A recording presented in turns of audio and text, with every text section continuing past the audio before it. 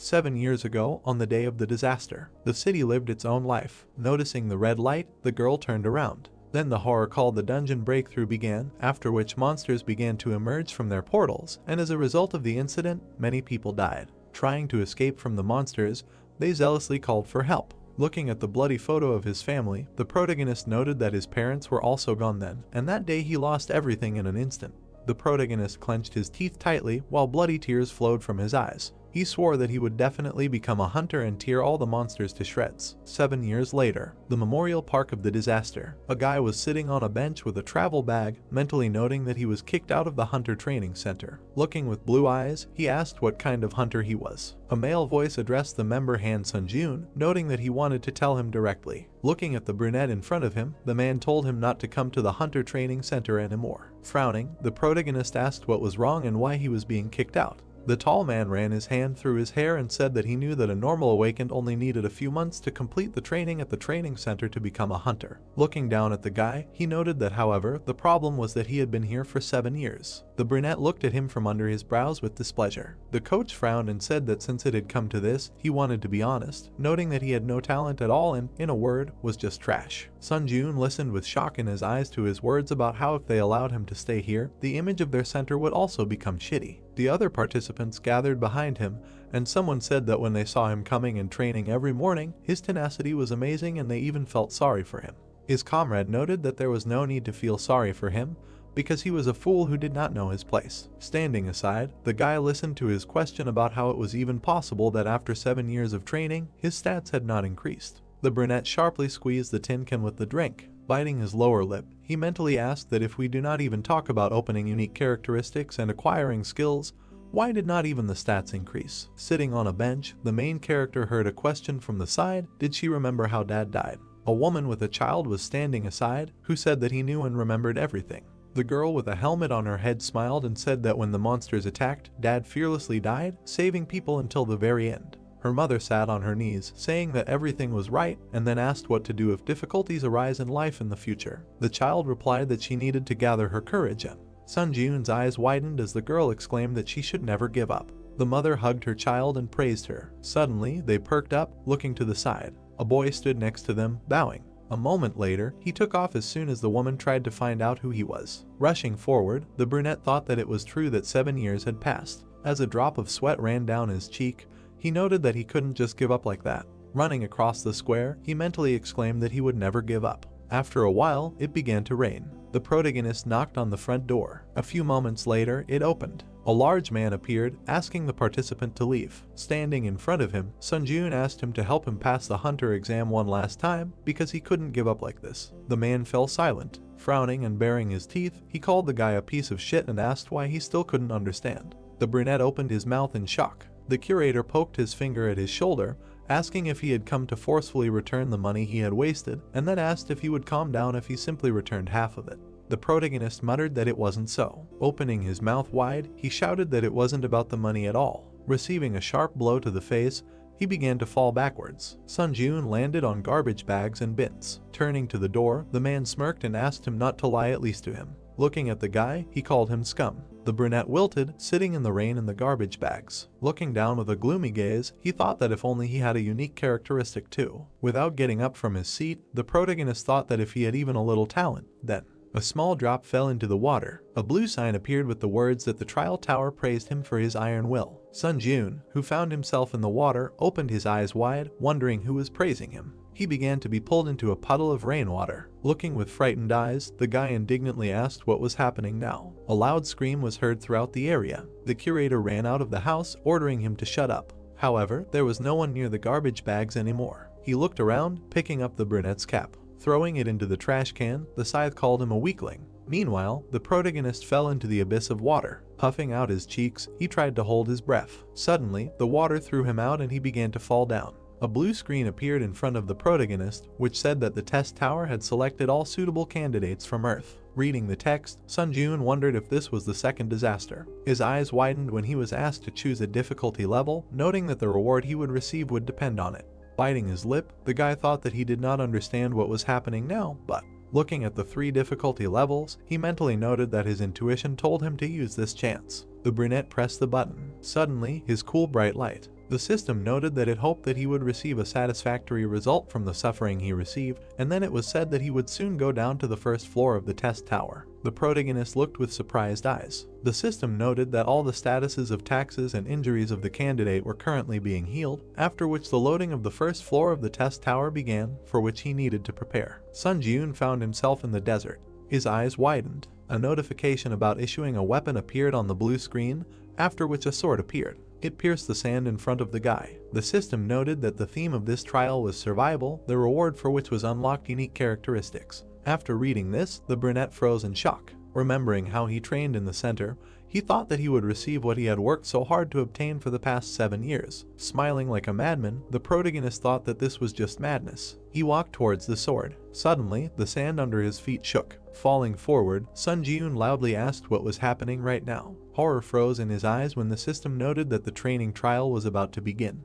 and the selected difficulty in the Tower of Trials was hard. A huge sand golem appeared above the brunette. Looking up at it, he noted that he could not believe it. The notification said that he needed to survive for a limited time, and his remaining time was 9 minutes 58 seconds. Sun Ji-yoon began to run away from the golem. A blue screen appeared in front of his face. Horror froze on his face. It was noted that the punishment for failing the test was death. Loudly, the boy ran along the sand. Looking back sideways, he wondered if he could really escape from it like this. Looking at the running monster, he thought that it was faster than he thought. Stepping on the sand, the brunette mentally noted that it was because of him that it was impossible to run for 9 minutes without rest with his endurance. The protagonist continued to rush forward. Squeezing the hilt of the sword, he mentally noted that the system even gave him a weapon ordered him to survive, so he did not have a rich choice. Without slowing down, Sun Ji-yoon thought that either he would die here trying to escape or die in battle. Dedication. Looking back, he wondered how he could defeat this creature. Suddenly he remembered the gloomy faces that called him a fool who does not know his place. Opening his mouth, the guy thought that this was enough. It was as if the curator was slapping him with a cone, saying that he was just a worthless person. Gritting his teeth tightly, the protagonist wondered what would happen if he tried to run away now. Jumping to the side, he thought that he could not allow this to happen. The brunette, tightly clutching his sword, thought that he had been trying to become a hunter for 7 years, and when it came to theory, he could say that he knew more about his feat than other hunters. He thought that running away was not an option, and he needed another way. Thinking about the monster that was still rushing after him, the protagonist mentally noted that usually, monsters like him would stop moving if they destroyed the core. Climbing the mountain of sand, he thought that however, the core was usually in hard to reach places. Heading to the top, Sun Ji-yoon thought that if so, he pressed himself into the sand again. Jumping forward, the guy thought he would just make it easy. He did a somersault with his sword catching on the sand. The brunette slowly went down. The golem jumped after him and fell. It started to roll down the slope. The protagonist lowered it to him. Jumping up, he realized that now was the time. Finding himself on the golem, Sun Ji-yoon spun that he could reach it. He smiled smugly. After that, he hit the core on his chest. The sword slightly cut the stone. The guy's mouth opened in shock as the sword was thrown back in his hands. There was a small crack on the core. When the monster smiled, he thought that this core was much stronger than it looked. Gritting his teeth tightly, the brunette cursed with a frightened face. He swung again, thinking that if he could hit again. A huge hand grabbed him. Opening his mouth, the protagonist screamed loudly, thinking that he knew it. The golem brought it close to his face and he began to hear words about how he was worthless, pathetic, and just a fool who did not understand his place. Sun Ji-yoon tightly gripped the hilt of his sword with a bloody hand. Fury flashed in his eyes as he ordered all the voices to be silent. Throwing the sword, he angrily repeated. The blade hit the core. The golem opened its mouth in confusion and the system noted the destruction of his words. A piece of the monster with Siemens began to fall. A notification appeared saying that the remaining time was 7 minutes 8 seconds and that he had completed the training test. The monster began to fall apart. After a while, Sun Ji-yoon ran in a pile of sand. Starting to rise, he wondered if he really did it. He knelt down, trying to figure out if he really saw this sand golem. The guy smiled contentedly, thinking that he really defeated it.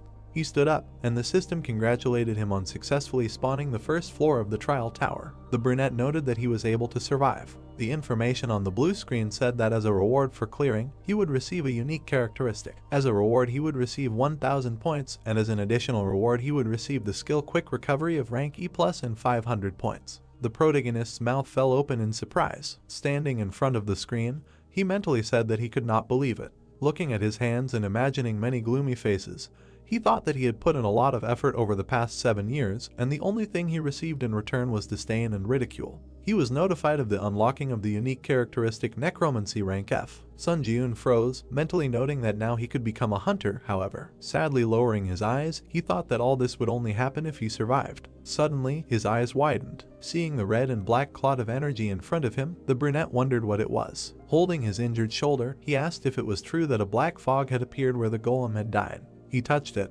Tablets appeared with words stating that his unique characteristic had been activated, and then he was asked if he wanted to absorb the soul of the sealed golem. Looking with shocked eyes, Sun Ji-eun wondered if this black fog was his unique characteristic. He pressed the button with a positive answer. Shreds of energy began to emerge from the core, heading towards the guy. His eyes widened in surprise. A blue tablet appeared with words stating that he had absorbed the soul of the sand golem, and that his skill had increased by 7%. The guy bent over and froze. He looked at his hands with puzzled eyes. Suddenly, bloody energy began to seep into his chest. He breathed heavily until it sank completely. A notification appeared that the number of souls was a 5th. Imagining the core, the brunette thought that he could feel this soul, and then wondered if this meant that he could store souls if he absorbed them. He closed his eyes, thinking that if he were to use it like this. The system noted that he could increase his stats by absorbing. Strength was increased by 3, and endurance by 2. The protagonist began to float above the ground. Opening his mouth in surprise, he thought that he felt like energy was filling his body. He mentally noted that his stats had indeed increased. Remembering how he was kneeling in the training room, Sun Ji-eun thought about how he had not been able to lift them for the past 7 years, and he finally managed to do it. His unique characteristics appeared. It was said that the main effect was to absorb the souls of the dead and use them as you wish, and the additional effects were a permanent increase in stats in the storage and use of souls. The boy smiled mischievously, thinking that if he came back with this skill, he could become a hunter. A portal appeared in front of him, and the system asked him to go to the waiting room. The brunette looked at the portal. Heading towards it, he said that he thought he had no choice but to go there. The portal began to open in a different place. A moment later, the protagonist fell out of it. Lying on the cold floor, he muttered that his wounds were worse than he thought. Suddenly, a green light appeared, and his eyes widened. Standing up, Sun Ji-eun looked at his hands and Sagami, where all his wounds healed and did the body heal after the test. Starting to walk forward, he noticed that in such a spacious room there was only one bed. He lay down on it. Looking at the ceiling, the brunette wondered what he should do now, and was he really able to get out of this tower? He tried to understand why she called him here. Suddenly his eyes widened in surprise. A screen appeared in front of him with the words that the following 5 commands are now available to him: information, smear, community, inventory, trial. The guy stood up, reading that, saying the command will lead to its activation. He began to slap himself on the cheeks, saying that for now he was focused on survival. The brunette activated the trial. The system noted that the time until the trial of the second floor is 23 hours 21 minutes. Sitting on the bed, he noted that he still had many trials ahead of him. Then he activated the community. A notification appeared that he entered a community of difficulty. A chat opened in which people asked to explain what was happening here, asking for their stats back, and someone wrote that 2 had not been a hunter before. The main character mentally noted that now he understood what was meant by the community. Frowning, he thought that everyone in the chat was confused, and besides, it seemed like people who weren't hunters were also dragged here. Suddenly, an admin entered the community and locked the chat. Sun Ji-eun perked up. The admin wrote that he had important information to share with those who had passed the tutorial trial. Sitting on the bed, the guy thought that maybe he would tell them how to return and that he found it difficult to remember everything. The admin wrote that he would teach them how to use the points they earned during the tutorial trial. That points were a currency used in the trial tower to buy from the store, and that points could be given out or received from others through the community. The brunette read the messages with fear in his eyes, that they couldn't get even a drop of water in the trial tower without points, and points could only be obtained through trials. Imagining himself dying of thirst and hunger, the protagonist thought that, in other words, he needed to do his best to get used to the rules of the tower. And the fact that he couldn't even get water without points meant that he needed to pass the challenges to earn points to survive. The admin wrote that that was all and exited the chat, unblocking it. The protagonist touched his face, saying that he thought he could become a hunter if he just came back. He looked away. Looking at the sword on the wall, Sun Ji-eun said that he couldn't do much with just a sword, and then activated the store. After a while, he covered himself with a shield. The guy swung his sword, thinking that all the hunters had lost all their stats when they entered the tower. He kicked off the floor with his foot, mentally noting that, however, it should be easier for them to master the skills they had previously mastered. The brunette with the sword jumped to the side, thinking that this is why he can't forget that he is not on the same starting line with them, and if he does not train, he will not be able to catch up with them. After a while, he was lying on the floor exhausted. A soft light appeared around his body. The protagonist stood up and stretched his body, saying that thanks to the healing effect of the waiting room, he can train without problems and prepare for the next trial. He froze when his stomach growled loudly. Sunjun opened his inventory, asking what to do with his hunger. He looked at the contents of his inventory, clenching a piece of dried meat between his teeth.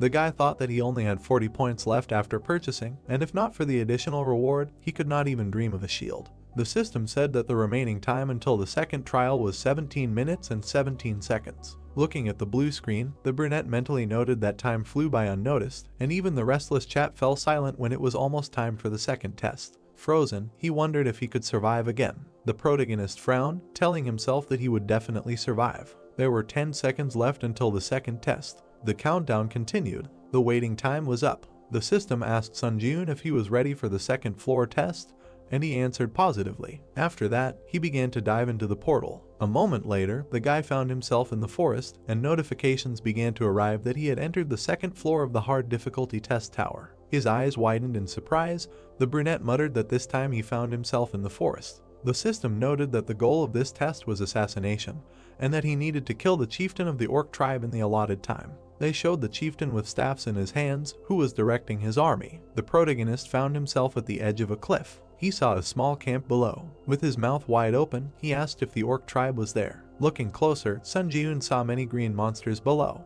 With fear in his eyes, he asked if they really wanted him to go to a place teeming with orcs and kill their leader. The sun was shining on the camp. There were 2 guards at the entrance. A guy was watching him from the bushes. Frowning, he thought that in normal dungeons, if the orc tribe had a guard, then he should consider that they also had a huntsman. Looking at the large muscular monster with glowing eyes, he thought that he was not sure that he could defeat even the orc hero, let alone this entire crowd of monsters. Imagining the team of hunters, the brunette mentally noted that in order to defeat the orcs, at least an E-rank hunter would have to form a group, so his chances of winning were close to 0. Looking at him with a gloomy gaze, he wondered what he should do now. The protagonist sank completely to the ground, thinking that first of all, he should retreat and think about a strategy, and then he smiled, thinking that there was one way he could pass this test. In his hands was a torch. Sitting on the ground, Sunjun noted that he had collected enough logs. He stared at the fire. Opening a blue screen, the guy stuck the torch in it. It appeared in his inventory. Smiling contentedly, the brunette noted that it really worked.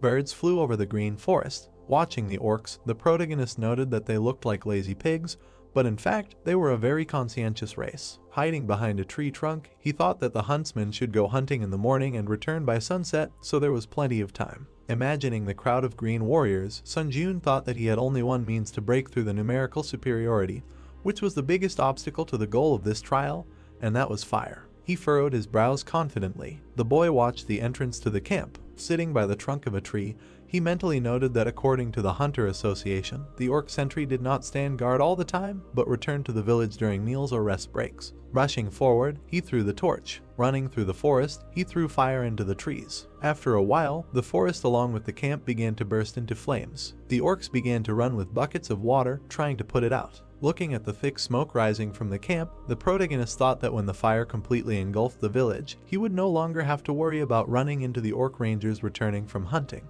Watching the monsters running through the forest, he made a mental note that he needed to catch at least 2 orc workers before the flames consumed the population. One of them broke away from the majority. The monster began to collect water from the river and turned around when he heard the sound. Suddenly, Sunjun plunged his sword into his back. A red and black outline of a soul began to appear around him, and the system asked if he wanted to absorb the orc spirit, to which the guy answered positively. Smiling, he said that this was exactly what he was waiting for. As the energy passed into his chest, a notification appeared saying that he had absorbed the orc spirit and his mastery increased to 9%. Then another tall orc approached him from behind. The brunette, gritting his teeth, began to turn around, recognizing the sentry in him. A moment later, he blocked his blow with his sword. Frowning his dark brows, he activated absorption. A blue light appeared, and the system noted that he could increase his stats using the spirits he owned, and his strength was increased by 4 and his agility by 2. The protagonist swung his sword furiously. Meanwhile, the fire was spreading. After a while, Sunjun absorbed the orc's soul, activating the accelerated regeneration skill, and that he could again increase his stats using the spirits he owned. The guy clenched his fist, seeing that his stamina was increased by 4, strength by 2, and agility by 3. He thought that now he did not risk dying when meeting another sentry. After a while, the sick man came out of the fire. Some orcs looked at him with frightened eyes. Frowning, he mentally noted that there were 3 orc hunters and 1 sentry in front of him. Looking inside the camp, the protagonist thought that he needed to add the barely old chieftain, a total of 5. Looking towards the chieftain, he thought that if he carefully went around the sentry,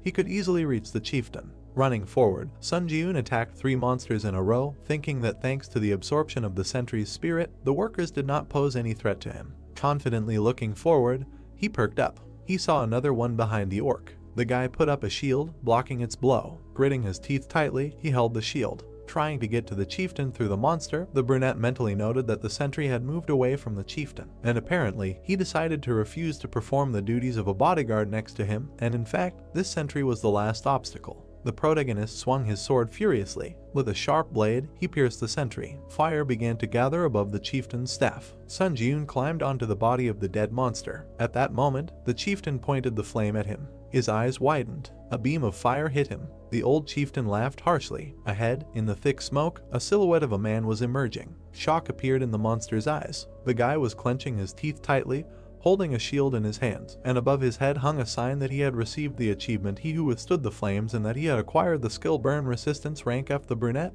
his eyes flashing, bared his teeth and said that he was finished. He headed straight for the monster. The chieftain waved his staff again and screamed loudly. A moment later, his hands were cut by the protagonist's blade. The orc screamed in pain. He froze, looking at the protagonist. A second later, he ran into the tent. Sun Ji-eun bared his teeth, looking with malice. The settlement followed. With one swing, the guy cut the fabric at the entrance. Suddenly, his eyes widened. The monster was sitting on the floor, hugging 2 trembling children. A green hand reached for the brunette's pant leg. A monster was sitting at his feet. Seeing him crying and grabbing his pants, the protagonist wondered if they really cared about their family too. He froze and darkened. The voices of his parents appeared in his head, telling him to run away, saying that at least he should definitely survive. A broken frame with a family photo lay on the bloody floor. Opa reached for the dagger behind his back. A second later, he swung it. Sun Ji-eun hit him on the head with the hilt, exclaiming that they, monsters, were not like him at all. Looking at the green monster, he thought that the 2,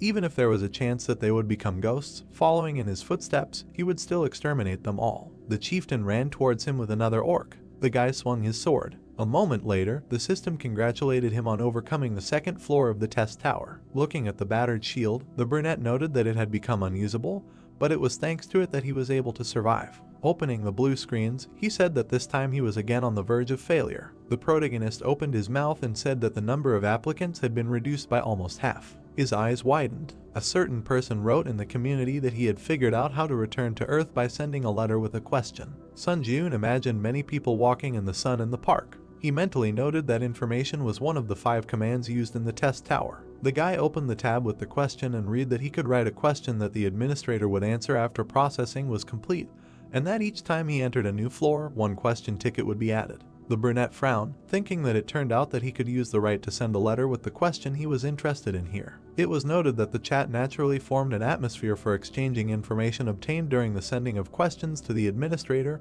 He collected the key points minus some small details. It was also said that after overcoming the 5th floor, temporary return stones will go on sale, with the help of which it will be possible to return to Earth for several days. And after the 8th floor, as it was said, a large-scale expansion of the system will be carried out and items will go on sale that allow you to finally return to Earth. The protagonist pursed his lips, thinking that if he returned to Earth with only the skills that he had now, then, having improved his characteristics, he could become an rank hunter. A blue screen appeared with his unique characteristic Necromancer F rank, mastery 65%. Sun Ji-eun ruffled his hair, saying that on Earth, his abilities would be called Jack Flood. He bit his sad look, saying that he could hardly overcome the 2nd floor, and he was very far from the 8th. He said that in any case, you need to think positively, and that the stats that I always had at 0 were enduring, approaching the average of 20 points. Then his status window appeared, which said that his strength was 18, endurance 15, personality 14 plus 5, and mana 7. The guy dropped his Olympian on the floor. As a blood-black aura flared in his chest,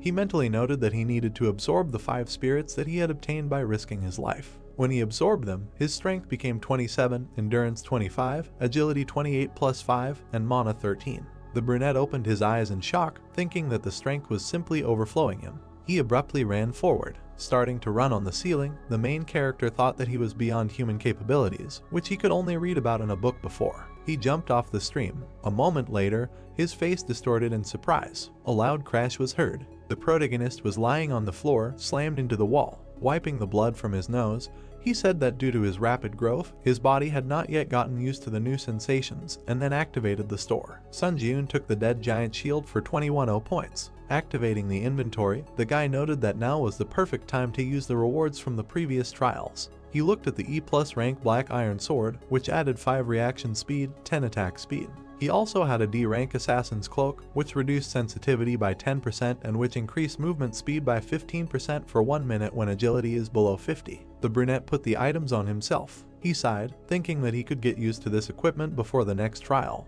The protagonist rushed forward. He grabbed the hilt of the sword. Sun Ji-eun swung it, mentally noting that he would become so strong that no one would be able to catch up with him. Water flowed down the stalagmites in the cave. Inside it, a guy appeared through a portal. The system noted that the 3rd floor of the high difficulty trial tower had been entered, and the theme of this trial was a duel. The brunette opened his mouth in surprise, asking if he was in the cave. He raised his head, looking into the crevice above. The protagonist perked up when he was notified that a dark guardian would appear in 10 seconds. He got into a fighting stance, thinking that like the sand golem, it could appear from anywhere, so he had to be on guard. There were 5 seconds left until the dark guardian appeared, 3 seconds, 1 second.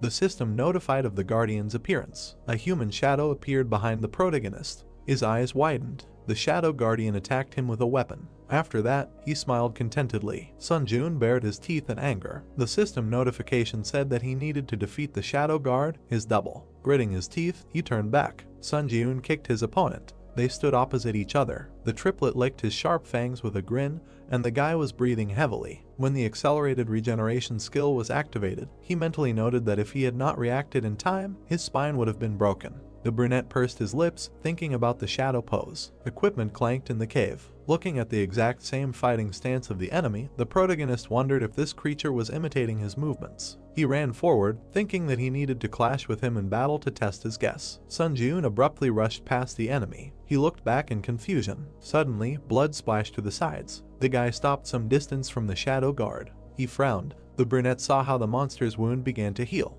He angrily clenched his teeth. The protagonist grinned, noting that he also had a recovery skill. The enemy ran at him. The monster just as unexpectedly rushed past. Sun Ji-eun put his foot forward, thinking that he was right that this monster was repeating all his attacks. He hit the guard, not allowing himself to be attacked. The guy ran forward, mentally noting that in this case, he could use the weaknesses of his swordsmanship to crush this creature. A fierce fight began between them. The protagonist swung his sword. Suddenly, the tip of the sword appeared in front of his face. The sound of a blow was heard. The opponents jumped in different directions. The brunette opened his mouth in surprise, mentally asking what just happened. The sword flew up in the air. The monster began to powerfully attack him. Sun Ji-eun clenched his teeth, wondering if he was imagining things, and then wondered if this one had really managed to become so strong in such a short period of time. The monster and the guy jumped back. The monster perplexedly shook itself. Black and blue energy began to blaze from the brunette's body, and the system noted the activation of the exclusive effect of the killer's cloak, which increased movement speed by 15%.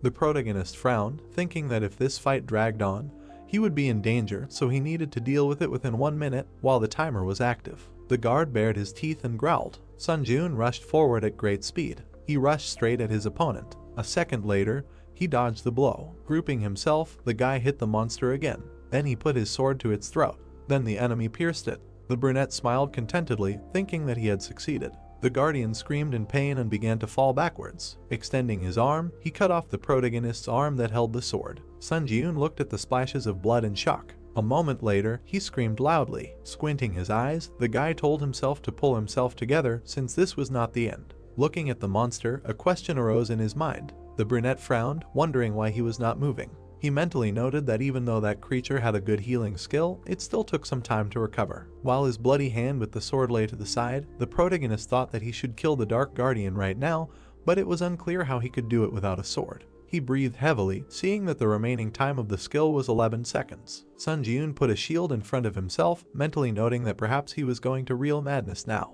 Putting his leg back, he rested his foot on the ground, thinking that it would be better to pull off such a crazy trick than to die. The guy rushed forward. His opponent perplexedly shook himself. The brunette approached him. The monster bared his teeth and swung his shoulder. Meanwhile, the protagonist ran at him with a sword. A moment later, he hit him. The monster flew away from him a huge distance. Dust rose in the air. The wounded monster, twisted, lay on the ground. Blood flowed down his face. Sun Jun stood next to him with a shield and swung. Baring his teeth, he wished death to his opponent. A moment later, he hit the monster. His head flew to the side. The system congratulated him on passing the 3rd floor of the testing tower. Then he entered the waiting room of the 4th floor, and all of the guy's wounds were healed. He looked at his hand, which was previously cut off. He touched the wall with it and looked at it. Then the brunette punched him. The wall was covered with huge cracks from the impact. The protagonist smiled widely, noting that this was a flawless healing. A notification appeared saying that the number of souls in his possession was a 5th.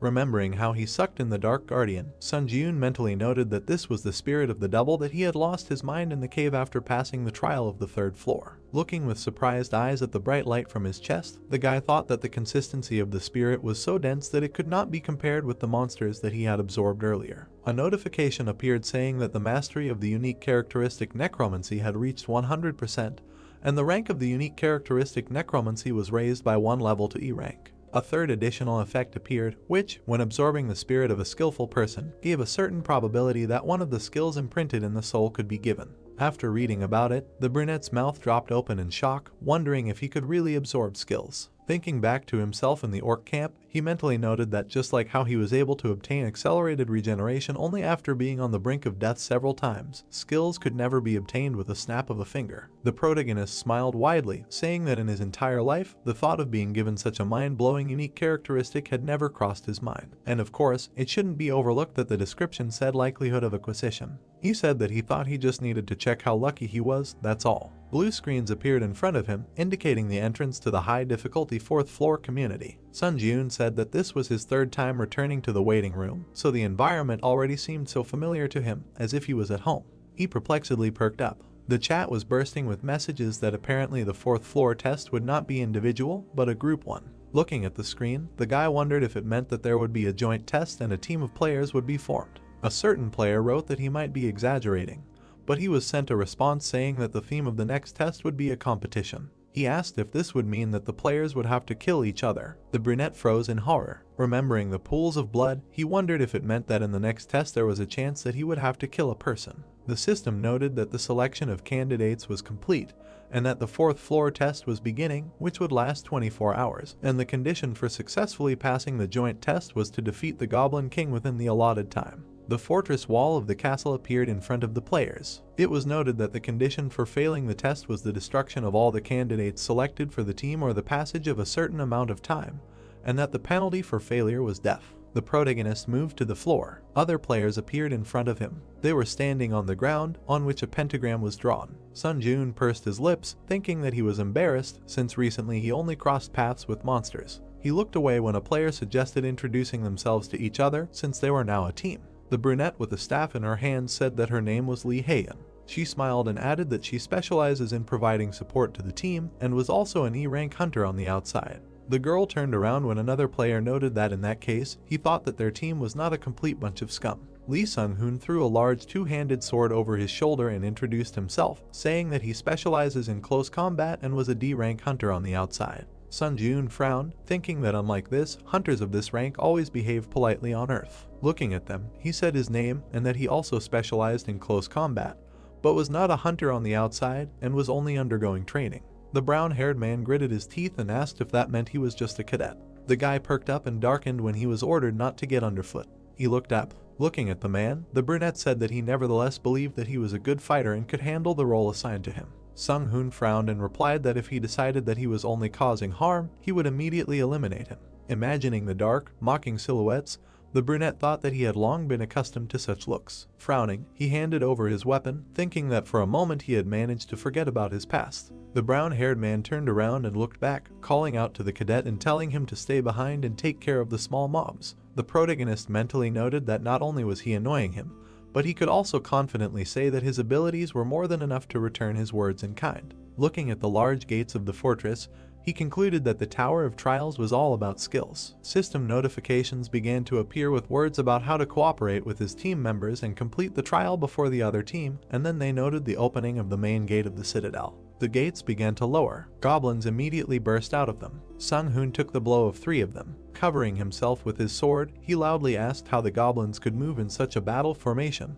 and then began to demand Sun Jun to fight. The guy looked at him with a gloomy look. Standing by the corpse of the slain goblin, he noticed that the two mulattoes did not look in his direction. Heian exclaimed behind him that her spell would be completed any minute. The brown-haired man holding back the monsters shouted, telling her to stop chatting and make some kind of buff as soon as possible. The girl replied that she had already used all her support spells. The brunette approached her and addressed her, saying that it seemed that he needed help, and he left her for a while. Heian, with a worried look, told him to stop. A moment later, the protagonist rushed forward. The huntress frowned, asking who would cover her from behind if he left. Suddenly, her eyes widened. She saw many goblin corpses to the side. The brunette, frozen in place, said that she could not believe her eyes. The remaining goblins attacked. Sung Hoon, blocking the blows, cursed loudly. One of the monsters was spinning a mace on a chain. Then he threw it at the man. The blow sent the sword flying out of his hands. He landed on the ground. The goblin jumped on the unarmed brown-haired man. Looking at him with frightened eyes, he indignantly asked why he was so unlucky to be on the same team as a cadet. At that moment, the main character attacked the monster. The man froze with surprise in his eyes. The monster perked up, seeing the corpse of his comrade. Sun Jun stood in front of his teammate. Without turning his head, he told Sung Hoon to stand aside. The hunter opened his mouth in confusion. Flashing an evil look, the guy told him not to get under his feet. With lightning-fast movements, he began to kill his opponents. When the corpses flew in different directions, a notification appeared that he had received the title of Goblin Hunter. Watching, the man opened his mouth wide in horror. The hero walked between the goblin corpses, absorbing dark energy. He frowned and noticed that the black haze of his unique characteristic remained invisible to their gaze, so he could absorb souls as much as he wanted without any problems. Notification: increase stats using spirits you have. Strength increased by 3, agility increased by 4, endurance increased by 2, toughness increased by 7. Absorbed one of the Goblin Guardian skills. The brunette shuddered in surprise and read about the new skill. Skill: Guardian Sensitivity F Mastery 0%. Effect: the overall field of view expands, making it easier to notice approaching subjects. Sun Jun's eyes widened and he looked to the side. Now he understood what it was like to see the world from a wider angle. The guy grinned, happy about another jackpot. He came closer to his teammates. Sung Hoon smiled tensely and said that luck was on the cadet's side since he was only up against weak goblins. The man added that, be that as it may, the young man had tried hard. The protagonist and Heian looked at their comrade in silence. The brunette pulled up his hood and said that from now on he would be leading the operation himself, moving in the vanguard. He suggested that this formation would bring the greatest benefit to the team. Sun Jun looked closely at the man and asked if he had any objections. The knight frowned, then looked away and replied that so be it. The hunter asked if there were any other instructions. The hero said that he should simply protect Heian, nothing more was required of him. He turned to the girl with a request to provide support and provide orientation on the terrain. In a word, to do the same as before. The sorceress smiled and agreed to work productively in the remaining time. She extended her glowing hand forward and resumed searching for her target. The hero continued attacking the goblin squads, absorbing their souls and increasing his skill level to 12% for now. Time remaining, 14 hours 37 minutes. Night had fallen. The trio walked between the debris. The girl noted that although the goblins had been attacking with varying frequency, everything was too quiet now. The brunette stopped and looked ahead, then suddenly rushed forward without explaining anything. His teammates hurried after him in surprise, asking what had happened. Heian looked ahead. In front of them was a square with a fountain strewn with dead goblins. Sun Jun assumed that the other contenders had already been here. The man looked around in amazement and asked if the rivals really had rocket turbines instead of legs. The hero touched the monster's blood and noticed that it was still warm, which meant they could catch up with their competitors if they hurried. If the other team won, they, who failed the test, would die. The brunette raised his head and said that they had better hurry. The goblins were running to attack. Someone stood and hit his shield with a sword, attracting the monsters. One of the monsters looked back, feeling someone step on him. The guy with the blades was sitting on the goblin's shoulders. He grimaced and muttered that he was already sick of hunting goblins. The hunter expressed hope that this was the last fight before going to the boss. The monsters rushed at him. The player jumped up, dodging the attacks. He bared his teeth and his eyes lit up. A few moments later, the guy was already standing among the corpses. The knight and the wizard looked at Lee Xian and praised him for a job well done. The assassin grimaced and complained that he had to do everything alone. He turned to a knight named Li Jinhu and asked if he liked skimming off all the cream. The other man smiled awkwardly and asked him not to say that. Xian snorted and demanded that he go and open the boss room. In front of them was a tall gate with an eye. The assassin looked at his retreating teammate and said that he wanted to finish everything quickly and have a good rest. The guy turned around and promised that he would open the door immediately. The knight turned away and grimaced, thinking that the hunter treated him like a little dog. Notification, condition fulfilled. All members of the challenger team have entered the Goblin King's Spire. The boss battle will not begin until only one of the two teams remains. Jinwoo shuddered when a red wall appeared in front of him. Notification, it will be impossible to escape from the current location at this point. All team members raised their heads. An energy cube covered the entire space around them. Sion frowned and asked what kind of nonsense this was. The wizard twitched and drew the assassin's attention to look away. The protagonist's team was approaching them. Sun Jiun looked at his opponents grimly. The opponents looked at each other, and Sion cursed and muttered that he wanted to end it as soon as possible. The protagonist frowned and said that he would fight alone, and asked Heian to provide him with a buff that increased agility, and all the other buffs could be provided to the gladiator. The girl looked closely at her companion and said that she had seen with her own eyes how strong he was, but perhaps humans would be scarier than all of these monsters combined. The opponents looked at them menacingly. Sun Jiun turned to his partner and replied that if he felt that he was in danger, he would immediately give a signal. Until then, he would count on her support. The sorceress held her staff out in front of her and said that she would do her best. Agility increased by 2. The agility boost effect lasts for 10 minutes. The hero moved forward, his body surrounded by a glow. The guy thought that he was convinced that he had already surpassed the skill level of the average hunter. In addition, he had just killed more than 30 goblins. Sion took a fighting stance and ordered the team to prepare for battle. Sun Jiun rushed to attack, deciding that his current self was strong enough to cope with this test. The guy quickly approached the opponents. The assassin frowned and sweated. He suddenly jumped behind the knight and ordered him to immediately use his shield at full power. Jinwoo frowned and activated his defense. A golden energy field appeared in front of the three. The protagonist swung and hit the shield, cutting it into pieces. The enemy team shielded themselves with their hands from the gust of wind. Sun Jiun immediately rushed forward, attacking each of the opponents. Heian and Sung Hoon looked at him in shock. The brunette exchanged glances with the enraged assassin. The guys entered the fight, exchanging blows. Sion gritted his teeth, parrying the blows. The brunette thought that his opponent's skills were clearly inferior to his, but, surprisingly, he easily repelled all the attacks. His eyes flashed and decided that he should act more decisively. The warrior appeared behind the enemy and cut the air with his sword, confident that now the opponent was finished. The assassin parried the attack with his blade. Sun Jiun was stunned by his skills. The enemy gritted his teeth, and his eyes burned. The hero guessed that the assassin was able to see the trace of the blade aimed at him. Sion jumped back, but then a shield appeared in front of his face. The guy frowned, realizing that this limited his field of vision.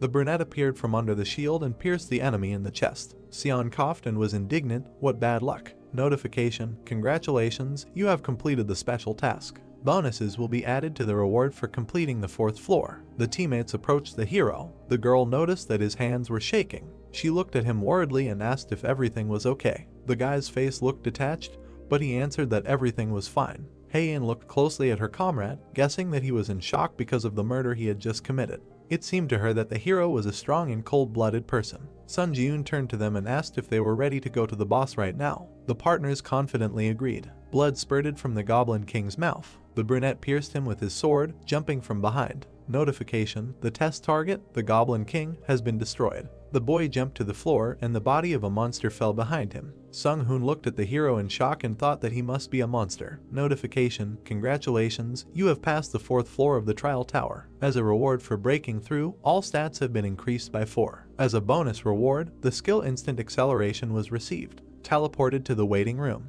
The gladiator turned around and said that he would leave them first. The hero stood in front of the sorceress. He said that he hoped that she would return safely. The girl looked at him carefully and said that her words may have been out of place, but the boy only did what he had to do. The bodies of the defeated players lay behind them. Heian added that someone had to kill the enemy team anyway. If the hero had refused, she would have joined the fight. The brunette looked at his interlocutor in surprise. He smirked and replied that after her words, his soul felt better. The guy looked questioningly at his partner, who pointed her finger into the air. A notification window appeared in front of him. The challenger Heian sent you a friend request. The girl turned around and said that, one could say, the test of the 4th floor was completely passed due to his power, so she had a feeling as if she was indebted to him and this made her a little uneasy. The sorceress blushed slightly and asked to find Heian from the White Guild in the future when he returned to Earth. The hero watched her in surprise until she disappeared into the portal. Sun Jiun turned around to look at the dark energy swirling nearby. Left alone, he had to make a decision. Glowing cores hung over the bodies of the dead.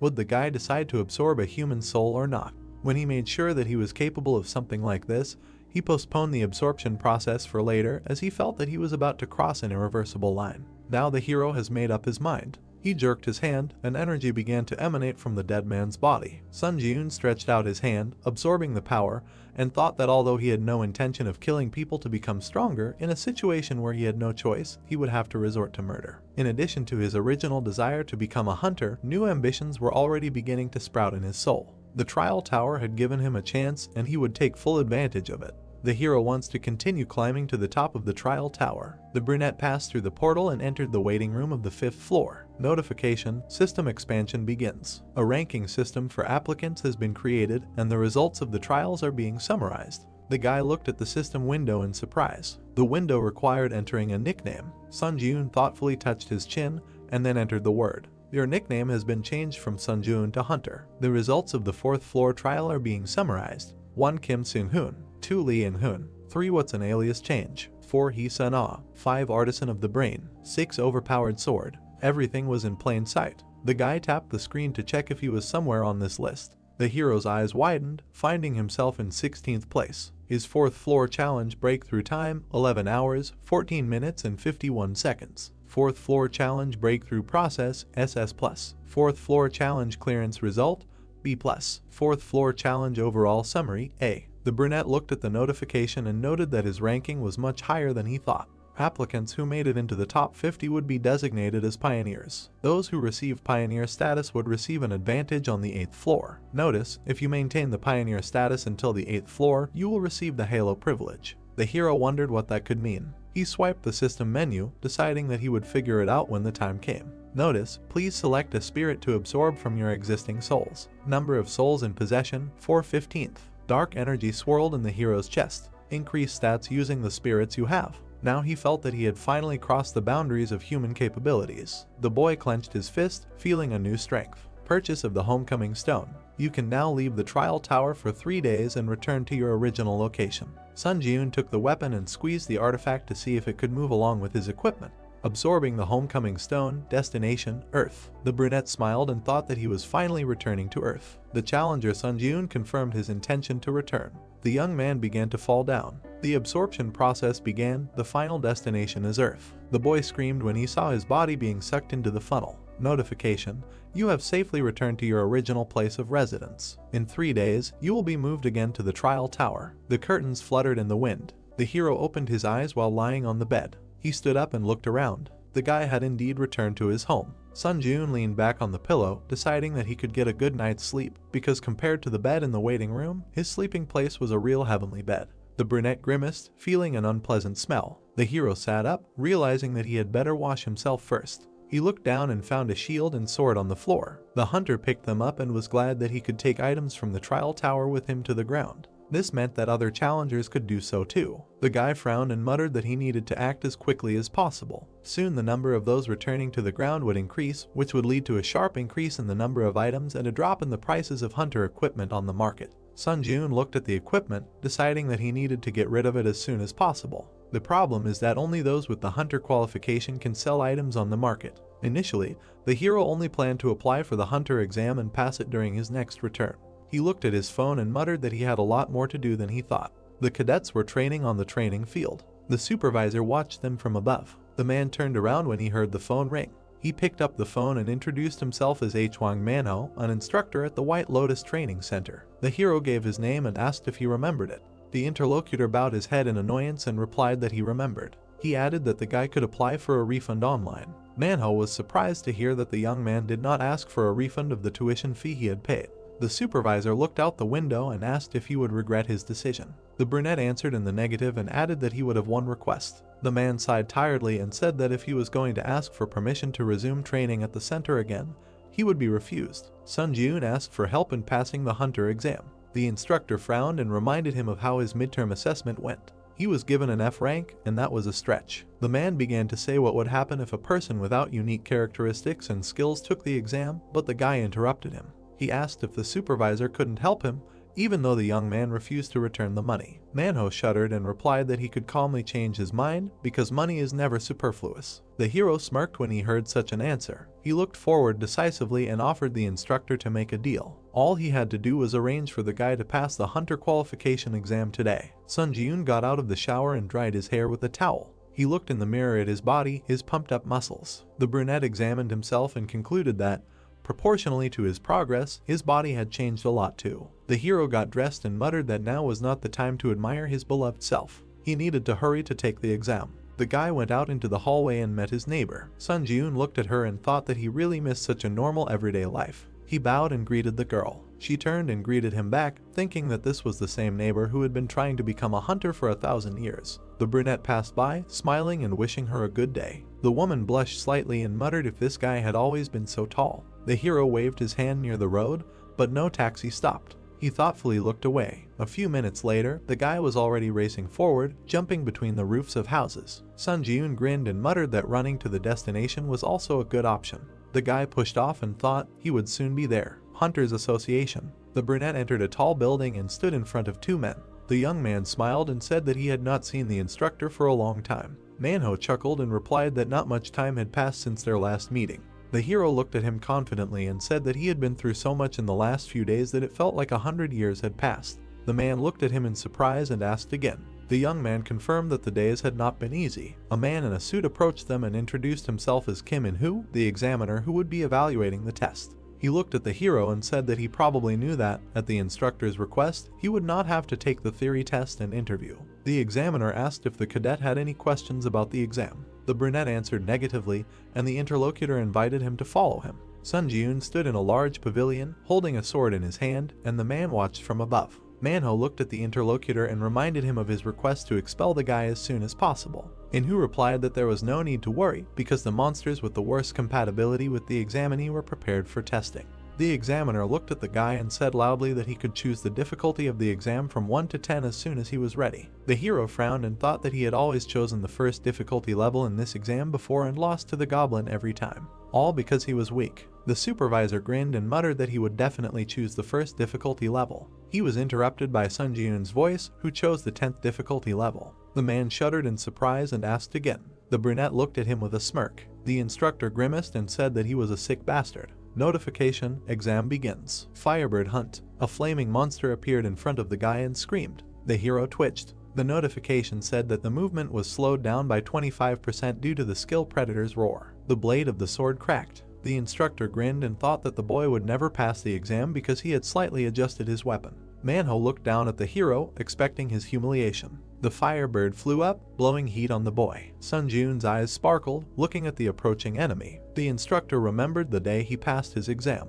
Having finally become a hunter, he thought that he was the best. However, gradually the gap with his peers began to widen, and in the end, the man gave up trying to fill this gap. The world of hunters is based on innate talent. He accepted this fact and stopped trying to change anything. People are forced to give up when they feel a wall in front of them that they cannot overcome. The man was sure that everyone did this, not just him. Therefore, the instructor believed that it was time for the main character to give up too. Sun Ji-yoon put out his sword to parry the blow, but suddenly the blade cracked. The brunette looked at the blade in surprise and jumped back. The boy thought that even if it was a low-level weapon, there was no way it could crack so easily. The hero frowned and glanced sideways at Manhwa, guessing his plan. The curator smiled ominously and wondered what the boy would do with the broken sword now. The monster rose higher with a scream and attacked with a fireball. Sun Ji-yoon frowned and decided that he was even glad that things turned out this way. The perfect situation to test the skills he managed to get on the 4th floor of the test tower. Instant acceleration. The brunette crouched, then pushed off and landed on the ceiling above the bird. The hero smiled slyly and thought that this was much better than the increase in movement speed when using the buff of the assassin's cloak. The monster growled and began to prepare for another attack. Sun Ji-yoon pushed off and plunged the broken blade into the enemy's eye. The bird howled in pain. The guy landed on the floor and muttered that the sword was, as expected, too short. He picked up one of the slabs from the floor and swung it at the guy, managing to slice his head in half. The slab smashed into the wall, breaking through the crossbars of the balcony where the men were standing.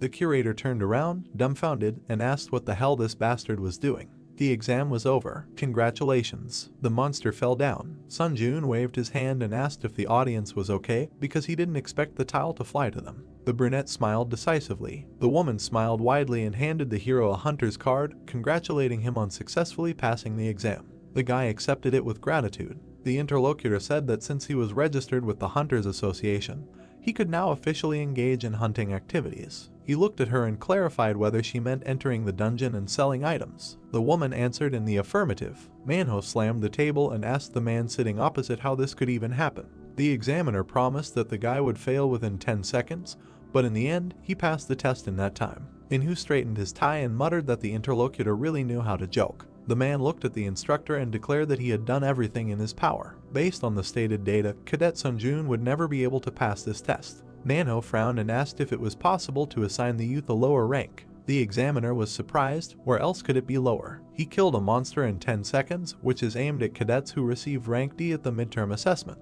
If the hero was assigned rank D, he could appeal. Sunjun entered the conference room and said that he received a hunter's certificate. Enro coughed and congratulated him. The guy came closer and looked at the curator, noticing that he did not look very well. Manhwa smiled tensely and congratulated the interlocutor on his status as a hunter. The hero looked at him and said that, if his memory serves him correctly, the man reached rank C before retiring. The man tensely asked him what he meant. The brunette tilted his head and said that the instructor said that he considered him scum, but perhaps he really was that scum. Manhwa's face was distorted with hatred. The instructor swung at the young man, shouting that he had completely lost his fear. The examiner tried to calm him down. The hero smiled and thought that, contrary to expectations, the man had easily fallen for his provocation. He deftly dodged the fist and hit his opponent in the stomach. The brunette frowned and said that he had just acted in self-defense. Sunjun slapped the curator and added that this was his response to aggressive actions. The man recoiled, not understanding where such strength came from for a C rank. The guy stood in front of the examiner. He looked at him carefully and asked if he was really offering him a job as a direct employee of the Hunters Association. Enro answered in the affirmative and added that his salary would be 1 billion won, and a larger amount could be discussed. The man said that the hero would only benefit if he accepted his offer. Sunjun looked at the card and muttered that such an amount was a good start. Enro smiled and said that he had simply seen his potential. The guy said that it seemed that the difficulty level of the exam was adjusted arbitrarily. The interlocutor shuddered and sweated. The brunette turned around and said that he would not make a big deal out of it, but it was not in his rules to make a deal with someone he did not trust at all. The hero threw the examiner's business card and left. 2 days later, on TV, the host reported that there were rumors that a mysterious phenomenon called the Trial Tower had been observed among hunters lately. The hero closed his laptop and muttered that everyone finally knew about the Trial Tower. He took the chest and the stone and held the phone in his other hand. Sunjun said that he got rid of the equipment at a very good price. After all, these 3 days were spent very productively. It seems that your time on Earth is coming to an end. Notification: in a few seconds, you will be transferred to the Trial Tower. The brunette looked at the system window and said that he would do it with pleasure. Time is up. You return to the Trial Tower. Now he is again looking forward to his further progress. The guy found himself in subspace. The hero smiled and said that upon his return, he would again have a lot of things to do. The space around him gradually took on the appearance of a room. The hunter looked down and found himself on a bed, so he returned to the tower. Sunjun sat up and muttered that, as expected, you can freely move items between the tower and the real world. The chest and stone lay on the floor nearby, and the hero hurried to throw them into his inventory. The hero pushed off and jumped to the floor. He began to stretch his arms, deciding to warm up and, without wasting time, challenge the 5th floor. Notification: you have earned the achievement First Return. The skill Eye of Truth has been created. The hero's eyes began to glow purple. Mastery: none. Effect: using mana, you can obtain information about the target you are observing, as well as determine whether the opponent's words are true. The guy looked at the system window and concluded that, in addition to obtaining data about the object of observation, he was even able to distinguish between lies and truth. The brunette smiled and exclaimed that this was a real jackpot. Thunder Sword purchased, 55 0 points will be deducted. Hunter Scout Shield purchased, 38 0 points will be deducted.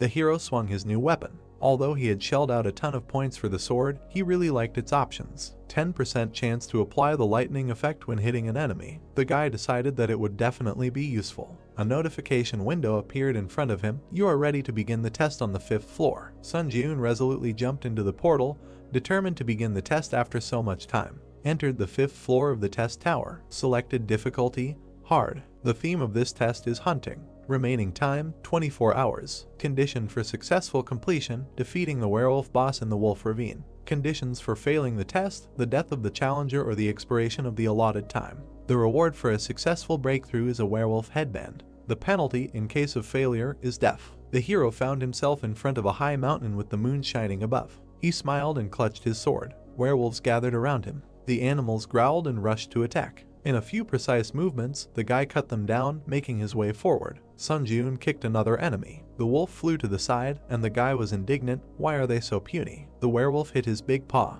The hero shuddered and looked in that direction. 3 large white wolves stood in front of him. The beaten dog whined pitifully. The white monster roared and bit into the small wolf. The large monsters began to surround the hunter. He looked up warily. His eyes sparkled in anticipation. The trial tower never disappoints. The wolves rushed to attack. The player pushed off and swung his blade, saying that he was even starting to enjoy the trials. He delivered a slash and muttered that he might be slowly going crazy. The blade swept across all the wolves, leaving wounds on them. Mastery of the hunter's dagger skill reached 100%. The hunter's dagger skill was increased to rank E+.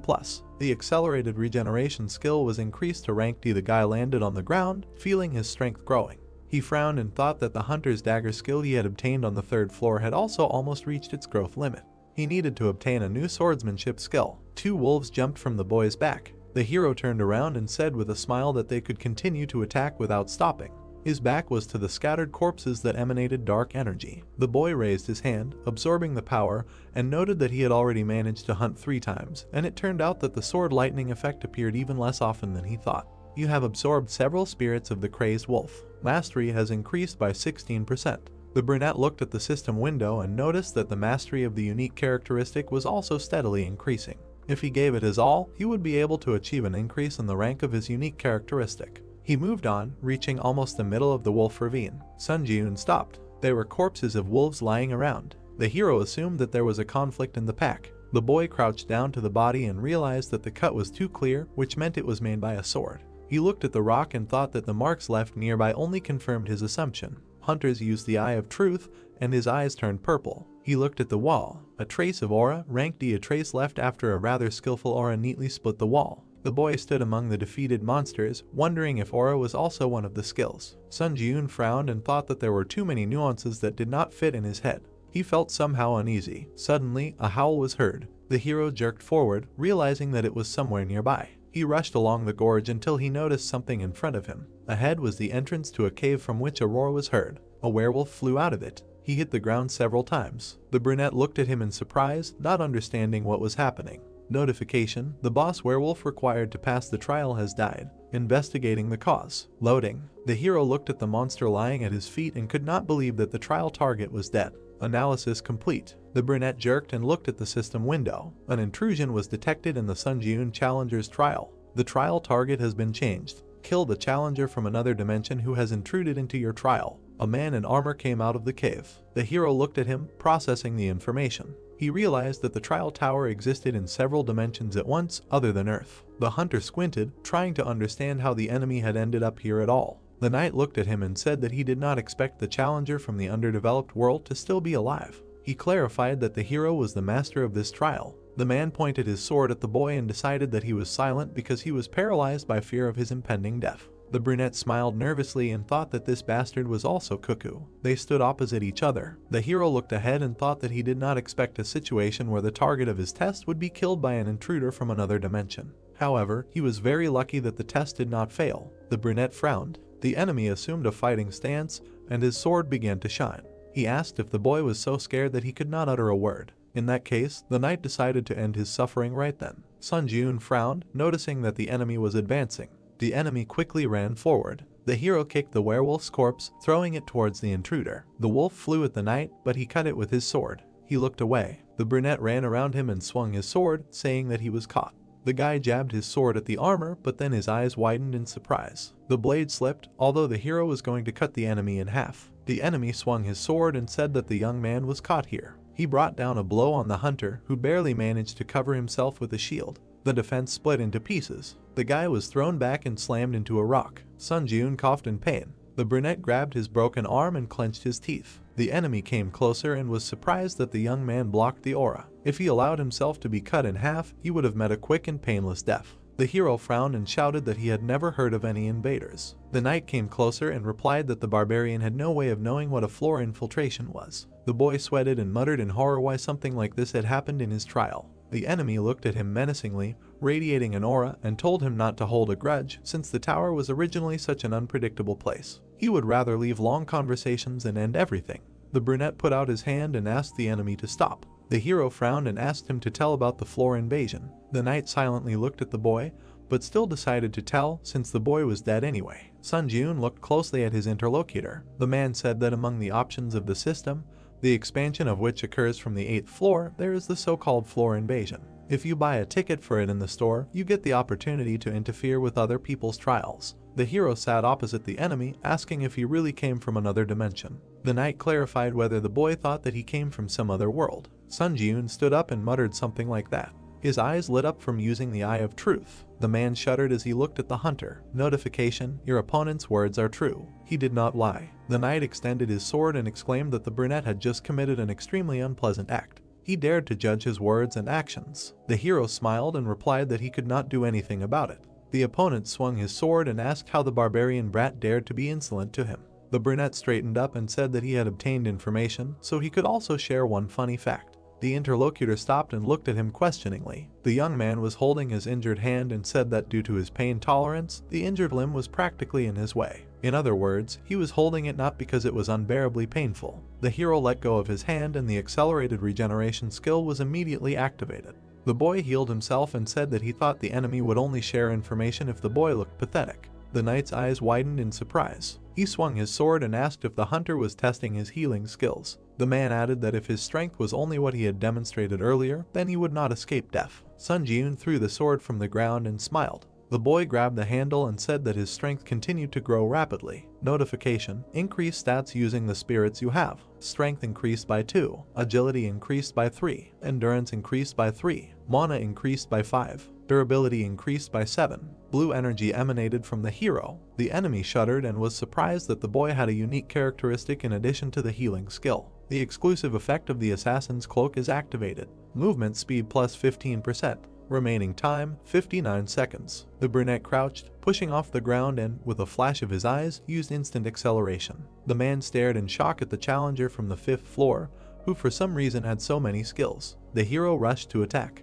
The opponents began to exchange blows. The knight recoiled and muttered that it was only the 5th floor, so why did the hunter have such outrageous stats? He touched the sword, accumulating aura, and called the young man a damn barbarian. The brunette frowned, noticing the attack. He dodged, and the sword pierced the rock. The opponent turned and swung the blade towards the young man, cutting the stone. The hero was surprised and jumped. Aura is a high-level skill, so such a blow can cause serious damage. However, the guy was definitely ahead of his opponent in terms of stats, so he easily manages to avoid critical hits. Sun Jiun frowned and thought that the real problem was that armor. The man grabbed the sword with both hands. His equipment was high level, and it couldn't be destroyed by the protagonist's current abilities. The youth jumped up, continuing to strike from different directions. If he continued to strike again and again, there would be a chance. With another swing, the blade of the sword sparked. An electric discharge pierced the enemy. He grunted in pain, trying to understand what it was. Notice: Thunder Sword. 10th chance to apply the lightning effect when hitting the enemy. The brunette smiled and muttered that this was what he needed. The knight fell on his back. The hero approached the enemy. He looked at him carefully and thought that if the armor had a lightning rod function, it would have been more troublesome, but fortunately, his risk was worth it. The man grunted and his body trembled. He looked at the boy and said that he should have won in the first place. The intruder muttered that he was just a challenger from the 5th floor, so how could that be possible? Where did he get so many skills? Sun Jiun squeezed the handle of his blade and said that the other man was very stupid if he relied entirely on his one high-level skill and armor. He swung his sword and said that it was time to meet his end. The man extended his hand and exclaimed that he could give him answers to all his questions. The brunette frowned and said that there was no need for that. The hero pierced the enemy with his sword. Blood spurted. The knight's hand trembled and went limp. The hunter straightened up and thought that it was getting easier and easier to kill each time. He stepped back and swung the blade. If the boy felt awkward piercing someone else's flesh, it would have been a much more serious problem. Notification: congratulations, you have passed the 5th floor of the testing tower. A purple aura emanated from the invader's body. The brunette shuddered and extended his hand, hastening to use absorption. You have absorbed the spirit of the challenger Kata Drax. Mastery increased to 15%.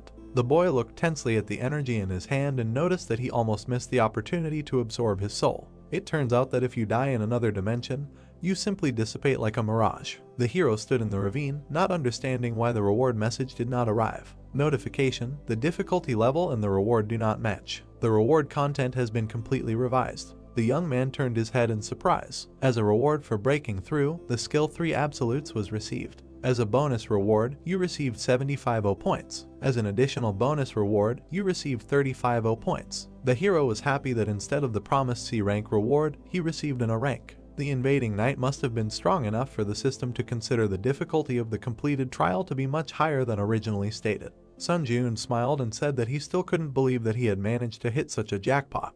Entered the waiting room of the 6th floor. You have been healed of all debuffs and injuries. Information about the challenger Sun Jun will be displayed on the trial summary board. The guy walked through the portal and, taking off his equipment, put it in his inventory. One way or another, he encountered an invasion from another dimension. The hero sat down on the floor and thought that the trial tower really could catch you off guard. The hunter tried to save as many tickets as possible for sending questions to the 8th floor. The guy frowned. The system window indicated that the current number of tickets was 5. The hero began to type, deciding that it was time to ask about the floor invasion and whether it was possible to find out about it in advance. Your question has been sent. The brunette winced when he received the reply. He looked at the email in surprise, which had arrived so quickly. It read as follows. Floor infiltration is a system that allows you to enter the trials of a challenger with whom you have a gap of no more than 10 floors. However, you can only invade personal trials, and special and combined trials cannot be invaded. It is a system that expands from the 8th floor and is currently unavailable.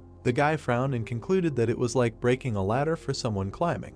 He wanted to scroll down, but a notification appeared that this information was not available on the current floor. Since the request was only half fulfilled, the ticket to send a question would not be used. Sun Jun stared at the system window in shock and realized that the ticket to send a question was not all powerful either. He swiped the screen and thought that he was glad he had saved the ticket. The hero smiled and said that it was time to use the items he had grabbed from the ground. The brunette reached into his inventory and pulled out a chest, a broken shield, and a stone. Notice, use the Kroken Magic Tower's restoration chest to restore this hunter's shield. The remaining uses of the chest have been exhausted. The shield was restored to its original form. The guy admired that the performance exceeded all expectations. Notice, use the Purity Stone. The item shone in the hero's hand. The brunette rubbed his neck and muttered that buying a Purity Stone might seem like a waste of money, but he believed that the feeling of freshness and vigor that comes from bathing was worth a few thousand won. The 6th floor trial will begin in 1 hour and 12 minutes. The hero opened the system menu and decided to check the trial results board and look into the community if he had time. Ranking table: 1 Kim Seung-hoon, 2 max level sword, 3 hunter, 4 Hee Sun-ae, 5 Oh Chun-seok, 6 Princess Sudi. The guy stared at the rankings, seeing himself in 3rd place. He had risen quite a bit from 16th place. Sun Jun touched his chin thoughtfully and asked if this made him any closer to gaining the benefits of a pioneer. He would have to go all the way to the 8th floor to find out. Entering the community. Difficulty high. Players were trading skills that were useful for killing and robbing each other. Someone was indignant that they were animals, not people, since they only thought about someone's death. An argument broke out over this. The chat turned into a field of chaotic madness. The hero stared at the messages, trying to understand what had happened. The mental resistance skills that were being actively traded now have the attractive effect of reducing some mental shock, but at the same time they are a double-edged sword. Even if you use the skill to let go of your heartache every time, it won't change the essence of the problem. Sun Jun frowned when he saw the message. Dear all, did you know that the bastard who suddenly leaked the information about the 4th floor trials changed his name to Princess Sudi? It was the same challenger who spoiled the atmosphere in the 4th floor community chat. The hero remembered that he felt like he was deliberately inciting everyone to fight each other. Sun Jun frowned and asked if it would be the same this time. The guy swiped the screen and muttered that he should remember this person's nickname well. The system asked if he was ready to begin the trial on the 6th floor. The portal opened. The trial of the 6th floor begins. Difficulty high. The theme of this trial is occupation. Remaining time 50 minutes. Condition for successful completion of the trial within the allotted time, capture one of the strongholds in any direction. Condition for failing the trial, the death of the challenger or the expiration of the allotted time. The reward for a successful breakthrough is a random chest. The penalty in case of failure, death. The hero looked ahead, passing through the portal. In front of him was a sea with small platforms fixed to it.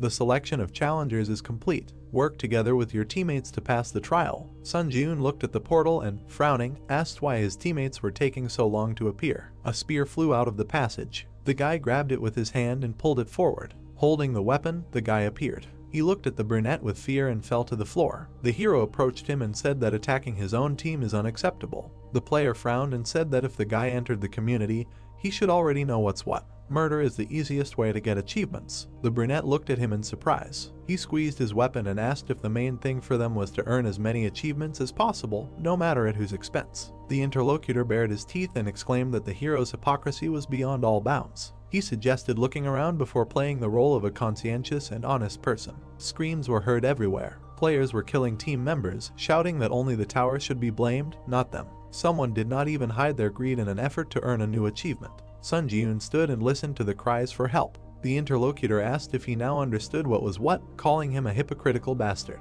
Someone swung a sword and pierced his comrade. Many were fighting to the death. Someone shook hands, deciding to join forces in such a difficult situation. The girl and the plump guy looked around at those around them. He smiled, glad that he met a person who thought the same as him. She noted that many were committing disgusting betrayal. The interlocutor nodded and said that they should come to their senses. The girl, smiling, plunged the blade into his chest and agreed that they needed to assess the situation with a sober mind. She grinned ominously and smirked that the guy, without really understanding, was shaking his opponent's hand without a drop of doubt. Notification: you have earned the Vile Killer achievement. Durability increased by 1. The young man fell backwards in front of her. The protagonist looked in her direction, and his supposed partner, smirking, said that he, too, was eager to get achievements. He suggested that the brunette stop acting like a saint. The hero silently looked away. The interlocutor grabbed the blade, deciding that his opponent was distracted.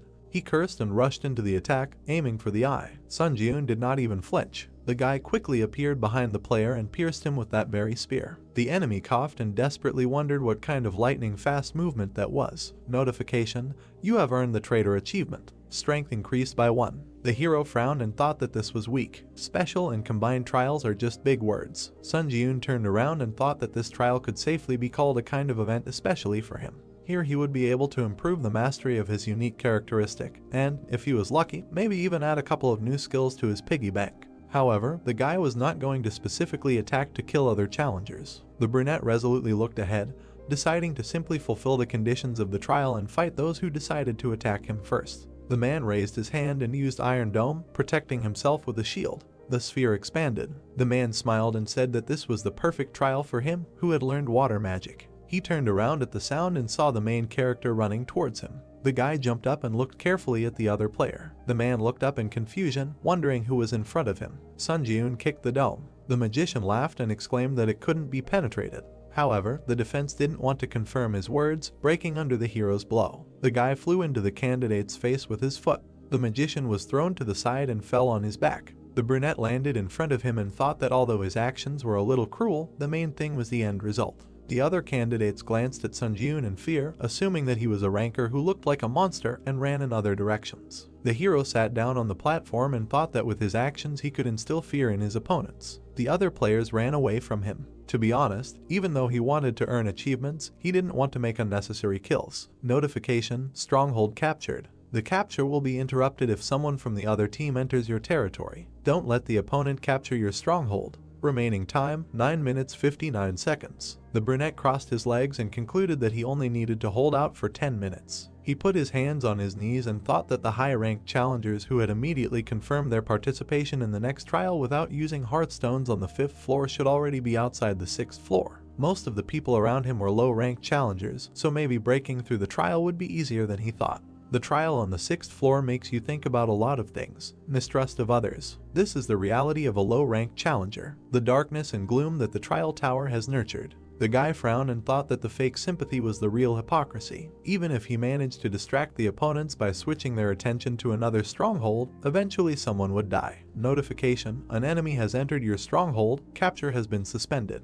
The hero looked back questioningly. A group of 4 people was approaching him. The blonde grinned and noted the confused expression on the hunter's face. He said that in this test, a team consists of 2 people, and 4 people suddenly appeared on his territory. The intruder assumed that the guy probably wanted to know what was going on. The brunette looked at them and said that everything was obvious without his explanation. Sun Ji-yoon smiled and concluded that 4 notorious bastards got together and formed a squad of killers to earn more achievements. The blonde grinned and noted that the guy immediately got the gist of it.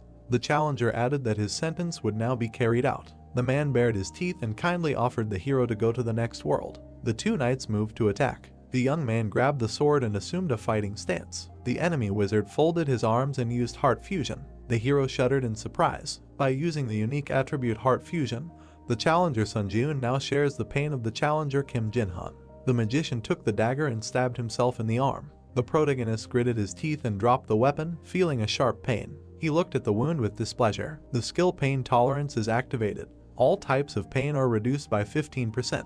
The bald man with a shield approached the guy and poured seawater on him. The brunette cautiously covered himself. Notification: you have touched the water of the 6th trial floor. Strength decreased by 10. Dexterity decreased by 10. Endurance decreased by 10. Penalty duration 2 minutes 59 seconds. The boy opened his mouth and noted that, apparently, there was a penalty for contact with water. The opponents were approaching to attack. Both knights swung, striking. The hero thought that this was a terrible deal. Would be for an ordinary player. Sunjun smiled excitedly. The swordsman swung his blade, but the boy deftly dodged. He raised his hand and said that the strategy of depriving the enemy of a weapon and reducing his stats, admittedly, is pretty good. But they made one fatal mistake. The player looked at the approaching hand in fear. The hunter grabbed the swordsman by the head and stabbed him into the floor, declaring that they chose the wrong opponent. The trio froze in shock. Notification: you have earned the achievement one-hit kill. The skill Contempt for the Weak has been created. The hero straightened up, and the bald knight cursed. Skill: Contempt for the Weak. Mastery 0%.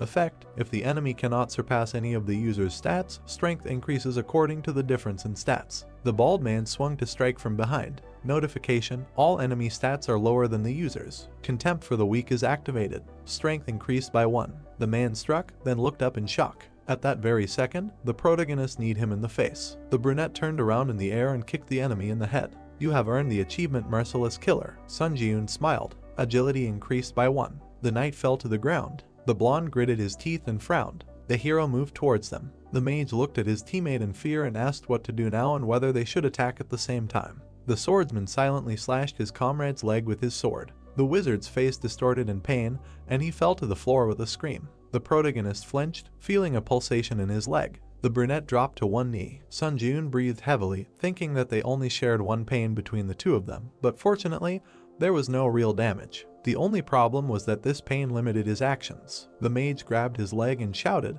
did the man still consider himself a human after such an act? The blade pierced his side. The blonde continued to strike, warning the protagonist not to come closer. The challenger grimaced and shouted that if he took another step towards him, he would slit the throat of this idiot. The brunette straightened up. Thanks to the skill pain tolerance, he was able to move somehow. But the catch was that at such a speed, it was difficult to properly react to the enemy's attack. As expected, there was only one answer. The hunter gritted his teeth and realized that he needed to kill the challenger, who activated heart fusion as soon as possible. The mage screamed in pain from his wounds. The protagonist threw the shield in his direction, cutting off the wizard's head. The guy jerked, feeling pain in his neck, and fell to his knees, trying to breathe. The blonde swung, deciding that there might not be another chance. He jumped, cutting the air with his blade. Sunjun caught his blade with both hands. The guy looked at his opponent and asked if he was curious about what it was like when the feeling of having your throat literally cut penetrates your entire being.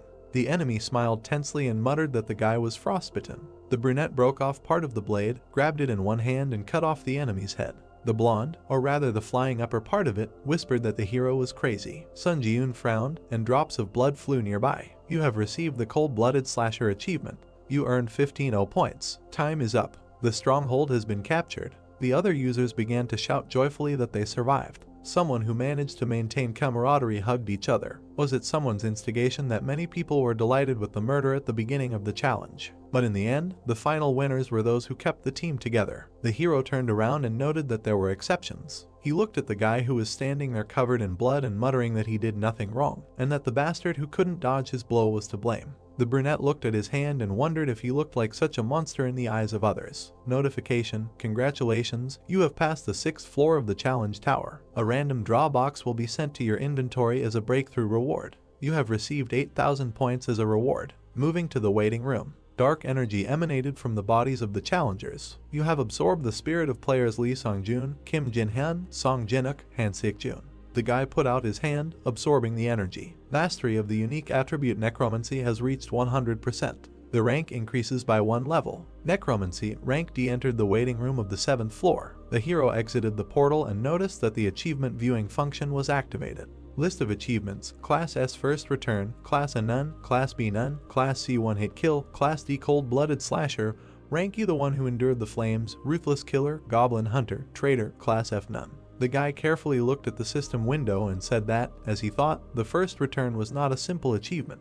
He poked the screen, deciding to take a closer look. One-hit kill, Class C. The achievement is awarded for killing an enemy with one hit. As a reward, the player receives the disdain for the weak skill. Merciless Killer, Class E. This achievement is awarded to those who consistently kill challengers without hesitation. As a reward, the player's dexterity is increased by 1. Cold-Blooded Slasher, Class D. This achievement is awarded for killing 5 or more challengers in a challenge. As a reward, 15 points are awarded. The hero thought that he really got a lot of achievements for killing. It turns out that if the player earns an achievement, he will receive various rewards such as skills, points, or stat increases. Sun Jun opened the inventory. Random draw box. In front of you is a box tied with a yellow ribbon from which you can randomly take out one item. When you open the box, you randomly receive one of the items from F to B rank. The boy looked at the trophy in his hand and muttered that the reward for breaking through the 6th floor was a bit ambiguous. If the rank ranged from F to B, then perhaps he shouldn't expect much. He pulled the ribbon and decided to pull out the item and start absorbing souls. Light burst out of the box. The hero looked in surprise as someone jumped out of it. The small green goblin did a somersault and landed on the floor. The boy looked at it in shock. Sun Jun smiled and muttered what kind of Pokemon this was and whether it needed to be caught. The creature frowned, looking at the hero. Sun Jun dashed forward, stretching his hand out in front of him. The little animal dodged his palm at the last moment. The boy continued running forward, trying to catch his target. He pushed off the floor with explosive force. In his last attempt, he managed to grab the little animal. The hero smiled and shouted happily. The captured beast opened its mouth wide and screamed. Then it forcefully squeezed the boy's forearm with its teeth. Pain struck the boy's body, causing tears to appear in his eyes. The little beast jumped to the side. It frowned angrily and bared its fangs. The boy went into a furious frenzy and said that the enemy was quite cute, so he tried to be gentle with him. Jumping up, he said that now the little beast could expect no mercy. The boy made several dashes, but his target jumped very high. The hero looked up and thought. A moment later, the beast noticed that the boy had risen to his height. After somersaulting in the air, the boy looked at his target. He frowned and swung his right hand. His fist was approaching the little beast at high speed. The boy struck the beast's head with incredible force, dealing a critical blow. The place where it hit turned red. The little animal crumbled into pieces, revealing a necklace. The system congratulated the boy and said that he had drawn an item corresponding to the highest class in the random draw box. He looked at the prize and said that if it said the highest class, it meant that his item was Class B. The necklace emitted a blue glow. The system said that it was a pendant made of forged iron, which increased the effects of metallurgy skills and swordsmanship by 7%. And when mana was introduced, an exclusive effect of steel defense was activated, but temporary recovery was stopped since man was spent to activate. The young man took the pendant in his hand. He looked at it and thought about its description. He poured energy into it and decided to check the effects. The next second, energy enveloped him. The system reported that the pendant activated an exclusive effect, as a result of which the skin began to absorb 10% of all physical damage. He exclaimed in surprise. The beams of light glinted on the surface of the pendant. The guy thought that this pendant had much better parameters than most class items, because it was equipped with both attack and defense, so it was truly a scam item. Putting it on his neck, he happily said that he did not expect anything from this prank, but ended up hitting the jackpot. Suddenly, he froze in place, noticing the messages there that all his mana was depleted, as a result of which the exclusive effect was disabled. He was confused but frowned and said that this exclusive skill absorbs mana at the speed of light. He tucked the pendant under his shirt and thought that he should save mana to use the pendant at a critical moment. He looked back at the system window and decided to check the status window of the unique characteristic that was recently assigned to rank D. The system asked him if he was ready to begin the trial on the 7th floor. The heroes looked up, not understanding what this was and whether there was usually a waiting period before the next challenge was issued. Standing in the middle of the room, he said that if it was possible to start the challenge a little faster, he didn't see anything wrong with it, and he wondered if the others' waiting time had disappeared. The system reported entering a community whose difficulty was high. The tower ghost asked if they knew that the waiting time had disappeared. Reading other people's comments, he decided that as he thought, everyone could now immediately begin the challenge. He pointed his finger at the system window and thought that no one cared about the waiting time having disappeared. After all, no one was particularly interested in the advantage of being the first mover, and the atmosphere in the community was one of desperately wanting to return home. He lowered his head and wondered if this was because most of them were low-ranking hunters. Looking closely at the comments, he thought that compared to the 6th floor, the manner of communication had changed a lot.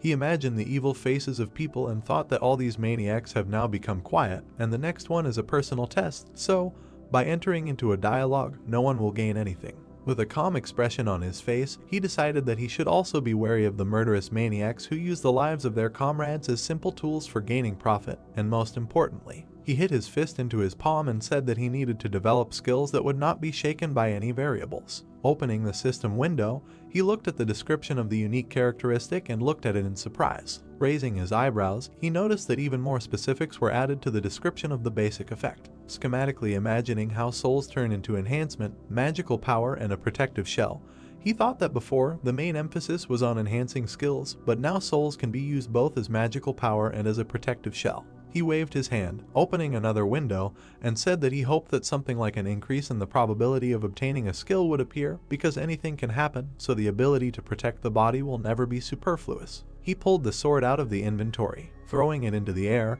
he decided to check how effective the spiritual shield was. The hero put his hand to the side and said that he should risk it, because even if he cut off his hand, the waiting room was equipped with a healing buff anyway. The sword quickly spun, approaching him. At high speed, it approached the guy's wrist. The next second, a bright red flash lit up the space. The system reported that the spirit absorbed the damage inflicted on the user. The sword rose into the air again, energy swirled around it. The system also added that the player's soul had disappeared, and the number of souls in possession was 3 out of 30 positions. The young man looked at the hit site in surprise. Smiling, he decided that the effectiveness exceeded all his expectations. Heroes looked at the number of souls in his possession and said that it was better for him not to absorb all the souls, but to always have a couple in reserve to ensure his own protection. Heroes opened the board summing up the results of the trial. The system opened the player ranking table, on which Sunjun was in 4th place. Frowning slightly, he said that he had slipped to 4th place, and but it was a bit of a pity, but it was not so critical, because in order to receive the title of Pioneer, he only needed to enter the top 50. He warmed up and said that he was already tired while checking this and that, but he did not have time to delay further advancement. A portal opened in space. Heroes decided that it was time for him to challenge the next trial. In the darkness in front of him, system windows began to appear, informing him that the 7th floor high difficulty test was beginning, the theme of which would be proof, and 40 minutes were given for completion. The condition of the test was to pass 3 tests within the allotted time, and the conditions for failure, the death of the applicant or the expiration of the allotted time. As a reward for a successful breakthrough, he was guaranteed the skill of Grace of the Wind, and the penalty for failure was equal to death. The young man found himself in the middle of a dark corridor. He raised his eyebrows in surprise, not understanding what kind of place this was, because the atmosphere was completely different from the previous tests. Walking straight, he thought there that he literally did not feel anyone's presence, and this irritated him greatly. His hair began to flutter in the wind. A bright light flashed at the end of the corridor. A wave of glow quickly overtook the young man, transferring him to the first test zone. The hero found himself in the middle of the desert. The system demanded that he prove that he had overcome all his fears. Looking around, he recognized the surroundings. An endless sand landscape stretched out before him. Suddenly, the ground beneath his feet shook violently. The young man thought that everything was as he expected.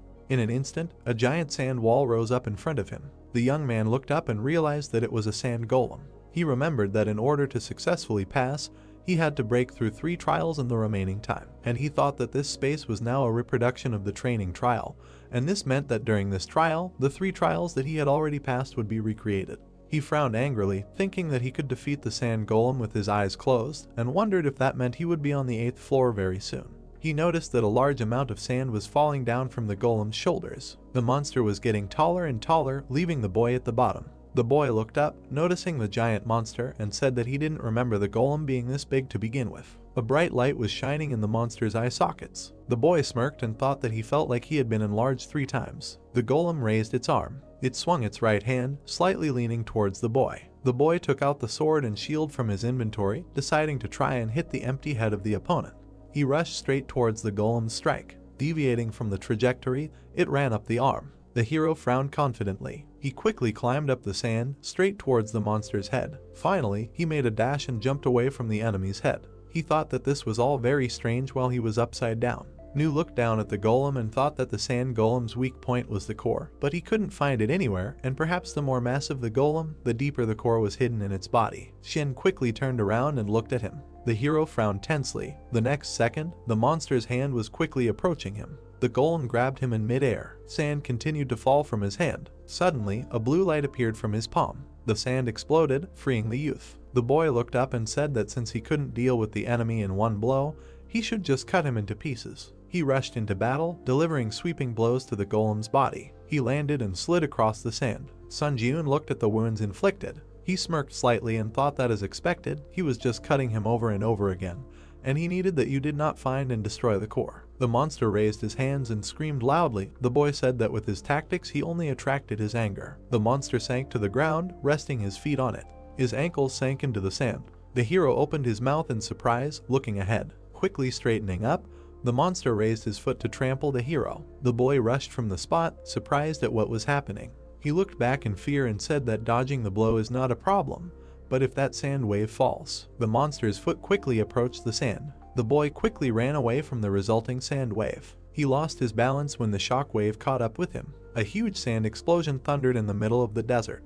Dust and sand began to settle. A golem appeared from behind the curtain. The young man was half buried in the sand. He smiled evilly and said that he was furious. Rising from the ground, he looked at the golem. The young man held his sword in front of him. The golem walked towards him, holding his hands in front of him. The young man began to emit streams of aura using 3 absolutes. The system opened the description of the skill. The hero flew past the golem at incredible speed, cutting off its arm. The monster looked back at the lost limb in surprise. Landing, the guy dealt a few more blows. He cut off its arm with just one attack. He immediately remembered the Dark Knight and thought that when he encountered the so-called floor implantation, he was very angry. Smiling, he also added that now he should probably thank that knight for intruding on that trial. The monster's arm began to recover. The hero thought that although this golem was recovering with the help of sand, he should still continue to cut with his sword until his core was found. The monster bowed down, heading towards the guy. The boy challenged him and said that he should try to recover after the next one. With a deft movement, he cut the sand body. A moment later, another cut appeared. The boy ran past the golem, cutting off all of its limbs. The monster began to recover again. The tired guy frowned and insulted him, after which he wondered later where his core was. Suddenly, he raised his eyebrows in surprise. Standing in front of the golem, the boy calmly asked when he managed to become such a cutie. The golem suddenly fell into a stupor. He blushed embarrassedly, hearing for the first time that he was cute. The young man noticed that the golem had shrunk and thought that the resource called sand, which the golem's body was made of, could not be extracted from the environment indefinitely, which is why it had apparently shrunk so much. He looked down and thought of something. A mad smile appeared on his face. He grabbed the sword and asked the golem if it wanted to lose some more weight. The monster opened its mouth and let out a loud roar. Vidya didn't particularly like the continuation. The opponents headed towards each other. The young man turned in the air, approaching the fist. He did a roundhouse kick, destroying the monster's right arm. The hero clenched his teeth hard, quickly moving forward. He rushed past the monster at incredible speed, cutting it into several pieces. The golem's fragments fell onto the sand. He moved his head and wheezed quietly. Having shrunk even more, he restored his body. The golem growled and looked up. The boy frowned slightly when he found the core. He looked at the crystal on the monster's back and thought that the body was covered in a thick layer of sand, so it was extremely difficult to reach forward, and added that he thought about 10 minutes had passed, and there were only 40 minutes to complete the 7th floor trial, and it would probably be better to speed up. Suddenly, he noticed a blow approaching quickly. At the last moment, the boy dodged its trajectory. He continued to dodge the golem's attacks, saying that after the crash diet, he had become much more agile. He rushed behind the monster and said that although he wanted to play with it longer, he did not have time for this. A moment later, the boy pierced the monster's core. The golem opened its mouth and let out a scream. The core shattered into several pieces. The guy frowned. The system reported that he had proven that he had overcome his fear, and the first test had been successfully completed. The golem's body began to crumble to the ground. A bright flash appeared in the air. The young man looked around in surprise, noticing the disappearance of the surrounding space. Frowning, he thought that this was excellent. He stretched out his hand and pulled the golem's spirit along with him. The flow of the soul was attracted to his palm. The young man tried not to let go. A notification appeared above the guy's palm that the absorption had failed. He frowned in confusion and said that the increase in skill had also flown down the drain. The system reported entering the second test zone. The guy found himself in the middle of a burning location. A monster's corpse was lying next to him. The system demanded proof that he had become wiser. He frowned deeply, recognizing the surroundings. An orc village was burning outside and their corpses lay everywhere, that the previous tests were happening again. He lifted the curtain and went outside. The next second, he raised his eyebrows in surprise. The young man noticed that the orc was bowing down in front of his dead comrade. And watching what was happening, he thought that these were orc rangers, and that during the test on the second floor, he destroyed the orc village, so now the subsequent events were unfolding in front of him. Monster touched the artery on the neck of his dead comrade. He sternly looked up at the young man. The orc shook with anger and let out a dull squeak. His eyes were bloodshot. He rose to his feet and let out a loud roar. The young man realized that he was going berserk again, a phenomenon often observed in monsters overcome by anger. He lowered his hands and added that an orc in a berserk state is no longer a hot monster like Irengo, so he was very unlucky. The orcs rushed to attack with a battle cry. They were quickly approaching the young man. He frowned sternly and said that they, monsters, should not show the pain of losing a family member. The system reported the activation of the instant acceleration skill and the triple absolute skill. The hero jumped up with explosive force and said that they should not do this, at least in front of him. The orc fell to his knees. The commander of this squad was kneeling in front of the youth, quietly squeaking. The monster was breathing heavily, keeping its head down. Its comrades were lying everywhere next to it. The boy looked at him with disdain and asked the monster there if it felt disgusting, because he was standing there and just watching his family die, unable to do anything. The monster went berserk again. He rose to his feet and swung his right hand. The hero dodged his attack. Energy flashed in his pupils. With a quick dash, the boy decapitated his opponent. He exhaled heavily. The system reported that he had proven that he had become wiser, thus completing the second test. Looking back, the boy thought that this time he could not hesitate. He extended his hand and began to collect souls. He was pulled into the portal again. The system reported the successful absorption of all the orc spirits, as a result of which the mastery was increased by 6% and the number of souls rose to 19 units. The hero clenched his fist with a smile. The system issued a notification that the mastery of the hunter's dagger skill had reached 100%, so the skill had increased to the next rank. Also, the instant acceleration skill had risen one sub-rank higher. The system notified him of entering the third test zone, where he must prove that he had overcome his doubts. The guy looked ahead and said that this time his brain would definitely be blown away. He found himself on a long path in the middle of the water. Greatly surprised, he realized that this was the battle platform of the 6th floor. She looked back and said that since the previous zones were reconstructions of the 1st and 2nd floors, he thought there would be a double from the 3rd floor. He remembered the previous test and said that he was not surprised if such an ignorant test was labeled as wisdom, and he was really going if he hoped to see at least some common sense in the test tower. The young man opened his inventory and took a life potion from there. With a slight movement, he opened the bottle.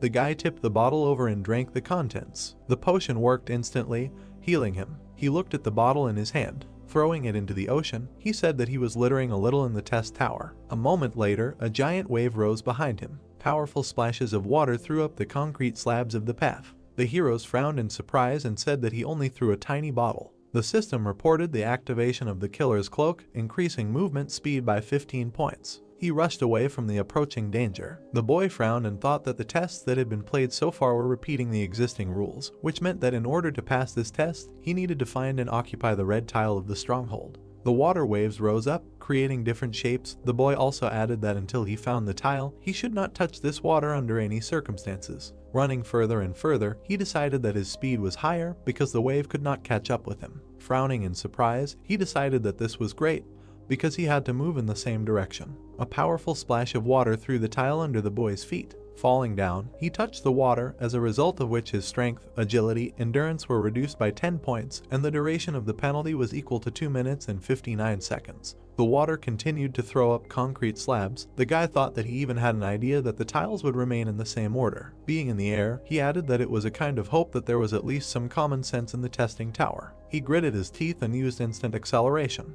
Leaning against the slab, he made a powerful jerk. With quick movements, he bounced off the next 2 slabs. The guy gritted his teeth and said that he never expected that he could die in such a place. He continued to push off the slabs on his way, running further and further. Noticing a red pad, he headed towards it. Looking at his target, he thought it was the red slab of the stronghold. The guy gritted his teeth and thought that soon, finally, this annoying test would end. The introductory surface swirled into a whirlpool. Several streams of liquid rose into the air at once in order to hinder him. The water spun like a corkscrew and flew over him. The boy said that now the testing tower decided to go completely crazy. He made 2 jerks and headed towards the red plate. Smiling slightly, he realized that there was very little left. The spinning liquid was quickly heading after him. The hero noticed the danger from behind. A powerful blow of the liquid hit him right on the back. The boy's vision clouded over as the water absorbed him. Scarlet energy flared behind him. Streams of dark aura spread through the air. The system reported that the spirit absorbed the damage done to the user, as a result of which one of the orc souls disappeared. More and more energy was growing. It stopped the flow of water. Another orc soul disappeared. The boy looked back and thought that he clearly felt the shockwave, but right before the blow could cause him any damage, the shield blocked it.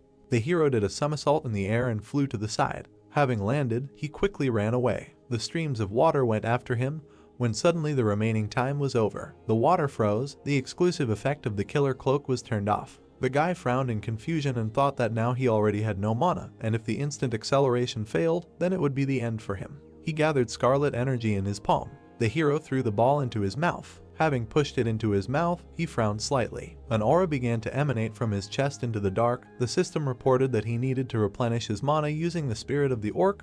The guy thought that this was great, and that his strength had returned. The streams of water, swirling, continued to move. The guy quickly ran away from them. He looked at the red tile and thought that there was very little left. Suddenly, a column of water appeared in front of his face. He opened his mouth in surprise and cursed. The streams of water quickly caught up with him. While he stood in a stupor with his arms crossed, he made a dash forward, wanting to take a risk. The guy entered the liquid. His silhouette began to blur under the streams of water. He broke free from the other side, exhaling heavily. The system reported that the orc spirit had disappeared. The guy was in the air right above the waves of water. Flying down upside down, he bent down heavily. The guy tried to group himself and screamed loudly. He looked at the floor in fear, screaming shrilly. The floor was quickly approaching him. After a little while, the guy hit the concrete with incredible force. 2 orc souls disappeared. He had 12 units left. A large amount of dust rose in the air. The dust cleared. The young man lay in a mark on the surface. He opened his eyes in surprise, noticing something. Swirling waves hung right above him.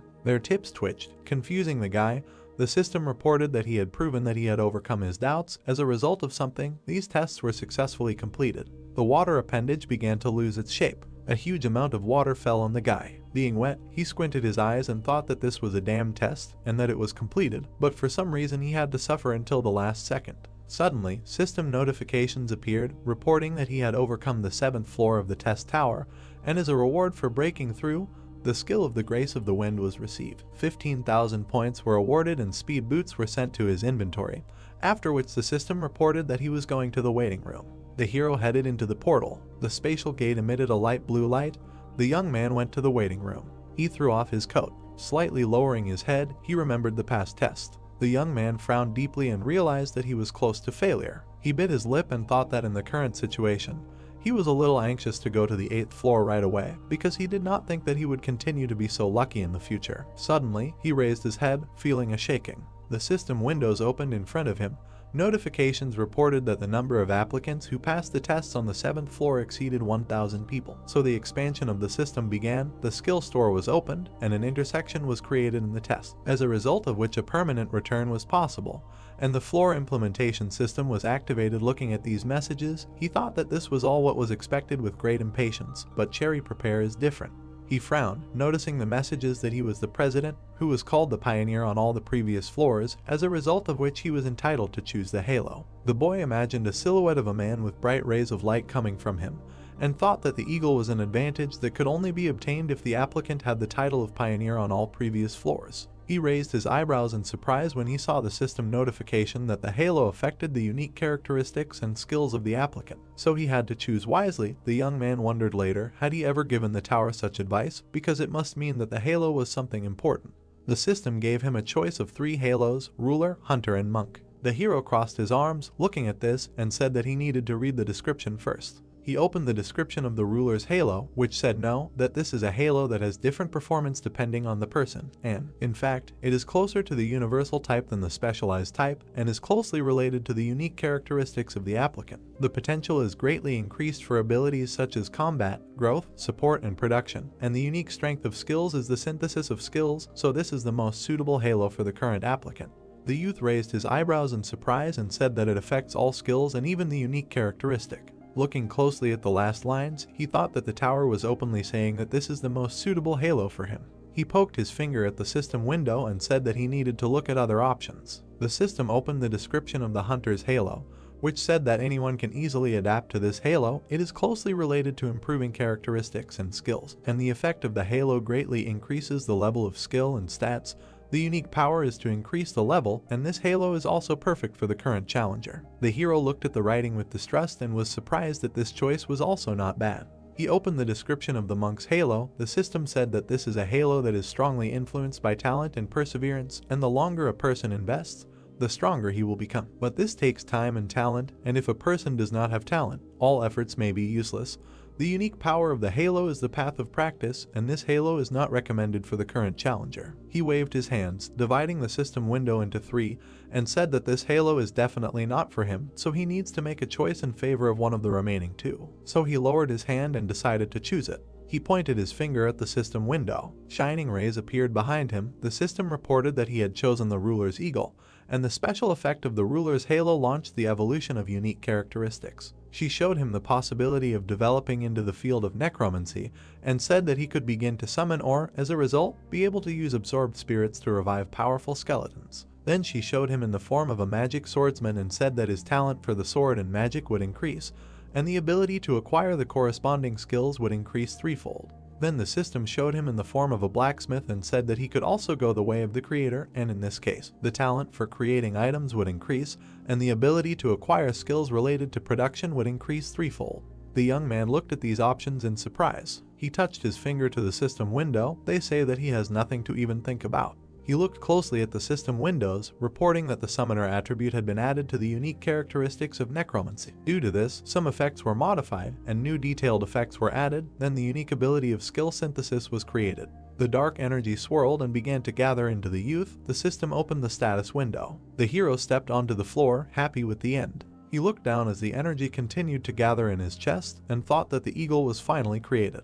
The hero poked his finger at the system window, opening the description of the unique ability, skill synthesis, the effect of which allows you to select 2 desired skills and combine them. And if the skill levels differ during the use of the effect, the skill of the higher rank becomes the center of the synthesis. Sun Jun opened his mouth in surprise and thought that by combining useless skills, you can create something new. The thought flashed through his mind that this was really a jackpot. The system asked him to look at the list of skills and select the material to create the synthesis from the skills currently available. The hero looked at the list of his abilities and thought about what to combine. He touched his chin and began to search for skills that he does not use. The hero chose the skill of contempt for the weak and continue the battle. The system asked him if he wanted to continue. The young man pressed the button and decided to continue. The synthesis window of the bright lit up. The system reported the completion of the synthesis of skills. A bright light illuminated the boy's face. The skill of force breakthrough was created. The young man looked at the description of the skill in surprise. The system reported that the skill allows you to break through unknown forms of restraint, such as skills and unique characteristics, but the user's magic must be higher than the level of magic used for restraint. The hero could not understand how this happened. He thought that he combined 2 lower skills, and that he expected to get an E rank skill, but got a D rank. He smiled happily and decided that this was a really mind-blowing skill. He pointed his finger at the system window. I live to try again. The system asked him to select the material for synthesis again. The hero chose Ranger Training and Burn Resistance. The next second, he again agreed to continue the synthesis. The system window lit up brightly again. The guy smiled impatiently, expecting a new result. A strong eye skill of rank E was created, which allowed one to provide oneself with some visibility even in bad conditions. The guy fell into a stupor and said that, it turns out, the skill created now was only 1 step higher than those chosen for synthesis. He looked up and thought about what the reason for this was. He mentally imagined the 2 previous skills and thought that they went well together. Then he imagined the 2 skills crossed with each other this time and thought that their combination was not the best. From a first glance, it was clear that they were completely incompatible with each other. He fell heavily onto the bed. Looking at the ceiling, he said that he had come a long way from holding the status of a pioneer to receiving the reward of the areola, but for some reason he felt a little strange. Lying on the bed, he wondered if he had really achieved everything through his own efforts, or if he had just been lucky with a unique characteristic. The hero was silent for a second. He jumped to his place and decided that he couldn't lie around doing nothing, thinking about all sorts of nonsense, because it would be much better if he checked the reward he had received. He looked at the description of the skill of the Grace of the Wind, the effect of which allowed him to increase all speeds by 10%. The system reported that this skill could be stacked, reproducing up to 7 times. However, when the limit was reached, a 24-hour cooldown would automatically be activated. Looking at the description, he said that increasing all speeds, this is amazing, and he will also be able to stack this skill 7 times, which means, lost in his thoughts, he thought that he would be able to increase any speed by 70%.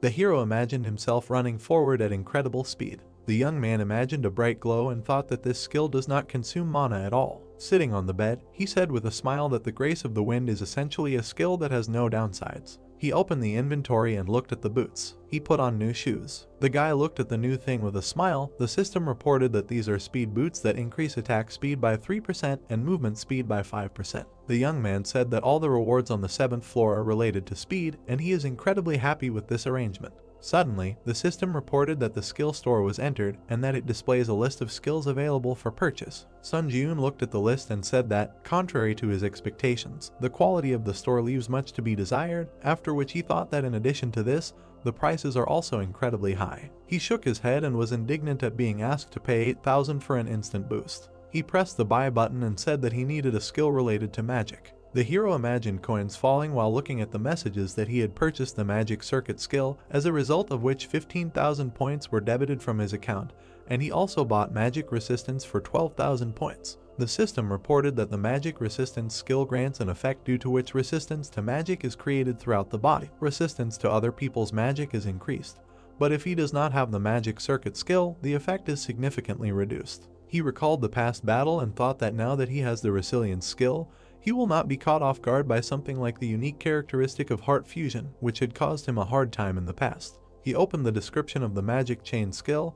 His body began to release mana. The magic chain was engraved on his body. The guy gritted his teeth, feeling the heat throughout his body. He began to glow brighter and brighter, emitting powerful streams. The sheet swayed strongly in the air. After a while, it sagged. The guy lowered his legs to the floor. Getting up from the bed, he said that he felt a strong lightness. He took a few steps forward. Sun Ji-yoon stopped in the middle of the room. He lowered his gaze. The youth raised his leg, which was covered in mana. A moment later, he slammed it onto the ground, creating a powerful shockwave. Without taking his eyes off what was happening, he was very surprised. The floor under his foot was shattered. The guy thought that the mana used randomly formed a chain and strengthened his physical abilities. He smiled, clenched his fist, and was glad that he made a good purchase. The hero opened the system window. The system reported that he could use the spirit of the deceased to resurrect the dead nearby, and that at the time of resurrection, the level of the dead would be proportional to the quality and quantity of souls absorbed. The youth said that he was curious about this new ability to summon the dead. He waved off the notification and said that it would be better for him to familiarize himself with it in practice. He placed his hands on his waist and exhaled heavily. He pressed his lips together and considered what decision he should make.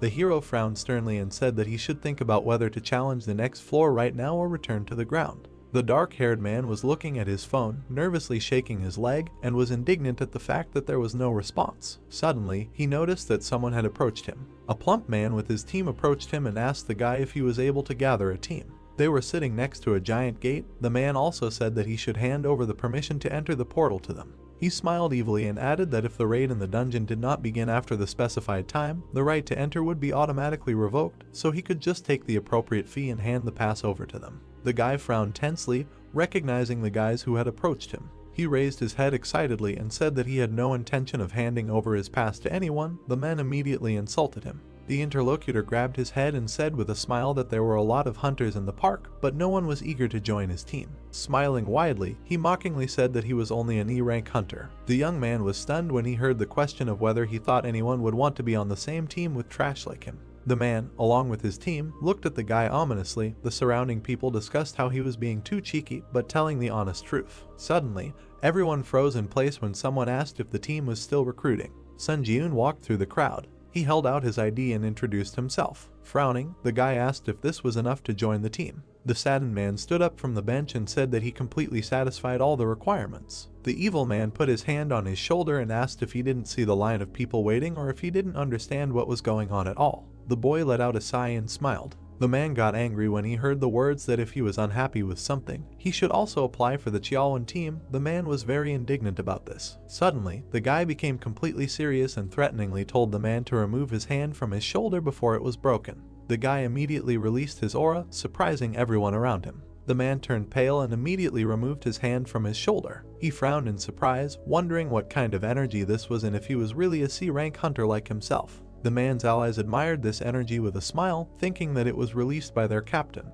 The man smiled nervously and thought that this was not his doing. He put his hand to his mouth, awkwardly saying that since there were representatives from the Hunters Association around, he would tolerate such a prank this time. As he walked away, he said that the boy was just lucky. Xiaolin grabbed his head and wondered why everything was going wrong from the start. He looked up at the boy in surprise. The boy called him by name. The boys were standing opposite each other. The hero said that judging by the situation, he felt like he wouldn't be able to find anyone else to join his team, so they shouldn't drag it out and just enter the portal. Xiaolwen pointed at himself and the boy with a shocked face and asked if he wanted to go in a two-man team. The boys entered. Xiaolwen grabbed the sword and quickly looked back, saying that they actually entered. The hero looked back at him and said that he didn't need to worry about anything so much since he could deal with most of the D-rank monsters. The other man looked at him in surprise. He raised his hand, looked at the boy and asked if the boy had said before that it was his first time in a dungeon. The boy confirmed this and thought that in essence, the trial tower and dungeons were the same thing. The man frowned and said that at first glance his words might seem tactless to him, but their lives were at stake, so he should listen to him carefully. The boy looked at him silently while the man asked him who he thought had the highest mortality rate in the dungeon, an E-rank hunter or a C-rank hunter. The man frowned and said that at first glance it might seem like the E-rank hunter would be the one most likely to die,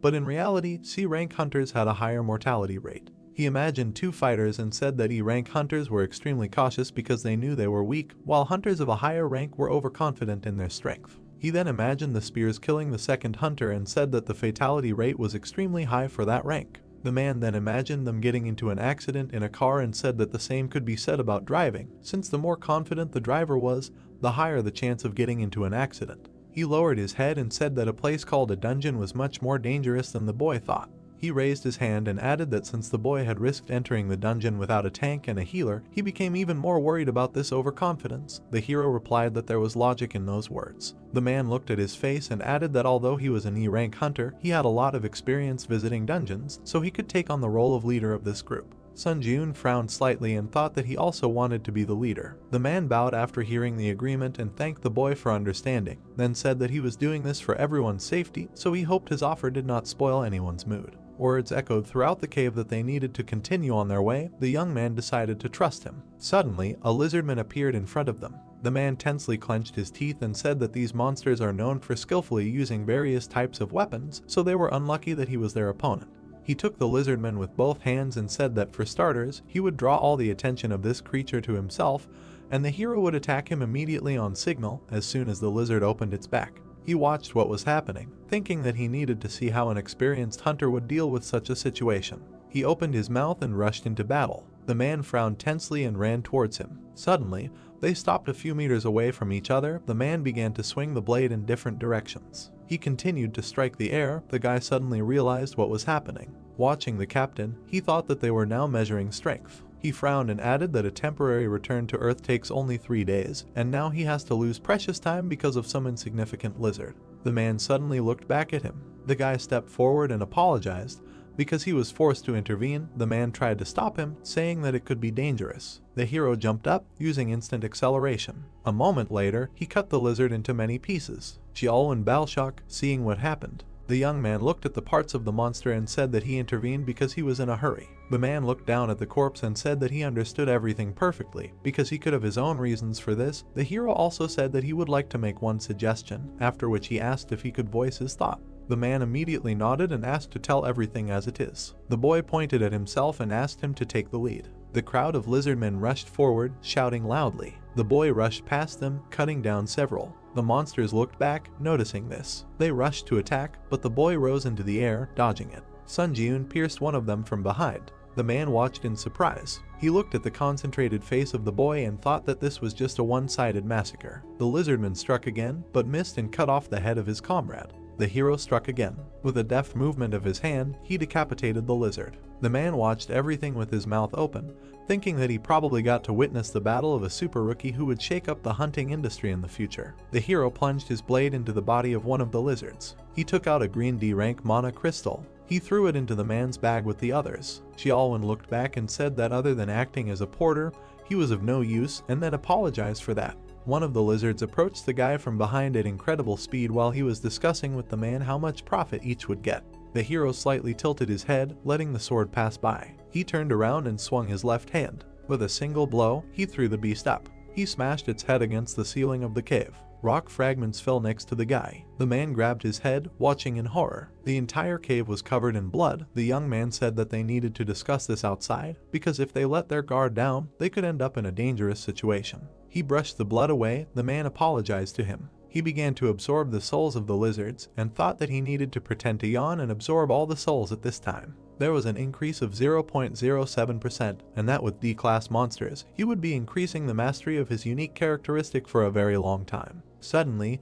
a scarlet portal opened. The guys looked back at it. The man thought that being only the two of them, they were able to reach the portal leading to the boss room. He smiled and thought that he did not even have a thought about completing the raid on the boss, or to be more precise, from the very beginning he thought that it would be a great success if they overcome at least half of the dungeon. He looked at the guy from behind and added that he thought the man in front of him was quite capable of clearing the dungeon completely. The hero looked back and asked if the man was okay with this arrangement if they were to invade the boss's room now. The man answered in the affirmative and said that the guy should take a break for a while. The young man reassured him, saying that there was no need for that because he was perfectly fine. A man's voice was heard near the portal and he agreed to enter the portal. They found themselves in front of a giant lizard sitting on a throne. The monster rested his hands on the throne. The young man said that as he had predicted, the king of the lizards was waiting for them in this place. The ally looked at him and asked what he was going to do. The hero asked for some time to think. The man frowned anxiously and asked if the guy wanted to say that he had no clear plan of action. The monster immediately jumped up from his place. The guy smiled and said that it happened just in time. The lizard was approaching them at an incredible speed. The guy frowned in surprise. He made a few dashes back, dodging the spear strikes. Dodging another blow, he thought that the monster was very fast and, surprisingly, considering his size. He frowned and looked up at his opponent. The next second the young man found himself behind the lizard. The guy swung his blade and thought that it was not fast enough for him to match the pace of the fight. The monster immediately attacked him with its tail on the body. The lizard threw the guy to the end of the cave. The man grabbed his head and screamed the guy's name in fear. The young man kicked away a block of stone. Dark energy swirled around his body. The system reported that the spirit had absorbed the damage inflicted on the user. The hero smiled and said that this is a good way to test new skills. The man said with tears in his eyes that he thought the guy was dead. The lizard looked at the enemy with an angry expression. Sun Jiun climbed onto the boulder and asked the enemy what had happened and if he cared that not a single stone was left of his throne. The lizard's throne was heavily damaged. The youth asked if he thought it was an ominous omen. The monster threw a copy into the ground and released an aura. Raising its head, it released a powerful beam from its mouth. The youth's limbs were immediately shackled by chains. He was affected by the skill of a slow wave, as a result of which his speed was reduced by 25%. A green sphere cut off the chain. The youth activated a force breakthrough. A pleasant colored energy swirled around his body. The system announced the removal of the slow. The lizard opened its mouth in surprise, noticing this. The guy exhaled heavily and thought that the skill was the result of synthesis, so he had some doubts about it, but the effectiveness was high. Suddenly, the monster turned his gaze to the side. A quiet groan was heard in the cave. The man, bound with chains, fell to the ground and said that his body did not obey. He was scared, but looked at his ally and asked for help. The monster looked at him and growled. The guy frowned in surprise, realizing what was about to happen. The monster turned around and ran towards the man. The hero gritted his teeth, rushed after him and shouted that he was the lizard's rival. Moving at high speed, he tried to catch up with the lizard. Looking at the monster from behind, he thought that the distance was too great. The guy raised his eyebrows in surprise. His pupils turned scarlet, and he used the summoning of the dead. Two skeletons appeared right in front of the monster. They opened their mouths and rushed to attack. The lizard defeated them without much trouble. The guy watched the bones fall and thought that they were not strong enough to stop such a giant, but nevertheless, he was able to win a second with their help. Having summed up the skill of the Grace of the Wind by 60%, he chopped the monster into several pieces and thought that this second saved a human life. The lizard's face froze with an open mouth. The system announced his death. Streams of dark energy gathered in one point. The system reported that the guy used the absorption of the spirit of the Lizard King to permanently increase stats, as a result of which his strength, agility, endurance, mana and durability were increased by different amounts of points. The hero looked at his chest in surprise. The system also reported the absorption of one of the Lizard King's skills, the Spiritual Eye. The man yawned widely. He looked in front of him and said that except for the fact that all three portals appeared at the same time for power, nothing special happened. He looked back at his subordinate and asked if they noticed anything unusual. The interlocutor answered negatively. The leader, looking at the portal, thought that everything was as usual, because after the hunters of the first squad made a partial raid in the open portal and went outside, the attacking team of the Hunter Association would have to break into the dungeon and finish off the boss. He sat down on the back of the bench and said that it seemed like everyone was in the same Hunter Association, but he did not understand why only their team did not have a commission fee.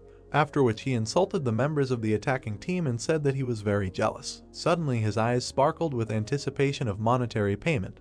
The man said that if the advanced squad completely cleared the portals in the first quarter, then their control team would be able to get their share. Suddenly, he sadly lowered his eyebrows. Smiling slightly, he thought that this would only be possible within a rank hunter and wondered if there was even one high-class hunter who would pull off such a crazy stunt. Suddenly, Xiaolwen and Sunjun appeared from the portal. The leader looked back. Hearing the shout that the advance party of the third portal had finished clearing, the leader was surprised that it was so fast. The subordinate tried to accompany the guy.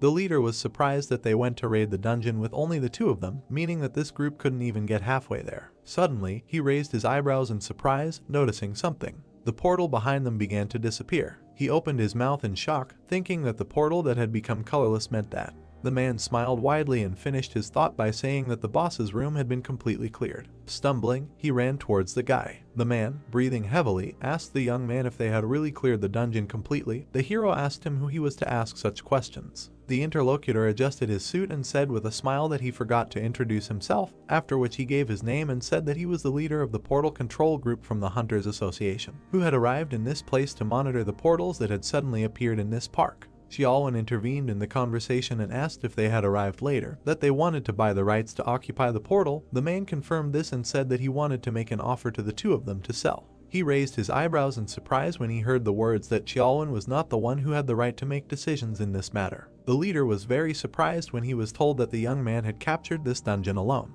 He recoiled and asked in shock if he really did the cleanup alone, since that meant he was a rank hunter. The guy interrupted him and said that he was a C rank hunter, and that he thought that was not the most important thing right now, after which he asked him to get closer to the point. He frowned and asked how much he wanted to buy the right to occupy the portal for, after which he thought that if it became known that he came from the test tower, then it would add unnecessary problems. The leader coughed and said that if we return to the main thread of the conversation, then their team wants to propose something. The hero frowned in surprise. Hearing the words, he said that they wanted to buy the right to occupy the portal from them for 1,200,000,000 won. A huge stack of papers fell on the table. The girl sat down heavily on them and said that it was very hard for her, because after returning from the tower, all she did was work like a horse. Suddenly, she noticed something. She picked up the phone and wondered who was calling her at such a late hour. The girl looked at the phone screen in surprise. A little earlier, she looked over her left shoulder. The girl looked at the nameplate with the manager's name. She remembered standing in front of three men who said that without a doubt, this incident would lead to revolutionary changes, and then she thought that everyone at the top was really worried. She held her head and said that even if the applicants were hiding their identities, she still didn't think it would be so difficult to win them over. She looked down sadly. She added that she hadn't even managed to recruit 10 people, and all of these applicants were low level, so it was not enough to satisfy the top management. She looked out the window and said that if she thought about it, she had no idea what that person was doing. She remembered how the boy cut down the goblins one by one and thought that the boy was so strong that it would not be an exaggeration to say that he cleared the 4th floor alone. She touched the glass and regretted that she did not propose to him right away. Suddenly, she was distracted by a notification on her phone. She picked it up and wondered who was calling her at such a late hour. The girl raised her eyebrows in surprise, looking at the phone screen. Sunjun had texted her and asked if they could meet up if she had already returned. The boy's balance was 1,291,600,000 won. The boy carefully looked at the phone screen and said that he had earned almost 1,300,000,000 won, and he still could not believe that it was true. He was sitting in a cafe, saying that he felt amazing, when suddenly a golden bell rang. The tired girl flew inside. She noticed her hours waving his hand at her. The girl grabbed her head, approaching the table. The guy thought that she ran with all her might and said that she did not have to hurry so much. Sitting opposite him, she said that he did not even answer her message. The guy blushed, hearing the words that she waited for his answer for a very long time. He sweated nervously and apologized, after which he said that he never read it because he was in a hurry. Smiling, she pointed at him with her fingers and said that then he should treat her to a cup of coffee and cheesecake. The hero replied that she could order whatever she wanted. A little while later, a cup of coffee appeared on the table. The guys sat opposite each other. The girl asked if the guy was going to climb to the top floors of the test tower. The hero replied that he was going to continue his climb in the tower. To be honest, he contacted her because he had a request. He looked her in the eye and said that he needed to join a guild so that he could attack a dungeon during his short return from the trial tower, but he had some conditions. He imagined various hunters and said that the first condition was the right to refuse a summons to the guild. He then imagined the trial tower and added that the second condition was not to interfere with his personal affairs related to the tower, and the third was permission to use the guild's dungeons at any time. The young man also asked if there was a guild that would be willing to satisfy all of these conditions. The young man frowned slightly and wondered if the atmosphere was strange and if he had overdone it. He suddenly flinched when he heard his name. The girl tilted her head and said that the conditions he proposed were absolutely impossible to fulfill, since from the guild's point of view, they did not get anything. She touched his hand, interrupting his words about how he had probably asked for too much. She stood up at her place and looked him in the eyes. Their fingers intertwined. The girl said that he could join her guild. He raised his eyebrows in surprise, hearing the words that she would make these impossible conditions feasible. The young man was lying on the roof of the bus, recalling the past conversation. His hair was fluttering in the wind. The young man said that from raiding the dungeon to selling the right to occupy, and plus joining the guild, yesterday he lived an extremely productive day. Looking up at the sky, he said that anyway, to join the ranks of the guild, there was one task left to complete. He suddenly plunged into the memories of the past conversation. The girl said that he should clear a C-rank dungeon alone, because he should demonstrate his abilities, so that it would be easier for her to convince the higher management, because the privilege of free use of the guild dungeons is not available to everyone. The boy looked into her eyes and thought that her words meant that not everyone could bathe in cream using the White Guild dungeon.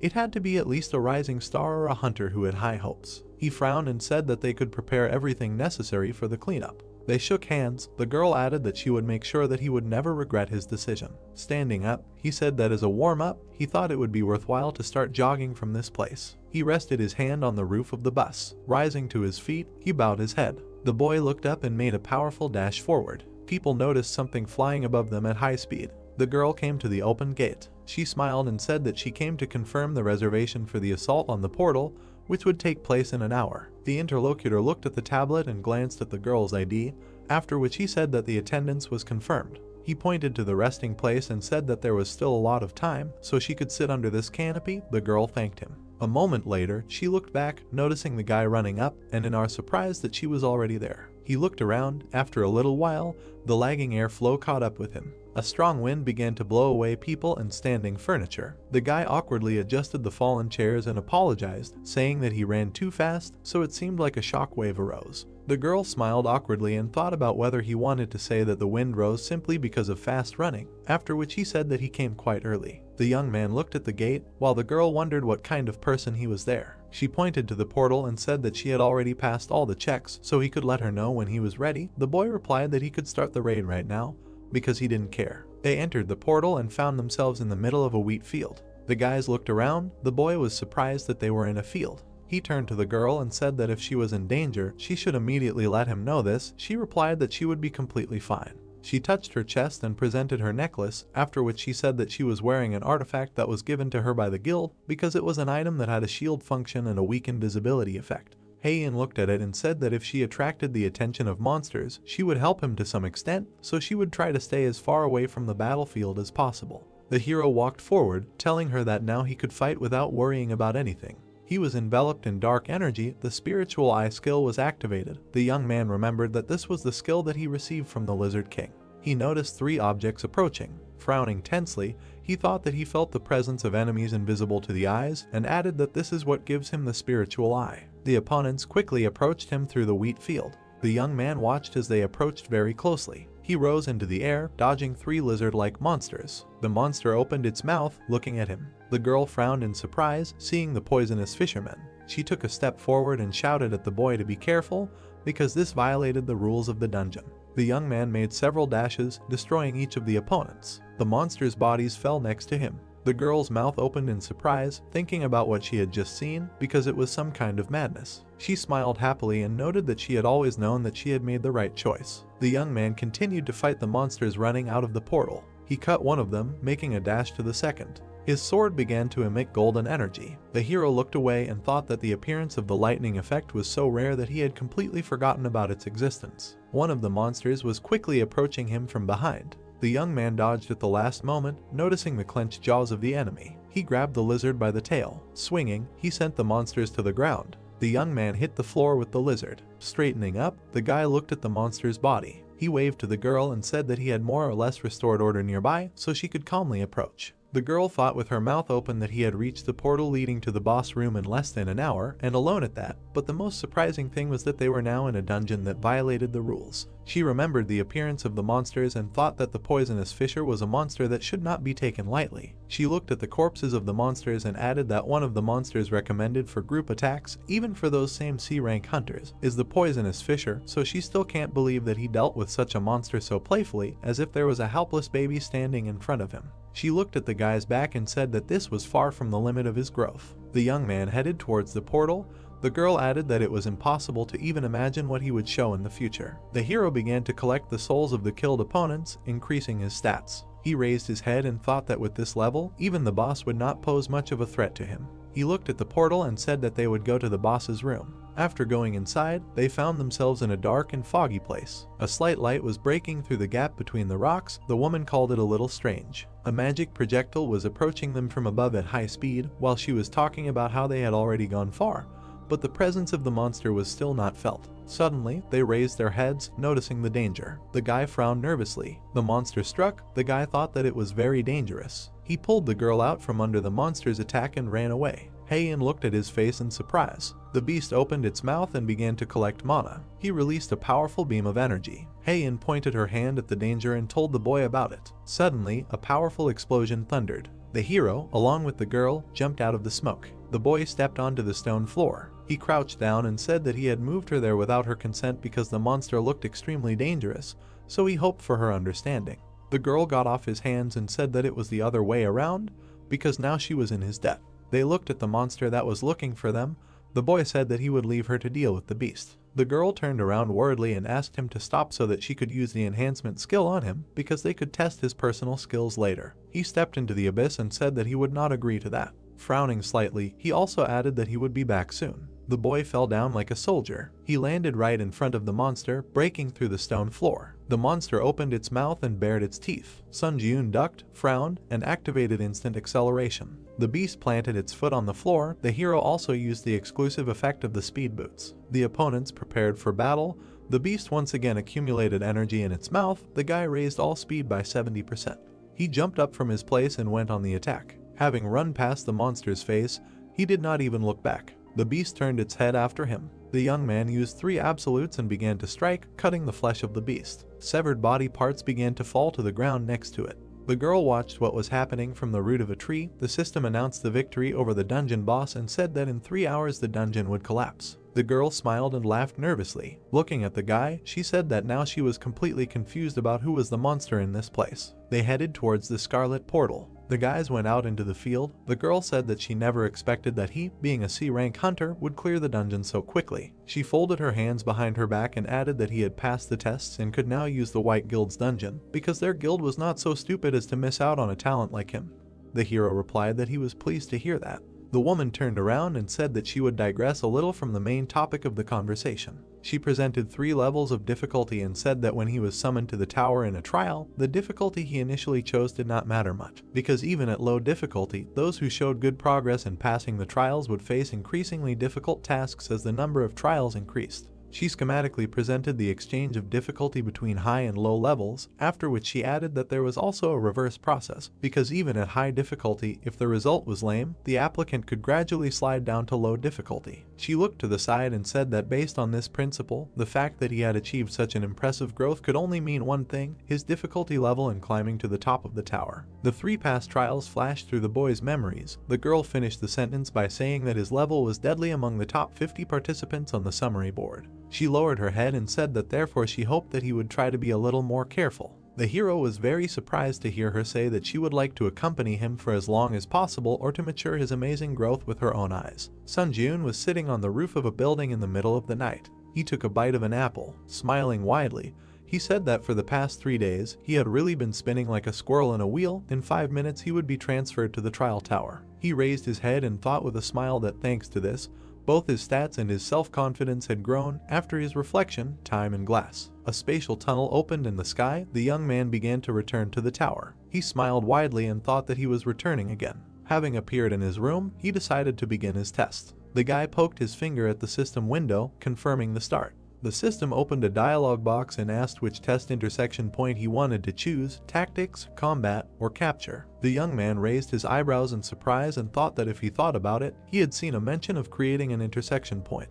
He chose combat and added that if he wanted to increase the effectiveness of necromancy, then he should go into battle. The system reported that all personal tests of the applicant were focused on combat, and after choosing a point, it could not be changed. Standing in the middle of the room, he noted that he had not intended to change it, and now he no longer needed to choose anything. The system reported that the applicant had the qualification of a pioneer. The young man raised his eyebrows in surprise. He silently looked at the message that the administrator's private chat was about to open, and the search for an administrator specializing in combat introduction was currently in progress. After a short while, the system completed the search. The boy's body was engulfed in system energy. It reported that a consultation with the Steel Blood Lord, the manager of the combat intersection point, had begun. The hero was transported to a snowy field full of lonely swords. Looking up, he wondered where he was. The system reported that he had entered the Steel Blood world. The system message notified that the search was complete. Consultation with the Steel Blood Lord, the manager of the combat intersection point, is beginning.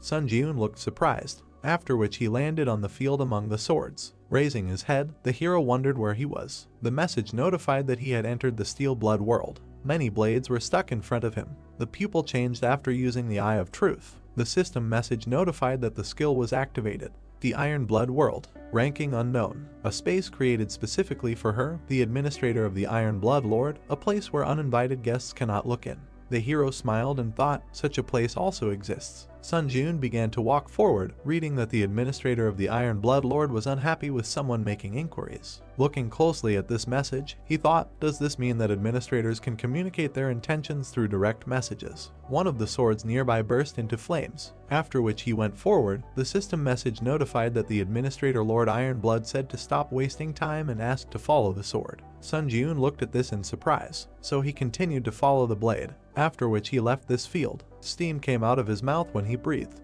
He found himself at the entrance of the house. Coming closer, he opened the door slightly. Looking inside, the hero saw something in front of him. Administrator Lord Ironblood was looking at him. Inside, there was a girl who told him that he had finally come, and she greeted the pioneer. She looked at the hero with a smile, saying that she was the administrator who was assigned to conduct a consultation with him. That same Lord Ironblood. She sat with her legs crossed. Sun Jiun looked at her carefully, thinking that in appearance she looked like a foreign beauty. But he saw her bright aura, realizing that in fact, in front of him was the creature that controls the trial tower. Suddenly, the girl appeared in front of his face, after which she reached for the bottle on the shelf, saying that she was curious about what this monster looked like, and she would say that it was pretty good. The hero thought in surprise, when did she manage to get here? He was staring at her non-stop. The hostess of the house went to the fireplace. Sun Jiun asked if she knew him, and she answered of course. The trial on the 4th floor was quite impressive. The drink was filling the glass when the guy asked if she had been watching his trials all this time, to which the girl said that she only knew about what happened from the data of the final report, because it is impossible to watch the trials of candidates below the 8th floor. Sun Jiun's eyes grew bigger from surprise. He thought about the fact that she is an administrator but cannot watch the trial. While stirring the contents of the glass, the girl also said that judging by his expression, she thought he had misunderstood something. Administrators are not omnipotent beings like the gods, and they do not control the tower at all. The blonde took a sip from the glass, saying that he should not be too nervous in her presence. Sun Jiun silently looked at the interlocutor, who also said that as long as she obeyed the tower, she could not harm him. But, glancing at him, the girl decided to close this topic and said that this personal consultation was an advantage he had earned. If he had any questions, he should not hesitate to ask. Sun Jiun frowned. He thought that he definitely did not feel any hostility. There was a blizzard outside. The hero asked if she could explain what this personal consultation was, and the interlocutor said that as mentioned earlier, a personal consultation was an advantage that a pioneer would receive. Sun Jiun recalled the armored enemy, saying that on the 5th floor, he almost died at the hands of a challenger from another dimension. Why did he come to him? Looking at her glass, the girl said with a smile that there was no special reason. Looking at the interlocutor again, she also said that it was because when entering a certain floor in another world, an intruder could not only steal the reward for the challenge of that floor, but also gain more favorable advantages. The fireplace was burning brightly in the room. The interlocutor also said that challengers from other worlds come from where the tower had existed for decades. They are well aware that the reward for harming a challenger from another world is incredibly large. The hero was surprised to hear that they also knew that the tower of this world would one day be united with the towers of other worlds, and asked her again what she meant. but she only said that everything is as it is. She presented a scale where the progress of the Earth dimension trials rose, while the invasions of other dimensions remained below. The fair-haired girl explained that starting from the 20th floor, the main focus was on combined trials, not personal ones, and then he would have to meet with candidates from other worlds. Looking at his interlocutor, the hero thought why this looked like an attempt to eliminate and advance a competitor whom he would have to meet one day. But, putting down the glass, she asked if she had satisfied his curiosity. Opening his mouth, the hero noted that if you do not take into account the last question, then you can say so. Then he lowered his head and asked about the trial tower, what kind of structure it was. Then the girl lowered her head and remained silent. Walking away from the table, she nevertheless answered that she herself would like to know the answer to this question. She looked thoughtful, hearing that she was the administrator of the tower, but did not know the answer to this question. Her own silhouette was visible in her eyes. The girl said that originally, the so-called administrators were just like him. The applicants who died after passing the 40th floor were given the right to be reborn as administrators. She had once climbed the tower to see the end. However, she could not reach the top of the tower. No, she remembered herself covered in blood, saying that it would be more correct to say that all the administrators died before reaching the end. That was how she became an administrator. Sun Ji-eun clenched his fist and asked if she wanted to say that the administrators were just former applicants. He looked at the floor, saying that he hoped that she knew something about the top of the tower after all. Hearing this, the girl frowned and looked at him. Then she grabbed him and lifted him off the floor. Holding him with one hand, she said that the words about the top of the tower were not something that could be said so frivolously and carelessly. Sun Ji-eun looked confused and just kept silent, but she noticed with a smile that he was not particularly puzzled and asked again if he was scared. In response, the hero simply lowered his head, saying that it was because she herself said that a personal consultation was his advantage. In addition, he did not feel hostility from her, after which, his fingers dug into the wall, and the next moment, he broke it and found himself on the street. At that moment, a blade appeared in his hand, and he said that he did not intend to let her harm him so easily. The girl was very surprised. Meanwhile, snow was falling on the roof of the house. She began to go outside with a smile, saying that she had been living for many years, and for the first time she saw the one who destroyed the administrator's residence. But his actions convinced her. The hero only looked at the interlocutor with incomprehension. Then the girl looked closely at Sun Ji-eun, calling his name. But he was confused when he heard that she was offering him a patronage contract. A new system message appeared about entering the waiting room on the 8th floor, after which the hero found himself on the bed. He was still surprised, after which he stood up and opened the window of the exclusive store. A screen appeared in front of him, which wrote the skill category, strength category, item category, contracts Lord of Iron Blood. He was surprised, telling himself that he really made a contract with the administrator. The girl with blonde hair held a scroll in her hand, saying that she could not pass up a candidate who was both talented and brave. The system message asked if he wanted to sign a patronage contract. The hero clicked yes, and the contract was concluded. An exclusive contractor store will be opened, where special points will be available to him. As a special benefit provided by the contractor, all stats will be increased by 1. With a wide smile, the girl said that it was fun, and said goodbye until we meet again soon. A finger pressed the strength button, opening the strength category in the exclusive contractor store. A new screen showed the strength category. List power purity of mind, power steel soul, power king of winter. Looking at the screen, the hero thought that there is also a level of this category of the store. Is there a difference between just power and the unique power obtained on the 8th floor? There were page switches at the bottom, and the hero decided to check them. But a new message appeared that he does not have sufficient rights to view the current list of powers. He can view the list of powers in the waiting room on the 10th floor. Looking at the screen, the hero wondered what happens. At the moment, only these 3 powers are available to him. Information about the power of purity of mind appeared in a new window. Price 1000 SP. Description: in any situation, there will be the ability to think rationally. Status anomalies such as anger and confusion are halved during the fight, and combat immersion increases. Power Steel Soul. Price 6500 SP. Description: this is the soul that some lords were born with, who are said to have neither blood nor tears. Increases the mastery of all weapons by 2.32 times. All newly learned combat skills start with 10% mastery. The Power of the King of Winter. Price 800 SP. Description: this is the power that the rulers of the north often receive. In cold conditions, stats are temporarily increased. There is no suffering from the cold. Puzzled, Sun Ji-eun thought about how ambiguous it was. Somehow, perhaps it would be better to save up a little SP, but he still pressed the button, deciding no. New notifications appeared, saying that he had purchased the Power of Purity of Mind. 1000 SP written off. Description: in any situation there will be the ability to think rationally. Status anomalies such as anger and confusion are halved during combat. and combat immersion increases. Sun Jun remembered climbing a cliff, thinking about the power that allows you to reason sensibly in any situation.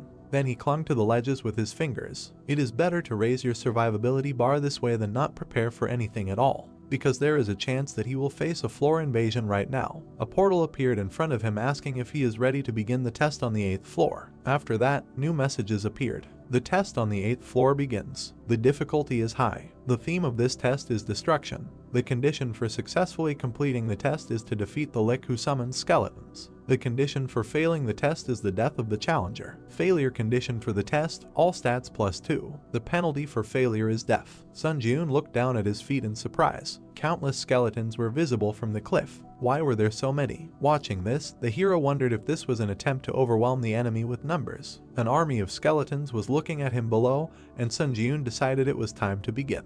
After which he jumped off the cliff. He pushed off with his foot. Upon landing, he created a large shockwave, but other enemies surrounded him. One of the skeletons attacked the hero. The others also tried to strike, but Sun Jun stood calmly, saying that, as expected, they could not even penetrate his basic defense. After which he himself struck them. New system messages appeared. Mastery increased by 0.08%. Sun Jun lowered his eyebrows, only 0.08%. How annoying. Each swing hit multiple skeletons, increasing his proficiency. Holding his fist to his face, he decided that there was no point in increasing his proficiency during this trial. Standing on the battlefield, the hero suddenly heard a voice asking who he was. What kind of bastard dared to cause trouble in the shrine? Sun Jun turned around. Looking into the distance, he wondered if the voice was coming from there, and, raising 2 fingers, he used Summon Dead. The fallen skeletons rose again. He absorbed the souls to summon skeleton soldiers. In possession, 1/30. One of them took a stone in his hand. Then he struck a similar skeleton. Sun Jun looked at this in surprise, saying that he did not know before that skeleton soldiers were also quite usable. Rubbing the back of his head, he decided to let them deal with these weaklings, and he will go for the boss's head for now. The skeletons watched as the hero rushed forward. New messages notified that the skill Grace of the Wind had been activated. All speed increased by 60%. Current stacking progress is 6/7. The exclusive effect Speed Boost C+ was applied, instantly increasing speed. Sun Jun flew over the countless army of the dead. Landing behind them, he continued on his way. A building was visible in the distance. Looking at it, the hero realized that the voice was coming from there, after which he rushed forward again. There stood a skeleton wearing a crown. Having caught up with him, the hero stopped in front of him. Smiling, Sun Jun was glad that he found him. Eyes glowed from the sockets. The enemy told him that an insignificant human dared to cross the threshold of the sanctuary. Opening his book, he declared that he would make him pay in full for his impudence. Several large monsters appeared near him. Raising his head, the hero thought, is he even capable of commanding sand golems? Looking at the hero, the skeleton asked, did he now realize whose sanctuary he dared to enter? The large monsters were standing near the main enemy, but Sun Jun asked again, could he not summon someone stronger? Taking out his blade, he also said that if he simply did not have stronger exhibits in his arsenal, he would be disappointed. These words angered the enemy, and pointing at the hero, he said that these guardians would be quite enough to tear him to shreds. After which, the monsters rushed to attack. A new message notified that the instant acceleration skill was activated. The hero suddenly moved forward. With lightning-fast movements, he cut off the giants' heads and appeared near the main enemy. Pulling his hand back, Sun Jun swung and struck. A new message notified that proficiency had increased by 1.2%. Pleased with this, Sun Jun placed his hand on his chest, thinking that the undead definitely greatly increased his proficiency. The legless skeleton sat on the floor, wondering where the hell this monster came from. In his eyes, the hero was tall and had bright red eyes. Walking up to him, Sun Jun raised his blade again, thinking that it was time to end. But at that moment, something caught his eye. He noticed a book lying on the floor, thinking that if he looked at the situation, the Lick was freely summoning various monsters. With a wide smile, he thought that maybe he could master this skill too. Then, he threw the book to his enemy. Standing in front of him, he asked if he could summon the guardians again. The skeleton asked why he was asking him such a question. Then the hero approached again, saying that if he couldn't, then they would end on this note, but the frightened necromancer said that he could do it. The skeleton, looking scared, heard the question when he would finally be able to summon them and replied that he would be able to summon them again a few minutes after the guards died. A monster was lying nearby with its head cut off, the hero clarified, so he could already start summoning. The skeleton answered yes and asked again why he needed it. They were no obstacle for him. Sun Jun did not explain and simply raised his blade, saying that it had already tired him out, to which the skeleton opened his book, saying that he would start summoning right away. Raising his hand, the skeleton began to summon the guards. Two monsters rushed to attack again, and with a swing of his weapon, the hero quickly dealt with them. Sitting in front of the hero, the skeleton asked if he was satisfied. Placing his blade on his shoulder, Sun Jun only replied that they had just begun. Kicking him with his foot, he demanded that he summon all the skeletons that had not yet died here and put all their strength into these guards, after which the monsters lost their heads again. Bright traces split them. Another one cut them into pieces. The skeleton looked scared, asking how long he had to do all this. Sun Jun continued to kill the summoned creatures. He answered with an evil smile that he would do it until he told him to stop. The guard pointed his fist at Sun Jun. The hero simply held his finger out in front of him. He easily managed to stop the large monster's hand, after which it quickly ran up his arm. A few swings and the head was cut off. Mastery increased by 1.2%. The giant's body fell to the ground. The system reported that the mastery of the unique attribute necromancy had reached 100%. Sun Jun looked at the glowing light in surprise. The rank of the unique attribute necromancy had increased by 1 level. Smiling, he thought that necromancy was now also C rank. Suddenly, his attention was drawn to the words that he was crazy. The skeleton lay on the floor, saying that the hero was a scumbag who would make even the devil tremble. He would curse him even after death, and then he let out a wheeze. The hero approached his captive, thinking that the fact that he had more and more cracks with each summoning indicated his imminent death. Taking the sword back behind his head, he told him that it was a pity he wanted to use it a little longer. From the swing, the skeleton's head flew off. His last words were that meeting him was the most disgusting thing that happened to him. System messages appeared. The hero received the achievement A Person Who Surpassed the Devil. Dexterity increased by 1. Absorbed the Spirit of the Lick. Mastery increased by 17.4%. At this moment, the hero extended his hand, absorbing the red energy. More messages appeared. Passed the 8th floor of the Tower of Trials. As a breakthrough reward, all stats increased by 2. Received 30,000 points as a breakthrough reward. Received 700 SP as a breakthrough reward. Received 300 SP as an additional breakthrough reward. A blue portal appeared, moving to the waiting room. New messages notified, entering the waiting room of the 9th floor. The system expansion begins. Admins will be able to observe the trials. The restrictions on answering questions have been removed. It becomes possible to purchase C-rank skills in the skill store. The status window opened. Strength 67, Agility 66, Tenacity 63, Endurance 66, Mana 53. Unique characteristic Necromancy C, Unique Power Skill Synthesis, Power Purity of Mind C. The hero stood in front of the screens. One of them had a description of the unique characteristic. Necromancy C Mastery 0%.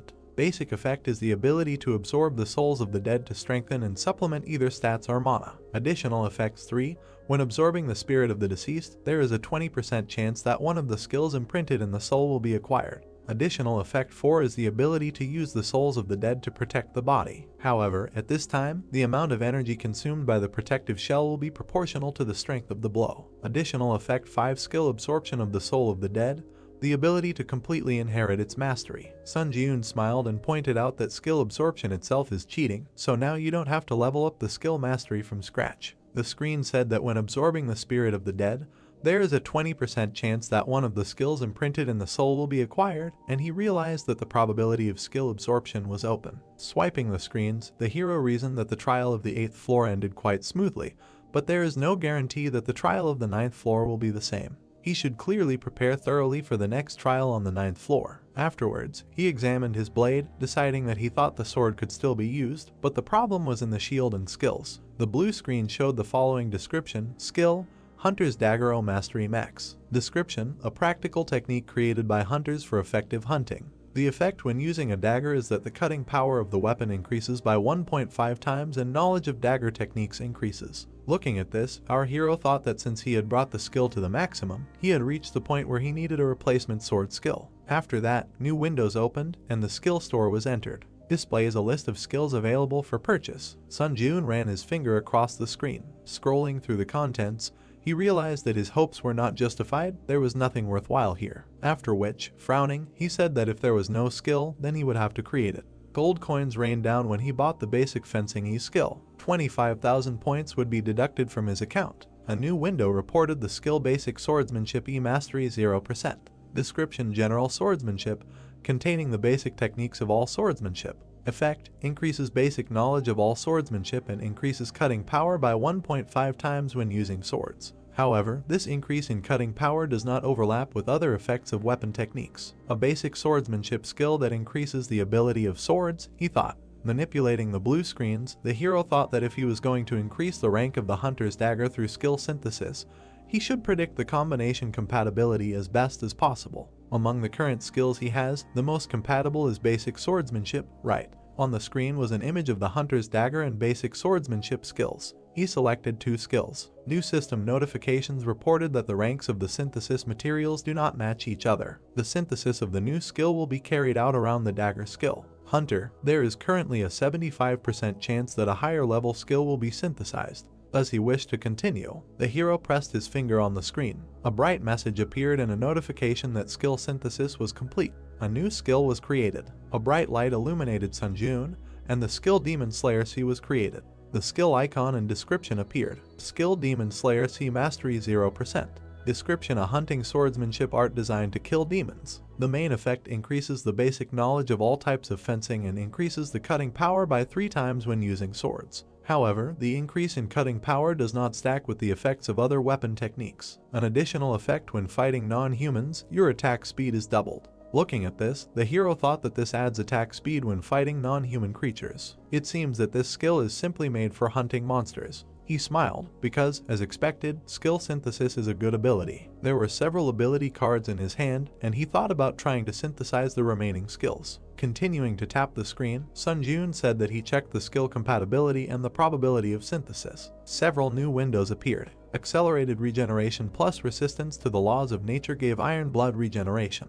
Iron blood regeneration and pain tolerance gave ash blood. At this moment, the glow became brighter. The hero looked in surprise. A new description of the ash blood skill appeared on the screen. Description: the main racial trait with which a mutant vampire is born. The user's recovery effect increases proportionally to the user's durability. Regeneration increases 3-fold when dealing physical damage. Depending on the damage dealt, up to 40% of pain is blocked. His eyes grew bigger in surprise. Sunjun thought that a 3-fold acceleration of regeneration is already cheating in itself, and the skill also blocks pain. After which he took the weapon in his hands, saying that since the waiting room was equipped with healing, he would not be able to properly test this skill. Also thinking, however, 120 points were not a burden to him at all now. After which the messages appeared again saying that the waiting room's regeneration effect was removed. 50 points would be deducted from the account. Fatigue would accumulate, and he would not recover from physical damage. The guy raised the sword above his head, thinking that since all the spirits had been absorbed, the shield would not activate in any way. The swing left a bright trace. He decided to start the test. Drops of blood flew to the sides,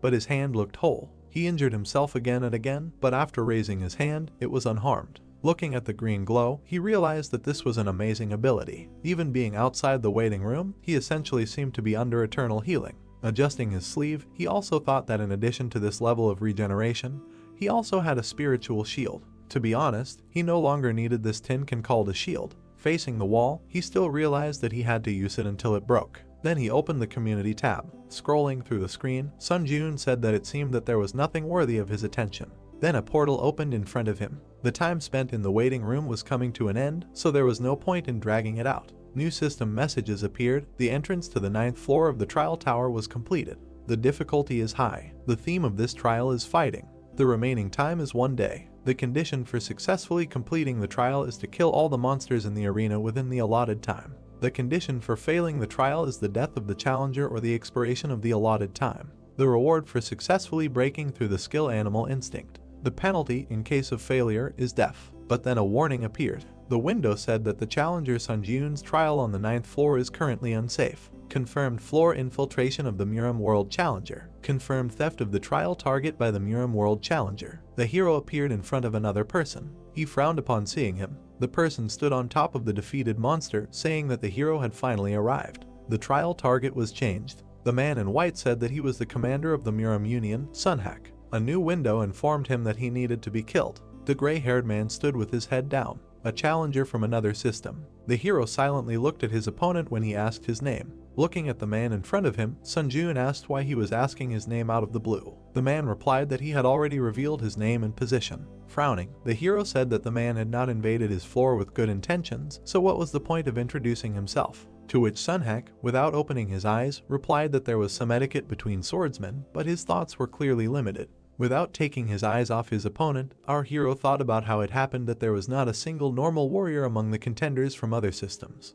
But the man took out his weapon, saying that it would be so. Since the hero wanted to hide his name, there was nothing he could do. Then he rushed to attack. His sword left bright marks, after which many magic blades appeared around him. System messages notified that the hero had activated the skill Grace of the Wind. All speed increased by 30%. Current summation progress is 3/7. Sun Ji-eun looked ahead and concentrated. Using the ability, he began to repel the attack, after which the opponents retreated from each other. Taking his blade away, Sunhak said that it turns out that there is such an experienced warrior in this dimension.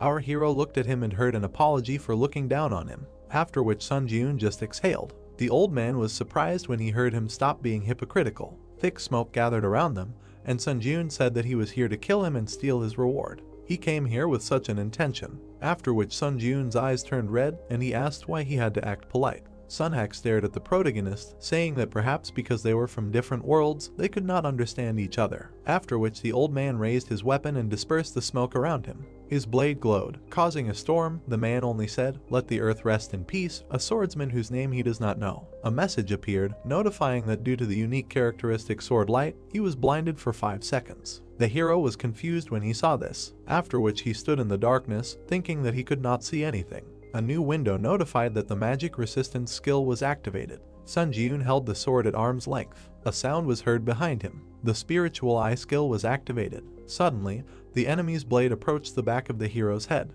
Our guy managed to dodge, but he still received a cut. New windows reported that he received the achievement Avoidance of Blindness. Dexterity increased by 2, after which the swing of his sword left a bright trace. The darkness dissipated and the enemy could be seen. The darkening effect of the unique characteristic sword light ended. Sunhak pulled the blade back. A sweaty Sun Ji-eun looked at him, thinking about how his throat was almost cut. Looking closely at his opponent, the old man asked how he calculated the trajectory of the sword. New messages notified that the skill Instant Acceleration was activated. The skill Grace of the Wind was activated. Agility increased by 50%. The current stacking progress is 5/7. Sun Ji-eun touched the ground with his hand, then rushed forward. Sunhak prepared to attack. Their blades crossed, causing a release of energy. The touch occurred with the tips of the blades. After that, Sun Ji-eun turned his back to the enemy, so he tried to kick, but the old man stepped back. After that, he tried to strike with the sword. At that moment, Sunhak stopped the hero's hand, but the hero kicked the man's hand.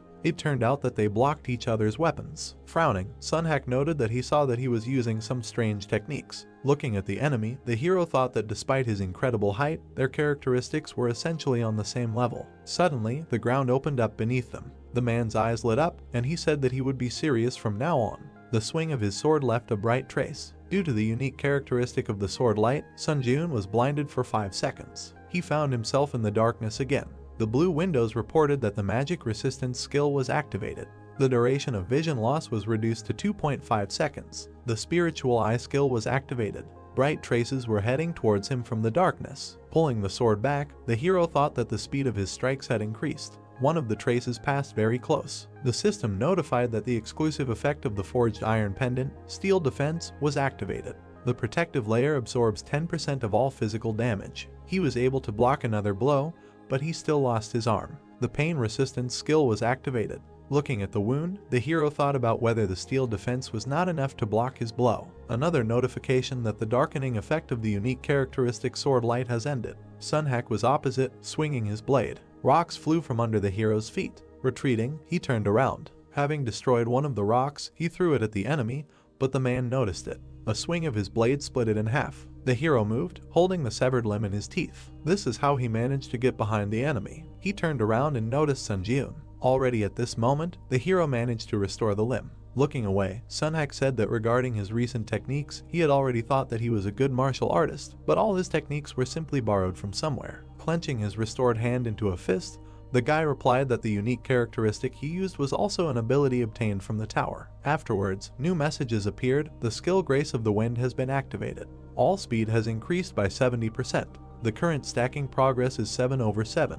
While using the ability, Sun Ji-eun asked the enemy with a smile, does he criticize others, but does not notice any sins in himself. He held the blade in front of himself, answering that he was using his tricks again. As a swordsman, relying on borrowed techniques is highly unacceptable. But our hero had already rushed to attack. He tried to strike, but the old man managed to block it. Looking at this with surprise, he wondered, then how about dying from a borrowed ability, and pressed his weapon even harder on his. Sunhak recalled the defeated enemies, thinking that until now he had performed a floor insertion dozens of times. Back then, blood was dripping from his sword. With this sword he cut down opponents from different worlds. He imagined how liquid flowed from the planet into the bowl. In particular, the people of the world called Earth were weak in terms of abilities in all respects. It was so bad that this place was called a honey jar. He stood there with his eyes closed. The challengers from Earth couldn't touch even a hair on his head. In addition, when using the unique attribute sword light that obscured the enemy's vision, a single sword in his hand was enough to deal with any of them. Now he dodged Sun Ji-Eun's attacks, thinking that this time too he was sure that history would repeat itself,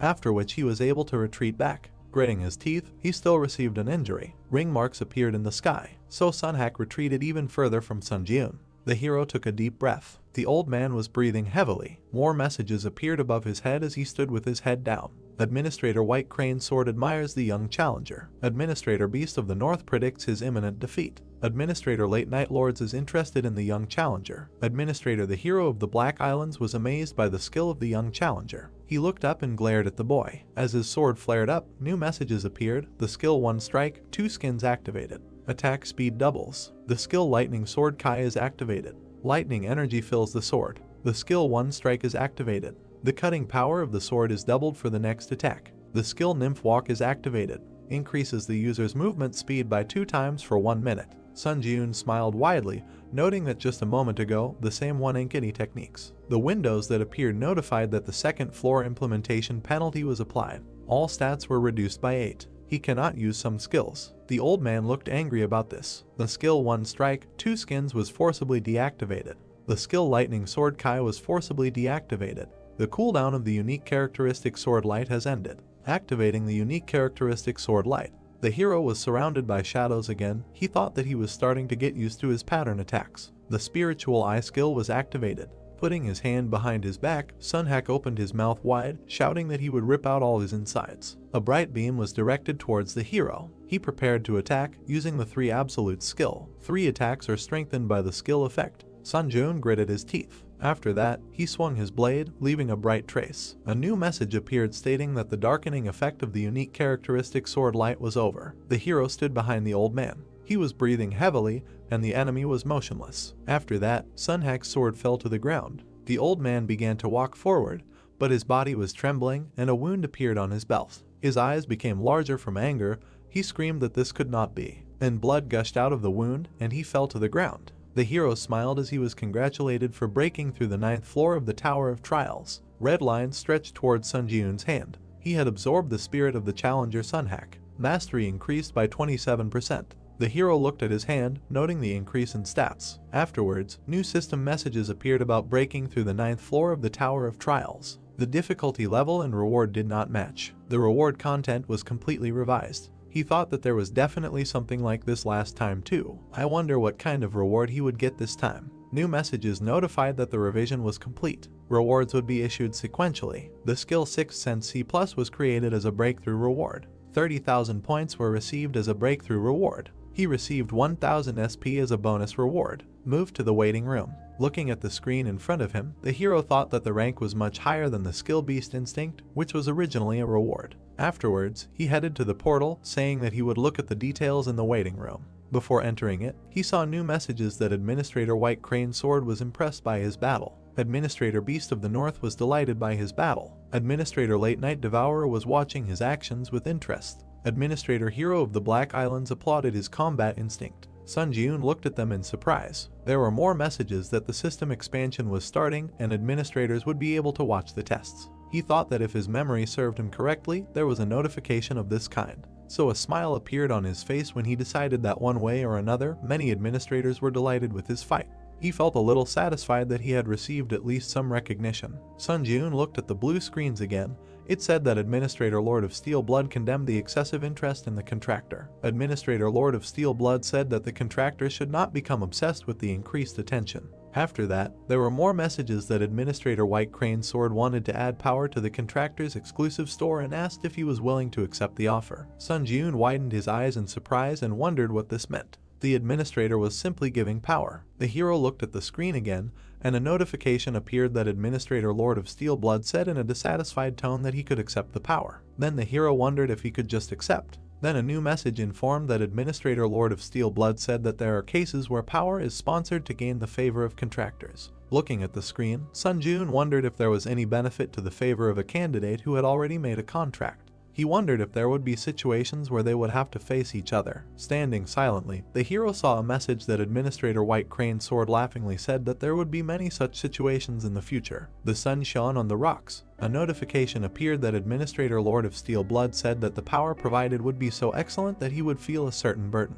Then the hero thought again that the power was not that good, but at the same time they were trying to buy his favor with it. So this power was given to him because they expected something from him. After which, he tapped the screen, deciding that there was no need to doubt, and replied that he gratefully accepted the gift. You have accepted the power added by Administrator White Crane Sword. Another screen notified that the administrator of the White Crane Sword asked him to remember this kindness with a smile on his lips, and Sun Jun replied that yes, of course, he would be happy to use their gift. After exiting the portal, the system message is notified that the waiting room of the 10th floor had been entered. The system expansion is beginning. Access to the common areas is now possible. The light reflected from the hero's eye, he wondered about the common areas. Looking down, he wondered if the administrators could watch him here too. Then he opened his mouth and asked if they were still watching him, but only the walls and silence surrounded him. Then he brought his fist to his mouth and cleared his throat. Blue messages immediately appeared about the opening of the Strength category in the Contractor's exclusive store. Strength category. List a third. Strength Purity of Mind C acquired. Strength Steel Sola Plus. Strength King of Winter D Plus. Strength Sword Master Kai C Plus. Our hero was surprised by what he saw, after which he clicked on the screen. Then the description of the power of the Kai Sword Master C Plus opened. Price 1500 SP. Description: the Kai Sword is the result of converting the released Kai energy, which can only be used by first-class warriors, converting it into power. The Kai Sword is slightly more powerful than a normal sword, and when he receives this power, he will be able to strengthen the sword with energy such as mana or internal Kai energy. However, the mana consumption will increase proportionally to the duration of activation. Looking at the screen with interest, he realized that he can pour mana into the weapon and use the Kai Sword, saying that he was told that the power is so-so, but it looks very good. After that, he moved to the second page, saying that now he can check the second page. A new window opened their categories Power. List 2/3. Power Bone Reconstruction C+. Power Steel Blood Sword. A Power Hand of Death B. Looking at the new blue messages, the hero saw the description of the Power Bone Reconstruction C+. Price 1500 forks. Description: bone structure can be reconstructed for any martial art. All stats increase by 2. Strength Blood Steel Sword. Price 5000 forks. Description: able to summon a low mana blood steel sword. The user's mana is not consumed. However, only one blood steel sword can be used. Strength Hand of Death V. Price 2000 forks. Description: the yin and black magic element is activated, causing damage and slight decomposition of the body. He glanced at the information about the funds, noting that he only had 2000 forks. Sun Jun imagined himself covered in golden light, deciding that the power he could buy now was bone reconstruction. His weapon was surrounded by the blue glow of the Kai Sword Master ability. This was one of the two. Looking at the screen, he wondered what to do. Maybe he should save up a little more forks. After which he raised his hand, thinking that the old man Sunhack he had just met on the 9th floor was also a crazy monster. So, tapping the screen, he thought that in order not to die at the hands of such bastards, it was important to buy more powers first. A new notification appeared, saying that he had bought the power of Sword Master Kai. 1500 forge points would be deducted. The sword in his hand shone brightly. He had obtained the power of Swordmaster Kai. After swinging it a few times, the hero said that the triple absolute skill also uses mana, but the feeling was completely different. Waves crashed against the stone. Sun Jun thought about how if the mana flowing into the sword instantly like a wave was called the triple absolute skill. The river flowed along the riverbed, but perhaps the power of Swordmaster Kai should be compared to a stream of water flowing over the sword. Afterwards, the hero looked at his weapon in surprise when notifications appeared that 1 minute had passed since the activation of the Kai Sword Master power. Increases mana consumption by 2%. 2 minutes had passed since the activation of the Kai Sword Master power. Increases mana consumption by 4%. Every minute, mana consumption increases by 2%. In about 50 minutes, mana consumption will increase by 100%. Lowering the sword, the glow began to dissolve. The Kai Sword Master power was deactivated. The hero realized that he must distribute his mana well when using this power. Tapping the screen again, he said that the reward for the 9th floor was the 6th sense skill. The description opened. Skill 6th sense C+.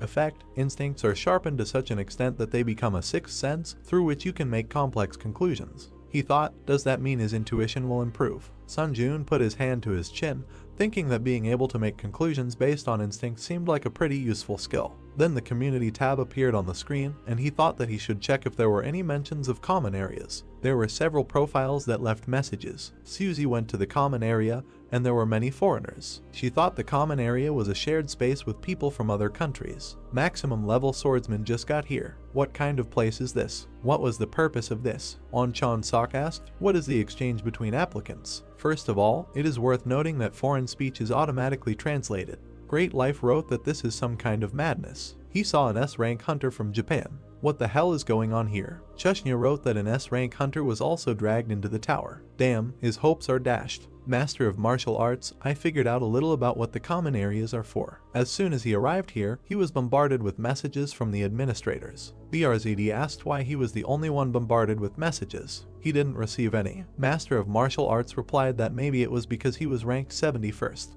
Running his finger across the screen, the hero realized that there were a lot of comments about the common areas that had been added to the 10th floor. Suddenly, something caught his attention. The hero opened his mouth in surprise. The message said that just now, in the common area, a foreigner asked him if he wanted to exchange the power of his administrator. Is it possible to exchange powers? Looking at the information on the screen again, the hero reasoned that there was an opportunity to personally see many applicants and also exchange powers. A smile appeared on his face when he wondered if he could go on reconnaissance himself then. A new message appeared about moving to the common area on the 10th floor. A view of the open space opened up in front of the guy with green eyes. Delighted by this, he realized that this was the common area. Looking forward with excitement, he thought about how he even used the question ticket to learn as much as he could about this place, so he was going to make the most of it before heading back. Someone was watching him as he walked along the forest path. Several people were standing in the forest. One of them said that the bastard seemed to be a hunter from Korea. His comrade supported him, saying that this was a Korean rank hunter. He remembered seeing his profile. A smile appeared on the bandit's face when he said that he was a strong hunter and he was constantly worried about how his behavior always left much to be desired. Then his eyes filled with a red light from the words, "It was okay to kill outside the common area, right?" Meanwhile, the boy was walking calmly along the forest. Suddenly, red shadows lowered him to the ground, and there were messages that the mana consumption rate increased by 100% due to the effect of the unique characteristic weakening light. Due to the effect of the unique characteristic territory restriction, all stats are reduced by 20%. Under the effect of the unique characteristic Eye of Terror, part of his body is paralyzed. The boy tried to move his finger, then he turned his head behind him. A group of bandits had gathered there, and he asked what they were doing. Their leader licked his blade, telling the boy that the victim was one of the strongest Korean hunters, but he had no idea what was happening now. Gritting his teeth, he cursed and thought about how they were not on a trial, but they were even here robbing. Unable to move in front of them, he heard them stop. The purple-haired girl waved her hand and asked them if they were sure they could handle the consequences. If they didn't stop right now, she would turn on the community function to report their actions to others. The bandit leader was confused. Standing up, he still agreed. Then he smiled evilly and said that if she took off her clothes, he would think about it. Putting the blade on her back, he also said that if she dropped all her items, then so be it, maybe he would have mercy and leave one of them alive. The girl blushed with indignation and asked what this meant. Then the bandit extended his hand, asking if she could help him. But he turned around, hearing something. Sun Jiun was passing by them. Looking at him, the bandit asked, "Who the hell is that bastard?" Sun Jiun was standing with his back to them when they called out to him. The hero only turned his head. Then he took off his hood and asked again if he had been told that. Standing next to the prisoner, the bandit said yes. Afterwards, all the criminals had sinister smiles when he asked the question, "You are also Korean, right?" After which the bandits used their abilities on the hero. He calmly looked at the approaching shadows, and, opening his mouth, he simply noted that he wanted to quietly pass by. Stretching his hand in front of him, he was surrounded by a glow. Notifications appeared that the Force Breakthrough skill was activated. The Magic Resistance skill was activated. The effect of increasing mana consumption by 100% was cancelled. The decrease in all stats by 20% was cancelled. Paralyzing effects applied to body parts are removed. This shocked the bandit. Opening a blue screen, Sun Jiun took out a blade. Then he took it aside, saying that he was not the one who started it. The instant acceleration skill was activated. Sun Jun rushed at the enemies. They were shocked by such speed. The hero quickly struck. One of the bandits used an ice shield. Others were bleeding from their wounds. With a satisfied smile, the hero pulled his fist back and struck the barrier. The girl and the boy were shocked. The bandit fell to the ground. Sun Jun destroyed the barrier with one blow. The bandit stretched out his hand and screamed that he was wrong. But Sun Jun struck him in the neck when he asked for mercy. New messages appeared on the red background saying that he had absorbed the player's spirit. And then 2 more. Mastery increased by 6.4%. The boy with green eyes stood up from the ground. Folding her arms, the girl said that she should have helped, but the battle ended faster than she could have thought.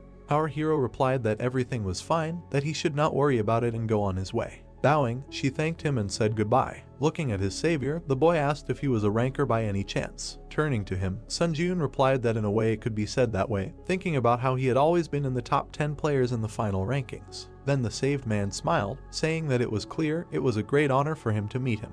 Thanks to him, he survived. Looking at him, the hero thought that it seemed to him that they wanted to kill him, so, getting rid of the problem that had fallen on him, he simply helped him along the way, but he replied that it was nothing special, so now he could go about his business. Sun Jun had already turned around and said goodbye to the stranger, but the stranger asked him to wait. The hero looked over his shoulder. The guy pointed at the dead bandits, asking him to leave the corpses of those applicants with him. Sun Jun looked at his interlocutor in confusion and asked why. The man happily smiled and replied that if he gave him those corpses, as well as for saving his life, he would pay him by giving him power. Sun Jun looked interested. Gluttony, a dark light came out from his hand. The corpses of the bandits were sucked into his hand. Wiping his forehead, the guy said that it was not bad. Smiling again, the interlocutor said that, so, as promised, he would give him power. A new message appeared that the hero accepted the power added by the administrator. Sun Jun looked at the monitor with a smile, reading that the power steel wings was added to the power category of the exclusive contractor store,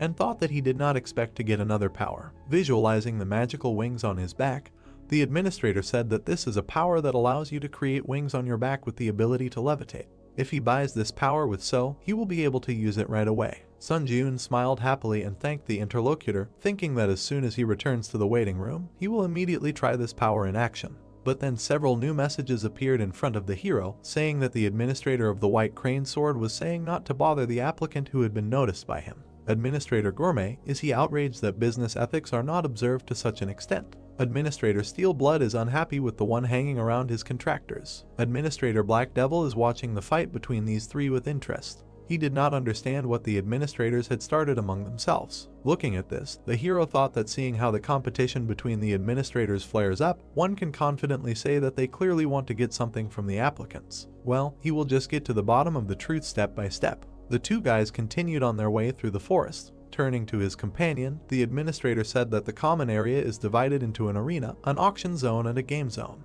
And in addition to these well-known facts, he can share much more interesting information. The hero looked at him as he continued to explain that the other dimensional worlds that had been revealed so far through the floor embedding process were Ares, Murim, and Kellyan. So they could only encounter these 3 dimensions when it came to floor embedding. He imagined a warrior kneeling before another. The challengers from the Ares world placed great importance on chivalry. The samurai held his sword. The Murim challengers were similar to them, but a little more aggressive. Sun Jun narrowed his eyes and thought about what it meant that the Black Knight was from the Ares world and Sunhak was from Murim. He also introduced the representatives of the other races, saying that he had heard that Kellyan was a world of races such as elves, fairies, and beastmen.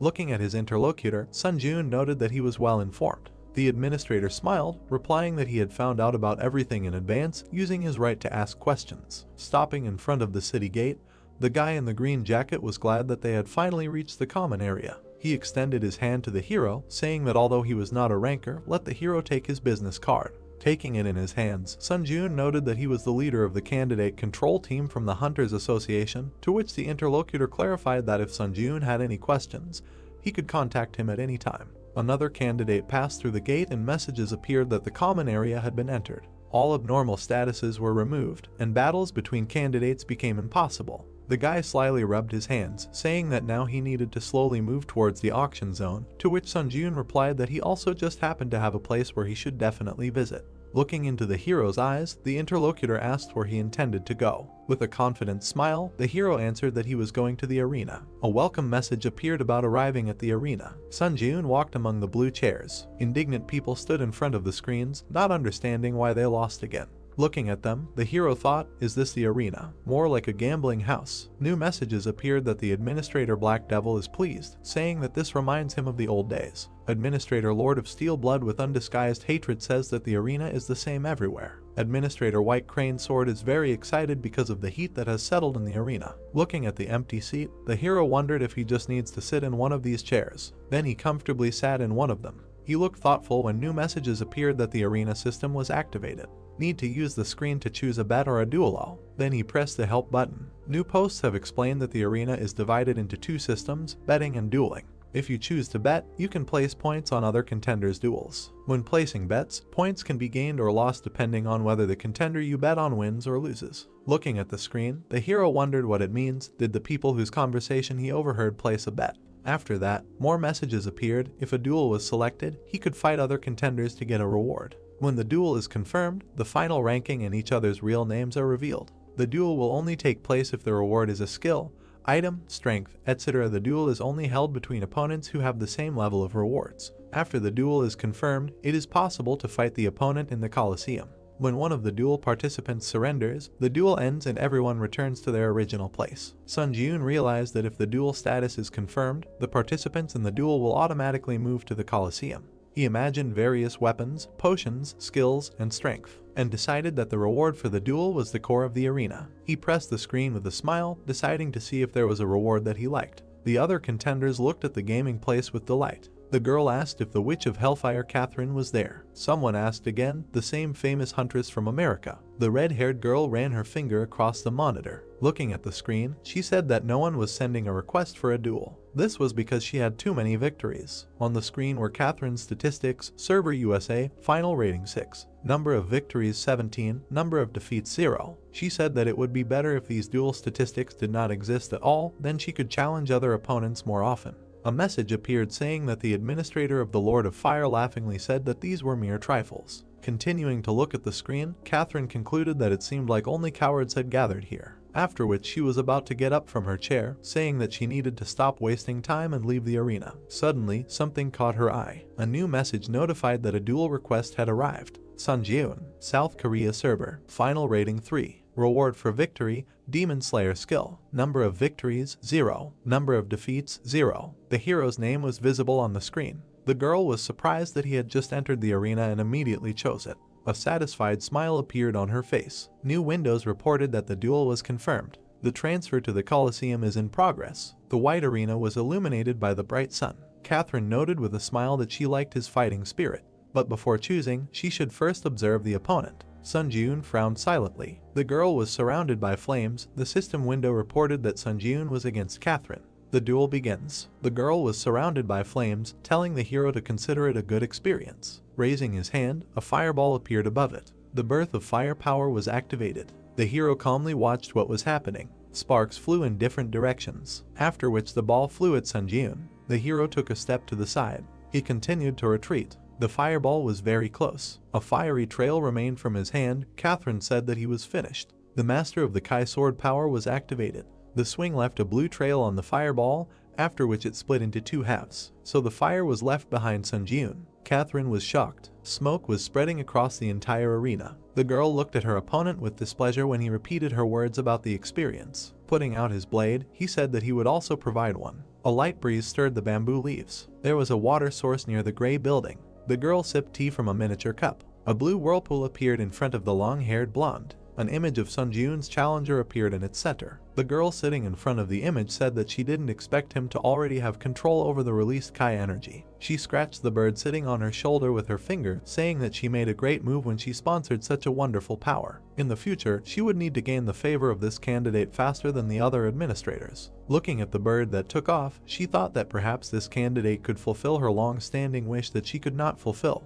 The wind blew Sun Ji-yoon's hair. An explosion ball appeared in front of him. The system reported that the instant acceleration skill was activated. The hero jumped up, escaping from the fireballs. The fireballs flew behind him, leaving flaming traces. He moved, cutting the fireballs with sword strikes. With his back to the flames, the guy swung his sword. The fabric of his cloak was burning. Sun Ji-yoon turned around and cursed in his mind upon seeing this. He landed on the arena, raising dust. Looking back, the boy thought that it was a pity to lose the exclusive effect of the plaza due to the inability to use the skill Grace of the Wind. Fireballs were blazing above the girl's outstretched hand. Catherine asked with a smile, "I wonder how long he can hold out." Administrator Lord of Iron Blood looked at the close-up of the flames with interest. Administrator White Crane Sword had high hopes for him. Administrator Black Devil laughed loudly, watching the power of the fire. The girl sent huge fireballs forward. Sun Jiun swung his sword, leaving a bright trace. The system reported that 3 minutes had passed since the activation of the power of the Kai Sword Master. Mana consumption increased by 6%. The hero looked forward, surrounded by flashes. A notification appeared that 4 minutes had passed since the activation of the power of the Kai Sword Master. Mana consumption increased by 8%. Frowning slightly, the brunette thought that if the battle dragged on, he would be at a disadvantage. The system reported that he had absorbed the spirit of the challenger Seonhak, thereby exceeding the stat indicators. Strength increased by 2, agility increased by 1, endurance increased by 3, mana increased by 3, toughness increased by 2. Red and black rays were spreading from the guy's chest. A notification appeared that one of the skills that the challenger Seonhak possessed had been absorbed. He received the skill Lightning Sword Kai, B skill Lightning Sword Kai, proficiency 0%. Description: genuine skill of the Lightning Gate. The main effect when using the released Kai energy, lightning discharges are formed at the tip of the sword, thereby the Kai energy gains the properties of lightning. However, the effect cannot be used when Kai energy is unavailable. Additional effect when the skill is not activated. The basic statistics of Kai energy are greatly increased, which allows you to perform a slash. Sun Jiun carefully read and thought, Lightning Sword Kai allows you to perform a slash. Does this mean that he can launch Kai energy over long distances? Catherine's palm was ablaze with fire. She said that it seems that he thinks that he has time to be distracted by other things. The guy looked at her carefully. Many fire arrows appeared above his head. They quickly flew down. Sun Jiun ran, dodging their attacks. The guy ran right under 2 fiery flashes, and then with a sharp blow of the sword, he cut them. The system reported that the skill Ash Blood was activated. A blue glow appeared on the hero's fingers. He extended his hand with a sword to the side, thinking that he did not know if he would succeed the first time. The sword in his hand glowed blue. He decided that he needed to practice. A notification about the activation of the power of the Sword Master Kai appeared. The skill Lightning Sword Kai was activated. Bright blue rays flew forward. The girl chuckled when one of the balls was cut by the rays. She looked forward in amazement, summoning a shield. A fire shield surrounded her, protecting her from the Kai energy. Catherine gritted her teeth from the tension and thought that he immediately counterattacked. Suddenly, the hero appeared behind her. The red-haired girl closed her eyes, saying that he really was incredibly strong. She lost. The system reported that the challenger Catherine surrendered. He won. As a reward for winning, he receives the skill Storm C+. The duel is over. The teleportation to the general area of the arena on the 10th floor is performed. Sun Jiun, surprised, materialized in a red chair. Looking forward, he said that he decided to participate in the duel to practice his sword skills, but the opponent was quite strong. As a result, his robe burned. Pointing his finger at the blue screen, he said that he should remember the name Catherine. The description of the skill Storm appeared on the screen. No mastery. The main effect is activated when attacking with a piercing sword and increases the attack speed by 3 times for piercing strikes. An additional effect when activating the skill is a 30% chance that the wind property will be applied to the piercing blow, and the movement speed will increase significantly. Seeing this, the brunette said in disappointment that he thought it was some kind of fencing art, but it was about the skill of piercing blows. An information window appeared in front of him, which said the server was South Korea, the final rating was 3, the number of victories was 1, the number of losses was 0. He thought, just 1 victory. He needs to start growing actively. The system reported confirmation of the duel. The hero is moving to the Colosseum. The hero saw a semicircular gray structure of the arena. Sun Jiun versus Owaki Yuji. The duel begins. The opponents stood opposite each other. The hero thought that he was ranked 11th on the Japanese server. The long-haired man with a spear said that he was ranked 3rd on the Korean server, so he was really looking forward to their duel. But the one who appeared before him looked like a beggar, nothing to even look at. The guy's lips stretched into a smile. Owaki sullenly asked why he was laughing. In response, he heard that he found it funny that they had the same thoughts. Veins bulged from anger on the Japanese man's face. He swung his spear, shouting insults. Sun Jiun dodged his blow. Looking at the blade in front of him, he thought that this was all that the 11th ranked player in the Japanese server could do. The boy smiled, thinking that he must have become too strong. If this level seemed like child's play to him. The long-haired man fell, spitting out blood. The system reported that the challenger Owaki had taken serious damage. Sun Jiun had won. The brunette smiled contentedly, saying that this was a cornucopia of skills. He struck the man in the green coat with his sword. The system reported victory. The man screamed as he flew back. The hero had won. Sun Jiun gripped the sword resolutely. He had won. The system reported that he had obtained the Dual Master achievement. Strength increased by 2. Mist swirled among the mountains in the central lands of Murim. A man was meditating in front of a bamboo grove. His eyes were closed. Then he opened them and asked the one who had come up to him, "What?" The one sitting on the stone asked again. He said, "Master Seonhak is dead." The boy confirmed it. Bowing, he said that according to the latest news he had received about Master Seonhak, it had recently become possible to connect to the earthly dimension, and it was said that he had attempted a floor-by-floor penetration there. The man opened his eyes, listened, and thought that he seemed to have arrived. A dark figure appeared among the bamboo thickets. A roaring white beast emerged from there. The long-haired boy chuckled. The huge beast was approaching him from behind as he said that it had been 5 years since he had stopped climbing to the top of the tower. He extended his palm, surrounded by flames. The sword thrust into the stone began to glow, trembling. The beast jumped back when the man caught the weapon.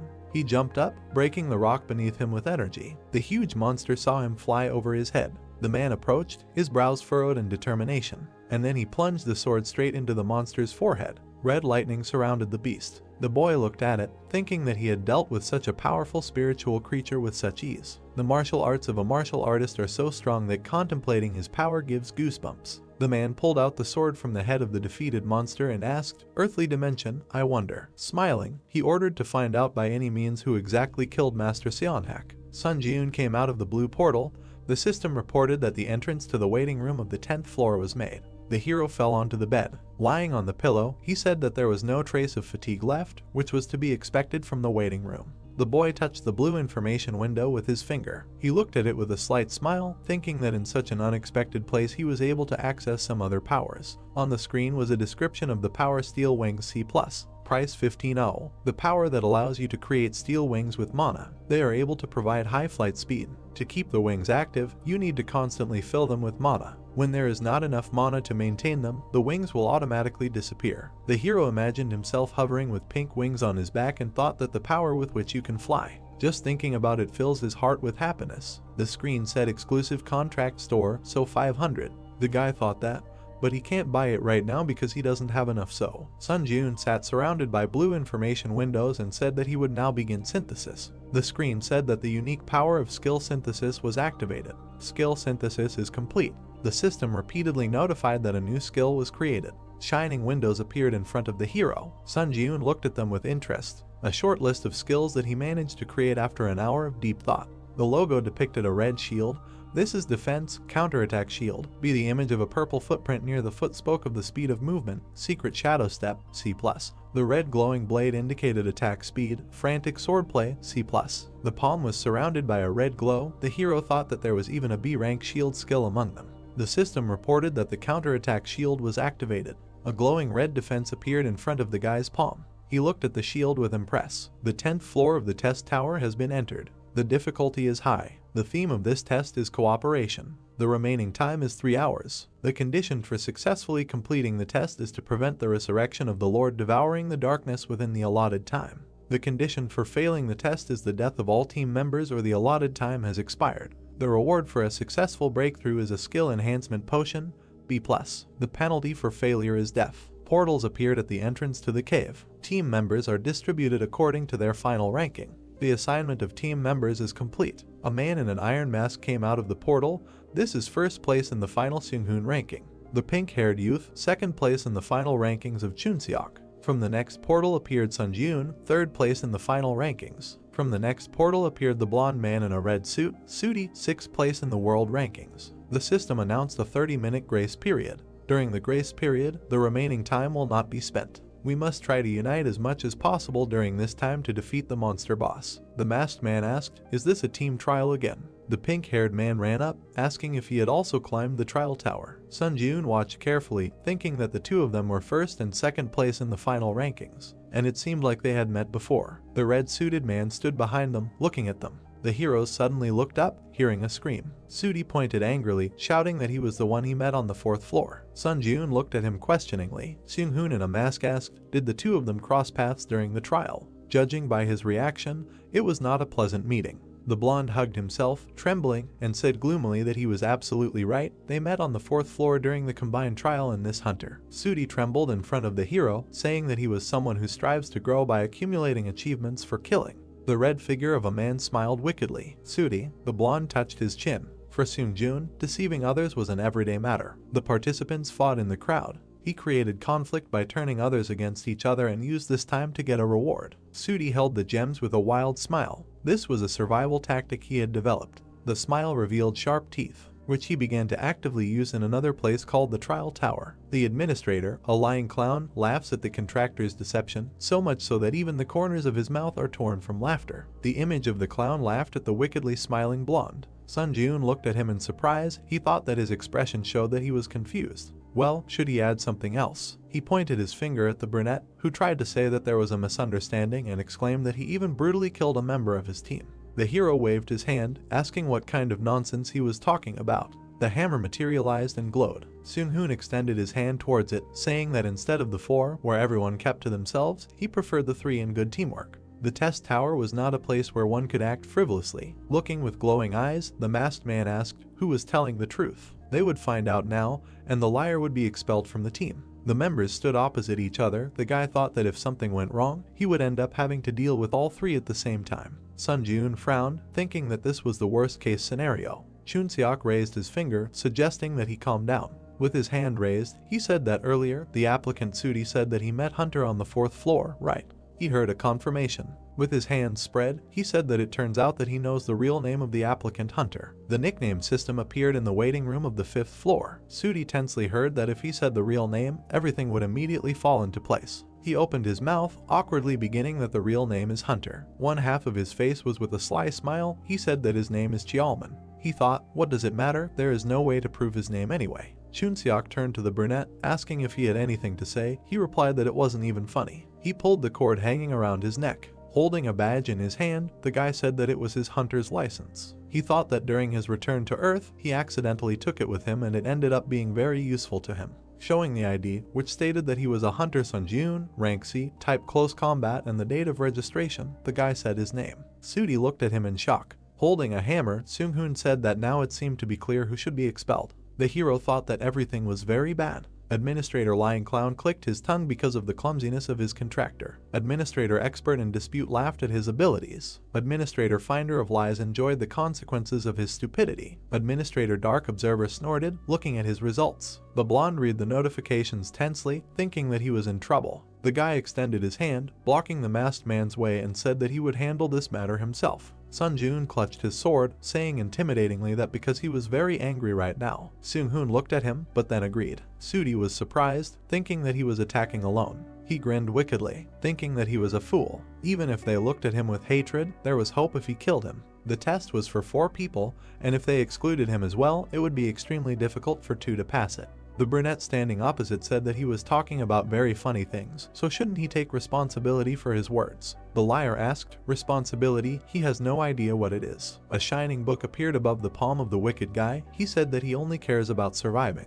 Putting forward his hand with a shining seal, he said that he was not the only one with power. The system reported that the stems of the swamp spirit were entwined around his legs. Green vines were entwined around the hero's legs. The notification said that the magic resistance skill was activated. The stems of the swamp spirit were completely destroyed. Surrounded by a green glow, Sun-joon approached the enemy. He decisively swung his sword. Extending his hand with a barrier, Sudi said that he was annoying. He also had a magic resistance skill in his arsenal. A bright beam of attack collided with a magic shield. The ground broke from the impact. Seung-hoon said that he should move away.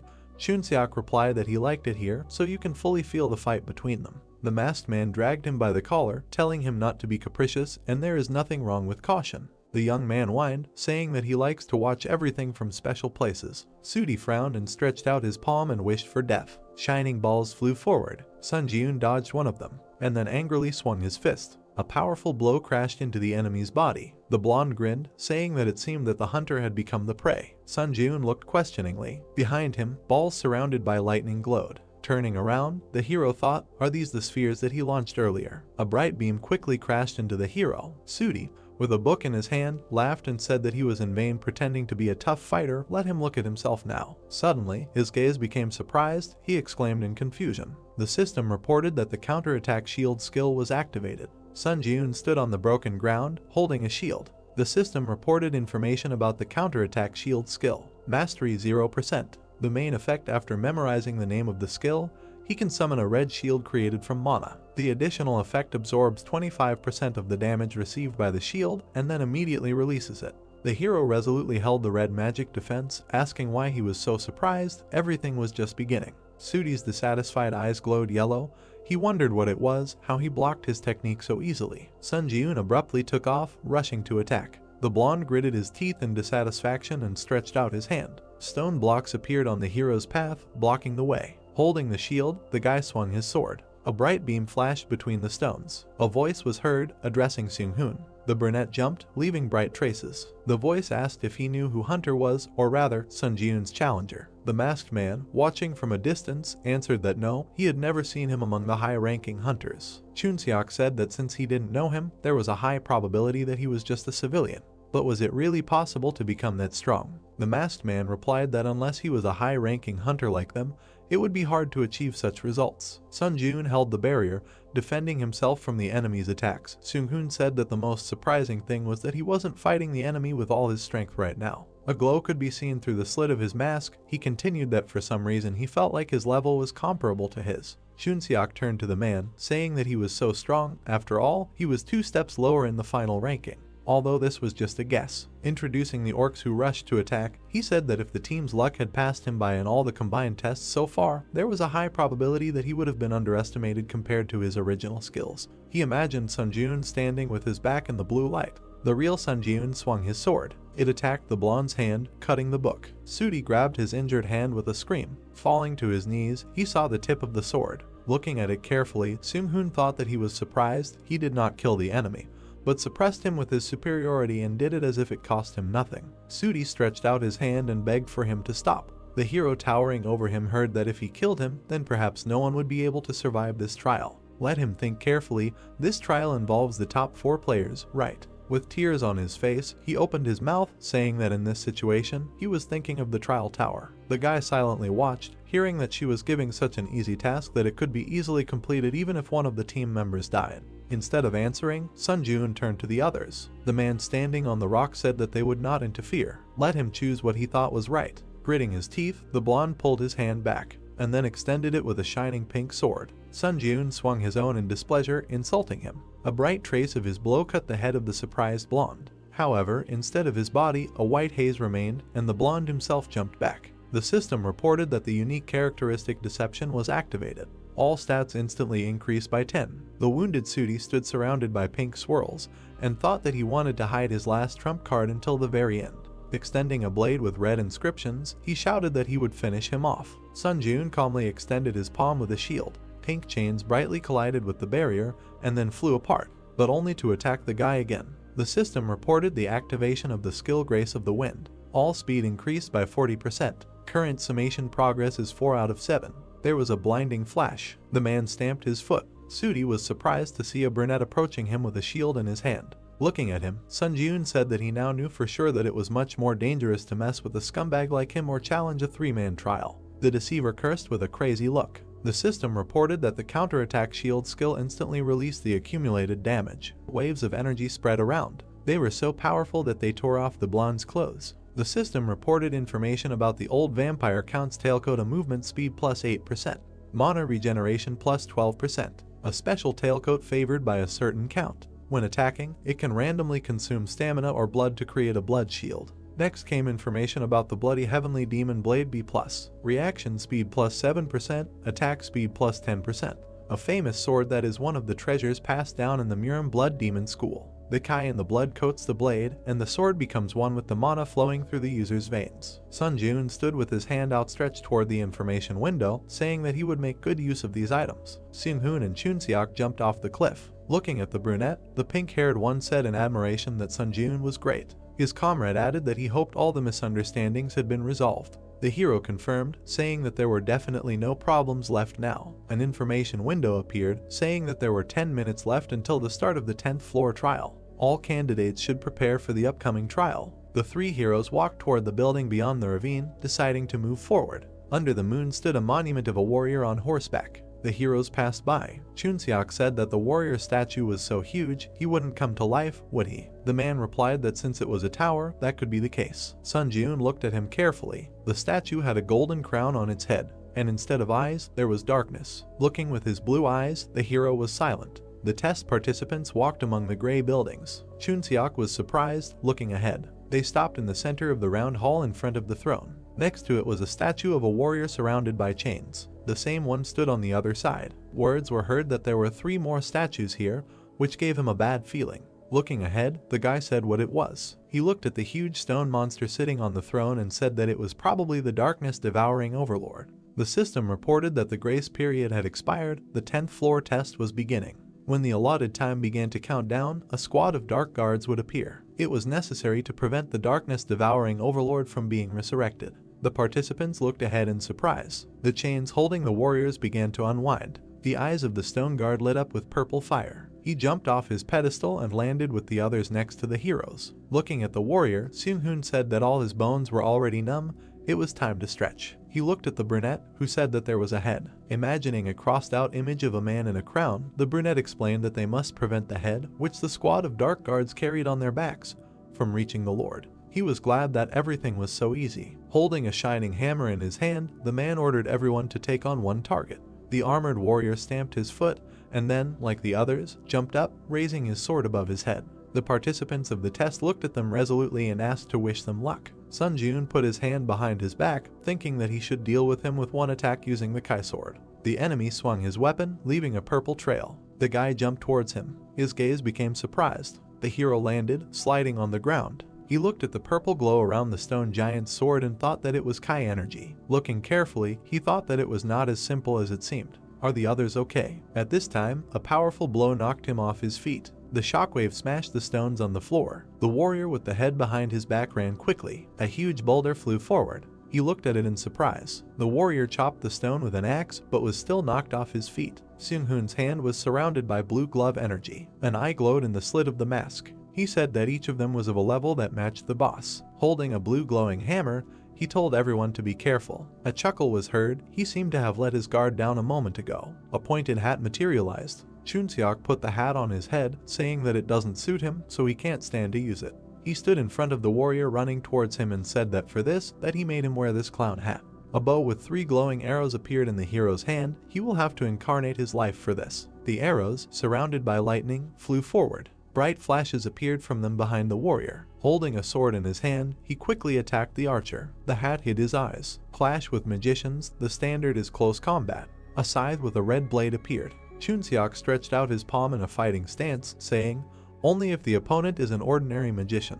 Looking at him, Sun Jun mentally admired, thinking that after only encountering weak opponents, the sight of these people excites the blood. He jumped back, saving himself from the enemy's bright attack, and thought that the main thing was for him not to fail in such a team. Stones flew around. The brunette kicked them, sending them into the body of a stone monster. The skill Grace of the Wind is activated. All speed is increased by 50%. Current summation progress is 5 out of 7. The hero quickly ran forward with a determined look. The huge warrior thrust his weapon into the ground. The state when he steps on the shadow of a creature. The skill Secret Walk in the Shadow C+ is activated. Strength is temporarily increased by 3. The brunette with a sword ran up to the enemy who was carrying the head. The skill Furious Swordplay is activated. Sword attack speed is increased by 10%. Current summation progress is 5 out of 10. The skill Master of the Kai sword is activated. The hero jumped, cutting the monster's head with his sword. The stone head shattered into pieces along with the crown.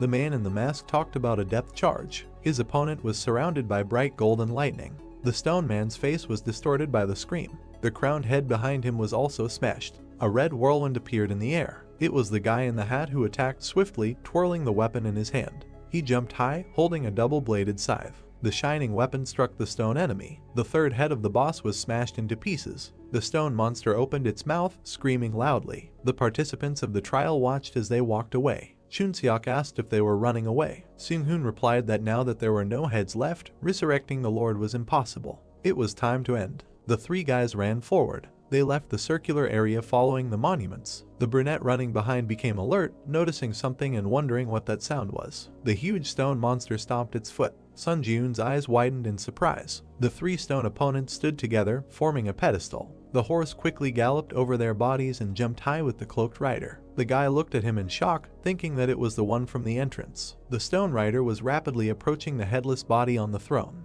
The heroes quickly rushed after him. Gritting his teeth angrily, Sun Jun thought that it was too late to run after him. The rider held the Lord's head in his hands and jumped high. The brunette swung his sword as he ran. The guy's eyes shone brightly with anger. With a sharp movement, he threw the weapon forward. Meanwhile, the enemy had already brought the boss's head to his neck, but a bright blue beam smashed it right in his hands. The Lord's golden crown fell next to him. The stone warrior's eyes glowed red, and then he, like the others, screamed loudly. Chunseok made a joyful gesture with his hands and exclaimed that this was great. The brunette standing in a throwing pose breathed a sigh of relief. Suddenly, a stone hand picked up the fallen crown and placed it on its head. The fingers were clutching the handle of the weapon. The silhouette of the monster who cut off his own head appeared. The heroes looked at it in amazement. They rushed forward shouting that they had to stop him. The stone man held the head and the crown above himself. The guys jumped on him with weapons in their hands. When it was disconnected from the neck, there was a bright flash, and then a powerful red explosion through the hero's back. There were black flashes in the thick smoke. The system reported that the conditions were met.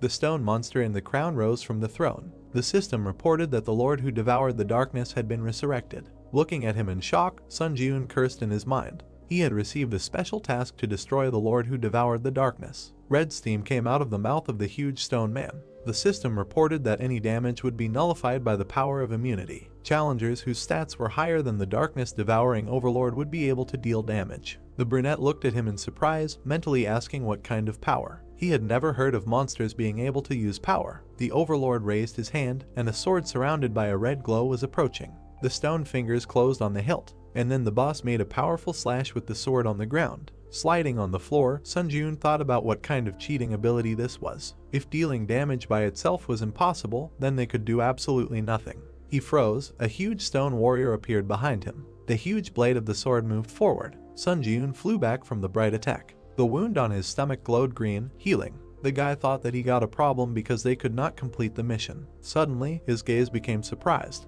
He thought that this might work. Several stone guards were approaching with weapons. The hero's comrades ran up to him. Chunseok asked if Sun Jun was okay, and Seung-hoon added that they should come up with a plan and hit the overlord, but first, they needed to deal with his guards. Standing next to the participants, the brunette said that he had a request. Could the two of them delay the overlord for a while? The masked man noticed that they couldn't do any damage to him, so wouldn't it be more effective to clear out his guards first? Looking at him with determination, Sun Jun said that he had an idea. There was a way to kill the overlord. The face of the huge stone monster in the crown looked surprised. An eye glowed through the slit of the mask. Finally, Seung-hoon turned away, saying that they would trust him. Looking at the hero, he said that they would not be able to hold out for long, so he should hurry up. The guys quickly rushed to the overlord. Sun Jun decisively turned to the guard, saying that he was starting. He stood in front of the huge stone guards, saying that they would have to play with him for a while. The blue hammer was surrounded by golden lightning. They quickly hit the boss when the participant used a depth charge.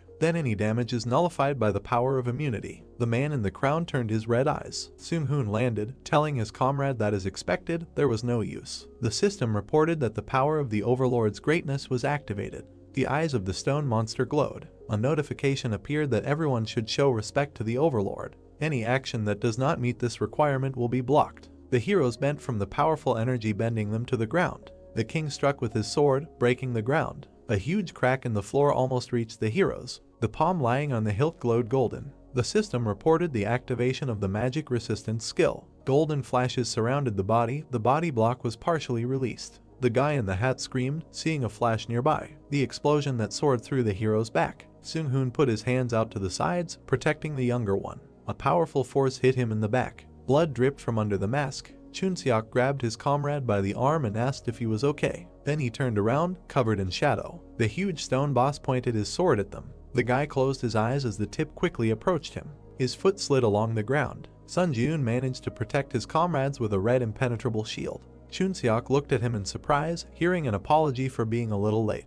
A red barrier was spreading from the shield on the guy's arm. He calmly said absorption. The system offered to increase stats using the spirits he had. Black and red swirls appeared in the air. The system reported that strength increased by 4, agility increased by 3, endurance increased by 3, mana increased by 6, tenacity increased by 4. Sun Jun clenched his fist, holding the red barrier. A notification appeared that the shield counterattack skill instantly released the accumulated damage. A bright beam threw the overlord's sword away from the shield. The system reported that the power of the Kai Sword Master had been activated. The blade in the boy's hand glowed blue, and a notification appeared about the activation of the lightning sword Kai skill. A bright blue beam rushed forward from the sword strike. Sun Jun gritted his teeth resolutely, thinking that the boss would receive it. The bright energy crashed into the stone monster's body. Deep furrows were left on it. The hero thought that it worked. The overlord with red eyes opened his mouth, screaming.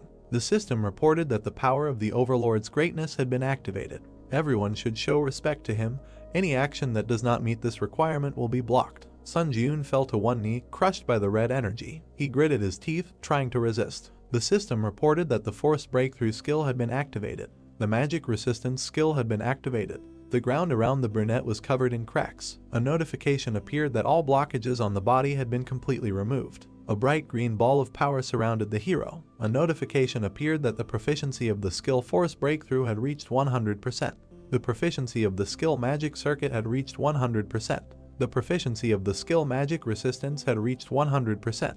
These skills had been upgraded to rank C. The monster's strike collided with the bright shield. Sun Jun moved forward, thinking that the situation was extremely dangerous. However, there was a wicked smile on his face. He wondered why he couldn't stop laughing. As he flew at the monster wearing the crown from above, he wondered if it was because he was anticipating his impending victory. The fundamental desire to become stronger was burning like fire. Bright rays of attack surrounded the stone monster. Chunseok's words were heard that the challenger Sun Jun was a real monster. Seung-hoon replied that it was such a strange feeling. He never thought he would be looking at someone's back. However, they should congratulate him. Leaning on his friend, the man said that the first place in the rankings was now his. A powerful beam hit the red shield. The system reported that charging was complete. The counterattack shield skill had reached the maximum damage absorption limit. Sun Jun held the shield, surrounded by a red glow, with his legs spread wide. Bright energy was spreading from it. The brunette extended his hand forward, thinking that if he reduced the shield's area of effect, the energy density would increase. The system reported that the counterattack shield skill instantly released the accumulated damage. A bright red beam was rapidly approaching the boss, cutting off his sword arm. The overlord looked at it in surprise. Gritting his teeth, the hero quickly approached him. The system reported that the Wind's Grace skill was activated. All speed increased by 70%. The current stacking progress is 7 of 7. Due to the maximum stacking, a 1-day cooldown was applied. The Furious Swordplay skill was activated. Sword attack speed increased by 10%. The current progress of the summation is 10 out of 10. With a swift strike of his sword, he cut off the monster's huge head. The system reported that the darkness-devouring overlord had been defeated. The white-haired girl looked at the image of the fighting hero. She smiled, holding her hand to her face, and said that this challenger who showed crazy growth was her contractor. She imagined a man walking with a torch in his hand. The ordinary challengers who climbed the tower carefully prepared themselves so as not to take risks, and only climbed the tower one floor at a time after tirelessly spending a lot of time training. In the shining window was the face of a smiling brunette. She said that Sun Jun was a valuable talent that was not easy to see in other dimensions. She thought it could be said that he represented the desire to grow. The white-haired girl imagined the images of people, thinking that the problem was that as time went on, other administrators would also become more and more interested in him. Many swords were stabbed into the white ground. She decided that she needed to establish a closer relationship with this challenger before other administrators did. The battlefield she stood on was engulfed in bright flames. She thought that it was for the sake of achieving her wish. The head of the stone monster fell to the ground with its crown shattered. Notifications began to pop up that the darkness-devouring overlord had been defeated, and the guys were congratulated for breaking through the first floor of the trial tower. As a reward for breaking through, a mastery enhancement item would be sent to their inventory, as well as 60,000 points, and 1,000 forge points would be added as a reward for breaking through. Then the protagonist grinned sarcastically, because he was a challenger who contributed to the completion of special tasks. 10,000 points and 1,500 SP were awarded as a reward, and such a reward completely compensated for the difficulty of the test. Chunseok, with an excited look through his bangs, asked Sun Jun how he managed to pull all this off. The protagonist stood in front of the players on the destroyed floor and said that he had a skill that was perfect for the current situation, and it seemed that luck was on his side. Seung-hoon and his friend extended their index finger and said that today he was able to surprise them greatly and offered to talk in more detail in a private chat, adding each other as friends. Notifications popped up that the challenger Chunseok and Seung-hoon sent him a friend request. Then a portal appeared, and the protagonist said goodbye to the guys. Notifications popped up that over 1,000 applicants had successfully broken through the 10th floor and the system expansion was beginning. It was a place that looked like a stone tunnel, and a message that the shop had created a category called Dimensional Travel, which was now available to the guys. The brunette stared at what was happening and thought that it meant moving to other dimensions like Ares or Murim, but he wondered if that was the same as signing his own death warrant. Messages started popping up that the Earth Dimension Administrator's observation area had been expanded and it was possible to communicate with the administrator even in the waiting room. A message that the Earth Dimension Administrator's intervention area had been expanded and an additional contract with the administrator was available and moving to his personal domain. However, an additional contract could only be concluded once, after which additional contracts would be limited and the additional contract could be terminated at any time. Sun Jun raised his eyebrows in mild surprise. He imagined his silhouette holding hands with the administrator girl under an official contract, and he didn't need an additional contract. It turned out that the additional contract was something like a similar scheme, but if the contract can be terminated, then the only loser is not the administrator. Then he went to the inventory window and assumed that right now he could not know for sure and first he should figure out what he managed to get on the 10th floor. It was a card with an item, Mastery Upgrade, which was specially created by the tower for creatures with skills and upon receiving which they could arbitrarily increase the level of mastery of one of their skills by 20%.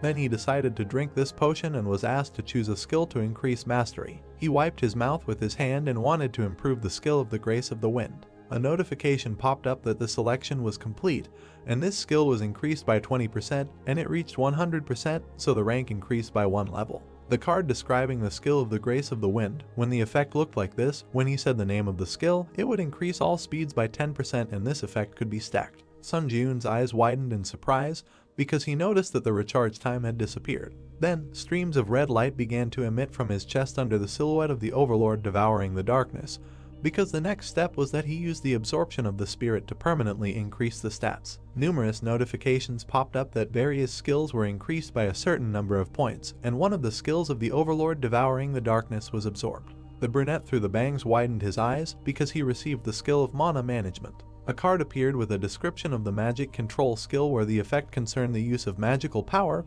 then this step in the area of innate talent.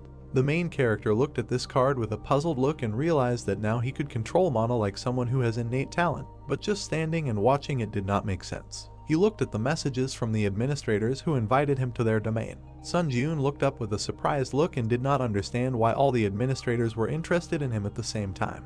The main character found himself in a snowy field where there was a cemetery of swords, because he was invited to the Lord of Steel Blood and he moved to this world. Then he saw a small house in front of him from which smoke was coming. A blonde in a towel came out from there and left. She went outside and stood in front of the main character because she joked that she already knew that he would choose her. Sun Jun watched as the girl placed her hands on her waist and said that she had won the bet thanks to him, while he wondered why they had sent the invitation at the same time. The two of them then walked across the snowy field, and the receptionist became curious as to why he wasn't asking any questions. The brunette looked at the surprised girl and said that he had accidentally obtained a mana manipulation skill and asked if there was any information about it.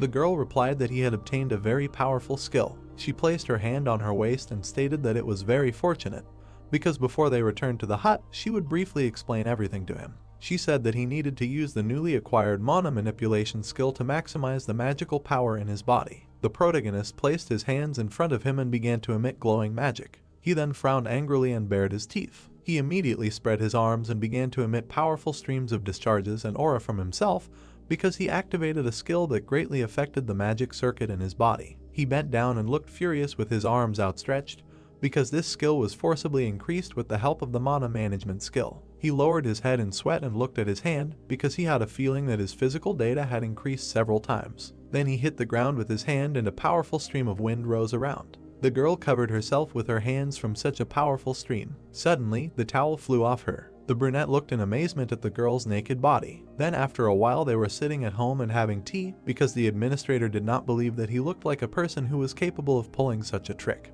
The main character sipped tea and choked on such a statement and said that it was just a misunderstanding. The girl placed her hand on the table with a malicious smile, saying that he was at a loss, and in any case, he should try this skill from time to time later, namely activating skills that use manas with the mana management skill. She imagined how thin branches of skills were emitted from the bright sphere of energy. She said that no matter how the understanding of mana management changed, the skill would be able to stimulate the growth of each skill. Sun Jun inquired about why he was called. The girl sat at the table opposite the guy and said that when he entered the waiting room on the 11th floor, he received a notification about the expansion of the system. He replied that thanks to this, he was able to come here without going through the tower. At this time, he was chewing on a cookie when the girl explained that only the expansion was not limited to such a function as the interference zone, and the real purpose was to convince that the administrator could seriously cultivate applicants. He became curious about what this meant. The girl immediately raised her hand, snapped her fingers in the discharge of aura. A message popped up that the administrator of the Blood Iron Lord was transferring power to the contractor using the interference zone, and the new power was engraved on the soul. Light began to emanate from the protagonist's chest, and he was tense all over because it was the power of the Blood Iron Sword imprinted on the soul. He asked if she couldn't just give power before, to which he received a refusal. They sat opposite each other at the table, and the girl said that she had already paid the corresponding price of the tower. Sun Jiun, looking at her in surprise, realized that the additional contract function was also open, so maybe it would be better to find another applicant, and did not understand why him. He inquired about why she was so actively helping him. The girl sat opposite the protagonist and said that she saw a huge opportunity in him. Through her long hair, sitting on a chair, she said that administrators are rewarded by developing applicants, but this is by no means the end goal. Sun Jiun's eyes widened in surprise through his bangs when he heard that everyone was investing in one or another precedent to fulfill a long-standing wish. While Sun Jiun sat at the table with a confused look, notifications from various administrators began to pop up. The girl at this time smiled maliciously, leaning on the back of the chair, and said for those too impatient, she will end her story here. Then the protagonist found himself in a bamboo forest, because he received an invitation to the administrator's domain. He walked along a green meadow and realized that it was ideal for training, because he was just curious about his training method that the Steel Blood Lord taught him. He immediately swung his glowing blade and wanted to use mana control and hone his mastery of the skill 3 absolutes. He put out his magic shield with his hand and swung his sword again, because he used several skills, such as instant acceleration, and the skill rank was forcibly changed. He pulled out his magic blade to match the color of the rays and realized that now he needed to increase the power of the sword master. He stood in a fighting pose and looked at the magic blade in surprise. He looked at the blade with an angry grin and did not understand why this sword could not be activated by mana control, because he wanted to raise the rank of the lightning sword skill through the power of the sword master. He bared his teeth angrily in the sweat of his brow, and for him it was strange, because he assumed that this was all because the sword master is power. Notification that the administrator, the White Crane Sword, is waiting for his visit. He walked along a forest path among the bamboos, and messages popped up in front of him, because he decided to postpone the issue of skill growth with energy for now. The administrator, the White Crane Sword, puffed out his cheeks and spoke well. It was the bamboo trees in the forest, and he realized that judging by the title of the administrator, he must be an old man like Beek Sunhak. He looked ahead in surprise. He saw a man on the Chinese veranda, meditating and eagerly awaited. It was a white-haired girl, the administrator, the White Crane Sword, and she was eagerly awaiting the arrival of a challenger like him. The protagonist's eyes widened in surprise, and he realized that the girl in front of him was actually a teenager. He was standing next to the girl, who asked if there was a problem. He replied that it was surprising to see the administrator in front of him, with whom he only corresponded. He was about to come closer when the girl extended her hand and said that she understood everything perfectly, but it was not very convenient to talk while standing, so she suggested that he go somewhere else. The protagonist looked dumbfounded with his hair disheveled, and he found this conversation very refreshing. He was meditating next to the receptionist girl who was smiling at him, and he thought he knew why she had abandoned the chairs and sat on this floor. The girl looked ahead with awe and said that she had always been watching the protagonist from here, and from the moment he had entered into a life-or-death fight with Sunhak on the 9th floor until now. The two of them were meditating on the platform, and the guy said that she had been watching him since the observation of the candidates was allowed, and asked if it wasn't a waste to sponsor a candidate she had only seen once. The girl said that she would not answer at all, he should be more aware of his own value. She recalled the image of the old man with the ball and said that he could not reach the highest rank of possession of energy release, and he was still considered a fairly strong warrior of Murim, although he lost some of the strength he had after entering the tower, but maintaining victory over such a contender could rightfully be called a feat. The main character opened his mouth in amazement when the girl said that he should believe her, who was bound to this old man by a contract. Sun Jiun looked at her with alarm and sweat on his brow and realized that in this case, she could harbor a grudge against him. At this time, it was a watermill under the sun's rays, and the girl said that there was no need to escalate the situation because he was simply a good contender for points. The girl extended her finger, and a butterfly was about to land on it because she had managed to sign a contract with many applicants in her life but had never invited anyone into her domain. Sun Jiun stared at this butterfly, and the girl said that everything was until she saw him thanks to her previous applicant. Then she looked at the sleigh with slight malice and said that he should already guess what was what, and therefore decided to say it directly so that he would make an additional contract with her. The protagonist looked at her coolly through his bangs and asked if there were any benefits for him that he could get after this action. The two of them sat on the platform and looked at the forest when the administrator said that if he signed a contract with her, she could make him an apostle of the administrator of the White Crane Sword. He again became curious about what benefit he would get from becoming her apostle. She imagined a warrior in armor standing in front of the unique sign, and explained that in the tower, the term apostle refers to a candidate who enters into a special contractual relationship with the administrator, and the latter can only appoint one person as an apostle in his entire life, and only candidates who become apostles can acquire all the powers of the administrator. The protagonist thought about what was happening in surprise. He remembered the image of that very girl administrator of Steel Blood and realized that the patronage contract was so important, and realized that the girl then proposed to conclude a patronage contract, but did not bother to tell him about such important nuances. The white-haired girl was sitting on a pillow with a sword in her hands, and Sun Ji-yoon said that in the test tower it was said that an additional contract is a contract that can be broken at any time, and asked why she was offering him patronage that can only be presented to a candidate once in a lifetime under such unfavorable conditions. She said that, like that woman, she chose him to fulfill her long-standing wish. She imagined a huge sharp sword and said that she wanted the sharpest sword in the world, the best sword that would never break or become dull. She imagined the protagonist in a demonic form with shining eyes and saw that it had the potential to be sharper than any sword. Sun Ji-yoon stared through his bangs and realized that this was an old wish, and the Bloodlord had mentioned it earlier too,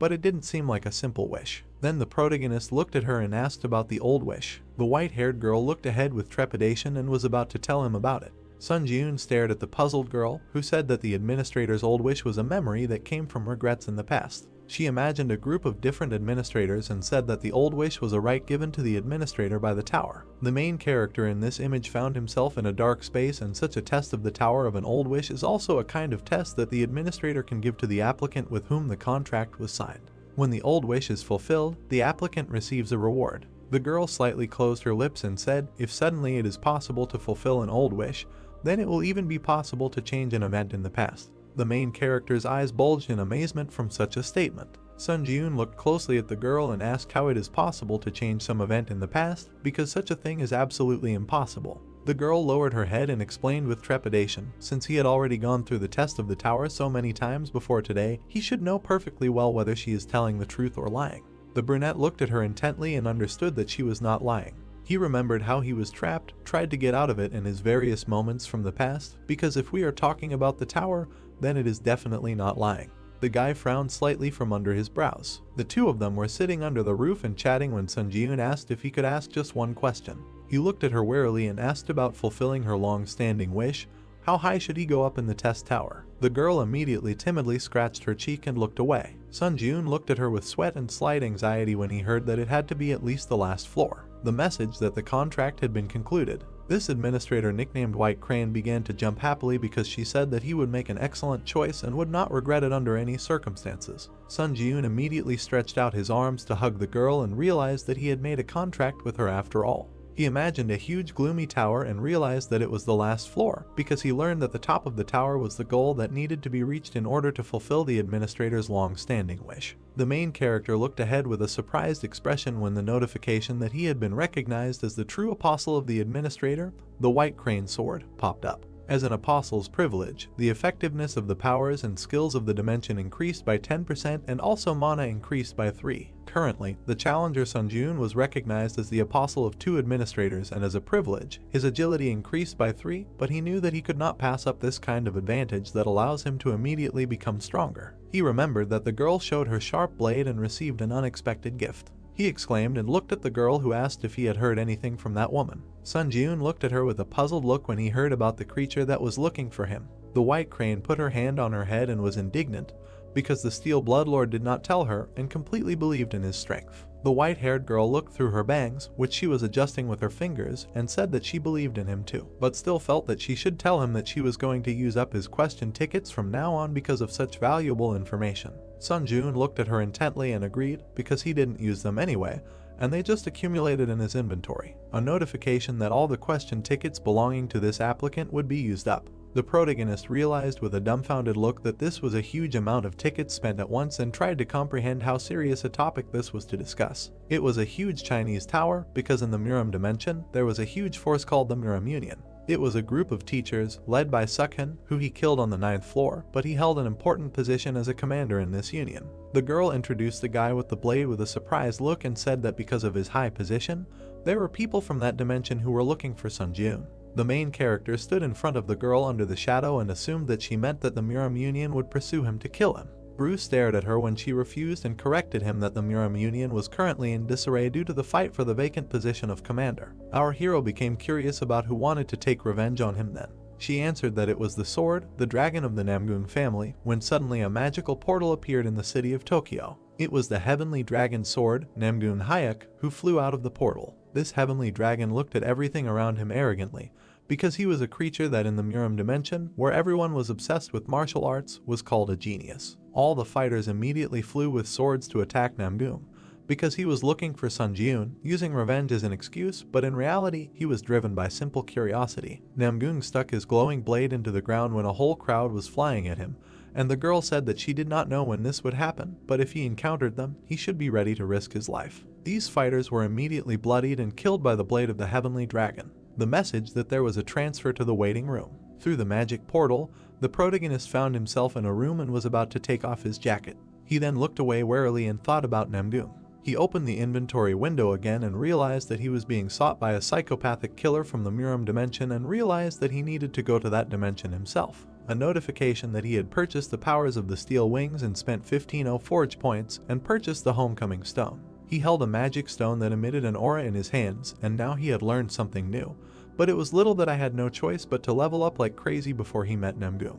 A notification that the absorption of the homecoming stone, the destination, the Earth. The protagonist immediately found himself in his room and was looking at his phone.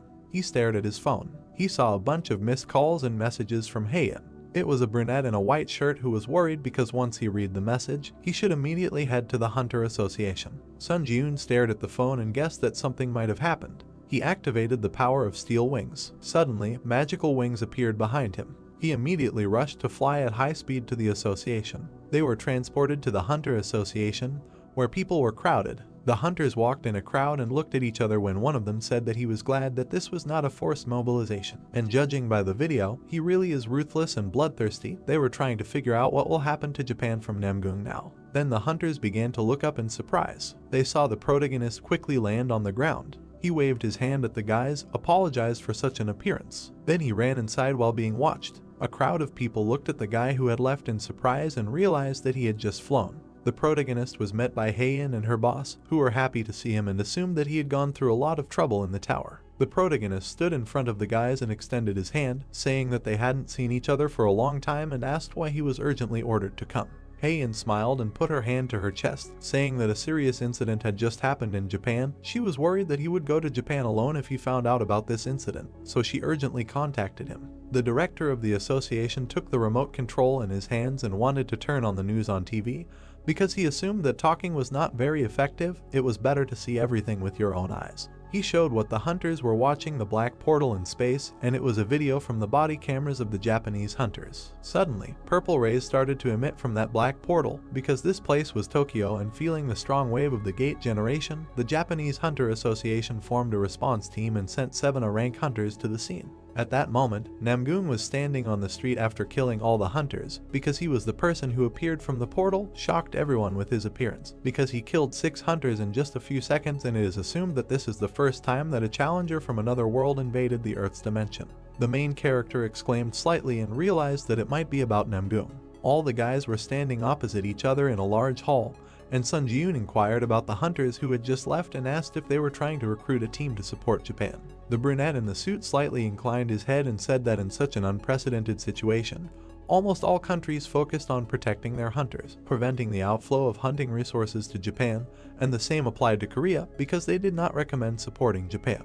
Then he picked up the remote control again and said that it was the body camera of the only survivor. At that moment, Namgung was coldly walking towards the wounded fighter, who was begging for mercy. The heavenly dragon at that moment looked bloodthirstily at the last survivor. This warrior with black hair, with glowing eyes, looked at the wounded man and said that his name was Namgung, and he was a heavenly sword dragon who came to avenge Sukhan.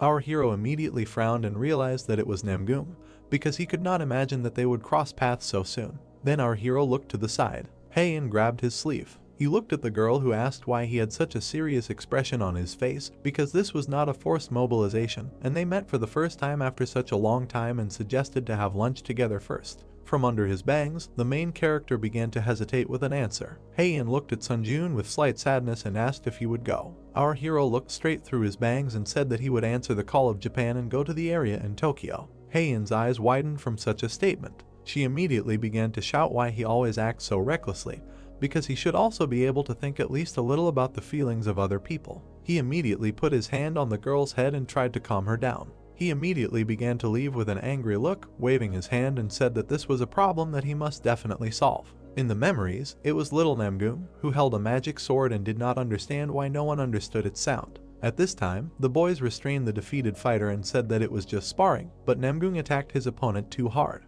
When the boys were standing on the platform for duels, an old man walked up to them and said that at 13 years old, to master the released energy is strong, and his achievements exceeded even his own expectations. Sanok, that I was in a yellow cape, greeted the sword master. Under the setting sun, this old man stroked the young fighter's head and said that martial arts are not intended to harm people, but as a path to excellence. At that moment, little Namgung looked puzzled at the hand of the old man, who told him that it is impossible to hurt people without reason. The message that the test tower selects the strongest from the Muram dimension. He remembered how the crowd of guys rejoiced, because their young master had already reached the 20th floor of the tower. At that moment, Namgung clenched his fists in anger, because as he thought, he was missing something and climbing the tower on his own did not satisfy his desire. At that moment, he stood far away in the shadows and realized that such an incredible feat was accomplished in just 17 years, but for him, it was not enough. Through his lips, he apologized to his mentor because, as expected, he used his skills in killing people. He bloodthirstily thrust his sword into the enemy's head and used the rite of spatial invasion. His silhouette stood on the ruined remains of the city burning in flames and declared that he was no longer satisfied with death from fools, and in Muram, he could not kill whenever he wanted. He frowned maliciously and realized that he thought that this scoundrel named Sunjun would be able to dispel his boredom. At this time, the main character walked out of the airport under the rays of the sun. He was met by a girl in a suit and pointed to the car. He was driving a black car under a police motorcade. Then the protagonist followed a girl in a suit who pointed him inside because other hunters were waiting for him there. Seung-hoon and Chunseok at this time noticed the presence of the protagonist and looked at him sarcastically because after the test on the 10th floor, fate brought them together again.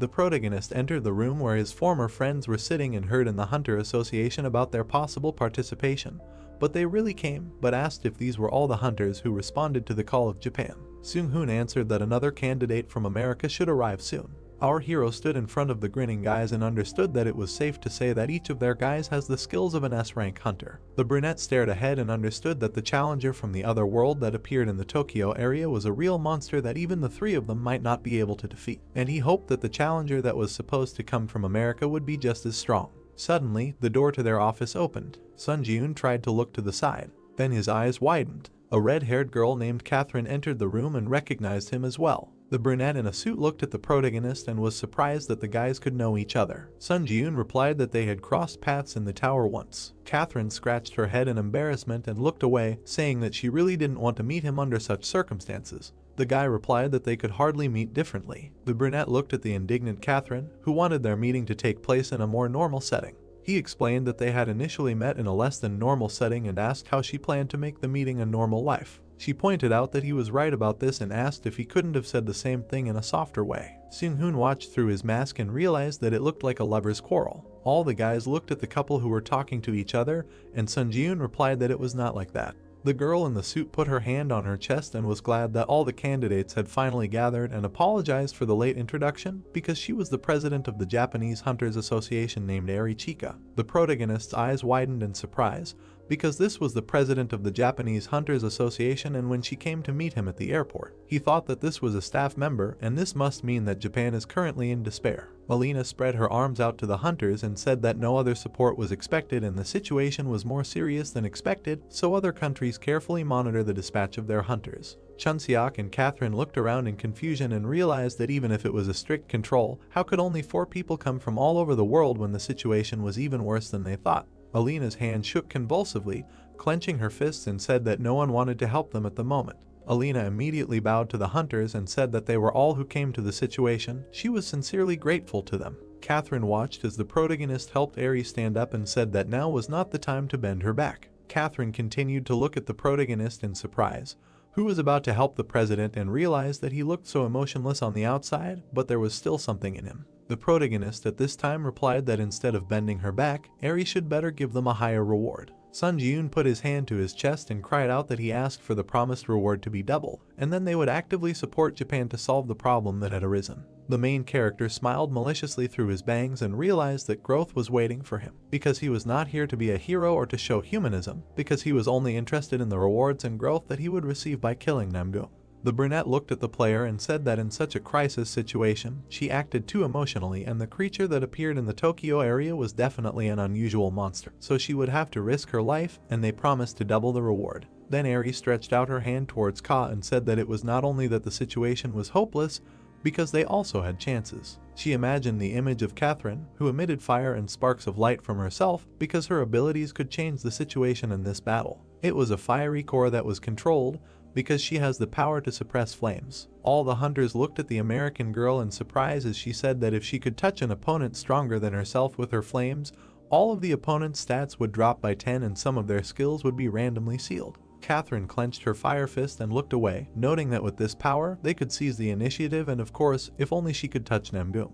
The brunette looked coolly through his bangs and said that in a word, they must create a situation so that they would have a chance to use this power. A military helicopter was flying in the sky, and this was the latest news. A military helicopter was flying over the ruined city, and the news said that the Chinese hunter Peng, who went to the Tokyo area alone to provide support, had just met a challenger from another world. While Namgung was sitting on the destroyed car, a hunter came up to him, and the news said that they were not moving, but both sides looked like they were talking to each other. The news discussed that this was a possible situation. As far as they knew, all the challengers of the trial tower could talk to each other regardless of the dimension or country. At this time, the heavenly dragon looked at the fighter and thought that he might be Sun Ji-yoon. This guy in green armor said that he was Peng from China and would make him live for looking down on the earth dimension so disdainfully. Namgung frowned in displeasure, closed his eyes, and did not understand why the one he told to come did not come, and there were only bugs walking around. At this time, Peng quickly rushed and punched Namgung. This brunette tilted his head and noticed this fist technique.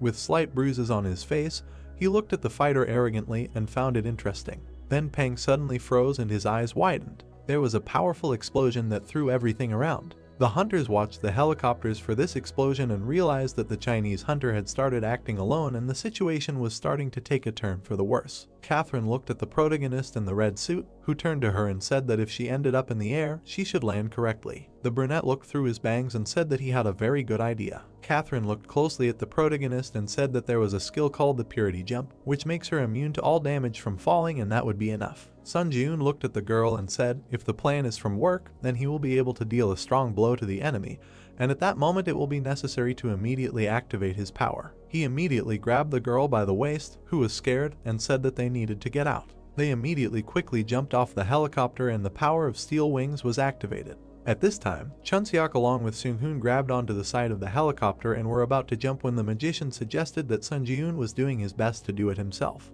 They both immediately jumped down. Catherine flew face to face with the main characters and realized that he really was not okay to hit. Where did you see a person in such a situation throwing himself into the air without giving any explanation? The two of them flew down, and Sun Ji-yoon noted that he was glad that the Chinese hunter had pissed off Namgung. Sun Ji-yoon hugged the girl by the waist in flight and said that as soon as Namgung opened up, she should immediately use her strength. He then abruptly tore away from the girl with his steel wings. He saw Namgung fighting with Peng at this time. At this time, the Chinese player put up his shield, which was instantly destroyed. The Sky Dragon swung his blade and realized that the Chinese player was not even able to properly concentrate the energy in his fist, but he was using a fist technique. Peng immediately flew back from the numerous magical punches. Namgung swung his punch, which sent Peng flying hard into the ground. Then the brunette from the other world tried to look to the side. He cast an angry look to the side. He saw a red beam flying at him. Namgung managed to cross his arms in front of his face and flew back slightly. He immediately crashed into the ground and crumbled everything around him. These were concrete fragments and light drops of blood. After such a blow, Namgung was slightly landed, kneeling on one knee. A huge blister appeared on his hand. Our main character appeared, leaning his hand on the wall and walking with a sword. Sun Jun stood in front of his opponent and said that falling from the real sky is something that can be done twice. Namgung looked at our hero with an evil eye and asked who he was. Our character bared his teeth with glee and said that Namgung had been desperately looking for him, and when he met him face to face, he had no idea who was in front of him. A notification began to pop up that the skill Ashen Blood had been activated, and all types of more damage caused to users were reduced by 40%. Because he had survived, being on the brink of death, and skill mastery was increased by 20%.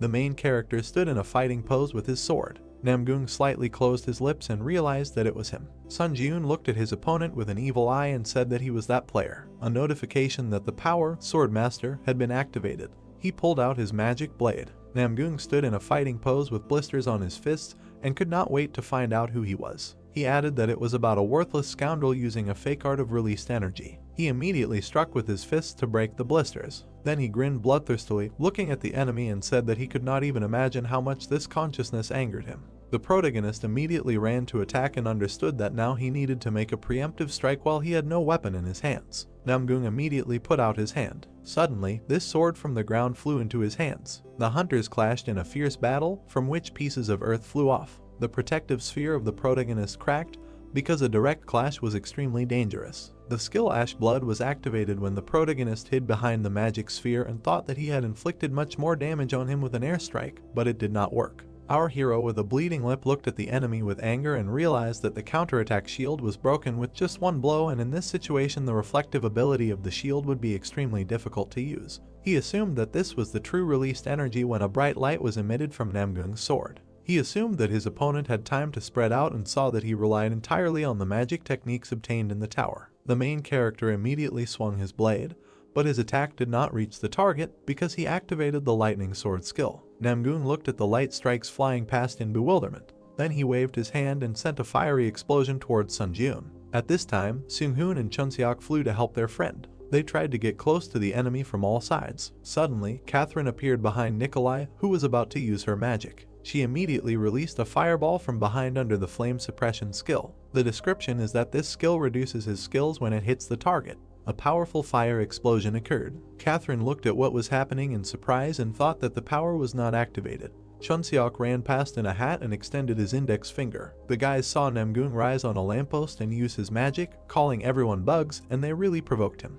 He pulled out his magic blade, because it was said that even despite the instinct of a hunter who has gone through many fights not for life, but for death, this attack cannot be blocked. Namgung frowned bloodthirstily and shouted that he would kill everyone. All the guys immediately began to run to different places and dodge the powerful light attack. The main character extended his hand to the girl. It was the receptionist who gave him a small gift through her hand in the form of an injection of ordinary mana. She transmitted a purple glow to him through a handshake and said that he should not perceive this process. The main character was completely enveloped in purple flames, was surprised, because they explained to him how a simple injection of ordinary mana was about establishing a connection. Then they reached out to each other with their hands, and she asked him if he felt a difference. Sun Jun thoughtfully looked at his hand, saying that at first he simply felt a surge of ordinary mana, but then another sensation arose. The main character imagined how the long-haired girl stood in front of him, putting her hands on her shoulders. He said that it was as if she, the white crane sword, was inside him. The white-haired girl smiled widely, saying that this was great, and now he would need to apply this ability to the sword. She added that, however, after leaving her abode, he should try to conduct a trial training after waiting for some time, noting that she did not want to be punished for the excessive interference of the administrator. A bright pillar of energy struck the ground. Namgung watched in surprise. The system announced that the released Kai energy was achieved through enlightenment, not strength or skill, adding that this was the first time someone independently used the released Kai energy in the earthly dimension. The system announced that the test tower paid respect to the challenger Sauna. The protagonist pulled out his sword, from which a blue aura emanated. The system announced that he had obtained the achievement of the unification of body and sword, adding that the penalty of increasing mana consumption when using the power of the Sword Master Kai was removed. Catherine noted that this was perfect in the released Kai energy. The protagonist looked behind him, asking if everyone was okay. Catherine said that they were okay thanks to him. The red-haired girl looked ahead in surprise, remembering the fight between the protagonist and Namgung. She thought that Sun Jun had instantly struck a slash and neutralized the shadows and probably a powerful attack, adding that they had both already become monsters. The boys turned their attention upward. Namgung smiled madly, saying that if it had been like that from the very beginning, he would have almost been disappointed. The long-haired boy remembered how he destroyed a sand castle as a child. He noted that the more complex the sand castle, the more fun it was to destroy it. Namgung put his weapon in front of him, rushing towards the protagonist. The hunter put his weapon in front of him, gritting his teeth. He thought that all the challengers from other worlds were still terribly annoying. This scoundrel was a real psychopath. The hunter was thrown aside. He furrowed his brows, asking the boys if they could all wait in a safer place, adding that if he had to protect them again, he would lose all concentration. Seung-hoon put his hand in front of the red-haired girl, saying that although it was a shame, he was right. Seung-hoon thought that in the last test, that this time, he could not help him. Seung-hoon stared at the protagonist from under his mask. He said that when he saw an opportunity and was confident in success, he would give the go-ahead to carry out Operation Fireworks. The boys ran away from the protagonist. Seung-hoon told him to be careful. Slashing blows met each other. The protagonist and Namgung fought in the air. The windows of the building cracked from the powerful energy. The car was thrown to the side due to the strong flow of energy. The boys fought each other fiercely. Sunbeams were visible from under the gray clouds. Explosions could be seen in the air. The boys stood behind the wall, watching the scene. Chunseok said that he now understood why he told them to leave. Catherine noted that he was still fighting equally with that monster. Seung-hoon narrowed his eyes, stating that it was not so and it felt like he was one step behind the enemy. Blood sprayed in the air. Seung-hoon added that at this rate, he would miss the attack sooner or later. The hunter blocked Namgung's attack. He thought that he would be able to resist if his Kai skills improved. The white-haired girl looked at the protagonist with a serious look, saying that she guessed that Namgung's sword skill level was a Sunji-yoon thought that all of his sword skills were at rank C. The protagonist imagined the huge Namgung in front of him. He thought that even without skills, he was monstrously strong. Namgung stood in front of the hunter, asking if he was already exhausted. The hunter looked at the guy with an exhausted look, thinking that he used too much stamina to recover and if he spent more stamina, it would affect his fight. Catherine threw a bottle towards the protagonist, telling him to catch it. The protagonist grabbed the bottle and said that it was great. He removed the cap from the bottle, looking away. Namgung kicked the protagonist with his foot. The long-haired guy grabbed the bottle, pouring it into his mouth. He said that he would enjoy drinking it. The guys looked at what was happening in bewilderment. Chunseok asked what kind of a thorn he was. The hunter looked at the guy with annoyance, clutching his stomach. Namgung smiled maliciously, saying that people always have something called hope, and he is no different from others in this regard. The system announced that a small amount of stamina had been restored. Namgung asked that perhaps he could gain the upper hand in this fight. If he tried his best, he would eventually be able to defeat the opponent somehow and maybe he would survive. The long-haired boy held his head with his hand. He smiled maliciously, looking at the protagonist. Namgung said that when these thoughts were torn to shreds, a seal appeared on his face, despair instead of hope, and only this expression gave him pleasure. Namgung drove the protagonist to the wall. He looked at the hunter with displeasure, wondering how this scoundrel dared, adding that he still saw a glimmer of hope in his gaze. The protagonist bared his teeth, his gaze flashing. Namgung gritted his teeth in displeasure. He struck the protagonist. The attack sent the protagonist flying backwards. He fell onto the broken rocks. Sun Ji-yoon looked up. Namgung looked at the protagonist furiously. He thought that he didn't even have the strength to move now, wondering why he kept looking at him like that. The long-haired guy swung his blade in front of the hunter's face. He told him to taste despair as much as possible. Blood gushed out from the protagonist's eyes. The hunter gritted his teeth, noting that the stamina that was the fuel for recovery had also reached its limit, and if he gathered all his strength, he would only be able to attack once. Namgung exuded a malicious aura. The protagonist thought that he couldn't see a thing, so even attacking him just once wouldn't work. The protagonist bared his teeth in annoyance, wondering what he should do. The guys ran towards the protagonist. The red-haired girl called out to the hunter. The protagonist sat with his eyes closed, his mouth slightly open. He thought that if they came closer now, they would just die a miserable death. The hunter put his hand in front of him, telling them not to come closer. Namgung slightly opened his mouth. He looked at the guys with a bloodthirsty smile, saying that these were his comrades, and that was why he had this annoying expression on his face. Catherine shot a fireball towards the enemy. Suddenly, Namgung unexpectedly appeared in front of the girl. The long-haired guy attacked the girl with his sword, drawing it across her back. Seung-hoon looked to the side, calling out to Catherine. He appeared in front of the enemy, attacking him with yellow lightning. Namgung's leg appeared above the guy's head. The long-haired guy kicked the guy, pinning him to the ground. Blood was streaming down the protagonist's face. Namgung grabbed the girl by the hair, presenting the blade to her. Catherine told him to let go. Namgung pressed his blade to the girl's neck. The protagonist opened his mouth wide. The long-haired guy said that he could smell the burning flesh of his comrade. Sun Ji-yoon told him to stop. The long-haired guy smiled bloodthirstily, saying that it was a wonderful expression. Chunseok's hands appeared in space. The mage stood to the side of the enemy, casting a spell. The mage created a magic circle using the ice shackles skill. Chunseok grabbed the red-haired girl, running away from the enemy. He noted that she needed urgent help from healers. Namgung looked away angrily, saying that he was a nasty fly, after which he broke the ice that froze his hands. The long-haired guy rushed towards the guys. The mage surrounded the girl with a barrier using the Zor ball skill. The barrier in the form of a ball began to bounce along the ground. Chunseok noted that he threw her as far as possible,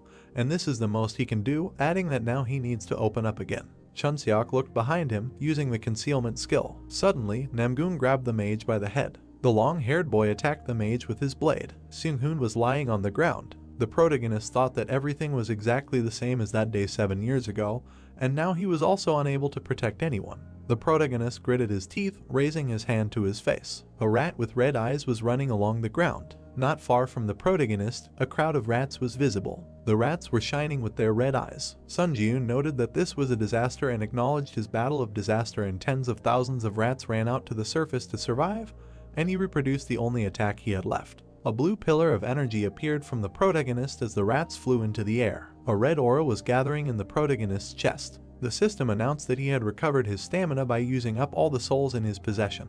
Namgung held Seung-hoon's severed arm, looking behind him. Sun Ji-yoon told him to know when to stop. The main character was emitting a dark aura. He said that he was a Muram-crazy scoundrel. The long-haired guy smiled bloodthirstily, saying that he did not want it and he liked to watch his reaction, as it amused him. Pang swung his fist, emitting a golden aura. He used the dash skill. Pang struck the opponent's stomach. Namgung bared his teeth. The system notified that the ability of the person who touched the fire was greatly reduced by the effect of the fire suppression power. Fencing and flame sword are sealed for 10 minutes. The system notified that everyone except Namgung of the specified user is immune to this flame. Peng looked at the opponent angrily, saying that he is the Chinese hero Peng and he is not dead yet.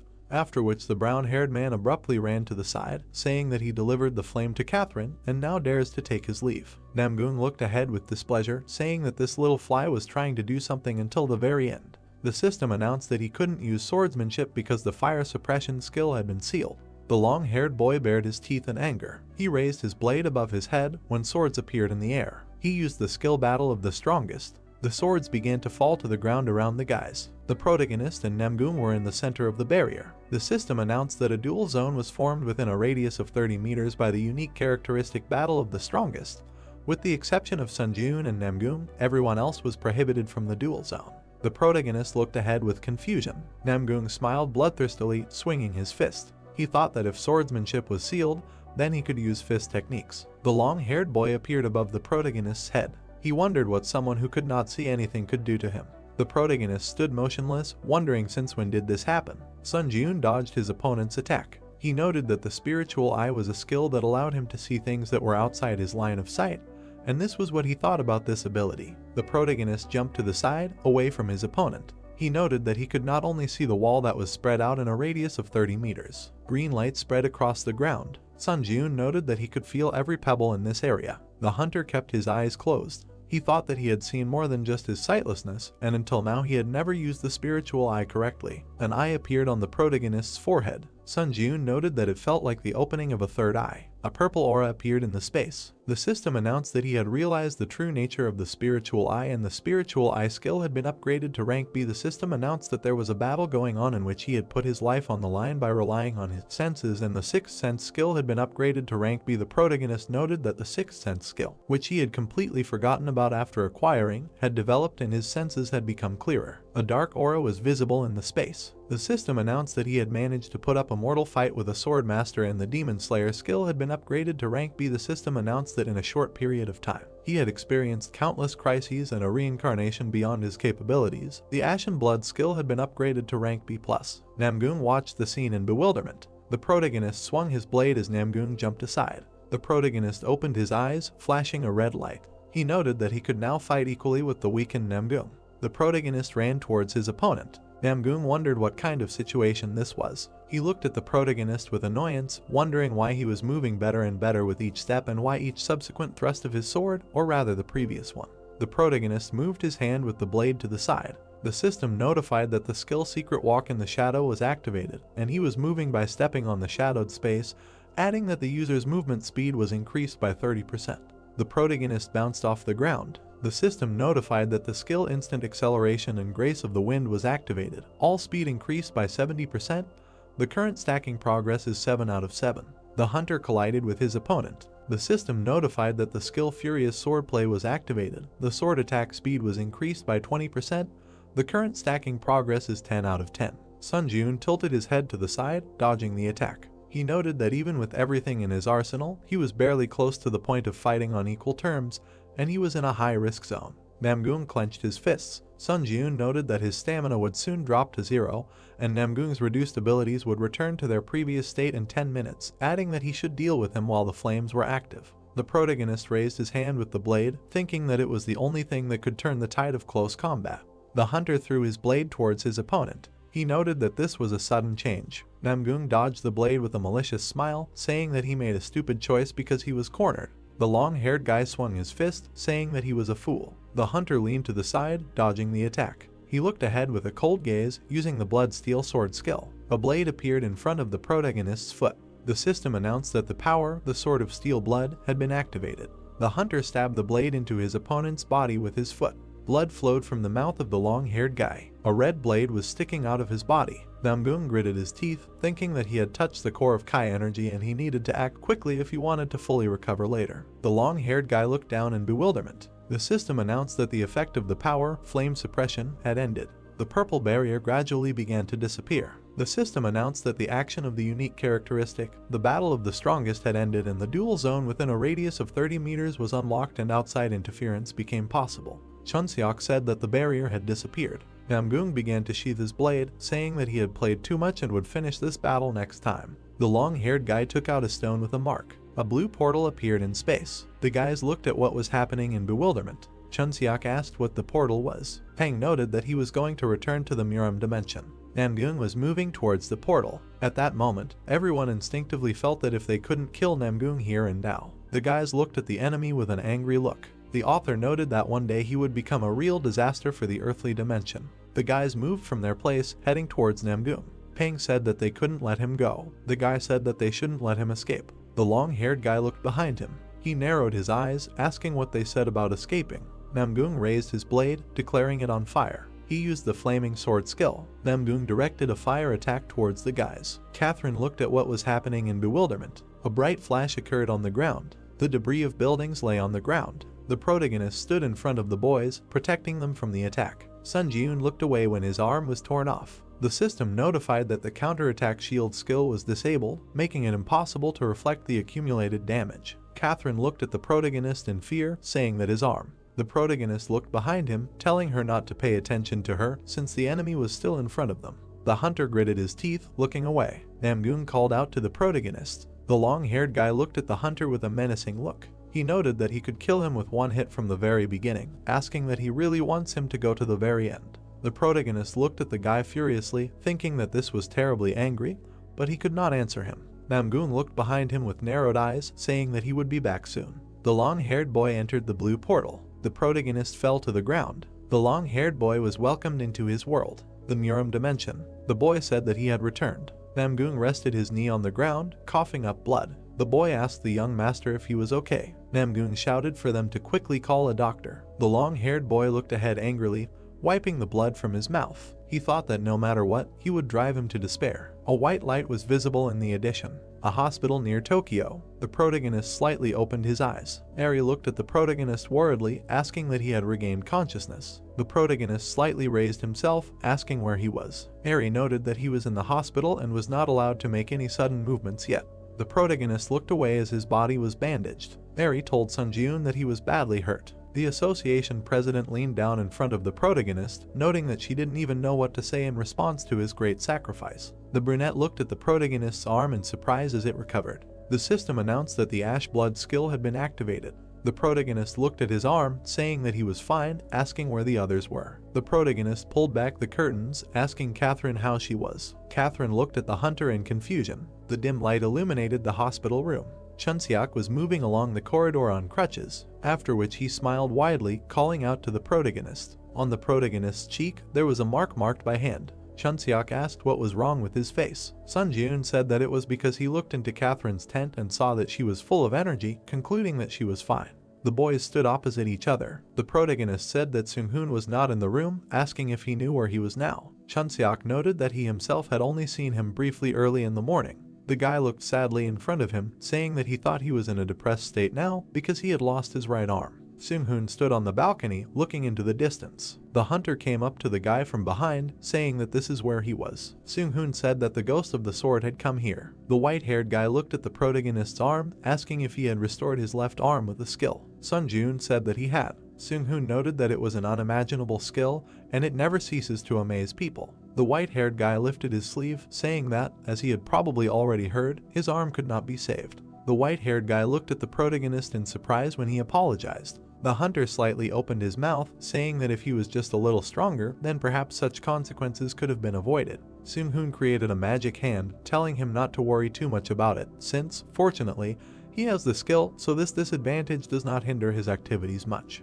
The hunter lowered his head, saying that he climbed the tower like a madman only for his own height. Seung-hoon held a cigarette in his fingers. He said that it was not so bad, because this thought alone makes him much stronger. The white-haired guy looked ahead, saying that however, the strong should always help the weak, at least this is his life credo. The protagonist looked sadly ahead. He said that he also realized a lot in this fight, and it turns out that he forgot something very important. Seung-hoon began to remove the mask from his face. He stated that however, in one, he can be calm, although he is strong, but at the same time he is not a psychopath who abuses power. The protagonist looked at the white-haired guy. Seung-hoon said that when they first met in the tower, he had no idea what was on his mind, asking if he should give him a light. The protagonist looked at the guy dumbfounded, saying that he does not drink alcohol or smoke. After which Sun Ji-yoon asked what he was. The protagonist looked sadly in front of him, saying that he also realized a lot in this fight, and it turns out that he forgot something very important. Seung-hoon began to take off his mask, saying that however, in one, he can be calm, although he is strong, but at the same time he is not a psychopath who abuses power, adding that when they first met in the tower, he had no idea what was on his mind. The protagonist looked at the white-haired guy. The guy asked if he wanted a light. The protagonist said that he neither drank alcohol nor smoked. After which the protagonist looked at the guy in surprise. The white-haired guy looked towards the protagonist. After which he smiled widely, saying that he forgot to introduce himself. The guys were standing behind the association president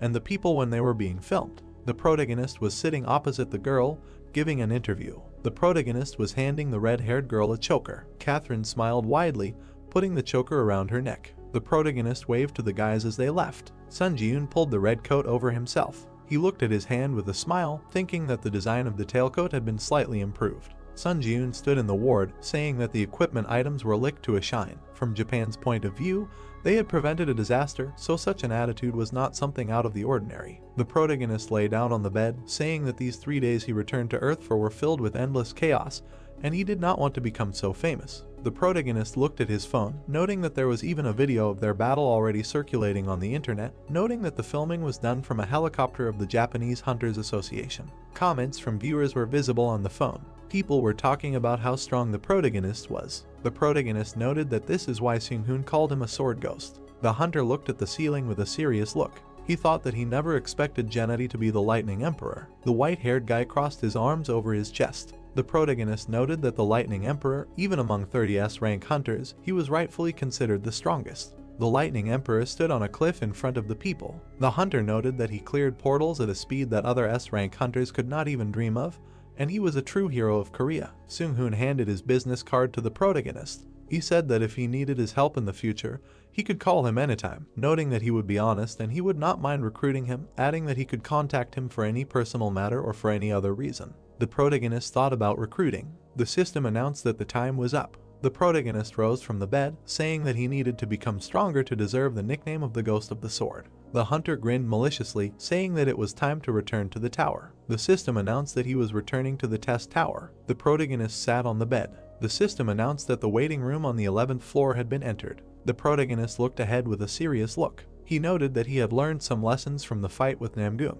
The protagonist opened a store. He imagined himself running fast on the ground. Sun Ji-yoon noted that it was about endurance. He remembered his arm being torn off. Sun Ji-yoon noted that Ashen Blood is a recovery skill that boasts excellent efficiency among his current skills, but it will not activate if his stamina is at 0. The protagonist looked ahead with a serious look. He noted that it was time to acquire a new skill that would instantly restore stamina. The protagonist browsed the store, saying that all the skills looked pretty good and the best way to deal with doubts while shopping was to buy everything that was available. A huge number of system notifications appeared. The system notified that he had purchased the skill automatic stamina recovery, moonlight absorption, sunlight absorption, excessive growth, and blood call. The protagonist looked at the system notification with a smirk, noting that he had accumulated enough points to afford all the necessary skills. System notifications appeared. Skill synthesis power activated. The system notified that he should look at the list of skills and select a material for synthesis from the currently available skills. 2 yellow plates were reunited into one. The protagonist noted that he would first synthesize the most compatible skills. The system notified that the synthesis of skills was complete and the photosynthesis skill was created. A card appeared with a description of the photosynthesis skill, which, when exposed to moonlight or sunlight, the basic ability to restore health increases by 200%. The protagonist thought that this was an excellent rank, grew, and the strengths of the 2 skills were well intertwined into a single whole. The photosynthesis and call of blood skill plates appeared, merging together. The protagonist noted that now he needed to add call of blood there for a greater effect. The system notified that the synthesis of skills was complete and the blood contract skill was created. An image with a red sphere appeared. A system window appeared with a description of the skill. Vitality, stamina, and mana can be extracted from the blood of a creature, and this only applies to creatures and directly killed users. The protagonist looked at the window in confusion. He said that this time he failed, the rank did not increase, and the benefits of photosynthesis disappeared. The protagonist looked at the system window. The system notified that he bought the skill blood call and 20,000 points would be deducted from his account. Sun Jun said that he would buy another skill of the same kind and that would be the end of it. The skill plates began to connect. The protagonist noted that he would now try to combine the blood contract with the call of blood. The system notified that the synthesis of skills was complete and a new skill was created. The protagonist looked in front of him in surprise. The system notified that the skill Blood Seekers was created. The protagonist was surprised that he was ranked B. A red hand card appeared with a description of the skill. Life Force Stamina magical energy can be extracted from the blood of a living being and gain a powerful blood manipulation ability. All the blood that flows out of the user's body is automatically restored little by little at regular intervals. The protagonist imagined how he sucked the energy out of a person. He asked that he could now extract health, stamina, and mana from the blood, as well as manipulate the blood. Sun Jun cut his hand with a blade. He stretched his hand out in front of him as the blood began to rise. The hunter grinned maliciously, thinking that he was able to literally manipulate blood. A small ball with spikes was created from the blood. The protagonist created a blade from the blood. He noted that he could give it any shape. The protagonist raised a finger, noting that he would try something like that. The protagonist grinned at the finger from which the blood rose. He noted that now it is not even necessary to make a cut to draw blood out, although he will still have to make a cut if he suddenly needs a lot of blood. The protagonist grinned contentedly, thinking that Blood Seekers would be very useful. The skill plates began to shine. The hunter noted that now all that was left was to improve the Eye of Truth. The system notified that the synthesis of skills was complete and a new skill was created. A new Eye of the Fire Dragon was created. A picture with an eye of the dragon and a description of the skill appeared. The power of the fire dragon lives in the eyes, allowing one to see invisible things. It can see information about things and it becomes possible to determine the lie of another person. Blue light began to emanate from the eyes of the protagonist. The system notified that the skill of the Eye of the Fire Dragon was activated. The protagonist looked at his tailcoat. The system notified that this was an old frag of the vampire count and the user can temporarily create a blood shield by consuming stamina or blood. The protagonist looked at his black boots. The system announced that these were speed boots and that the acceleration period would be increased when filled with mana. The protagonist stared ahead, noting that this was a phrase he had not seen before. The protagonist turned his attention to his weapon. The system announced that this was a bloody heavenly demon blade and that when a user who had reached the flame sword stage fully activated, the blade's exclusive ability would be unlocked. The protagonist recalled the huge flash on the battlefield. He noted that the flame sword was what Namgung had used to destroy the entire Shinjuku district. The protagonist imagined an image of a sword emitting a blue aura. He noted that only those who had reached the flame sword stage could awaken the bloody heavenly demon blade's true ability, and he simply thought that it was a pretty good sword, but he could not even imagine that such an ability was locked in it. The protagonist extended his finger to the system window, saying that he would continue conquering the tower. There were many system notifications. The system notified that the 11th floor of the testing tower had been entered, the difficulty was high, and the theme of this test was a mentality test. The time was 7 days. The system notified that the condition for successfully passing the test was to break through all 7 gates within the allotted time. The conditions for failing the test were the death of the applicant or the expiration of the allotted time. The reward for successfully breaking through was an ancient testing mirror. The protagonist looked ahead with a serious look. A man appeared in front of the protagonist and greeted him in the testing temple. Sun Ji-yoon asked what kind of testing temple this was. The man crossed his arms over his chest and crossed his legs. He said that from now on, he would go through the tests given by the testing god, and these tests would continue until his death. The man added that since he, despite being a simple adventurer, had decided to go through the testing god, he would have to bear full responsibility for the consequences. The protagonist stood opposite the man. He asked what he should do to pass through the first gate. The man asked that he didn't know the rules of the Ares family of Supreme God's trials. Sun Ji-yoon said that he didn't know, thinking that this must be the same dimension from which the Black Knight came, invading his trial on the 5th floor. The man sighed heavily, saying that he had no idea what kind of wind had brought such a stupid adventurer there and nothing could be done, he would have to explain. The man imagined 3 images of men. He said that the trial and the temple of the tests are simple, it is a test of the body, faith and spirit. The protagonist stood with his back, looking at the man. The long-haired man said that at the beginning there is the body, and at the very end they reach the most difficult one, the test of mentality, and breaking through the gate is very easy. The protagonist looked at the man with a serious look. The man said that in each test room, a high priest would be waiting for him, and he had to convince them or kill them, all he had to do was move on to the next room.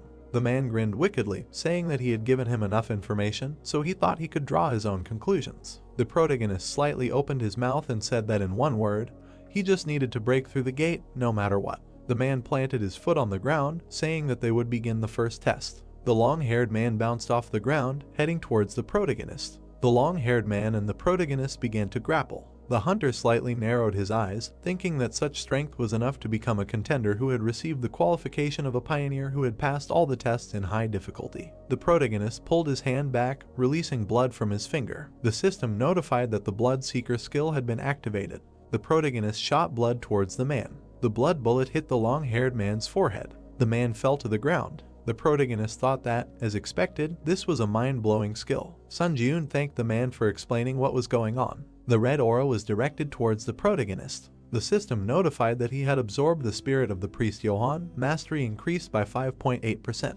Many system notifications appeared in front of the protagonist. The administrator priest of the 7 gods was shocked and outrageous by his behavior when he accidentally saw this scene. The administrator Godslayer swordsman nods approvingly at his inhumane and cruel actions. The administrator hero of the ruined world looks at him and praises him for demonstrating an interesting spectacle. The administrator seeker of divinity says that he has nothing to worry about because he is flawlessly coping with the test. The protagonist frowned, looking at the notification. He thought that if he took into account the nicknames of the administrators, he believes that he attracted their attention because these tests are related to the god. The protagonist looked ahead in bewilderment. The system notified that the administrator of the Steel Blood Lord was shocked by his actions. The administrator of the White Crane Sword was upset that he went to the test without saying a word about it.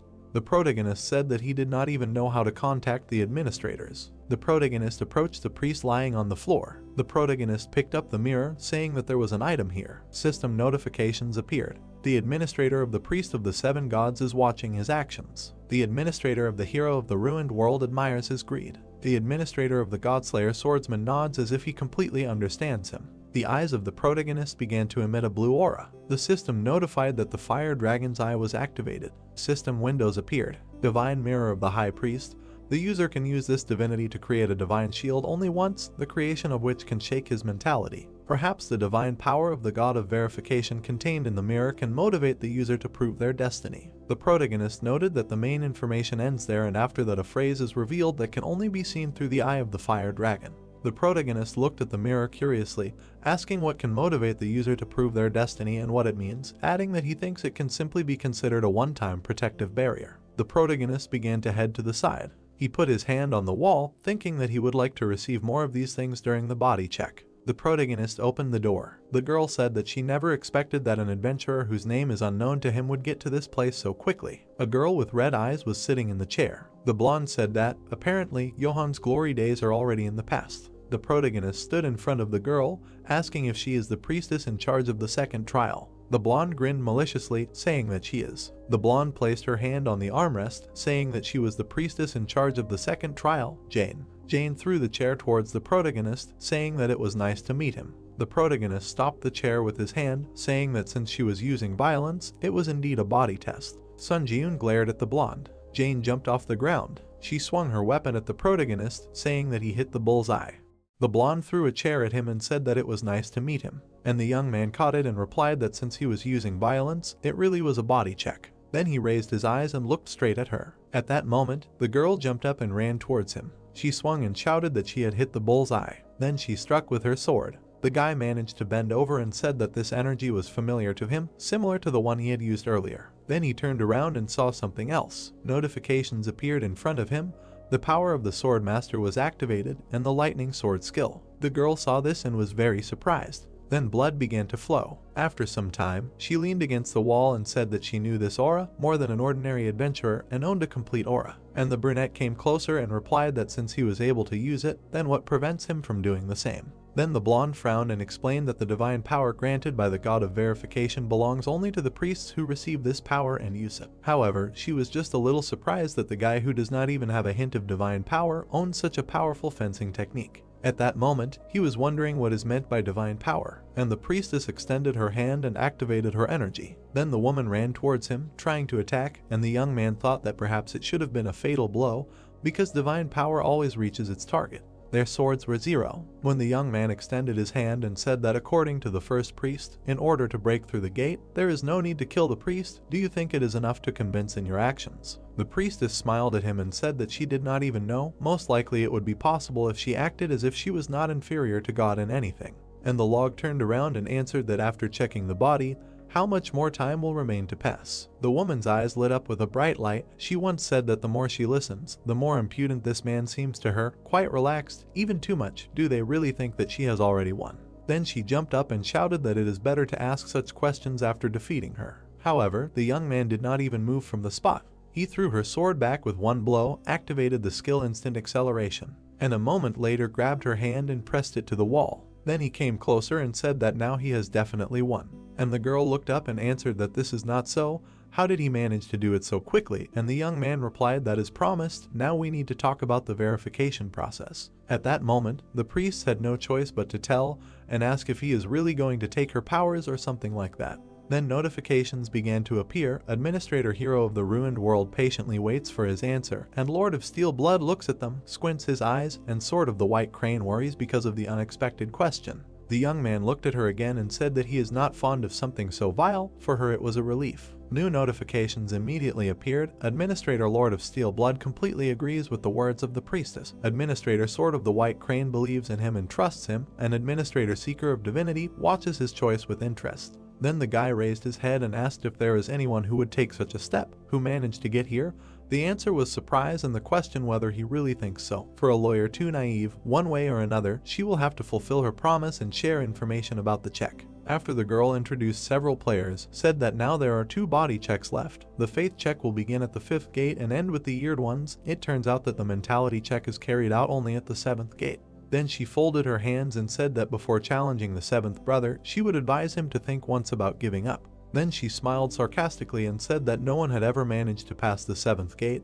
Everyone who entered there went crazy or died in agony, bleeding. The guy's eyes lit up after that. The Fire Dragon Eye skill determined that there was no lie in the enemy's words. Then the blonde smiled and said that her end had come. As a last word they would say that for the first time in a long time she enjoyed the battle. And most importantly, the hero answered that if there was a way to pass the gate without killing her, it would be better to tell him about it. But in response he only heard that with his current abilities this was impossible and decided to ask her if she was afraid of death. The woman began to laugh and replied that she was not afraid at all. In any case, even if she died, she would only end up next to God. The young man immediately struck with his sword and thought the longer he delayed it, the more disgusting he would feel. Then he absorbed the priestess's soul and his skill was increased by 8.8%. While the guy was leaving there, he thought about what to do. His mood was now spoiled. After some time, he reached his brother and opened them. A man with a sword appeared in front of him. A huge muscular man raised his weapon and looked straight at him. Then he came closer and said that his name was Lucilian, the man who would become the sword that the god of testing would wield. He pointed the sword at the young man and said that from now on he would test his martial arts. He had to prove that he was worthy of entering the next gate. Then he raised it above himself and the sword began to blaze with fire. It was an aura blade. The guy saw this and was very surprised, although the stage was unstable, but it was clearly a flaming sword. He frowned and thought that things were not very good. Right in front of him was a blade blazing with fire. Then he took out his weapon and thought that already on the 3rd test he should deal with a flaming sword. Here finally the guys clashed in a duel. Most likely, now the main character will have to risk his life. Although the young man dodged, something still seemed strange to him. When he looked up, he thought that not only the statistics associated with his physical abilities, but also the strength emanating from the sword was clearly inferior to his own power. The enemy was already approaching him at that moment. The young man was able to reflect this blow as well while he was thinking about the fact that it was his energy that was losing now. At that moment, it was as if another person was in front of his eyes, seeing how Namgun Hayek used the flaming sword earlier. Of course he thought that this was about high-level sword skills. Perhaps the whole point is that that person, a crazy bastard, was simply too strong, and the so-called flame skill may not be easy high-level sword skill. Suddenly it dawned on him. At the same moment, the man struck again. But the blade remained intact. It was expected for him. The guy frowned and thought that no matter how much he attacked, only his energy suffered. The fight continued for some time. The brunette actively dodged the blows. Then the man came closer and said that no matter how strong his aura, it would not be able to break his sword, only the one who could break it. He looked up and explained that this could be done by the one who could cope with what is invisible to the eye. After that, the young man lowered his head and thought that this man was weaker than him, but owned a flame sword. It was like that. Then he smiled and said how when the one who studies worse than him passes the exam with a much better result. Then he took the sword more firmly and thought if he really said that he needed to cope with what is invisible to the eye, in that case he would certainly break his sword. And immediately ran to his opponent. Their swords clashed again in a duel. The man continued to fight and shouted that only the one who knows how to handle the invisible creates a sword that pierces all existence. The brunette at that moment continued to think that no matter what he could break him, and continued to listen that in this way a magic blade called aura with absolute powers is born. And finally the young man swung and again thought that the only goal was to break it. He managed to cut the sword in half. This greatly surprised his opponent. And the guy landed on the ground and thought that now he understood what the difference was between released energy and a flaming sword. The principle of activating a flaming sword is willpower, dense enough to be expressed in real physical strength. At that moment, his sword blazed brighter than ever, and blood dripped onto the ground. The man lowered his head and began to laugh. He realized that he was defeated. Afterwards he raised his hand and laughed even louder, saying that it was not that imperfect flaming sword borrowed from the god of verification, but the real thing, and this guy really did it. The main character couldn't understand whether this man was really happy now. He turned to him and thought that he was more interested in the achievements of others than his own death, like he had his own mission, but he did not understand whether it was time or madness. Finally, Lucilian raised a trembling hand and said that this man had learned the whole essence at once. This fact makes his heart ache 3 times from bliss, passed the test of his martial arts. Then he smiled and with tears in his eyes said that it was better to continue in the same spirit, to go forward, like this. Literally a moment later, this man lost his head, and the young man said that now he would not feel pain. And while the guy was accumulating energy, he received a notification that he had absorbed the spirit of the priest Lucilian and his skill was increased by 14%. A bright light also appeared. The skill of the unique characteristic necromancy reached 100%. The rank of the unique characteristic necromancy increases by 1 level. The brunette looked at this and thought, what ability will his arsenal be replenished this time? Then a notification appeared where it was written that these are additional effects 6. When absorbing the soul of a stronger opponent, after evaluation, you can get the ability to extract power. The guy looked at it and was surprised. The ability to extract the enemy's power is something interesting. Every time a necromancer raises a level, it never disappoints. Besides, it's only a B rank and already revealed such huge opportunities. Then he took a step forward and thought about how curious it is to know what awaits him at rank NS. Then another notification appeared where his characteristics appeared in the status window. Ruler area, strength 86, agility 85, stamina 81, endurance 84, mana 79, unique characteristic, necromancy, unique power, synthesis of skills, strength, more details, skills, more details. The young man raised his head and thought that even the statuses have already come close to 3-star numbers. When he studied, wanting to become a hunter, he considered it something unattainable. Then he tilted his head and began to receive notifications that he had absorbed the spirit of a priest, thereby increasing his stats, absorbed the spirit of a priestess, thereby increasing his stats, absorbed the spirit of another priest, thereby increasing his stats. Strength was increased by 8, agility was increased by 6, endurance by 7, mana was increased by 8, and stamina was increased by 9. Several more notifications also appeared that one of the skills that the last priest had was absorbed. He received the skill Indomitable Will Mastery 27%. Description: a symbol of those who challenge the impossible to the end without giving into despair. The main effect: when faced with an opponent stronger than the user, physical ability and concentration are significantly increased. Additional effects: when activating the skill, it becomes easier to achieve enlightenment, and the ability to mental defense is enhanced. After the guy went forward, he walked along some corridor. There were broken glasses around. He finally reached the door. He opened it and looked forward. At that moment, a large room appeared in front of him. The young man tensed up because there was no one. But it turns out that a person was flying above his head all this time, who noted that he was watching. The previous priest had left this mortal world. It was a blonde man, similar to an angel, who said that the situation was contrary to his expectations. Notifications immediately began to appear that the administrator of the God Slayer, the swordsman, asks him to be careful.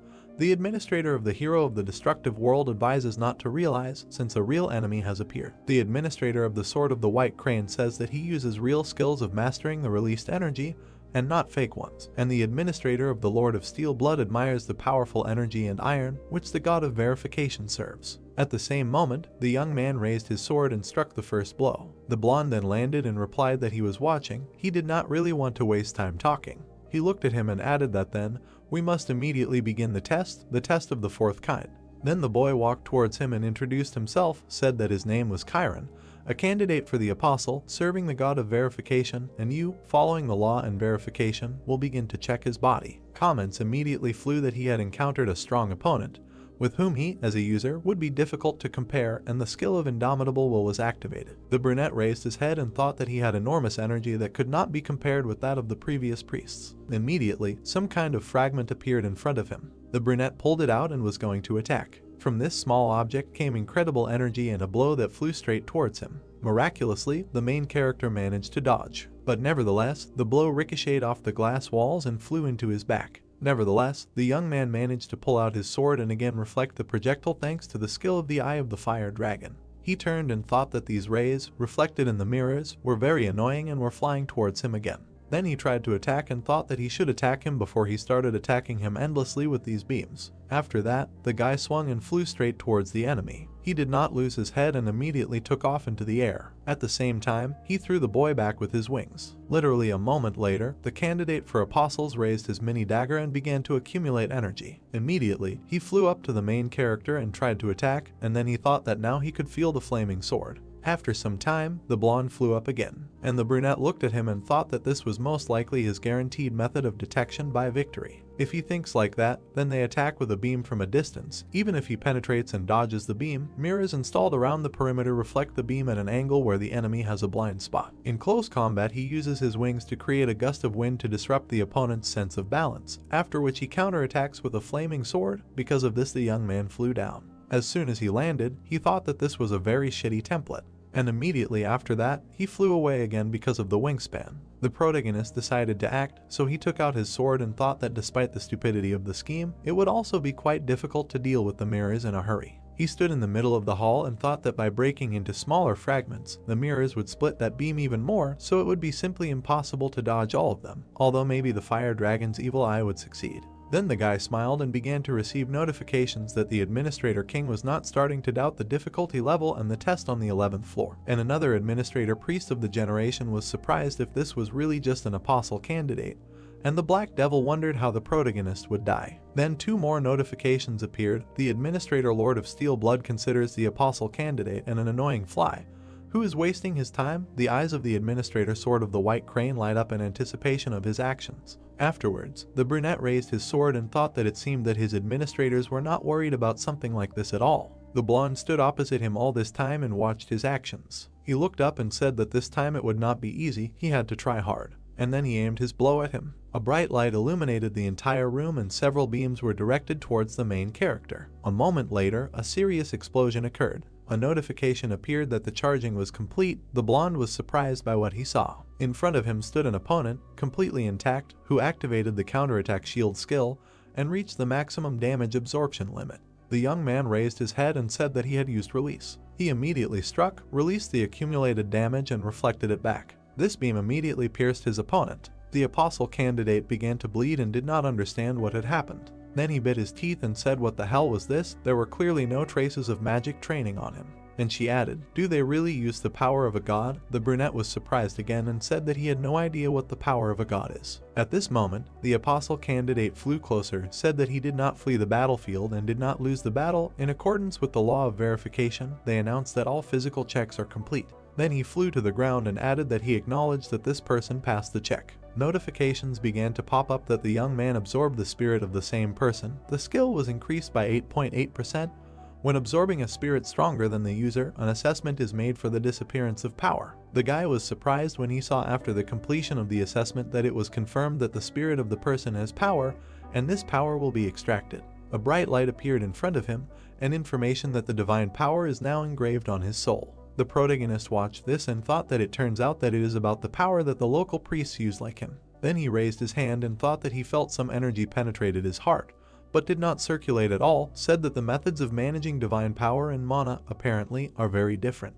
Notifications appeared that the administrator between the white crane asks why the divine power penetrated his core and energy, and the administrator Lord of Steel Blood is perplexed when he feels that in the divine power of his heart there is no trace of battle. The young man alive at that moment only thought about the possession of divine power and something extremely significant, and received information that he absorbed the spirit of the priest, thereby increasing his statistics. Strength was increased by 4, agility increased by 3, endurance increased by 3, mana increased by 4, stamina increased by 5. Suddenly, the next door opened in front of him. The guy raised his head and heard someone greet him. An old man stood there who said that this was the one who was overcome by the madness of martial arts. These people stood opposite each other. At first the heroes did not understand what his words meant and asked what they meant. And the old man lowered his head and said that victories, more victories, isn't his goal to grow endlessly to become the strongest. At that moment, it dawned on the brunette that it was true that he wanted to become stronger, continued to grow, but wasn't this man exaggerating too much when he said that he wanted to become the strongest? Suddenly the elder appeared behind him and added that he was not exaggerating, but simply voicing the conclusion that the young man would come to in the end. This surprised him very much. The guy immediately turned around and tried to strike, but there was no one in front, and the old man immediately appeared on his head and said that he shouldn't talk like that and get excited. While he was trying to find him, the elder moved from place to place and said that these gates do not check his body. Here is a test of faith. However, the main character continued to swing his sword and did not understand what was happening. He clenched his teeth and thought that his movements were beyond imagination. Then several elders appeared behind him at once. How did this man penetrate his mind? At that moment, hands reached out to him from all sides. These hands grabbed the guy, while here he thought that the strength left his body. He raised his head and tried to get out, but nothing worked. Suddenly, a huge face appeared in front of him. It was an old man who literally began to suck in all his clones. And then he looked at him and said, "This is what this taste means." Finally, the guy turned around and realized that there was no one around him. He heard that he passed from the old man. After that, he turned and asked again, also asked what they were talking about. In response, he heard that he said that the 5th gate was passed by him. Then the elder came closer and said that he could go to the next gate. The young man said that he did not agree.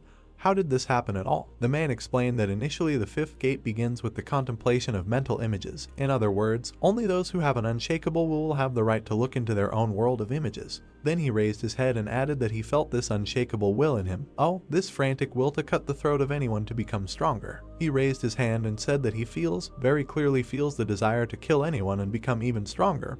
All these feelings are hidden in the depths of his consciousness. The protagonist listened attentively while he said that if he wants to kill him, a feeble old man, then he must do it faster. Fortunately, he will be able to unlearn a little in the arms of God before his parasite senile dementia. But then the old man heard something that surprised him.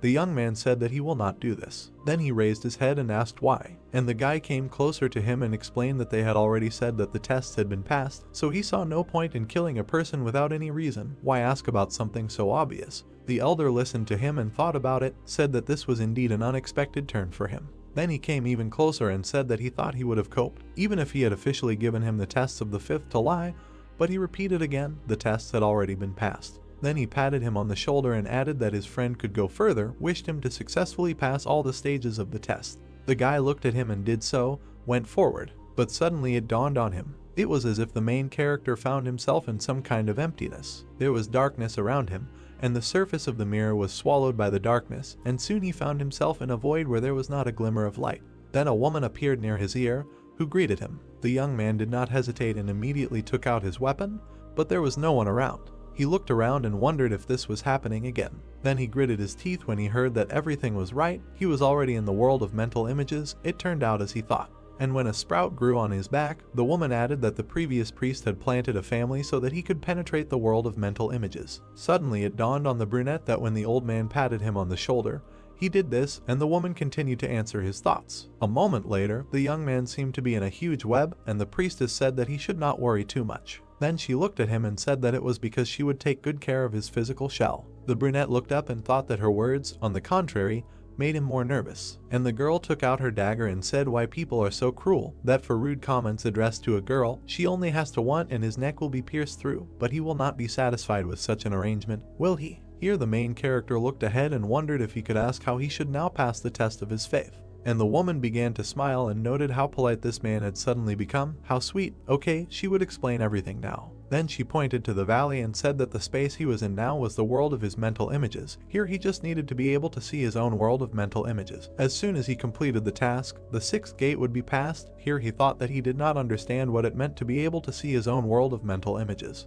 And the girl bandaged his eyes and explained that the world of a person's mental images largely depended on his beliefs and was created on their basis. But no one was able to contemplate this spectacle. The world of mental images was like when you close your eyes and see only a solid black curtain. Then the young man was left alone in the middle of this place and thought that in this way they wanted to tell him that he needed to be able to see the essence of this world of mental images, where there is nothing. A moment later, a woman appeared above his head and answered that this was again on point, and introduced herself, said that she was a priestess of Alien, serving the god of verification, announcing the beginning of the 6th test. And then the ground fell under him, as if all this time he had been standing on the surface of the water and began to drown. After some time, the young man landed on the bottom of the reservoir. Only these were thoughts. In reality, the girl held his hand and asked if the guy was really surprised, because the pain would be similar to real pain and he needed to quickly find a solution to this problem. Otherwise, she smiled and explained that he would drown without any water around. But suddenly the power of the serene mind was activated.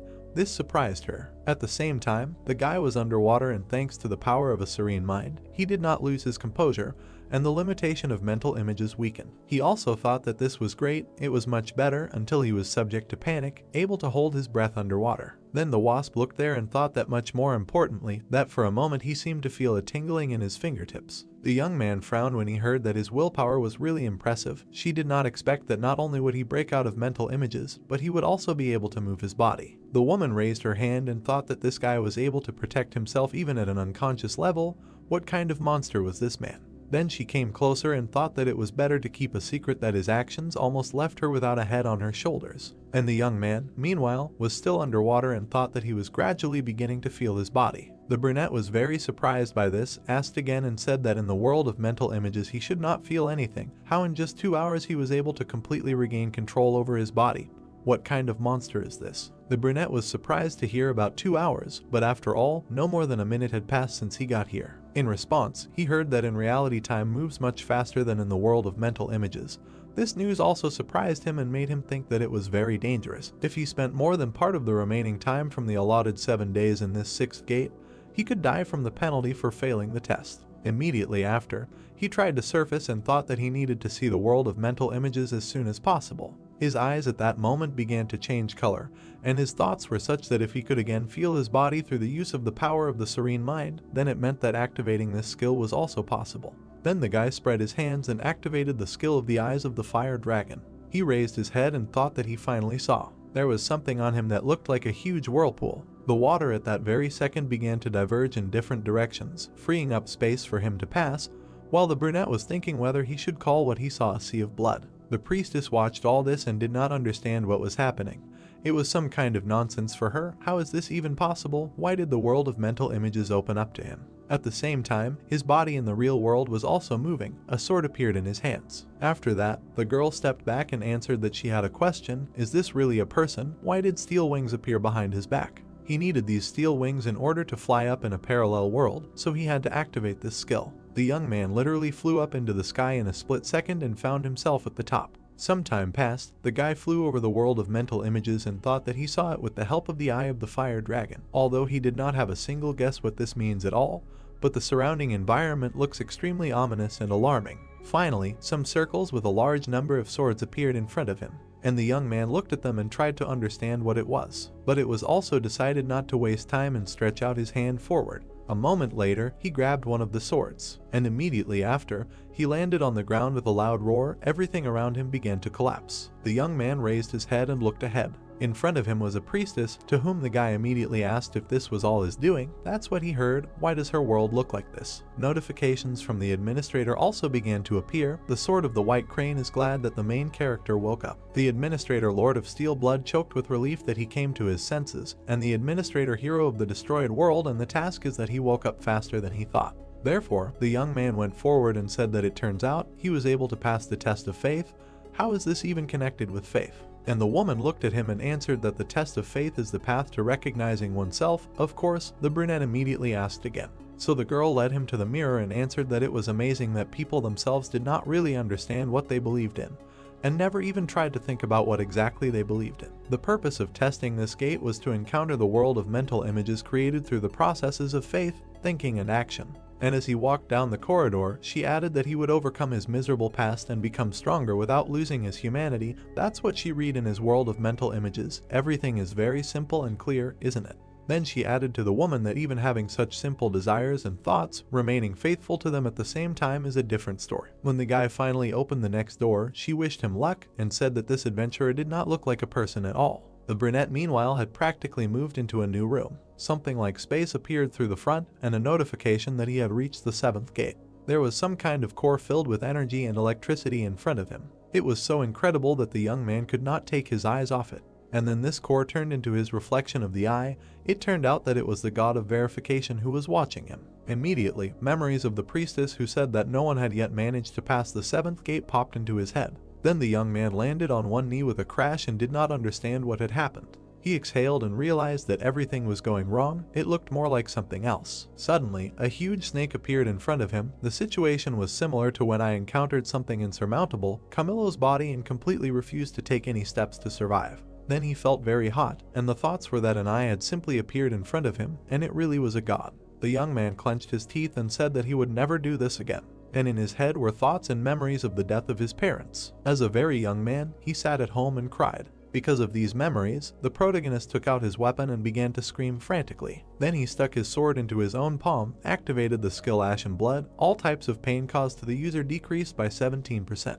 And the young man continued to mutilate himself and screamed that he was not going to helplessly stand and watch as he was trampled here. And as soon as he pulled the dagger out of his palm, he thought that he lived to break through any trials that fell to his lot. After he looked around and thought that he was sure that this training place was built exactly on this principle. New snowy teeth and decided that although they do not know whether he will be able to wake up that pupil at all, however, if there is at least a small chance, then he must try it.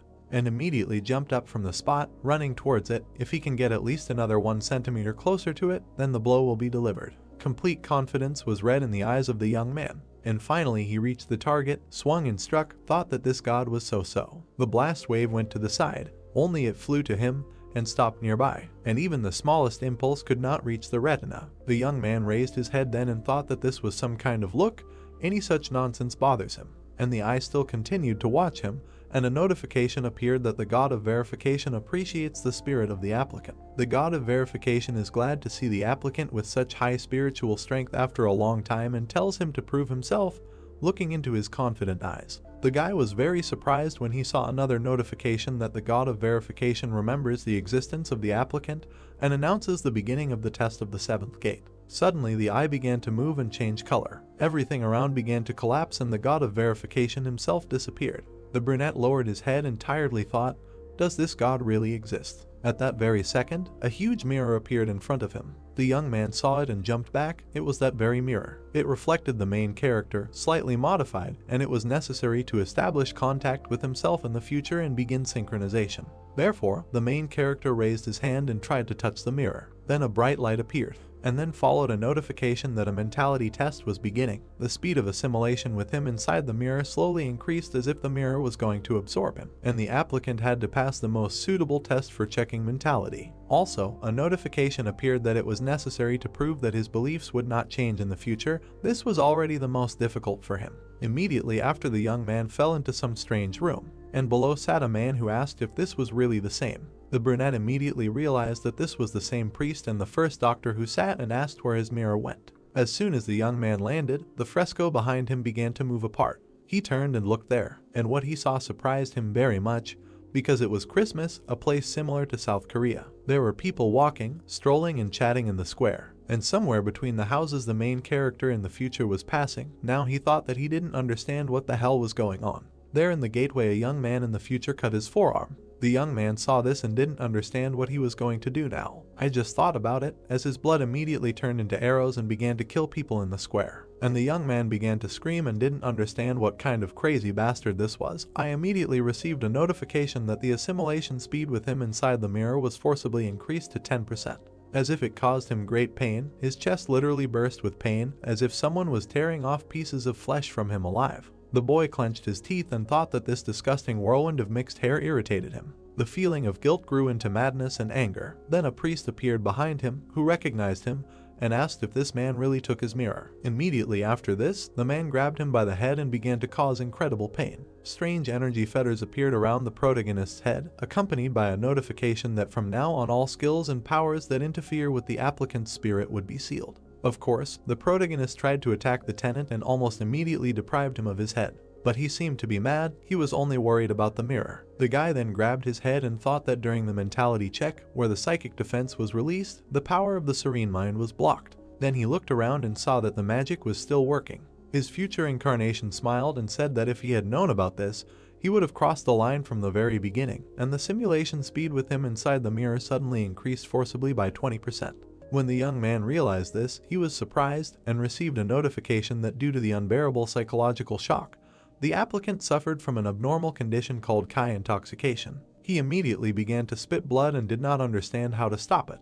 Then he understood his head and thought about what had happened, why was this happening, and why was he doing something so disgusting? Why would he kill all these innocent people in the future? It is true that he is obsessed with power, but he will never go that far. Notifications immediately began to appear that he was under the influence of an abnormal intoxication status. If he failed to remove the abnormal intoxication status, then the mastery of the magic chain skill would drop to a maximum of 10%. The mastery of the magic chain skill would decrease by 0.3%, the mastery of the magic chain skill would decrease by 0.7%, and the mastery of the magic chain skill would decrease by 0.4%.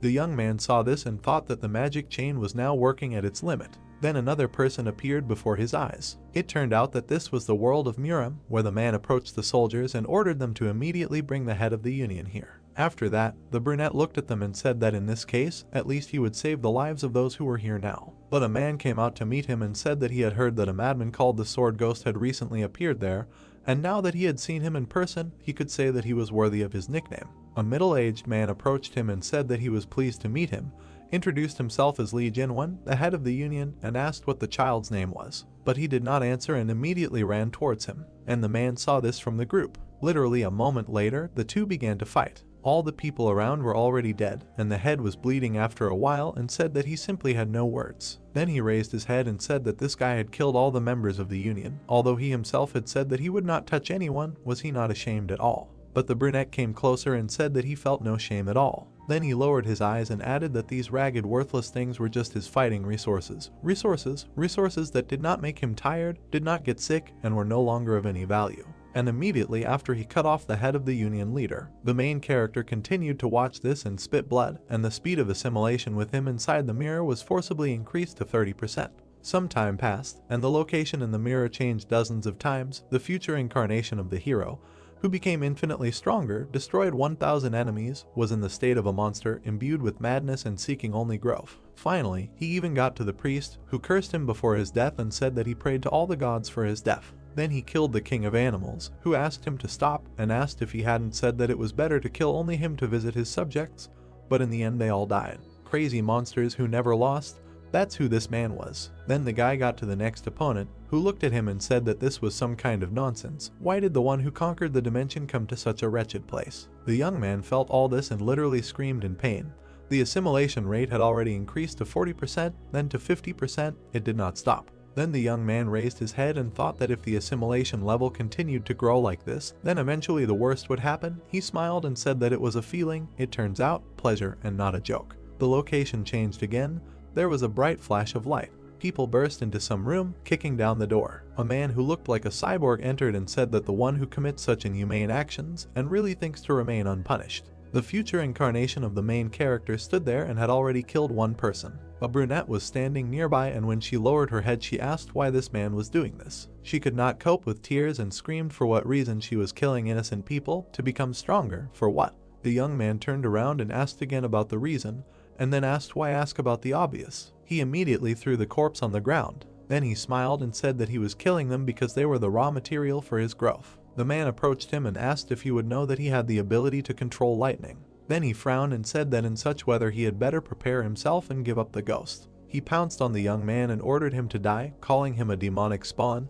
In response, he heard that it was true, even he should reckon with him. After that, the brunette smiled and said that it was more accurate to say that it was like that when he was a previous incarnation of himself. And a moment later he cut this man in half. The girl who was sitting next to him continued to cry and began to beg him to stop. Then she screamed that she was asking him to come to his senses. Song-yoon himself continued to fight, although it was very difficult for him. The guy gritted his teeth and thought that one wrong move and this crazy entity would simply absorb him. It felt like even 50% assimilation was capable of completely destroying his mind. Before it was too late, he needed to find a solution. Then notifications began to appear that the simulation speed had been forcibly increased to 60%. The mastery of the magic chain skill had decreased by 0.1%. The mastery of the magic chain skill had decreased by another 0.5%, and then by another 0.2%.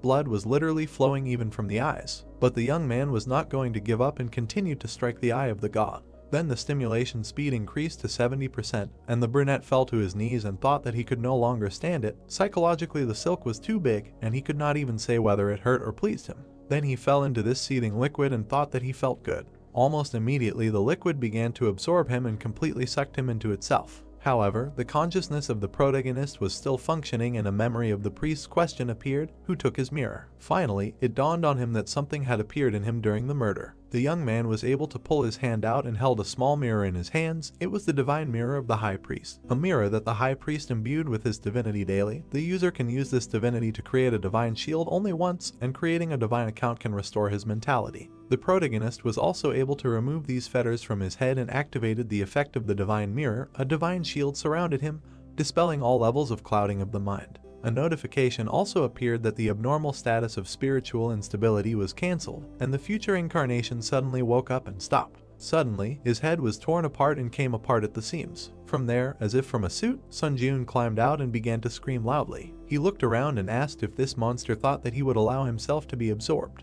The light was so bright that it was visible even from below the building.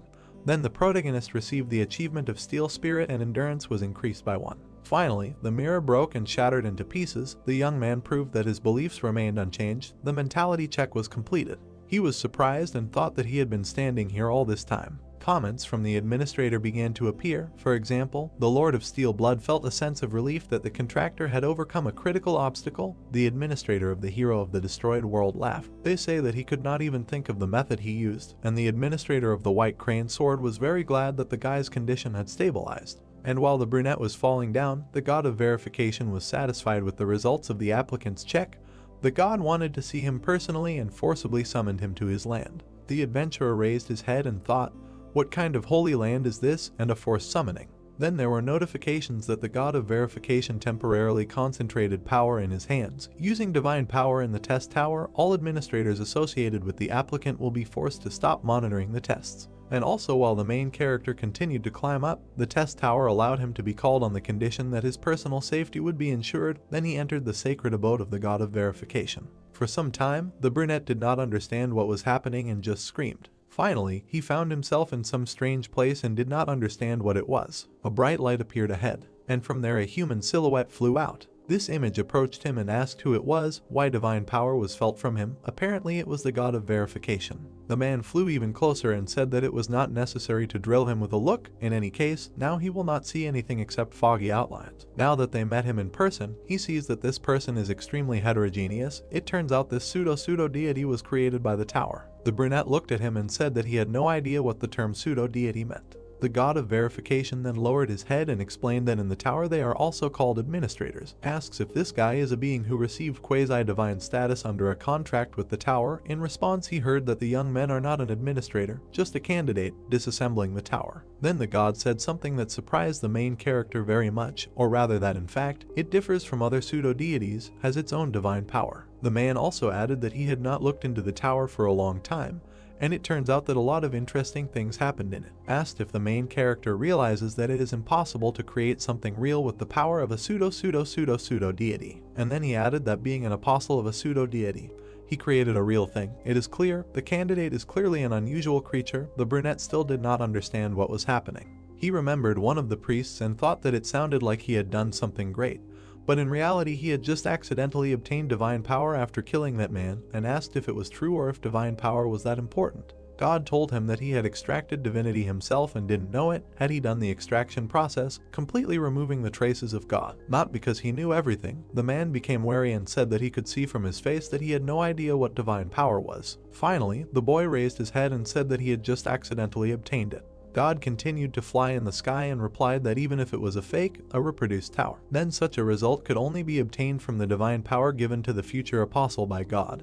But how did this boy manage to stroke this power, completely erase the traces of God? He also said that even if his actions were unconscious, it was not by chance that he extracted Chiron's divine power. I feel that there is a reason here, therefore a connection. Now the boy was very surprised. And when God added that it was absolutely clear that the testing tower expected a lot from him, he immediately understood everything and thought that the testing tower was pinning its hopes on the average president.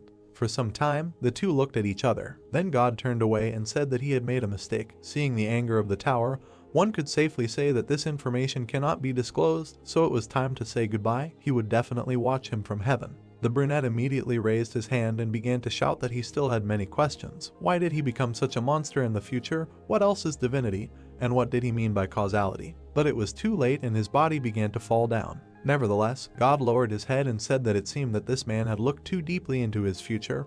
When he peers into the void also peers into him. The same thing happened when the boy tore apart his future incarnation. The void is always looking for a gap through which it can penetrate his mind. This is what he should beware of. Immediately after what was said, the young man grabbed his head and heard that he would soon return to where he came from. Then he listened to him attentively and raised his head. Then he shouted if the god could talk to him a little more. But the man looked at him and replied that unfortunately, this was the end of their conversation. No matter what god was in front of him, the tower was a creature that was not easy to deal with, so nothing could be done about it. If he visited the temple of testing in the future, then perhaps he could shed light on his questions. But at parting he would give him one last piece of advice, not to trust other gods, now they would consider him an enemy. Congratulations, notifications immediately began to appear. They had overcome the 11th floor of the test tower. As a reward for breaking through, an ancient mirror about testing would be sent to his inventory. As a reward for breaking through, 70,000 points were awarded. As a reward for breaking through, 3,000 were awarded, and another 1,500. The movement to the waiting room was started. The young man landed there and for some time tried to comprehend what was happening. He thought about it, thought about God and about the creature that happened to her before him, told him more than everything he had heard so far, especially the words about how even if his actions were unconscious, that he had extracted divine power, not by chance. I feel that there is a reason here, therefore a connection.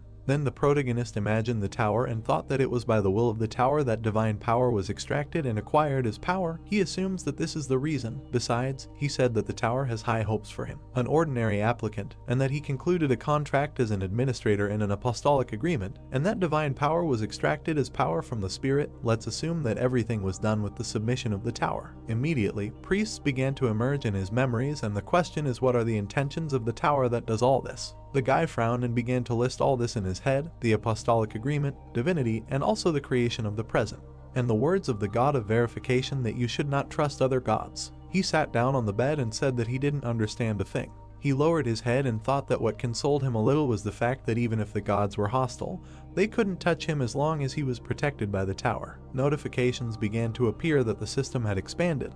The Earth dimension had been registered as an official dimension for ascending the test tower. Thanks to the formal registration of ascension in dimensions, the Earth was somewhat protected from interdimensional invasion. When applicants from other dimensions now face a penalty when moving to the Earth dimension, as an advantage of formal registration of ascension in the tower, applicants who are not pioneers can also earn ore. The restrictions on observing the applicants' tests were lifted. The guy raised his head and saw that the administrators were talking to him again. The first administrator, Lord of Steel Blood, was relieved to see that the youth had returned and was safe, and the administrator, White Crane Sword, looked at him with tears in his eyes. Only then did he immediately remember the phrase of the god that all pseudo-deities are also called administrators. The guy realized that the administrators were also deities, and then it dawned on him that he probably shouldn't trust them. The young man began to bite his lip and think that in this situation no one could be trusted, and the situation was pretty disgusting. After some time, he moved and entered the world of Steel Blood. A blonde appeared in front of him, running towards him and asking if this guy was badly hurt.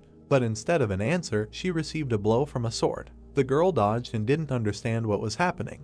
and the young man lowered his head and turned to her. Then he looked into her eyes and asked if the administrator was right to collude with the tower and use it. The blonde grinned and thought that it looked like a side effect of the mentality check, and the guy continued to attack her and bit his own hand. Then he swung his sword, but missed. The girl raised her head and thought that this guy bit his own hand. She shouted that she needed to come to her senses.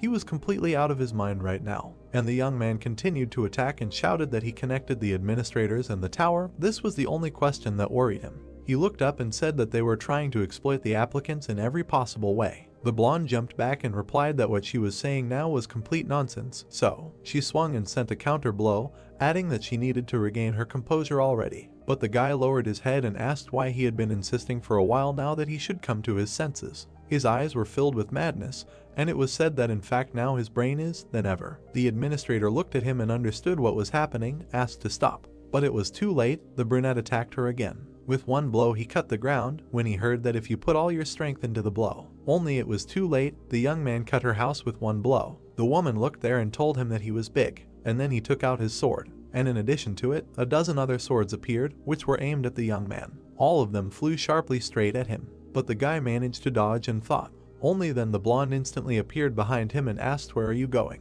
Then she did what the young man did not expect at all. The girl thrust him into the ground with all her might. His face turned out to be snow. Everything around began to shake and collapse. The guy tried to attack back right away, but surprisingly the girl dodged. And then she did something that surprised him again.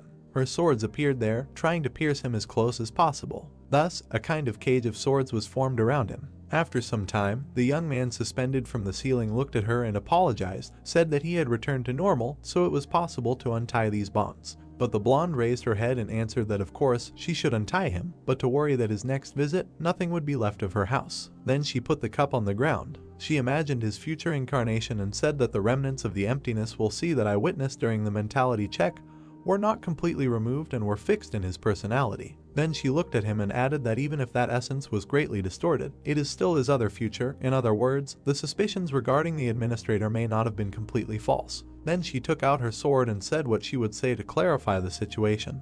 No one is able to read the intentions of the tower. This fact remains unchanged even if they are the administrator. She turned around and when asked if it was obvious that the tower expected something from him, she said that maybe yes and maybe not. And a moment later, she sharply cut something with her weapon. The rope that held the guy under the ceiling was cut right there. And finally, the young man took a chair, said that as far as he knew, the tower had never revealed its will to a candidate before, so it seems even more insane that the tower makes special wishes to someone candidate. The girl turned around and said since he had such doubts, apparently he heard something from someone. That was exactly it. The guy replied that the god of verification said that the tower had some kind of plans for him. This information surprised the blonde very much. She smiled and thought about the god of verification, so that's where his doubts came from. Then she stood up and said that as she had already said, she was also only a subordinate of the tower. At that moment the protagonist realized that, as expected, he would not be able to find out more about her. The girl came closer and said that she was glad that he liked the tea. It was based on the urine of a black dragon, so you can drink as much as you like. It is a very valuable thing. The brunette was very surprised and immediately spat out this horror. Then he wiped his mouth and said that he remembered something. The god of verification said something else. Having concluded a contract with the tower, the administrators received the status of a quasi-deity. Then the woman put the sweets on the table and answered that as for the status of a pseudo-deity, she cannot answer him this question right now. But if we are talking about him, then even if he did not want to know this wow, he will find out everything in the very near future. The young man looked at her and said that now he had one last question for her. Immediately a question came up, and the guy asked, didn't they say earlier that she had a long-standing wish that she wanted to fulfill? In fact, it was so. The protagonist came closer and said that the administrator of the White Crane Sword said that a long-standing wish is a right granted by the tower to the administrator, and that it is possible to achieve the fulfillment of this wish with the help of a candidate with whom an apostolic contract was signed. The girl immediately asked again and said that it seems that she has already told him everything about her long-standing wish. Sun Jiun looked at her and asked why she still hasn't told him about her long-standing wish. The girl thought about it. Then she stood up and said that it was all about the feeling of fear. Of course, the guy did not understand what was meant.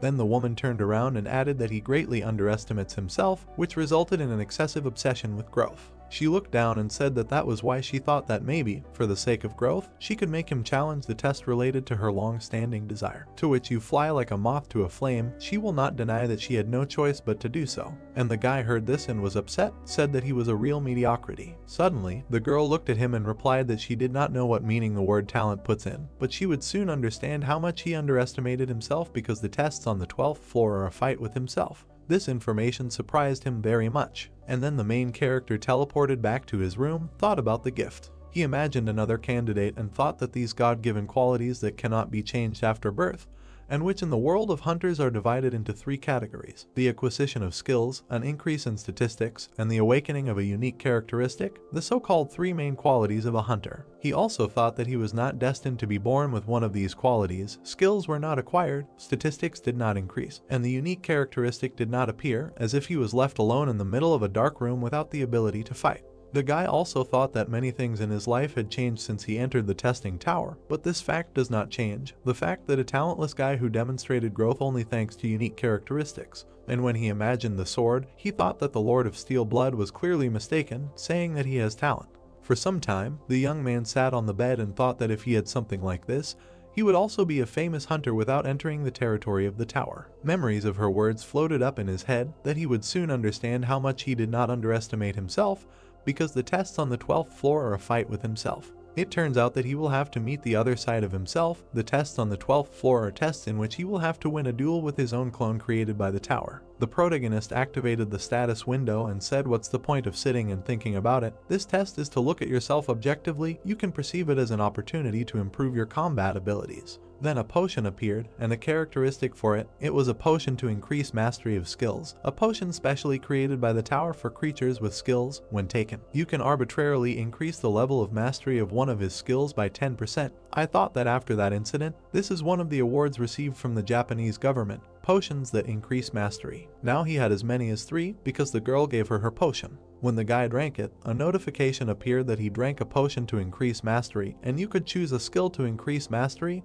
His choice was mana management. The young man immediately imagined his energy and thought that the skill acquired during the hunt for the Lord, devouring asshole, during the test on the 10th floor, mana management, it is worth investing in, since this is the basis of all skills. At the same time, notifications appeared that the skill mastery of mana management increased by 10%, then by another 10%, and by another 10%.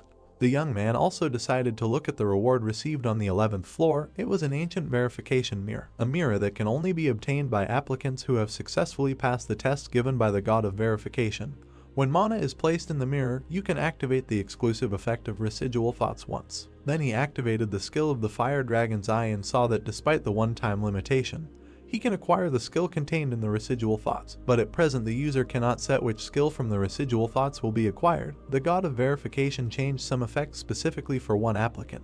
And when the guy looked in the mirror, he thought about residual thoughts. Is it really about what he thought before? And the exclusive effect of the ancient verification mirror, residual thoughts, was activated. There was also a notification that residual thoughts and activated as an exclusive effect. Ancient mirror check, the skill contained in residual thoughts is acquired randomly. In front of him, a new icon appeared and information that the skill combat concentration was adopted, which is imbued with the combat experience of residual thoughts, but its mastery increases by 11%. The description is transcendental concentration, allowing you to concentrate to the limits of a combat situation.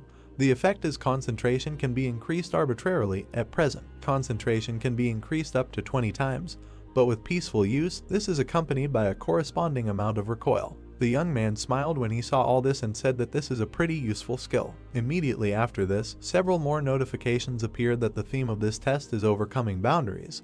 The 12th floor test begins. The remaining time is 48 hours. The condition for successfully completing the test will be kill your clown for a certain time. The condition of the right to pass the test is the death of the applicant or the expiration of a separate time. The reward for a successful breakthrough is the gray crown of the ancient emperor. The penalty in case of failure is death. A moment later, the main character found himself in some room. Immediately in front of him, energy began to accumulate, and information that the blessing granted by the god of darkness felt the evil minds of the nicknames in the ancient palace and creates warriors. Guards, now the attacker will have to think about how well he knows himself. His double appeared in front of him. The item the old tailcoat of the vampire count was duplicated. It was necessary to kill another self created by the god of darkness. Again, I remembered the blonde's words that the scale of self-reproduction does not end there, experience is also copied. In other words, his reproduced version will know all the strategies that he will use now, and his cloning even copies his talents. Opposite at that moment stood a clone of the main character. If he underestimates his talent, he will seriously suffer. Therefore, Sun Ji-eun decided not to languish and immediately attack, to check what will come of it and how gifted he is. The brunette looked at him again and thought, is it really the god of darkness again? Why so often encounters tasks called gods? His old enemy, should he call him his clone? And while the clone was approaching, I thought that he really looked so much like him that it turned his stomach inside out. And I also remembered the blonde's words and thought that on the recommendation of the Ent of the Rest of the Blood, I spent a question ticket and received additional information. He continued to look at him and thought that he had specifically learned that there was only one item that a clone could duplicate. The old frock coat of the vampire count naturally chose what would become his armor. Then he swung and thought that if this was really his full-fledged clone, then this battle was a good opportunity to objectively assess his strength. While the young man was running towards him, the skill's instant acceleration, Grace of the Wind, began to activate, and the entire speed increased by 70%, the current progress summing up 7 out of 7. At the same moment, the skill Combat Concentration was activated, and the user's concentration increased twofold, as if the protagonist had split into two parts. He felt as if time around him had slowed down, and at the same time the movements were too fast. He smiled and thought that this was exactly what Combat Concentration was. Then he swung and activated the power of the Sword Master. Suddenly, a bright light appeared right above him. The clone jumped back from the blow. Then he took out his sword. The protagonist immediately realized that it was a sword of steel blood. He frowned and thought that the choice was obvious, and here by the concentration of mana in his left hand, this is a counterattack shield. Indeed, in the left hand of the slope there was a large red shield. The young man glanced around and thought that the combination of the sword of steel blood and the counterattack shield was the only working option for the clone, but suddenly something dawned on him. This sword seemed to begin to change its shape and began to glow even brighter. At that moment, his clone already had two weapons in his hands. It turns out that he managed to transform the counterattack shield into a sword. This was quite unexpected. For some time, the opponents stood opposite each other. The brunette looked at himself and thought that although he was the original, he had never used the dual sword technique before. It was not that he could not use this technique. It was just that when using a modified counterattack shield, it was used through an excessive amount of spiritual energy and mana. Then he imagined how this happens. The guy lowered his head and began to reason, why did the clone choose such an ineffective method? Afterwards he turned around and thought, of course, he also considered fencing with two swords, but is it right to use it in a real fight where his life is at stake? And when his clone finally attacked, he thought that they did not understand his train of thought. The guys had to act pretty quickly, while he thought that this was just a training fight. A moment later, the guys clashed in battle, moving from place to place. It was at this moment that the main character realized that, although barely perceptible, but in terms of pure skills, he was one step behind. But the clone continued to attack and seemed to be in the lead. Miraculously, the brunette managed to dodge and did not understand why this was happening. And while he was falling to the ground, he thought maybe it was all about his indomitable will. If we recall this skill, the mastery was 27%. The description is a symbol of those who challenge the impossible to the end. Do not give in to despair. The main effect is when facing an opponent stronger than the user. Physical and ability and concentration are significantly increased. Additional effects are when activating the skill, it becomes easier to achieve enlightenment, and the ability to mental defense is enhanced. The brunette continued to fight and thought that at present he was significantly ahead of him in terms of the number of items. Therefore, the skill called Indomitable Will, which he had absorbed before, was activated, so his physical abilities are higher than the original. He also provided information about combat concentration. Mastery 11%, the description is Transcendental Concentration, allowing you to concentrate to the limits of a combat situation. The effect is that concentration can be increased arbitrarily. At present, concentration can be increased up to 20 times. But with excessive use, this is accompanied by a corresponding amount of recoil. He thought that if the clone maximizes his combat concentration and demonstrates a concentration that goes beyond imagination, then he will have a good chance of winning. And just at that moment the enemy began to attack even more actively. The young man again teethed and thought that the most serious problem is the fencing art used by him. The clone stood in front and was very confident in his victory. Suddenly he struck, and the young man thought that although it was clearly based on the technique of fencing on dual swords, but this is clearly a bastard's dream. And from one blow he flew back with incredible speed. The main character crushed the wall with his body, the blow was so strong. Then he got up and thought that he had no doubts, this sword was familiar to him. Behind the slope was the heavenly sword, the dragon Nemgun Hayek. He remembered their last battle and thought that although I saw that sword in action only once, I still clearly remember every detail. He also imagined his opponent and thought about his terrifying skill, like overpowering a god, before whom his skills turned into nothing, neither skills nor strength, but the most pure art. He also imagined a bright flash of light and thought that these techniques made him really think about whether they could exceed skills in general, as his teacher had told him before. Then he stood in a stance and thought since fencing and art are not skills, he believed that he would not be able to learn this. He also remembered the blonde's words that he would soon understand how much he underestimated himself. Then he lowered his head and thought that this was the very real talent that the steel-blooded lord had spoken of. While the clone was running towards him, a notification appeared that the user had encountered a strong opponent that he was having a hard time dealing with. So the indomitable will skill was activated. He thought that now the system determines that he is at a disadvantage, even though he is far ahead of him in terms of items. Why is this happening? The young man thought and gritted his teeth. Then he looked at his opponent and thought what was going on.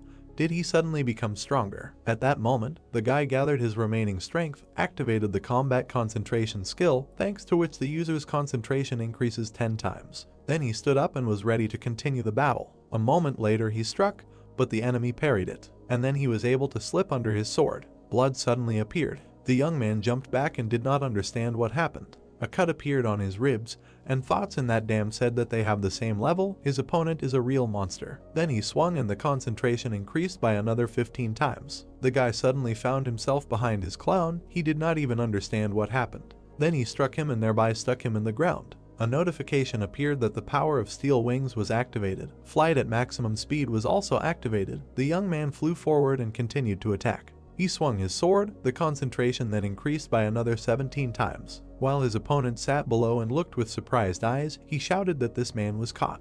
But suddenly the brunette stretched out his hand, which acquired a strange shape. And then it exploded, as if it had specially soaked in blood before that. Sun Ji-eun frowned and thought that his vision was suffering now. Nevertheless, the guy flew to Paul and hit him with all his might. Only when he landed, he thought where the enemy had gone, he had escaped, while blowing up his own hand. Then a bright light appeared behind him. It was the enemy, who had directed a projectile of energy at him. This projectile was like a bright beam. When the brunette turned around, he thought that it was too late to change anything and that he was finished. Then there was a strong explosion. The beam literally hit him on the forehead and threw him back. The concentration at that moment increased by another 20 times, and he entered a state of concentration that exceeded his limit. Because of this, the main characters began to move very quickly, as if disintegrating into different particles. Then he grabbed his head and thought that things were bad. His opponent did not understand what was happening and looked at him questioningly. But the brunette came closer and began to laugh, said that he really almost died now. Then he looked up and began to insult his clown, said that he was in deep trouble.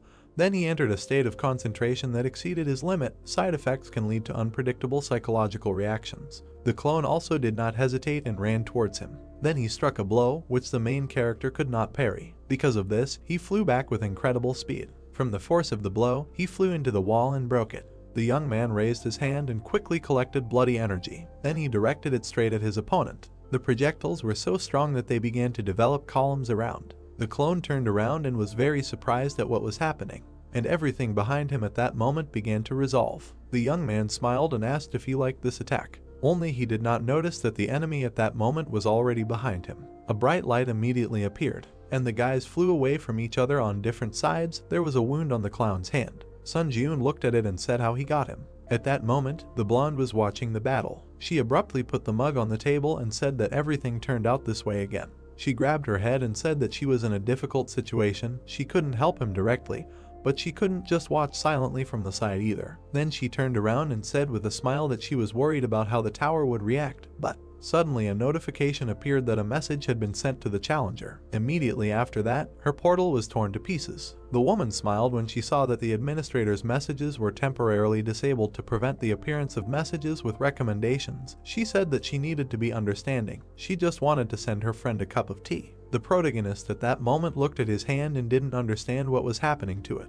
Then the hand hit his own club. The clone watched this and didn't understand what was happening. And Sun Ji-eun smiled sharply and said that it was dangerous to lose control during a fight. Then he shouted and ordered them to stop interfering with this body and get the hell out of here. At that moment, a strange web began to form around him, as if he had been closed again. And the young man raised his head and began to shout if the confrontation with the shitty version of him from the future had not ended during the previous test. It also infuriated him. Opposite then some strange monster began to appear, and immediately the young man heard the words that he fought for him because he was on the verge of death, and in his eyes there was not a drop of gratitude. It was surprising for him to hear this. It turns out that then his future version appeared there. Sun Jiun tried to attack him and began to order him to quickly get out of his body, called him a damned creature. But he got even more angry when he heard that this stupid bastard still did not understand. It is better to look at what was happening. The future he came closer and said, something you trained for so long, but even now having risen to the 12th floor of the tower, you are not able to objectively look at yourself. It is a pity for wretchedness. The main character was unpleasant to listen to all this, so he swung and asked what's wrong, immediately after he tried to hit. But the man raised his hand, and in a moment, bloody bars formed between them. Then the brunette turned around and just silently left. And the main character continued to beat this great and asked where he was going. They need to go back, but he heard in response that he was just an annoying bug. Sun Jiun was surprised when he offered to tell him something, said that if you do not get rid of the habit of relying on skills, then you will not be able to use true art, then asked did you get it. The man walked forward and said that you just need to continue to sit here until the end of his days and watch what is happening. And when he almost went underwater, he added that from that moment on he will take control of this body. For some time, the main character tried to break the grate and get out of there, but it was useless. But the battle continued on the surface at that moment. Now the new main character smiled and said that it seems that he is slowly beginning to understand what's what. He just caught the right wave. He was surprised when he saw that the administrator of the Lord of Steel Blood sent him an item, a product of the Black Dragon, a potion prepared by specially processing the bodily fluids of the Black Dragon. When consumed, mental strength and immunity are increased and the mind becomes clearer. And then something dawned on him. The soul of the real hero was then able to still spread his chest and get out of the shackles. Because of this, his body again stopped obeying the captured demon. Sun Jiun reached into the status window. Then he took out a potion from there and stretched it out to himself. Only something happened. The clone did not lose his head and immediately cut off his hand so that he could not drink the potion. The main character was not going to give up. With all his might he pushed off the liquid that did not allow him to get out.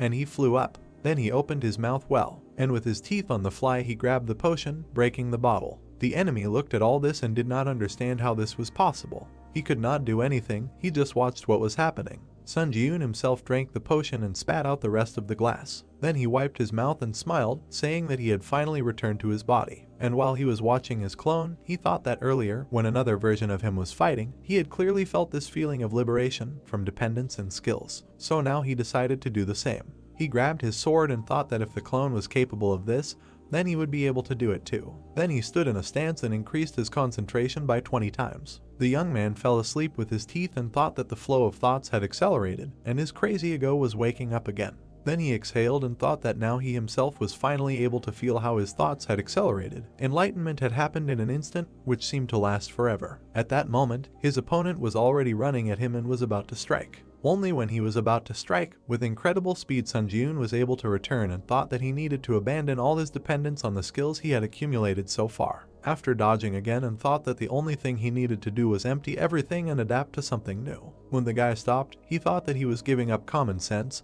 and thanks to self-enlightenment, the skill of mana management increased by 10%. Literally with one glance, the main characters were able to cut off part of his opponent's hair, eventually decided to clear his mind of stupid stubbornness, received the achievement of enlightenment, and stamina was increased by 1. Sun Jiun was very determined, received the achievement of the state of absence of oneself, and mana was increased by 4. The user is dealing with an opponent with whom he is able to cope, so the skill of Indomitable Will was deactivated. This fact did not anger his clone. The young man himself was approaching him at that moment and swung again, thinking that from that moment everything would change by 180 degrees. While he was running, he calculated the trajectory of the attack, and with one blow he was able to split several stones at once and around. Then he smiled and thought that he was now able to use the fencing art of the master, who had previously suppressed him with his power, a strange feeling. Then he continued to strike blow after blow. He frowned and thought that the highest speed using the grace of the wind and instant acceleration, it was now felt. Then he pushed off the ground and tried to attack, only the enemy was faster this time. He turned around and began to create some kind of field behind Sun Jiun. The young man at that moment lost his balance and did not realize what was happening. But nevertheless, he quickly gathered his thoughts and landed on the ground. The clone saw this and tensed up even more. He did not understand why it did not work. The member broke off for a moment and tried to strike again. But again a miss. Sun Ji-yoon parried his blow and thought that as the battle continued on the slope, it was becoming easier and easier for him to understand what was happening. Now he looked at the fight from the point of view of skills and from the point of view of technique, and began to understand the principles of the technique itself. Besides, with this incredible speed it was much easier for him. Therefore, he smiled and continued to fight. He dealt blow after blow. The enemy was already having a hard time coping, but he continued to hold on with all his might. Some time passed, the brunette still tried to attack again. Only here he missed again. The main character thought that he had realized the principle of the technique itself, and thanks to this he felt safe using two swords. And this clone, instead of completely mastering the art of fencing, pays a lot of attention to imitating that master. Indeed, behind his back, as if a portrait of this man was emerging, Sun Ji-yoon decided to get another sword, activated the power of the Iron Blood sword, thought that in this situation, thoughts of mistrust can weaken the released energy of the flame sword, capable of cutting everything in the world. And when he took it in his hand, he thought what it means. Practicing the fencing of this master, I should focus even more on strengthening the flame sword. In his hands were two weapons that predicted success for him. The battle continued for some time. The clone, although actively dodging, began to receive earlier. The Bloodseeker skill was activated, and literally with one movement in his hands activated another skill. In front of his opponent in an instant, several bloody spears appeared at once. All of them flew straight towards him. He looked around and realized that something needed to be corrected. Therefore, he pulled out his sword and tried to reflect the blow, which literally slid under his feet. An explosion occurred immediately. Only this explosion occurred behind the enemy, so the brunette turned around and looked there in surprise. And due to his own carelessness, he immediately received a blow to the shoulder. He quickly got his bearings, activated his shield and threw the protagonist back. Then he looked at his shoulder and got angry. A second later, his wound healed. Sun Ji-yoon looked at this and thought that he instantly transformed the sword into a shield and avoided the crisis. Things were bad. Then the enemy decided to create a whirlwind of two swords, which surprised the protagonist very much. The young man struck again, tried to stop him. Their swords touched and a spark appeared. Then Sun Ji-yoon swung and thought what it was. Just a second ago it was about rough and aggressive swordplay, but now the clone switched to soft swordplay with smooth and measured movements. He stood opposite and seemed to be waiting for his next blow. At that moment, the boy raised his sword and thought about soft sword mastery. Also this sword mastery technique that the teacher demonstrated to him. I wonder how far the opponent can go in demonstrating techniques, although he understands that this is his talent, but still irritates. As expected, he will not be able to win easily without any risk. He immediately decided to get rid of the second weapon and fight with one sword. Then he activated the skill with the counter-attack shield, and another sword appeared in front of him. The enemy saw this and was surprised, and the young man raised his new weapon and asked what was so surprising. Then he smiled and added that if the clone is capable of this, then he can do it too. A second later, he jumped up and flew into the attack. The opponent's swords clashed again. The fight was so intense that sparks flew in different directions, and this continued for some time. The guys seemed to be floating in the air. Sun Ji-yoon looked at the enemy and thought that, as expected, the cop's sword charges before him. Then should he go on a small adventure? He immediately turned around and tried to do something unexpected. The decision was to kick the brunette in the chest. He was so surprised that he couldn't block the blow and flew straight towards the ceiling. He got even more angry and ran off at incredible speed, trying to attack. Sun Ji-yoon was already waiting for him at that moment and thought that he had parried his attack with the counterattack sword, a modified version of the counterattack count. A bright light immediately appeared, and the brunette thought that then he had to charge the sword once, and of course, the suspension of such ignorant attacks would simply break. That's exactly what happened. The copper split into two parts. The clone had to throw the second weapon back, while the protagonist thought that if they were both one, then now was the time when the counterattack energy emissions, the most threatening attacks they had, would disappear. The same thing happened with the sword, which simply dissolved. The enemy flew forward, and the young man decided that he would judge this as a chance. Immediately, a strong blow was dealt, from which everything began to fly apart in different directions. Sun Ji-yoon smiled and thought that he himself was incredibly strong, and the same one received a blow to the stomach, such a strong blow that he was thrown back several meters. When the young man got up, he saw that the enemy was already approaching him at full speed, and a moment later, he received another blow with a sword. Only this time, this blow was expected, so the guy extended his hand and thought that his enemy was caught. At the same second, the clone was pierced by a sword from behind. He turned around and realized that this was all planned. Another sword was lying nearby and was thrown out in advance. He also looked at it and thought that his impatience also played into his hands, and the use of these two components turned out to be extremely effective. Therefore, he smiled and waited for what would happen next. Then he swung and decided that it was time to finish. Only the one who penetrated was not going to give up, spread his arms and began to accumulate energy. Sun Ji-yoon did not understand what was happening. The clone immediately increased in size several times and began to turn into a huge monster. It was unclear what the hell it was. This huge monster began to move towards the main character and destroyed everything around it. A second later, it bit off its fingers and spat them straight towards the young man. These huge fingers with claws began to destroy everything around, and Sun Ji-yoon turned around and thought what kind of monster it was, a little confused by the fact that his attack tactics had changed dramatically. At that moment, a wall appeared in front of him. The young man had to destroy it to get out of there, and immediately behind his back, a huge enemy hand appeared. When the guy fell down, he realized that the monster could not get out of this ball, and a moment later there was a strong explosion. The clone was still above and did not understand what was happening, and Sun Ji-yoon himself had already landed and activated a protective shield. Then he transformed it into a sword and thought that fortunately the recovery time had expired. He pulled it out and said, "Why did he stand up? Is he really not going to attack?" The enemy did not hesitate and immediately fell down. The fight continued. The guys fought for some time. The main character thought that this bastard monster had completely lost his mind, using the explosion of his own body. He was surprised and thought that no matter how strange it looked, as a surprise attack in close combat, such a technique could be very effective. Then he looked at the enemy again and thought that because he lost his temper and constantly made explosions, the ashen blood would absorb too much stamina. And as expected, after some time the monster began to shrink while shaking and losing strength. Therefore, when the stamina is at 0, his attacks will stop. It was at this moment that Sun Ji-yoon struck back and cut off his hand. Then he frowned and said that there was no point in dragging it out anymore, he was finished. And the clone was still angry and perhaps even hoped for his victory. They began to move across the battlefield with incredible speed.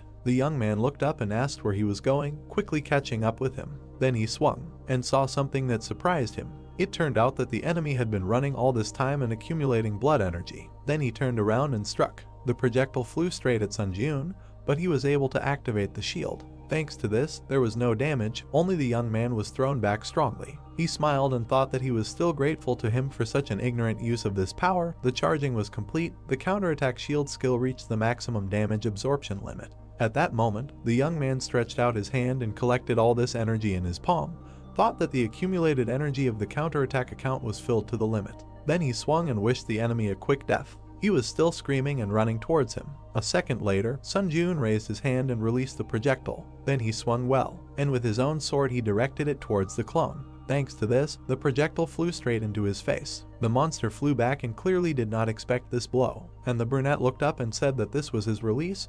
The counterattack shield skill instantly released the accumulated damage, and all this entailed a strong explosion that destroyed even the building. Literally before our eyes, the clone began to collapse. A notification appeared with congratulations, and overcoming the 12th floor of the test tower. As a breakthrough reward, the Grey Crown of the Ancient Emperor will be sent to his inventory. As a breakthrough reward, 80,000 points are awarded. As a breakthrough reward, 3,500 so are awarded, and as an additional reward, the skill Last Resistance is received. Moving to the waiting room began. When the young man exhaled, he saw another notification that the mastery of the counterattack shield skill has reached 100%.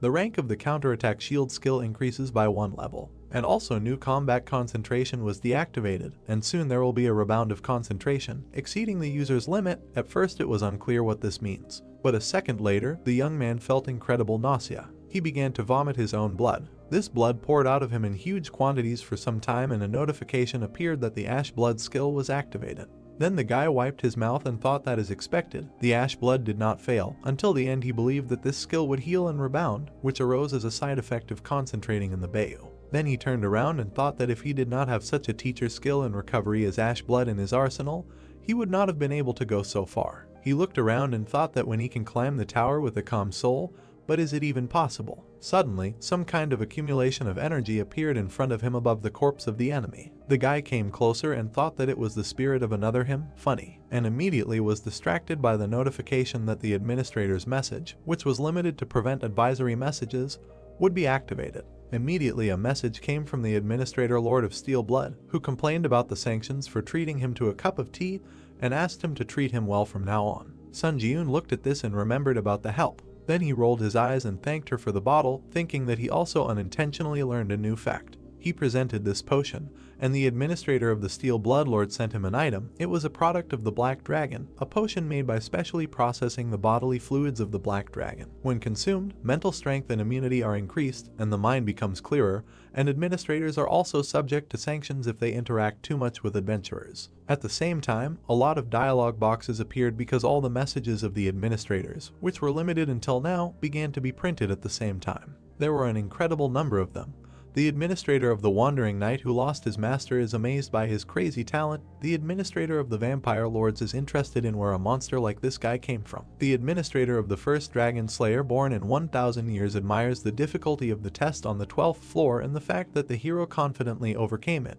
And many more messages. The boy read them and thought that there were so many administrators watching him, it was amazing. The messages kept coming and coming. The boy thought that some administrators were shocked by his talent and the difficulty level of the trial, saying that he looked like a monster, while others were reacting as if they were bored, asking if the challenger who was still only on the 12th floor was really there. Then something happened that surprised the protagonist. Notifications started appearing that the administrator servant of the Soul Holy Knight was looking at him. The administrator fallen heir of the Blood Demon Church was staring at you, and the administrator seeker of divinity was looking at him as if she was expecting something from him, but they began to dissolve. Sun Ji-eun came closer and thought that the administrator who only said what they wanted and then disappeared when they lost interest were sending messages without any purpose. Then he raised his head and asked why everyone was acting like this, what was the matter? He frowned and thought, of all people, why would there be so much interest in him? Besides, his contract was already concluded, but why were they trying to get his attention? Then he imagined this entire communication system and thought maybe there was an expansion of the system that gives administrators the opportunity to contact him with a request.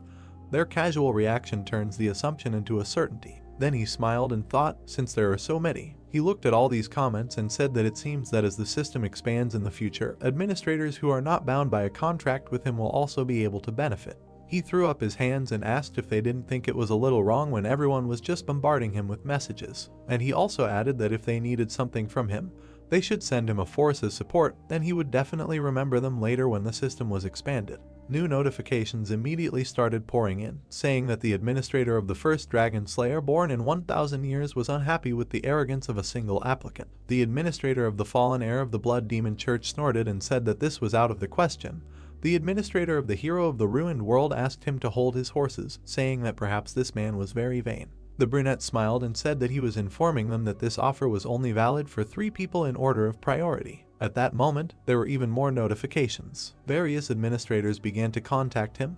For example, the administrator of the heir of the Blood Demon Church would like to add power to a store intended only for his contractor. The administrator of the hero of the ruined world would like to add power to a store intended only for a contractor. And the administrator of the first Dragon Slayer born in 1,000 years would like to add power to a store intended only for a contractor. At that moment, the guy thought about it. Then he turned around and thought that what was really important now was that the enemy not only had the same statistics as him, but also skills and powers. The enemy's corpse was still emitting energy and was nearby. The guy looked at it and thought what he would get when he absorbed his soul. A moment later, he did just that, absorbed the spirit of the false challenger. The skill increased by 28%.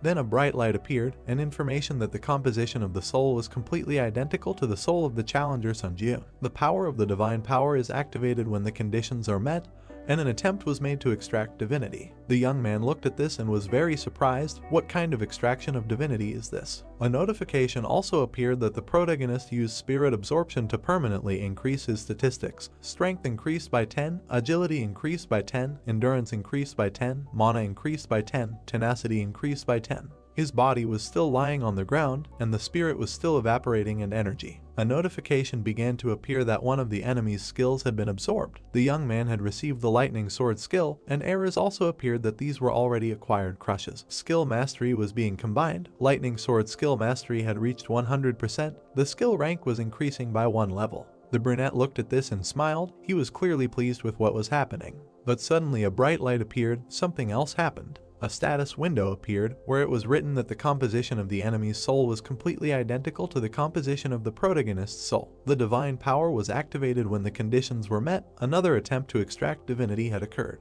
The young man was surprised. He did not understand what it was. And then a notification appeared that the extraction of divinity had been successfully completed. The divine power rank was increasing by 1 level. And thanks to this power, the transformation of divinity and the accumulation of altered divinity became possible. He looked up and thought what was happening, some kind of transformation, accumulation, all these words were an empty sound for him, really. Immediately after, another notification appeared that the power of divinity was engraved on his soul. He did not know how to use it, so he just gave up, but it turns out that now he can use divine power. Some symbol appeared on his chest, and a bright light appeared. And immediately after, comments poured in that the waiting room of the 13th floor was entered, the expansion of the system was beginning. The community, which was divided by country at the global level, was fully integrated, and communities of different difficulty levels were now available. Team members assigned to combined trials were no longer tied to a specific country. Individual rankings by country at the county level would also be fully integrated. Now the young man would also be able to view the final rankings of other difficulty levels. He stretched out his hand and thought that it turns out that now he will encounter foreigners in combined trials, but this is a largely meaningless expansion of the system. Then he lowered his head and thought that if this goes on, the community will eventually be integrated with other dimensions, which will allow travel to different planets. Suddenly, another screen appeared. The young man raised his head and paid attention to it. It was written about the results of the 12th floor test: first place Hunter, second place Great Shaman, third place Kim Seung-hoon, fourth place Catherine Bennett, fifth place Bloodlight Sword, sixth place Clock Tower Wizard, and seventh place Tarkovsky. While the main character was walking to the tower, he thought that he was the strongest. This was the main reason why he was climbing the tower. This was exactly what he was striving for. Then he approached the stairs and thought that now he was one step closer to this goal, at least at the moment the strongest contender on Earth. He also imagined the others and thought that they say that the test tower has long existed in dimensions such as Ares, Callian, and Murim.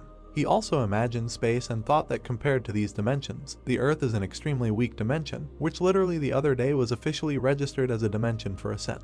Then he remembered his opponent and thought if he didn't increase the power of the Earth, he could leave the target of another dimension, as happened that day. He frowned and thought that whether it was before or now, he needed a powerful force that could defeat anyone. He immediately raised his hand and activated the inventory. It was written about the Grey Crown of the Emperor, Charisma plus 30%, the Grey Crown used in the ritual of the ancient emperor who served the god of darkness. Wearing the crown, he rules as the king of spirits. After using the item's durability ends, and it disappears. Sun Ji-yoon studied this and thought since the class is high, the performance seems powerful, but the explanation is somewhat ambiguous. Then he flipped through the skill and thought that he needed to move on to the additional reward for the breakthrough. There was the skill Last Resistance, 0% Mastery, and the main effect is Fatal Injuries. Hello Sheik to Death can be considered invalid. But when activating the Last Resistance, 88% of the available stamina is spent, and the recovery time is 1 week. An additional effect is when the skill is activated, his feelings are momentarily enhanced, and the effects of using all skills are adjusted.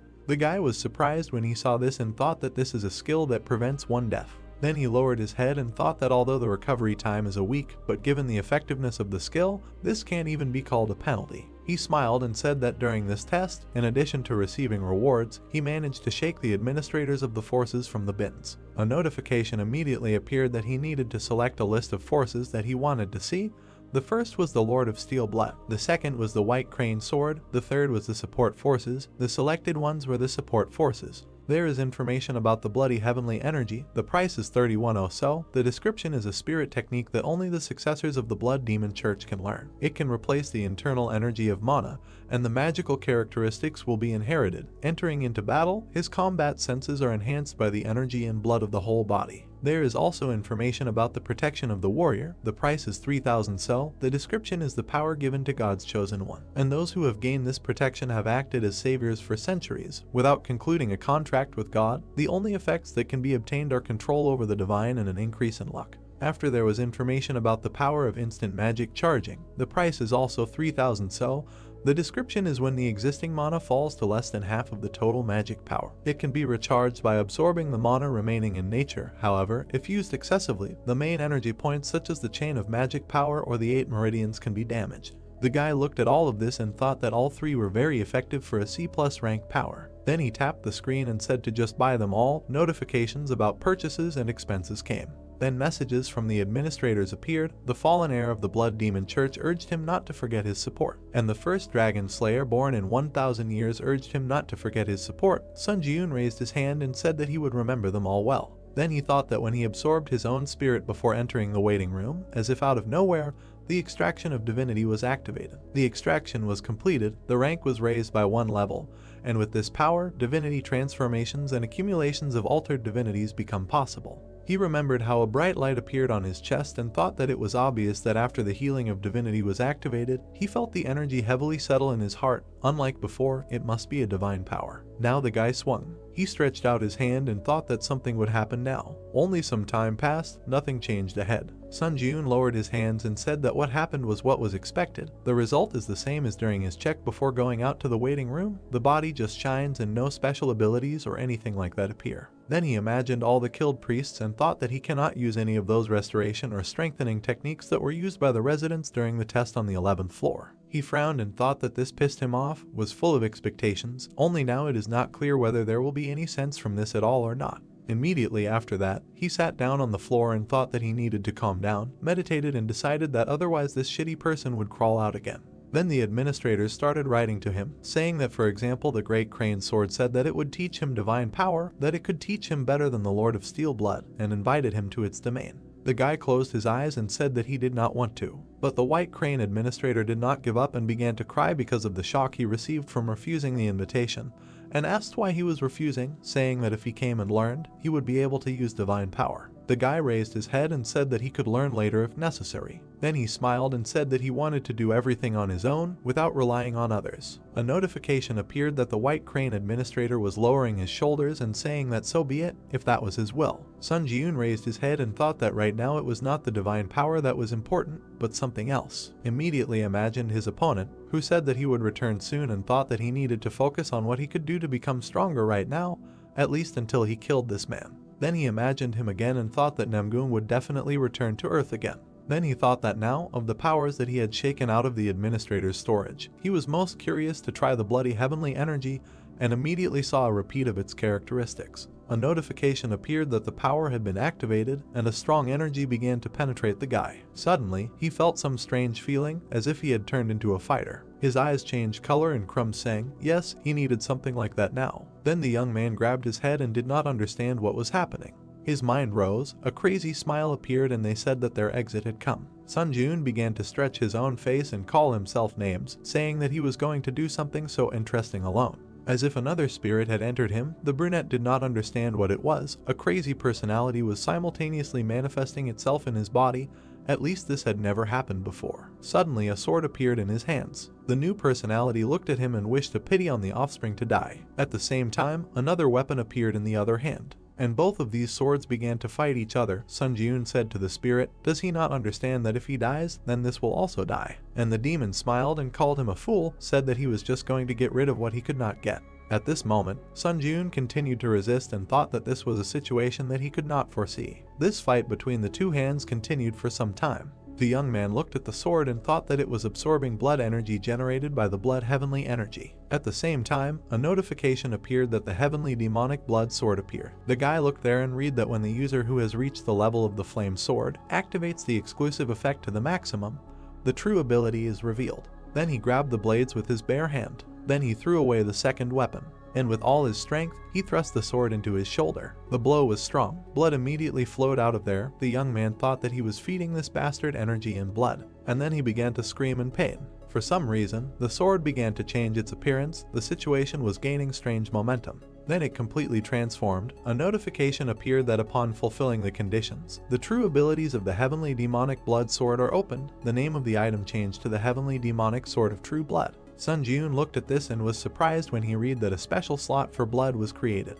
In front of him at the same second, not a few posters appeared. These were those very slots. Then the guy activated the Eye of the Fire Dragon. Information about the True Blood Heavenly Demon Sword appeared in front of him. Reaction speed plus 15%, attack speed plus 15%. The famous sword that was once one of the treasures passed down from the Blood Demon Church when killing an enemy with the True Blood Heavenly Demon Sword. The Blood Feast effect absorbs the enemy's blood into the blade, increasing the overall effectiveness of the item and sealing random skills. At the moment there are a maximum of 3 skills that can be imprinted with blood, and imprinting skills do not require costs except for the recovery time. Also, in addition to this, information appeared next to the sword that all potential abilities are unlocked by users who have reached the level of the flame sword. When used by a candidate, you can activate the exclusive Blood Feast effect. Then he looked at the chips and thought that he can imprint skills in the sword, and even as many as 3 pieces. In addition, there are no costs except for the recovery time. Then he smiled and thought that it can be said that this is an awesome item of a growing type that this world has not seen before. Then notifications started appearing that the 13th floor trials were starting. The difficulty was high. The theme of this trial was a strategic battle. The allotted time was 14 days. The conditions for passing the trial were to work together with your comrades to kill the vampire count in a certain amount of time. The condition for failing to pass was the death of a team member or the allotted time had expired. The reward for a successful breakthrough was a random skill book, and the penalty for failure was death. And Anoshu was surprised. Was there really some kind of combined trial? He imagined other hunters and thought that combined trials were associated with his extra most pleasant memories. However, a random skill book was a good win. He imagined this book and thought that if it brought a plus-rated rewards, his mood improved slightly. There was also a notification that the map of the 13th floor is only available in trial mode, now open, showing cities occupied by vampires, showing hiding priests in cities occupied by vampires, marking the location of the vampire count in a city occupied by vampires, and the selection of team members begins. 4 portals suddenly appeared in the room. The main character came out of one of them, thought that instead of wasting time searching for priests, could he just invade the city and kill everyone there? He lowered his head and thought that with the abilities he now has, he is capable of destroying at least one city. He thinks he is capable of it. Suddenly another person appeared there, and information appeared that the selection of team members is complete. To create a smooth gameplay, the nicknames of the selected team members will be displayed. A man appeared who looked and said that he was wondering why the system is expanding. But it turns out that it is a combined test. It was a hunter with the nickname Tarkovsky. In the summer, a young man appears who greets everyone and says he is glad to see them all. This is the legendary ninja. And finally, an old man appears who says he is also pleased to meet them, the wizard of the clock tower. The brunette looked at them and thought that these nicknames we all belong to high-ranking players. Immediately, a table popped into his head that he saw earlier. He thinks he also saw a Japanese player in the top lines of the rating. At that moment, the old man turned around and said that this place was familiar to him. There were an incredible number of corpses, and the place completely reeked of blood. The guys looked around and said that this was probably a vampire refectory. Suddenly, 2 vampires appeared behind one of them and said that this was more true than ever. They immediately pounced on the old man and said that the dessert itself complained to them. He was ready to eat it with pleasure. Only they did not calculate that he was not alone, and the vampire grabbed another hunter by the head. And another player appeared behind the girl. Literally, with one blow the man deprived the vampire of his head, and the boy dealt several blows to the female vampire.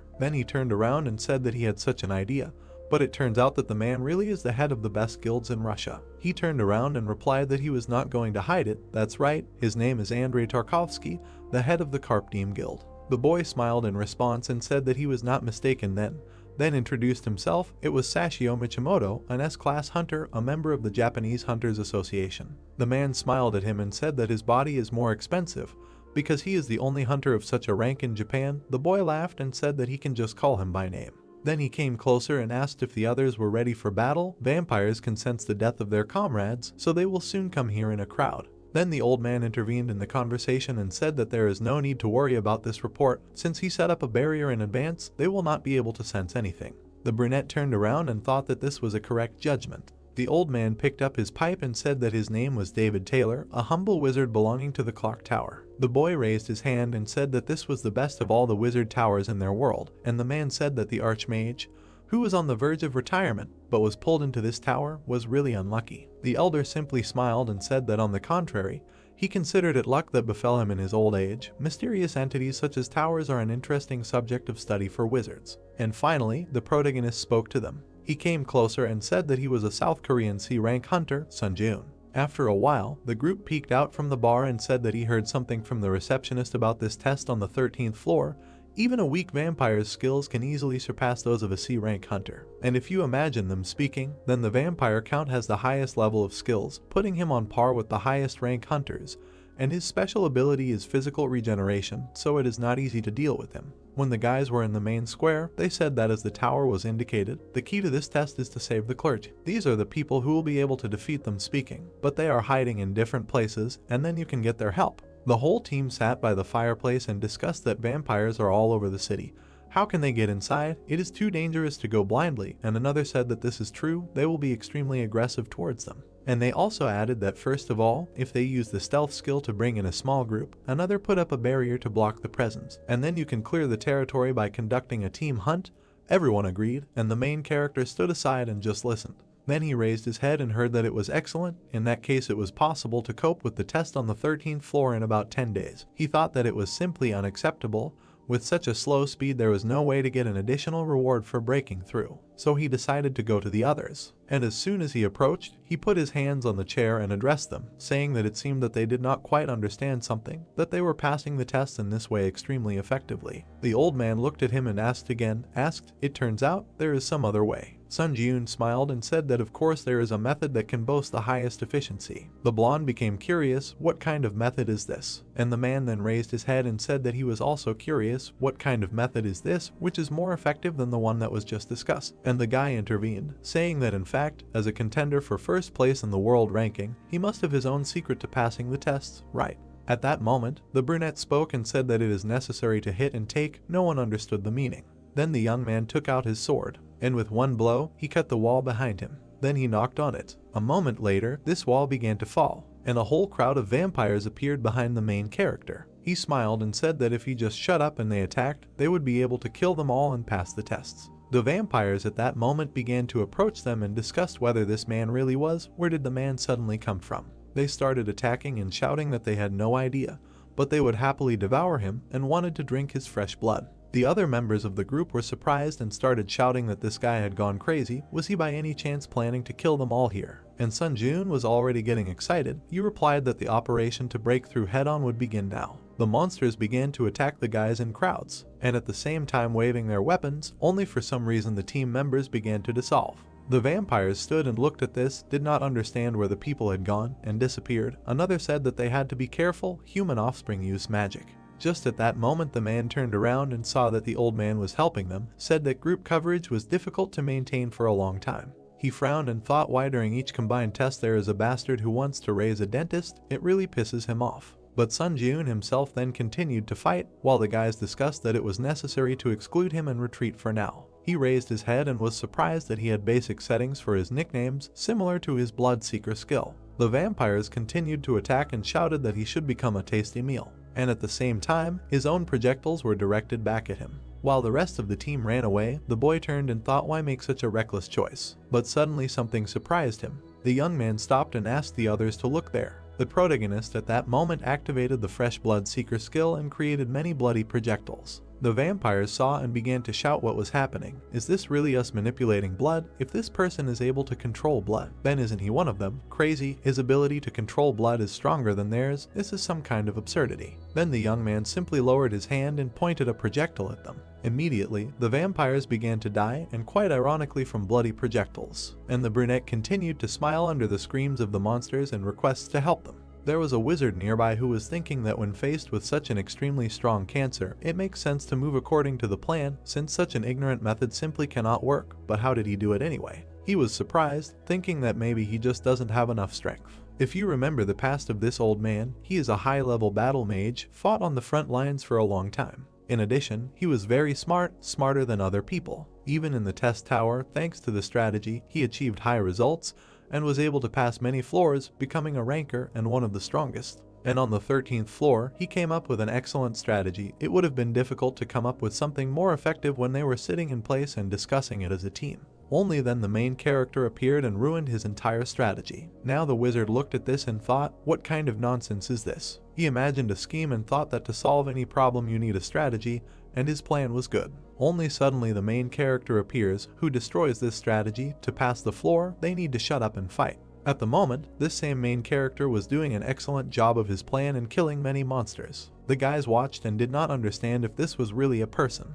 Then they turned and asked the old man if they could forget about the plan and help him, and the other one also agreed. The old man raised the group and told them to wait. He frowned and said that he admits that this person is incredibly strong, but there is one thing, there is a whole city of vampires here. Then he looked at all of them and said that one person cannot cope with this. He also added that before the tower appeared, there were also incredible hunters, but why did hunting in groups develop like this? He immediately introduced his old group. And he also introduced many swords, said that regardless of strength, many targets in close combat are simply impossible. The other team members stood and listened to him attentively, and Sun Jun was still fighting. Suddenly, the vampires began to grab him by both hands. Then they were spread out in different directions and one of them attacked him with a spear, shouting that he needed to die. The guy raised his head and was surprised. Then he began to inflate his hands, just like his clone did during the last battle. and a moment later, the hands broke, throwing the vampires in different directions. All of them were struck by blood and died on the spot. The skill Ashen's blood was activated. The young man turned around and thought that if he used this method, he would have to constantly heal. The explosion of the body is a good skill, but too expensive. Plus, there were surviving vampires who asked how a pathetic person could do this, use the power given to them by the god of war. Suddenly, one of them grabbed his head and began to shout that this was a disciple. The others were also scared and said that it was probably a disciple. The god protecting people sent a disciple. The gods are angry that they killed all the people in the city and began to ask the god of war to help their followers. The young man looked at them all this time and thought, what does a disciple of God mean? Is it their kind's thing to invent non-existent things? At that moment, one of the vampires hit another on the head and called him a weakling. Then he pointed at this guy and told him to look there. He noted the fact that the young man was standing there out of breath. The others also started laughing and said that this man was tired. Then they ran towards him and said that they had to attack now. At that moment, Sun Jiun raised his hand and some red ball appeared there. The vampires began to stop and did not understand what it was. Then there were more balls. The young man raised his head and decided to explain what it was. More precisely, to show in practice, he immediately swallowed them. And then he began to bite. A moment later, a literal bloody storm appeared there, and the brunette explained that these were their relatives. A notification began to appear that using the soul of vampires, he restored stamina. Using the soul of vampires, he also restored his mana. Then the guy smiled and said that the restoration was complete. It was time to start the second round. All the city residents started running back. They were very scared of him, and the team was still watching this carnage from the side. The guy came closer to the edge and said that the main character was in first place for a reason. It seems he specializes in close combat. The man agreed with him, said that he did not look tired, even getting stronger. Then the man came closer and said that he would help. The boy supported him and said that he considered safety important, but also wanted to help him. Meanwhile, the main character received a notification that all souls were used to restore stamina. Strength increased by 3, agility increased by 2, endurance increased by 4, and magic power increased by 5. He stood in the middle of the street and thought that if you compare the growth rate, it is even more effective than absorbing a copy. Then he smiled and thought that if he kills the vampire count, it will be even better. Comments from the admin started to appear. The admin, the only ruler of the Blue Sea, is interested in him. The admin, the leader trader, had fun thanks to him. The admin, Dark Demon, says that the boy is more like a demon than some of these demons.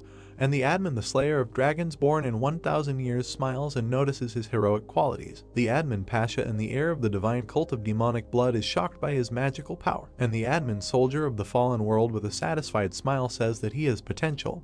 The brunette thought that this is great. The admin is still led by his introduction. Then he looked up at the status window and thought that the attention of the admins will never be superfluous. Suddenly, someone attracted his attention. The guy turned and said that he thought that the team went to get the priests. But all three landed and apologized to him, said that from now on they will listen to him. Another agreed, and the third said that at first he doubted him, but it was stupid. Therefore, the brunette turned around and said that it seemed that the whole group understood the effectiveness of the Zis. Then the sixth sense skill was activated and the young man suddenly felt something. A whole sea of blood spilled in front of them. Therefore, Sun Jiun smiled and thought that the vampire count was approaching them. The whole team tensed up and began to discuss whether this was great magic. The count could even use it. Most likely, it was just an ability. But the vampire was strong enough to use an analog of great magic. The third asked what to do. Their death was only a matter of time. The brunette looked at all of them and thought that those whom he admired now needed his protection. Had he really become so strong? Then he said that they needed to leave here, find the priests and bring them here. The team was surprised. The kid looked at him and asked why the priests, and explained that he thought that they had decided to act together. Only the main character interrupted him, turned around and said that he would say briefly, if they stay here, they will be cat, thought that he would not be able to protect all three and he needed to kill the count himself to stroke his soul. Then he turned around and thought that the more others contributed, the less chance of absorbing his soul. Then the man turned around and said that he was ready to listen to him. Just recently he had a different opinion. And the old man said that he would soon bring the priests. A moment later, the guys left, and the brunette continued to look at the approaching wave and reasoned that it was time to start. Immediately, the skill concentration in the Bayu was activated. The concentration increased fivefold, and the will of the technique of the culture of heavenly blood was activated. The main character seemed to be trying to bloody energy. Then he stretched out his hands and activated the skill True Blood Seeker. The will interacts with all the blood in its radius of action. Suddenly the wave began to break. Somewhere far away in the castle sat the count and carefully watched what was happening. Then he got angry and began to shout, how dare a pathetic person resist him. He sent out another wave and explained that he wanted to use this city, but now he was ready to turn it into hell. He immediately stretched out his hand and gathered all his energy. Blood began to fill the entire city, the waves became stronger and stronger. The brunette saw this and thought that his opponent was stronger than he expected. Then he frowned and said that he did not think he could block this. He was finished. If you get to know the vampire count a little better, you can move to his castle, where people hold a huge plate from which he takes his delicacy. Then he picks up these balls and puts them in his mouth. The vampire count, Selnir, sat on his throne and enjoyed the delicacies. The man did not know when it all began, he only remembered that he fought again and again. All his battles ended in victories, thus climbing higher and higher. And after all the victories, the essence of his life became battle, as often happens with those who desperately thirst for more. When he came to, he was already standing on top of a mountain and countless corpses, and soon his thirst reached the heavens. At that moment, the vampire saw and noticed that the god of battle was appointing him as a candidate for the apostles. And the greatest desire of their kind was the destruction of the 4 impregnable allied powers of humanity, which were then quiet and calm. They destroyed 3 powers and killed so many people that the fountain of life, which was the root of the 4 allied powers, turned red from the spilled blood. Everything around was literally ablaze. And the vampire thought that if he completely conquered the last country, then the god of battle would recognize him as a true apostle who achieved everything through blood, and the peak would be his becoming the king of vampires. This grandiose plan did not give him peace. The man went to it day and night. Now his subjects ran to him and said that a great misfortune had occurred. The count listened attentively to the fact that the forces under his command were killed, or rather, killed by one person. They immediately brought him a mirror through which he could see everything that was happening there. Scary one-eyed monsters appeared in the city, which transmitted information to him. The count watched all this and said that he was sure that he had dealt with all the bastards who claimed to be heroes. Which country sent those bastards this time? And the servant came closer and said that these people just suddenly appeared. The man began to get angry and asked again about suddenly. Said that his precious subordinates were killed by someone who suddenly appeared. What kind of nonsense, useless idiots. Then he got angry and began to shout, isn't it absurd that he suddenly appeared in the middle of the city, avoiding the gaze of so many eyes? And then he began to destroy all his servants. They asked him to moderate his anger, but it was too late. The man continued to shout that if he completely conquered this city, he could be recognized as a real apostle, but all plans were destroyed. Some insignificant person dares to resist his power, although the city's infrastructure was planned to be preserved for future use. But at that moment, a huge wave was already approaching there. The count clearly decided for himself that now he would simply turn this place into a real hell, and sent an even stronger wave there. The protagonist saw this and thought that the reach of his power was greater than he thought. Then he frowned and said that it seemed he would not be able to block his attack. Things were bad. Therefore, a decision was made to simply turn around and run away from there. While the young man was running, he thought that since everything turned out this way, he should forget about the city and focus on saving the lives of the team members. Somewhere nearby there was a dome, just the rest of the team were there. The young man ran towards it as fast as he could, but the wave had already caught up with him. Then he stretched out his hand and decided to use his power, and thanks to the activation of a huge shield, he was able to protect his new comrades. The wave crashed into his shield and began to go around it from different sides. The pressure of the water was so strong that over time the protection began to crack. And he saw this and thought that he needed to hold out a little longer. And at that second the protection simply cracked. He was thrown back by the blast wave and the pressure. Water and blood began to fill everything around. The city turned into a bloody mess, and somewhere there, among the cracks of the calf, lay the main character. His comrades ran up to him and asked if everything was okay. The guy replied that everything was fine. Then they came closer and gave him a hand. When asked if everything was okay, they said that everything was fine. They managed to survive thanks to the fact that he stood in front of their shield and weakened the oncoming attack. For a moment it even seemed to them that they really said goodbye to life. But that was not the end. Someone appeared overhead. The vampire Crush himself decided to visit there. While approaching them, he thought that he was surprised to survive after such an attack that strong. Then he frowned and thought, what did it mean that they killed his subordinates? Was it not a simple coincidence? He carefully examined the whole group and thought that one weak and barely alive boy, and next to him 3 completely unharmed fighters. Perhaps these are the key figures. Then he raised his hands and began to accumulate his energy. A moment later, bloody knives appeared on his hands. The man screamed that these people were like bugs, and now he would have to tear them to shreds. All 3 looked at him with rather frightened eyes. At that moment, Sun Ji-yoon stood up and ordered everyone to step back, said that he would fight this bastard himself. While the guys were running, they said that they would have to retreat for a while, and if they needed help, they could call right away. The count intervened in their conversation and asked who gave them the right to decide. He was not going to let them go just like that. And a moment later, Rinus was on their side. He was flying and already imagining how he would kill them all now. Meanwhile, the brunette just stood in place and thought that it seemed like something had just rushed past him. The Count turned and thought that this was the man who had previously been pressed into the stone. When did he manage to stand up here? The young man turned and asked if she had heard such a proverb, words become grains. He smiled and added that everything he said would be returned to him. So the Count turned around and called him crazy, said why did he even think of playing heroes? But Sun Ji-yoon didn't listen to him and said that firstly, they were sorry to die, being torn apart by the VLO, and now he did the same to him. With one blow, the guy literally tore the Count into pieces. The rest of the team saw this and couldn't believe their eyes. Meanwhile, the young man approached the enemy and said that his respected comrades should quickly go in search of priests. The boy raised his head and said that if the Count is vampire honey, is it necessary? And the brunette didn't turn around and said, doesn't anything seem strange to them? He looked at the Count's body and said that if everything was fine, a message about the end of the tests on the 13th floor should have appeared a long time ago, but for some reason it is not there. Then he activated the Fire Dragon Eye skill and looked at the enemy's remains, saw fragments of the vampire telegraph and that the body was currently being restored due to the power of regeneration. The guys were surprised, otherwise they started shouting, can he really regenerate even in such a state? This is impossible, the city lies in ruins, so all the priests must have died, how about they also join the fight? But the main character turned around and replied that he would block the vampire Count, and they should try to find priests or some sacred relics and return here. He thought that he should deal with the boss alone. Then the wizard turned around and said since he says so, then they need to go. The boy added that the train is his specialty, so he will try to find everything as quickly as possible. Meanwhile, the Count had almost completely recovered. A moment later, he stood in front of the main character at full height and was very angry. He started screaming that he didn't understand how these people dared to do this and how one of them dared to attack him. The young man then came closer and thought that the enemy had incredible regeneration powers. It was obvious that his blood restoration and control skills were more effective than those in his arsenal. Wandy was already running towards him at that moment to attack. He struck the first blow, the young man dodged and thought that in terms of combat abilities, the advantage was clearly on his side. The Count at that moment did not notice anything around him and continued to insult the guy. Suddenly, bloody shells appeared above his head,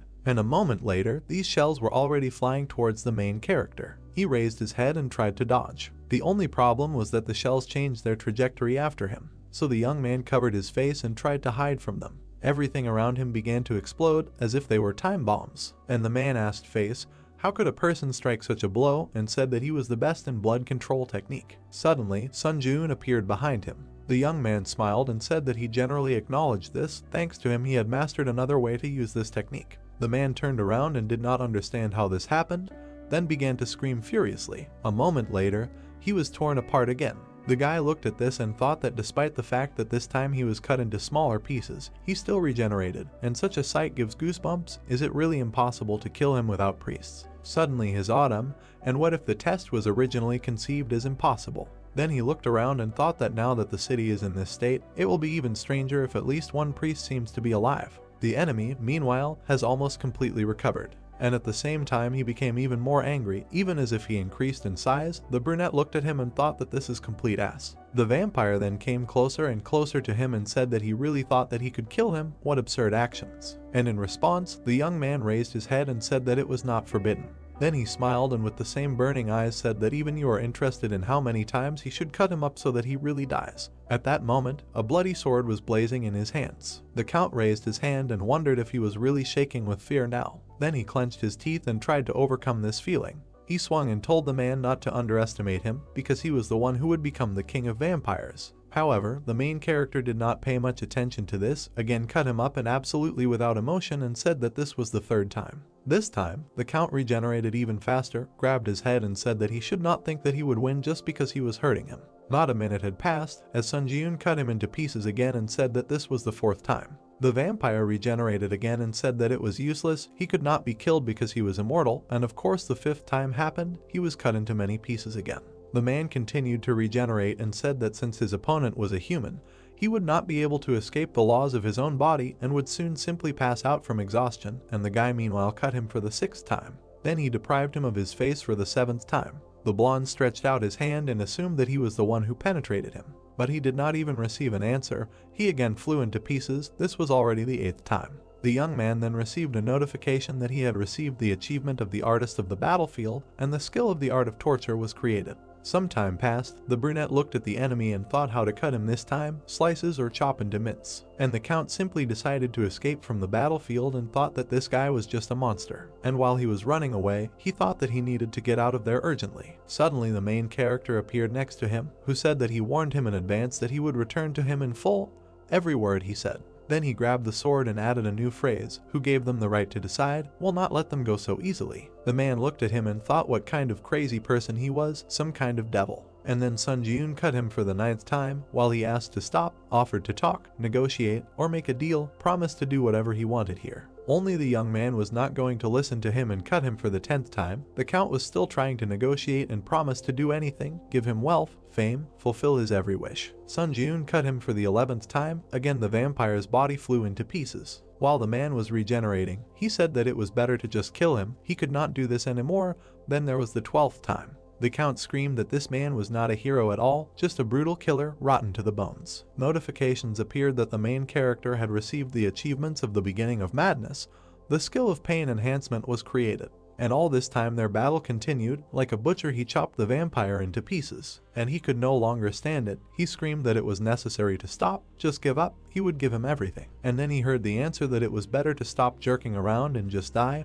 What kind of endless recovery is this, damn it. And then it dawned on him. The guy smiled and realized something. He raised his head and beckoned the count with his finger, told him to come closer to him. He agreed and immediately ran up to him. Then he bowed down, and the brunette said that he had a plan here. If he cooperates, he will give him the blessing of death. What does he think? And the exhausted vampire looked at him and agreed to everything, asked what he needed to do. Then the young man activated the counter-attack shield skill and a pillar of energy appeared there, said that this is a modified version of the counter-attack shield, the so-called counter-attack scarecrow. In the summer, a large red cross appeared. The main character came closer to the vampire and said that now he needs to attack him until he says the word stop. The blonde looked at him and did not understand what this was all about. Sun Ji-yoon came even closer and asked why they were not attacking. Did he really not want to live? The vampire suddenly jumped up and shouted that he was going to strike now. He was scared and thought that the series of events that happened today, everything from beginning to end, did not fit into his head. Then he continued to hit and thought that out of the blue, some madman appears and destroys the greatest force in the history of vampires. No matter how much he thought, something clearly does not fit here. Then he struck again and thought, is this really a test of God? And indeed, the cross in front of him was some kind of divine. Therefore, he continued to be and thought that from the very beginning it seemed strange to him that a person has the ability to control blood. This went on for some time, thinking that the savior of vampires, making real warriors out of his subordinates, teaches them to be on guard because he has long been weakened. Then a column of energy appeared above them and a notification that the counterattack shield skill had reached the state of reflecting accumulated damage. The protagonist came closer and said that now they could stop. Then he looked at the count. He smiled maliciously and said that it was time for his death. At about this time it became clear that this was not a savior. Suddenly, some bloody energy began to appear around the count. And a moment later he found himself imprisoned in a ball, and the brunette said since he was constantly regenerating, no matter how many times he was killed, there was another way. He immediately threw his sword at him. This sword crashed into the sphere and pierced it. And then there was an explosion. The counterattack shield skill instantly released the accumulated damage. The vampire inside screamed that he could finally die, and the protagonist thought that now he would split into atoms, to such an extent that not a single piece of flesh would remain. A moment later the explosion was repeated, even larger and more powerful. The young man stood nearby and carefully watched everything that was happening. A notification appeared with congratulations that he had overcome the 13th floor of the test tower. As a reward for breaking through, a random skill book would be added to his inventory. 90,000 points would be awarded, as well as 4,000 so, and as an additional reward, another 5,000 so would be awarded, and the movement to the waiting room began. The guy smiled and thought that he had managed to kill him. Now, having absorbed the blood spilled by this monster, he would become stronger. Information appeared that when killing an enemy with the heavenly demonic sword Truth of Blood, the Bloody Feast effect absorbs the enemy's blood into the blade, increasing the overall effectiveness of the item and imprinting random skills. The exclusive Bloody Feast effect skill was immediately activated when the sword touched the count's blood. At the same time, a bright light appeared there, and the blood seemed to flow into one place. In addition, the status window said that by absorbing the blood of the vampire count, the item level increases to a class.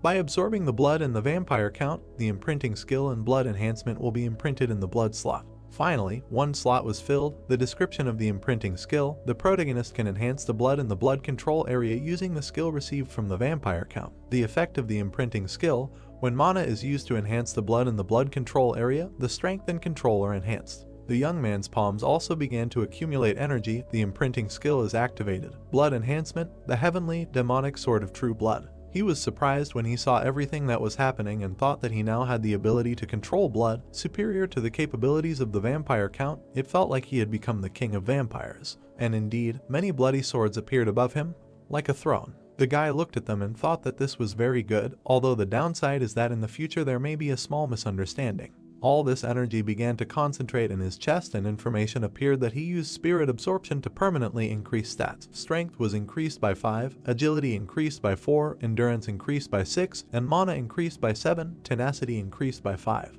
He immediately remembered the absorption of the clone's energy when it was written that it was possible to detect divine power. Now the same thing happened to the vampire. There was an attempt to extract divinity, and the extraction of divinity began. The brunette looked at this and remembered the same message he saw when he absorbed the clown's spirit. Notifications began to appear that the extraction of divinity was successfully completed. The rank of divine power increases by 1 level when accumulating myths with the power of divine power. The rank increases quickly. He absorbed all this energy and thought that back then he did not know that the conditions for extracting divinity is the difference between whether the spirit has divine power or not. This time he was lucky again and the divine power was present. The vampire count appeared in his victory list, and in his thoughts it was that considering that divinity was not extracted from ordinary vampires, then perhaps the extraction is only applicable to those who have divine power, at least the same level as the hero himself. The young man looked ahead and thought that there were too many unknowns. Every time something related to divine power pops up, he had a terrible headache. Then one of the vampire skills was absorbed, the charisma skill was obtained. The guy looked at the status window, where it was written that when absorbing a spirit stronger than the user, an assessment is made for the extraction of power. He looked down and said that this is an enemy that is impossible to deal with, or a strong opponent. By what criteria is the evaluation done? But then it dawned on him that he still had some guesses. It seems that spirits associated with such concepts as gods or apostles are considered high-ranking. Finally, the assessment was successfully completed, and it was confirmed that the vampire count is power. The extraction of power from the spirit is performed. After some time, a notification appeared that the power of the sacrifice of faith was engraved on the soul of the main player. Then he was surprised and mentally asked again. At that moment, someone came up to him from behind and addressed him. There were team members who said that the priests protected people with the power of protection. It turns out that many more people survived than they expected. People saw what happened there and began to shout, did this hunter really defeat the vampire count alone? It turns out this is their hero. Did not expect that the hero himself would come to them. As expected, God did not leave them.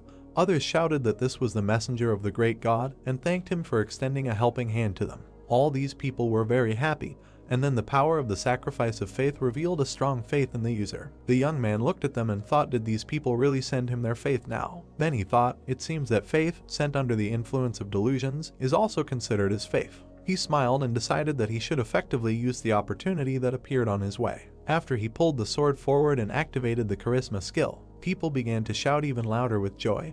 His weight in the eyes of others grew, and other people were more susceptible to his influence. The guy at that moment thought that you know less never lied. And immediately after that he received the achievements did not lie.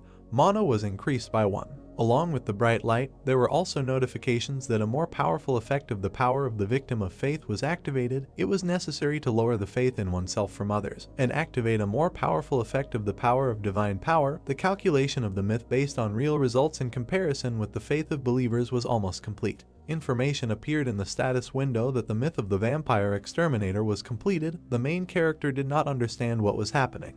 After the light became even brighter, and in the status window it was written that the divine attack is added, the effect of impossibility of regeneration, and the effect of exorcism was added. The young man imagined the vampire and thought, what does it mean after breaking the chain of infinite regeneration of the vampire count? The effect of impossibility of regeneration was added, and after the mass murder of vampires in the city, the effect of exorcism was added. He smiled and thought that it was interesting. It seems that now he understands what the accumulation of myths is. If you imagine this whole system, the power of the divine power combined with the recently acquired sacrifice of faith takes the form of a myth. Another new power was created inside the power, and all this was concentrated in the heart of the protagonist. Then he thought that he saw how the divine power, which had never been used by him before, steadily flows out. When the myth is activated, the absorption of the divine power located in his heart occurs. Now the same thing happened. Information appeared that there is not enough knowledge and beliefs that could be relied on. The collected faith is saved for the next myth. He thought that now, it seems that the faith that people send, you have already collected to a significant extent, then the power of the sacrifice of faith was deactivated. All people bowed before the protagonist, while here he thought that this floor was also safely protected. And after all the players returned back to their dimensions, suddenly, a wizard approached the brunette and said that he considered him an infantile idiot. Well, it seems, he overlooked his abilities. Then he extended his hand and asked if the young man was ready to forgive him for this. He shook his hand in response and said that of course he was ready. At that moment, everything around shook and the god of battle realized that his potential apostle was dead. Notifications began to appear that the god of battle sensed his existence, and senses his divine power is hostile. The guy fell to his knees, and the old man asked what was wrong with him. He looked up and did not understand what was happening, that the god of battle. The earth suddenly began to tear apart. People fell down and died. The young man looked at all this and thought what was happening. An entrance to the divine realm was made. He clenched his teeth and thought the tests were over. What was this connected with? Meanwhile, people moved the old man even further from the edge of the rift. It was then that the wizard raised his head and realized that his portal was now cut off from him. A brunette approached him and told the British uncle wizard that they needed to fry each other's hands again. Then he took his hand and threw him forward. As a farewell, the old man smiled and thought that the method was quite ignorant.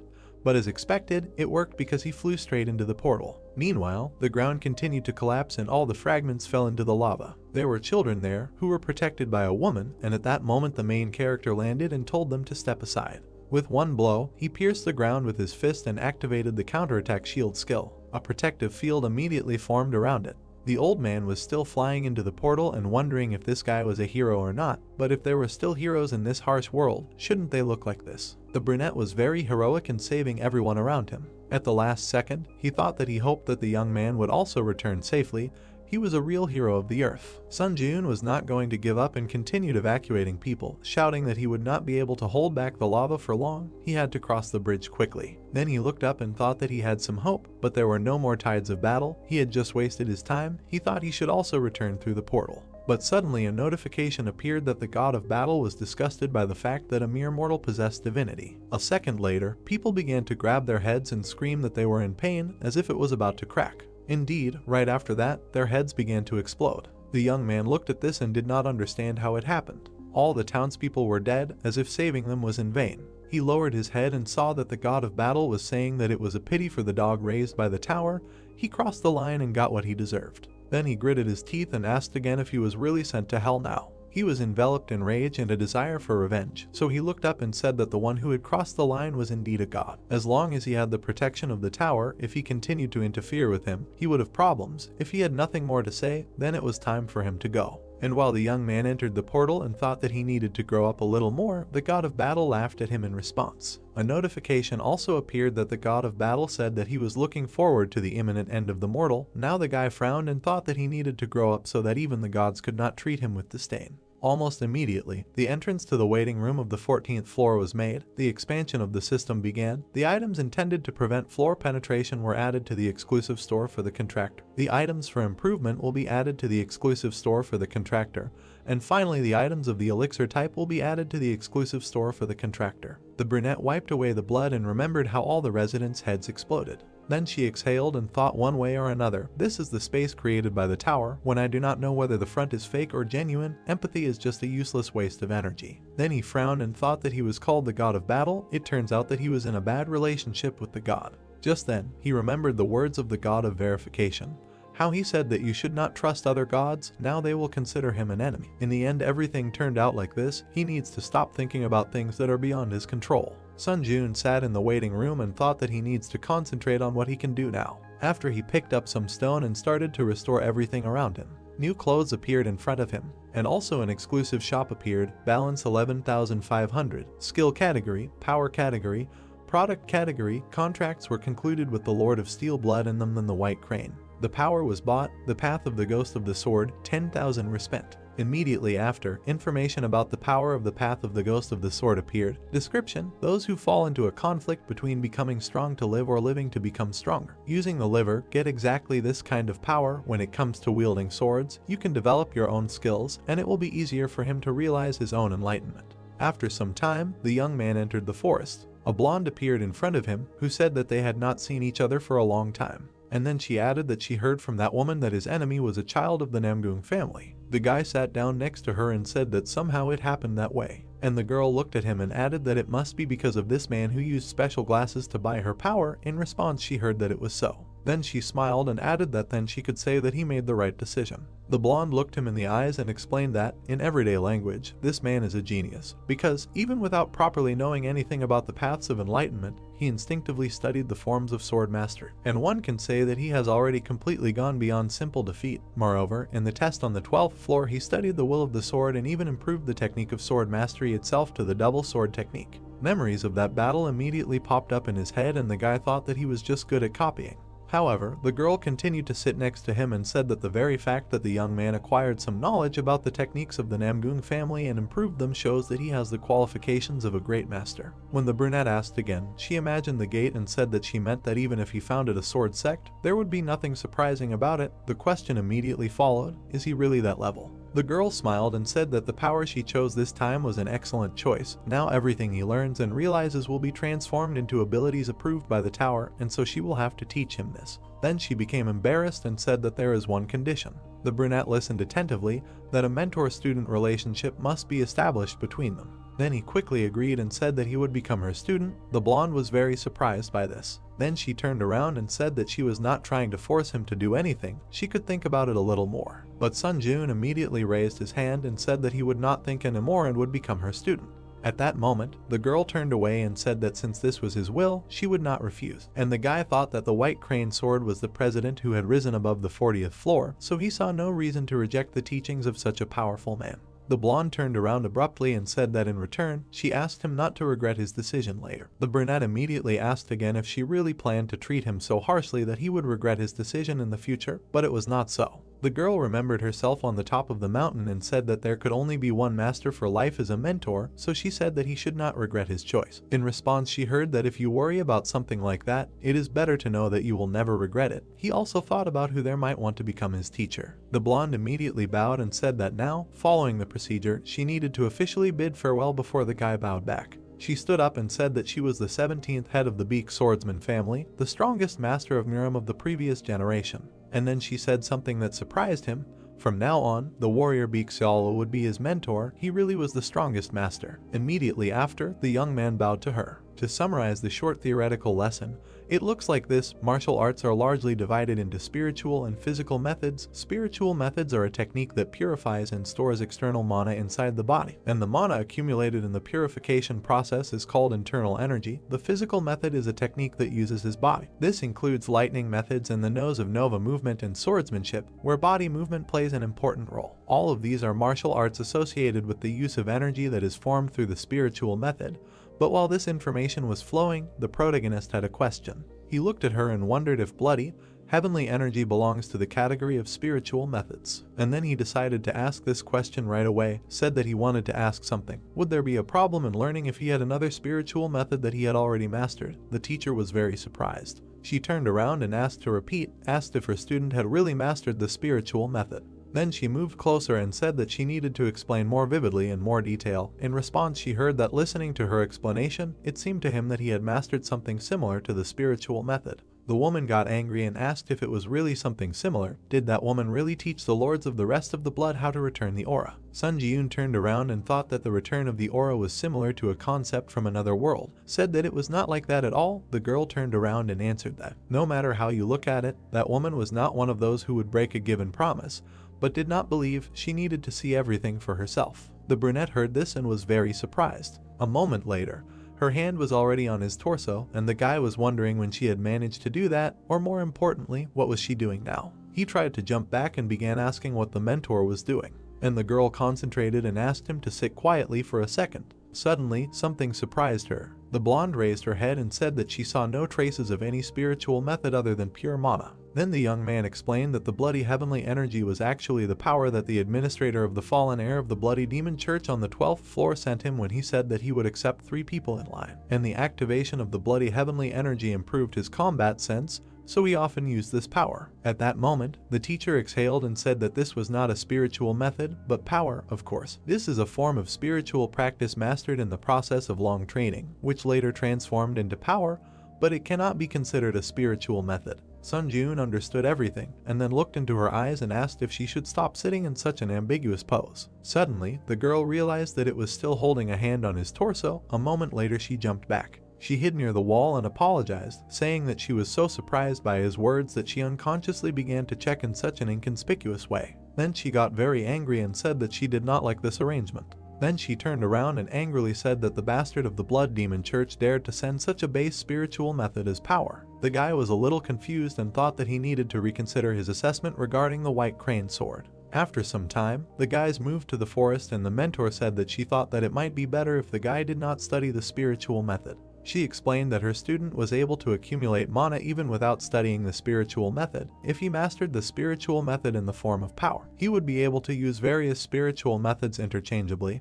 He raised his head and asked if this was really possible. The girl then became a little embarrassed and said that her martial arts techniques are practically not limited to the spiritual method, so everything is fine, but the issue of the spiritual method is an important part of the relationship between priests. And the guys were still in the forest when the girl added that first they had to start the sword mastery. They had to watch carefully and repeat after her. A notification appeared that the combat concentration skill had been activated and the user's concentration increased 10 times.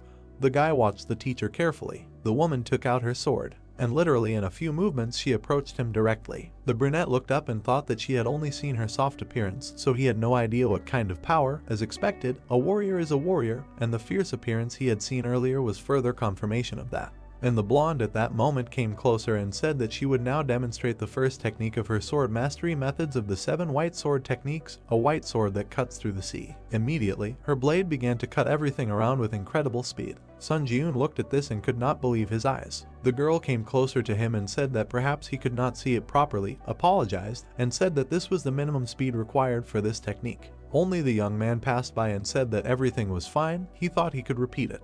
Then he took out his sword and thought that it felt like the space itself was being pulled in and cut so that it was simply impossible to avoid the blow. The space around really seemed to be deformed. Then the protagonist's sword began to move in exactly the same way and cut everything around. The only thought was that something like this had happened. He turned around and said that he tried to do everything exactly like the teacher and asked if there were any mistakes. Only the girl stood nearby and was shocked and could only answer that this could not be. If you imagine other people, you can understand that a genius has existed at all times and achieves much more than others thanks to their innate learning abilities. A genius demonstrating the pinnacle of his ability could understand, evaluate, and own objects of a particular sphere, but even a genius can only reveal his true abilities after practice. But now this guy appeared who repeated himself exactly and asked if he did everything right.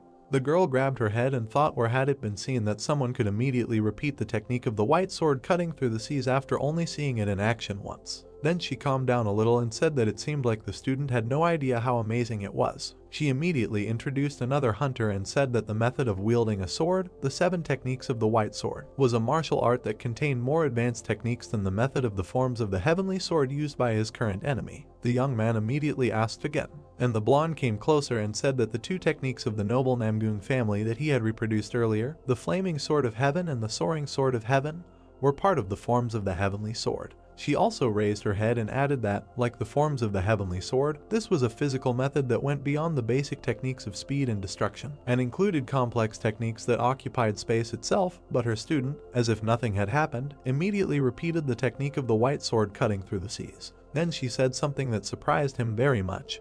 He looked at the reproduction of the technique only once and demonstrated its execution at the level of the original. He thought that trying to understand whether he was pleased to hear it or ashamed was pointless. At the same moment, the mentor embarrassedly called him an intuitive genius, and added that she had never heard of anyone who comprehends the technique either through experience or judgment, but rather through the very essence at the moment when he looks at it.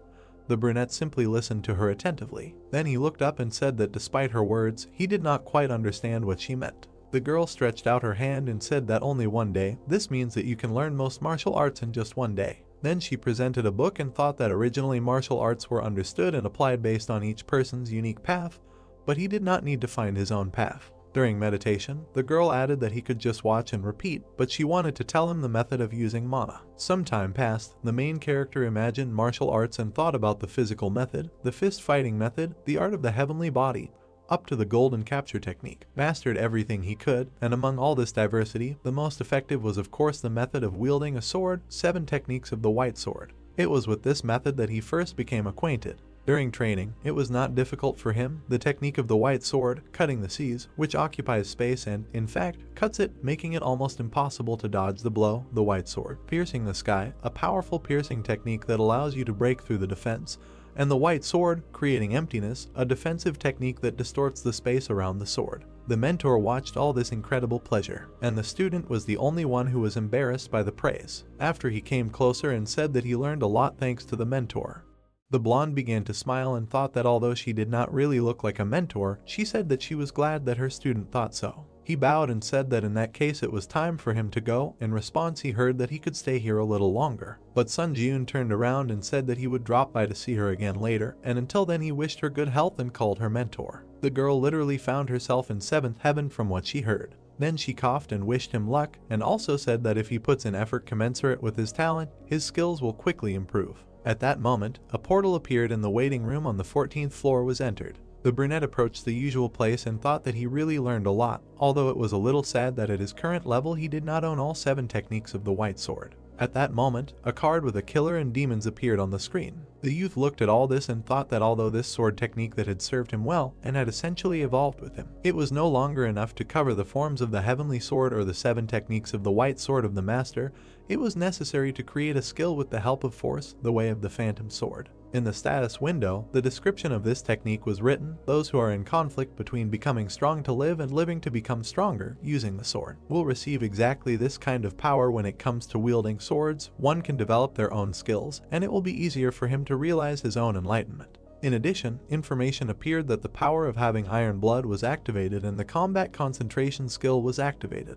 The guy immediately began to train and thought that although his steps had become more perfect than before when reproducing the forms of the heavenly sword and the 7 techniques of the white sword using the dual sword technique, it was still not enough to develop the skill. Therefore, he continued to train, and he did it as hard as possible. He also remembered the words of the mentor that the development of skills can only be created with the help of a system.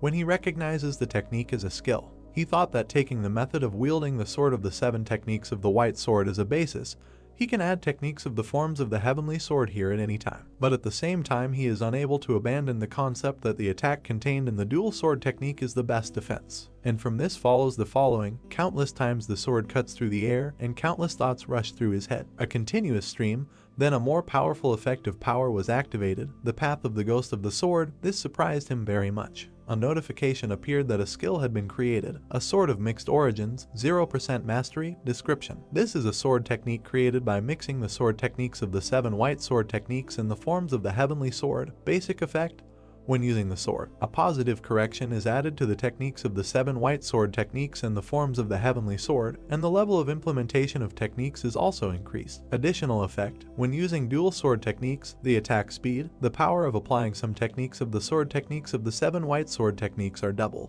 He smiled and thought that he really created a skill. Then he thought, although it was good that some adjustments were made, but still some omissions upset him. Immediately the guy opened the inventory and saw a book there. It was a reward for the trials of the 13th floor. Along with it, a description appeared that a skill book, which when used allows you to randomly obtain a skill of a higher rank. The item can only be used by the applicant and cannot be transferred to anyone. The young man picked it up and asked what it was worth trying his luck. A notification began to appear that he could also use the book to randomly acquire a skill. A more powerful effect of the war defense force was activated. His luck increased sharply for a while. The blood spirit demonic sword skill was created, and information about this skill also appeared. Mastery 0%. Description: this is a secret sword technique that only the descendants of the blood demon church can learn. Basic effect: when using the sword, the blade is given demonic properties that have a harmful effect on living beings. Additional effect: when using techniques similar in spirit to skills, an exclusive double strike effect is activated and the effect of the technique is doubled.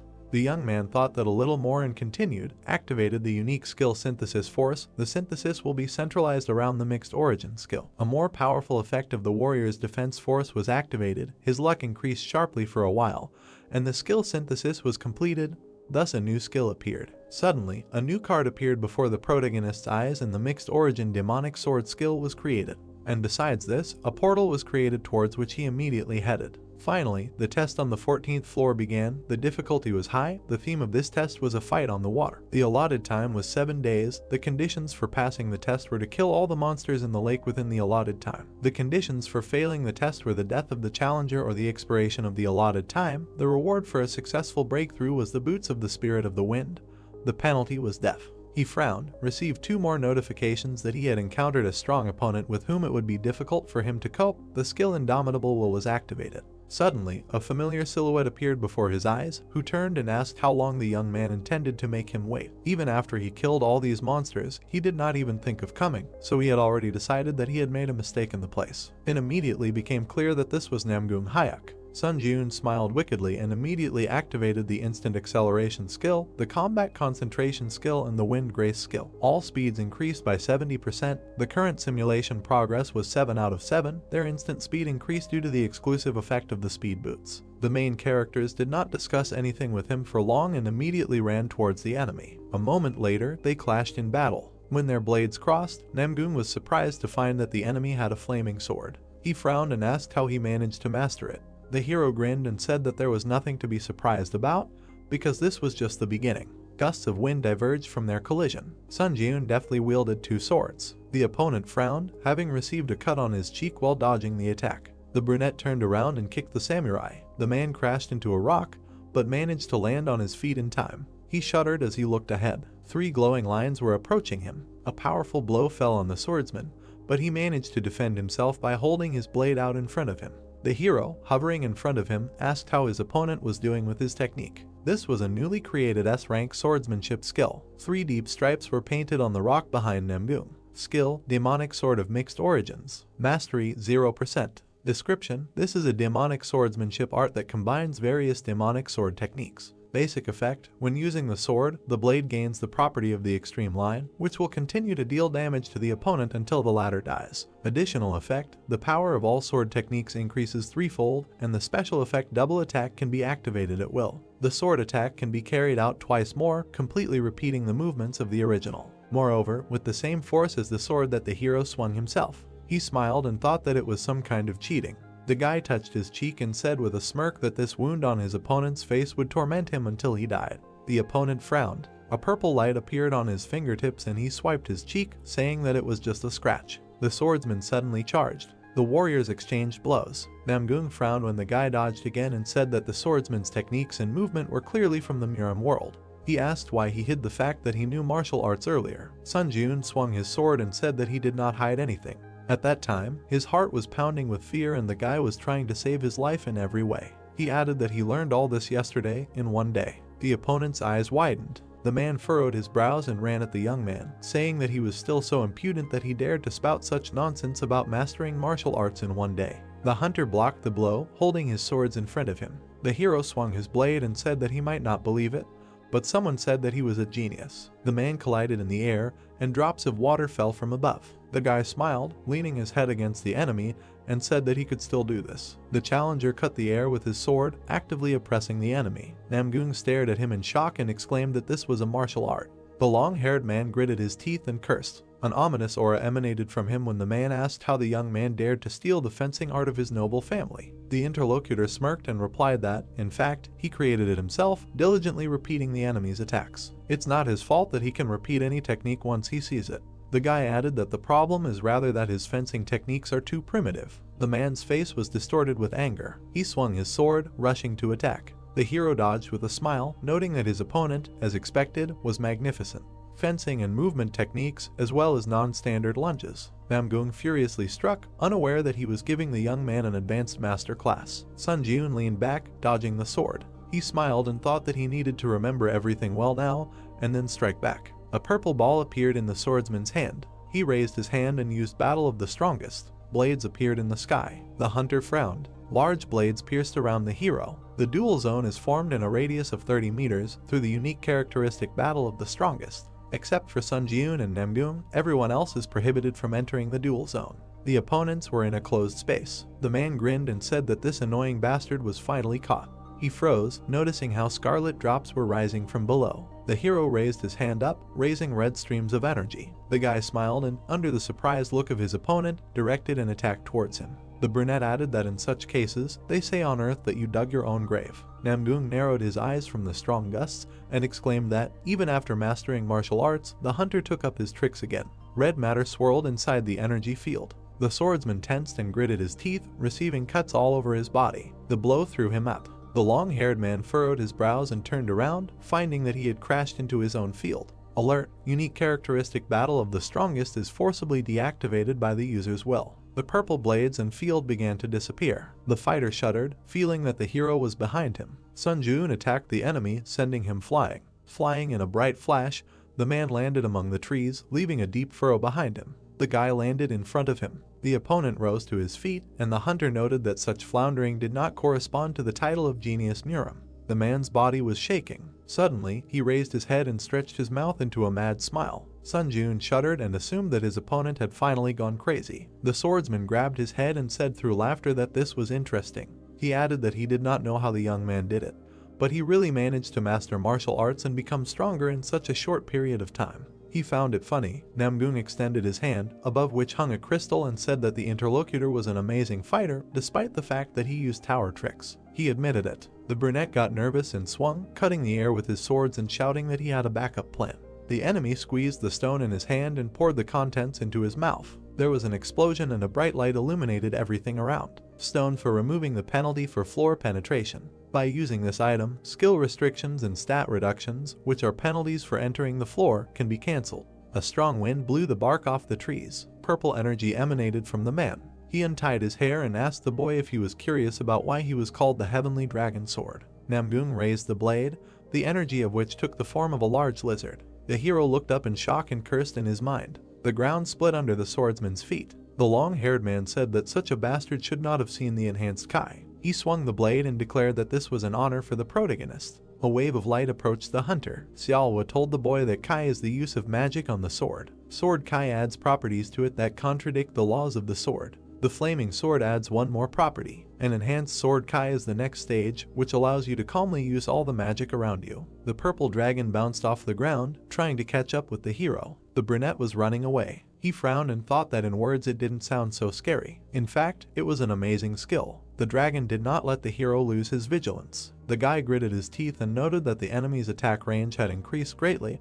and it was difficult to even get close. The lizard was wriggling very close. Its movements were very strong, fast, unusual, and dangerous, as if the sword had turned into a living dragon. Sun Jun crossed his swords to repel the attack. He squeezed the handles of the blades with force. He was thrown back, but managed to stay on his feet. The brunette frowned and thought the enemy was a little stronger than the vampire count, but that was a stupid assumption. Sword enlightenment. He felt it when he listened to the mentor. However, it seems that people from Murum skip several stages thanks to enlightenment. The guy frowned. The opponent took a step forward and pointed the sword at the boy with a smile. The man asked if he was not having fun anymore. Sun Jun smiled nervously and thought that he should have gone all out and finished him off right away. Red energy began to emanate from the hunter's body. He wanted to learn something, but now everything was complicated. Will activated Heavenly Blood Cultivation Technique. The hero gritted his teeth and veins appeared on his face. He frowned, his scarlet eyes flashing, and advised the enemy to prepare himself because the youth was going to give it his all. The opponent chuckled and asked him to try harder. The opponents rushed to attack. The purple dragon rushed towards the challenger. Their forces clashed. White sword, void fold. The long-haired man frowned and asked who else the hero stole techniques from. He exclaimed that all this was useless in front of the enhanced Kai. The huge mouth approached Sun Jun. The skill concentration in battle activated. Your concentration has increased by 20 times. The brunette leaned forward, dodging the blow. Suddenly, he found himself behind the enemy. The guy tensed up and swung his sword. The dragon struck behind the owner. The hunter fell to the ground. He raised himself up and realized that the attack had hit his insides. The young man's eyes widened. The hero jumped up and continued to dodge the enemy's magic. The brunette held his sword forward, but another attack was approaching him. The guy barely dodged and noted with annoyance that the opponent was using two techniques at once. The skill Blood of Ashen was activated. Sun Jun turned around, noticing a silhouette behind him. The long-haired man kicked him in the stomach. The hunter was thrown far forward. He flew over the water and crashed his back into the rock. The brunette coughed in pain, and the enemy was already approaching to attack again.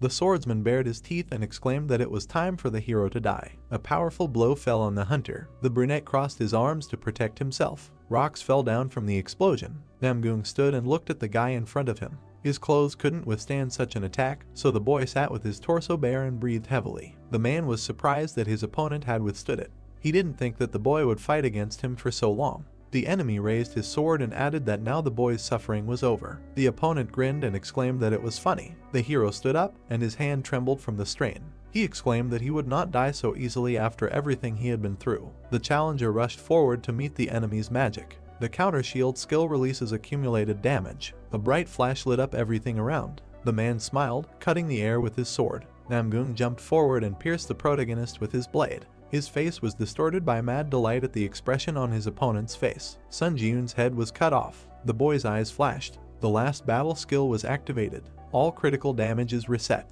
Your senses will be temporarily heightened and your skills will be strengthened. Skill cooldown, 1 week. Light began to emanate from the boy's body and his head joined his neck. The last battle is an additional reward for the 12th floor. That's when it came in handy. He didn't think the effect was that strong. The boy squeezed his sword and coughed. His opponent shuddered in surprise. There was another reward on the 12th floor. The Ancient Emperor's Ash Crown's exclusive skill Spirit Magic is activated. When used, your mind will gradually become polluted. The Cold Mind Will is activated. The brunette put on the headdress and decided to use everything he could. Ancient Emperor's Ash Crown, Charisma plus 30%. The crown was used for rituals and worship of the god of darkness. When used, your mind will falter and the durability of the item will decrease. You can use Spirit Magic. If the item is not destroyed, its durability is restored in the inventory. The hero said that he was summoning his servants. Monsters were rising behind the long-haired man. At the order of the master, they all rushed to attack Namgung. The man frowned and exclaimed that the opponent could not win, even with necromancy. The wound on his cheek throbbed. The swordsman swung his blade, destroying the monsters around him. He stretched his hand forward, and dark veins grew on his face. The protagonist gritted his teeth when the enemy grabbed him by the throat. The man offered to see if he could resurrect again. The long-haired man pointed the sword at his opponent, aiming for the head. The blade stopped a few centimeters from his face. The enemy gritted his teeth. His face and neck were covered with dark veins. The guy grabbed the trembling hand and removed it from his neck. The man asked what he did to his body. The hero looked at his opponent who had fallen to his knees and reminded him that the scratch on his cheek would hinder him for the rest of his life. A monster's head appeared behind the swordsman. The monsters rushed at the man and blood splattered everywhere. Memories of Namgung Hayek. A little boy listened to how such an idiot, who could not even learn the basics, could be born into the Namgung clan. His father yelled at his mother, doubting that his blood flowed in the boy. The child clutched the wooden bakken and thought that he was simply enjoying his sword. When he first met his grandfather said that the child was a true genius because he was creating his own way of the sword and not learning other people's techniques. It was the old man, the current head of the clan, who raised him. As a result, Namgung Hayek began to grow incredibly fast. One day, as a young man, he brought his father the heads of bandits and claimed that he had killed the masked bastards from the bloody cult. The boy smiled, hoping that now his dad would see how strong his son had become. However, the man turned away from him, demanding that the youth immediately remove this abomination and focus on strengthening his spirit, not killing. Tears of resentment and anger flowed from Namgung's eyes. He cried even now, while the monsters gnawed at his body. Notification: the durability of the Ancient Emperor's Ash Crown has been exhausted. The Ancient Emperor's Ash Crown has been destroyed. The artifact shattered, and the monsters fell into the water. The hero looked down at the groaning enemy. The bloodied man lay in the water, begging for this to end. Sun Ji-yoon sat down on a rock nearby. He looked ahead and muttered that it was amazing, because they weren't even supposed to meet.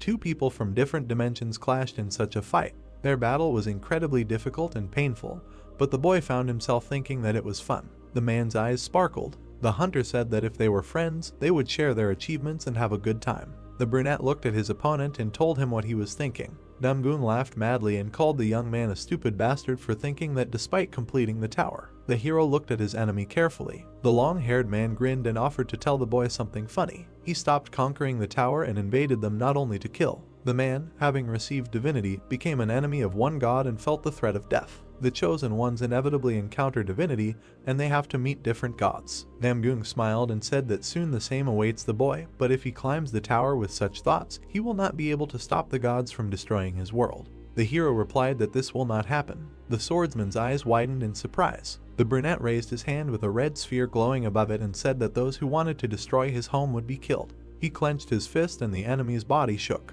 The true blood seeker skill was activated. The man grunted and his eyes rolled back. Notification: congratulations, you have cleared the 14th floor of the trial tower. The Wind Spirit Boots reward was received. You received 10,000 points and 4,000 forge points. You fought a stronger enemy. Additional rewards will be sent. 4,000 forge points were received. You received the Digging Heavenly Sword. You are transported to the lobby. The foundation for creating a myth has been prepared. The divine power will has been activated. The power of the myth is calculated based on the amount of faith. A golden glow appeared in the hero's chest. The battle-forged warrior myth has been completed and is gathering divine power. From now on, you receive the unstoppable title. From now on, you receive the reflect effect. Golden light enveloped Sunjun. Absorbed the soul of player Namgoon Hayek. Mastery increased by 47%.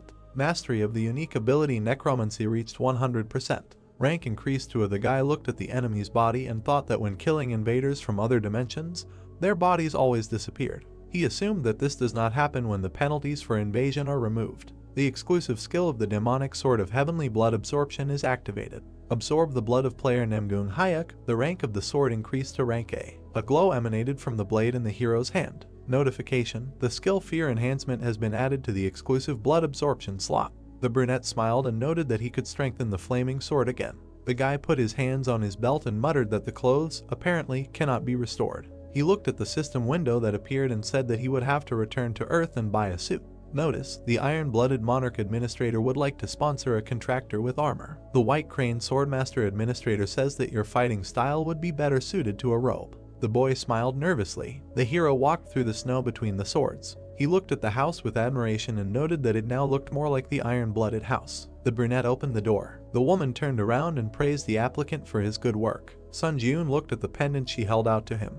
The administrator said that he had crossed a large city and could consider it a gift. The boy replied that she was going to give him armor. The woman smiled and explained that you could add a little magic power and the armor would appear. The brunette put on the pendant, and the girl whispered that he should try it outside the tower for the first time, just in case. He thanked her and said that he would find a use for it. Then he went to see the mentor. The hero approached Salwa and greeted her as a teacher. The blonde closed her eyes and said that she thought he would come to her first. She was disappointed that the guy chose iron-blooded monarch. The player bowed and asked him not to be angry. The interlocutor crossed her arms, but mentally rejoiced that he called her teacher. She said that she wanted to ask him for something. The brunette looked at the interlocutor questioningly. The girl blushed and said that she wanted to do his hair. Sun Ji-yoon shuddered and reminded him of the proverb, "Get medicine only from a doctor and get a haircut only from a master." He added that she did not have any tools. Xiaowa drew her blade and said that the 7 techniques of the white sword are enough. She warned him not to move. The hero confusedly put his hands in front of him, trying to stop her. The sound of the blade was heard.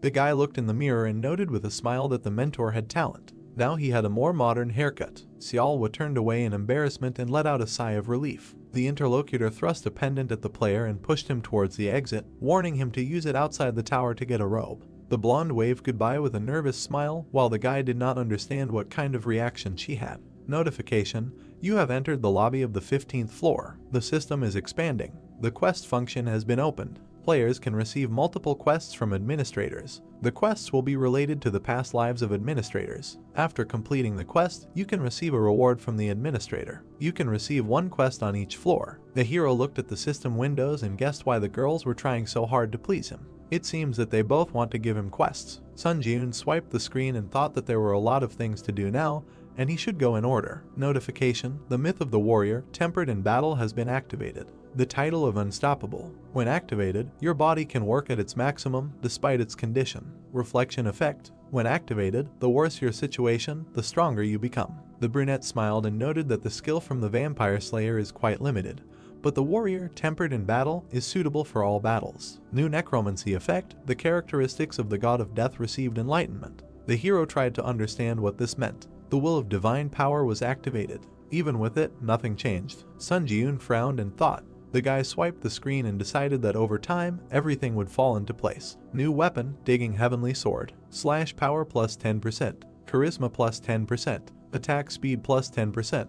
Magic control plus 10%. An evolving sword created to destroy the heavens. When destroying strong objects, it becomes stronger. Mana can activate the rupture of the heavens effect, while the sword turns into a symbol of destruction and can cut even magic. The harder it is to chop, the more mana is spent. When combined with a sword, the exclusive skill Sword Sense will be activated. When used, one of the sword skills can be copied. Sword Sense can only be used twice. Heaven's Break can rival Kai in strength, and Sword Sense allows you to not bind skills to items. The hero noted that the rewards are very good because he defeated Namgoon, a much superior trial boss. Notification: you have achieved sword fusion. The exclusive skill sword sense has been activated. The boy held a shining blade in his hands. Notification: you can copy the skill of any sword. Selection completed. Sword sense has been absorbed. Uses: half. His eyes widened in surprise. The brunette smiled, happy that it worked. He absorbed the skill using it. Now he has 3 tries to copy instead of 2. The exclusive skill sword sense has been activated.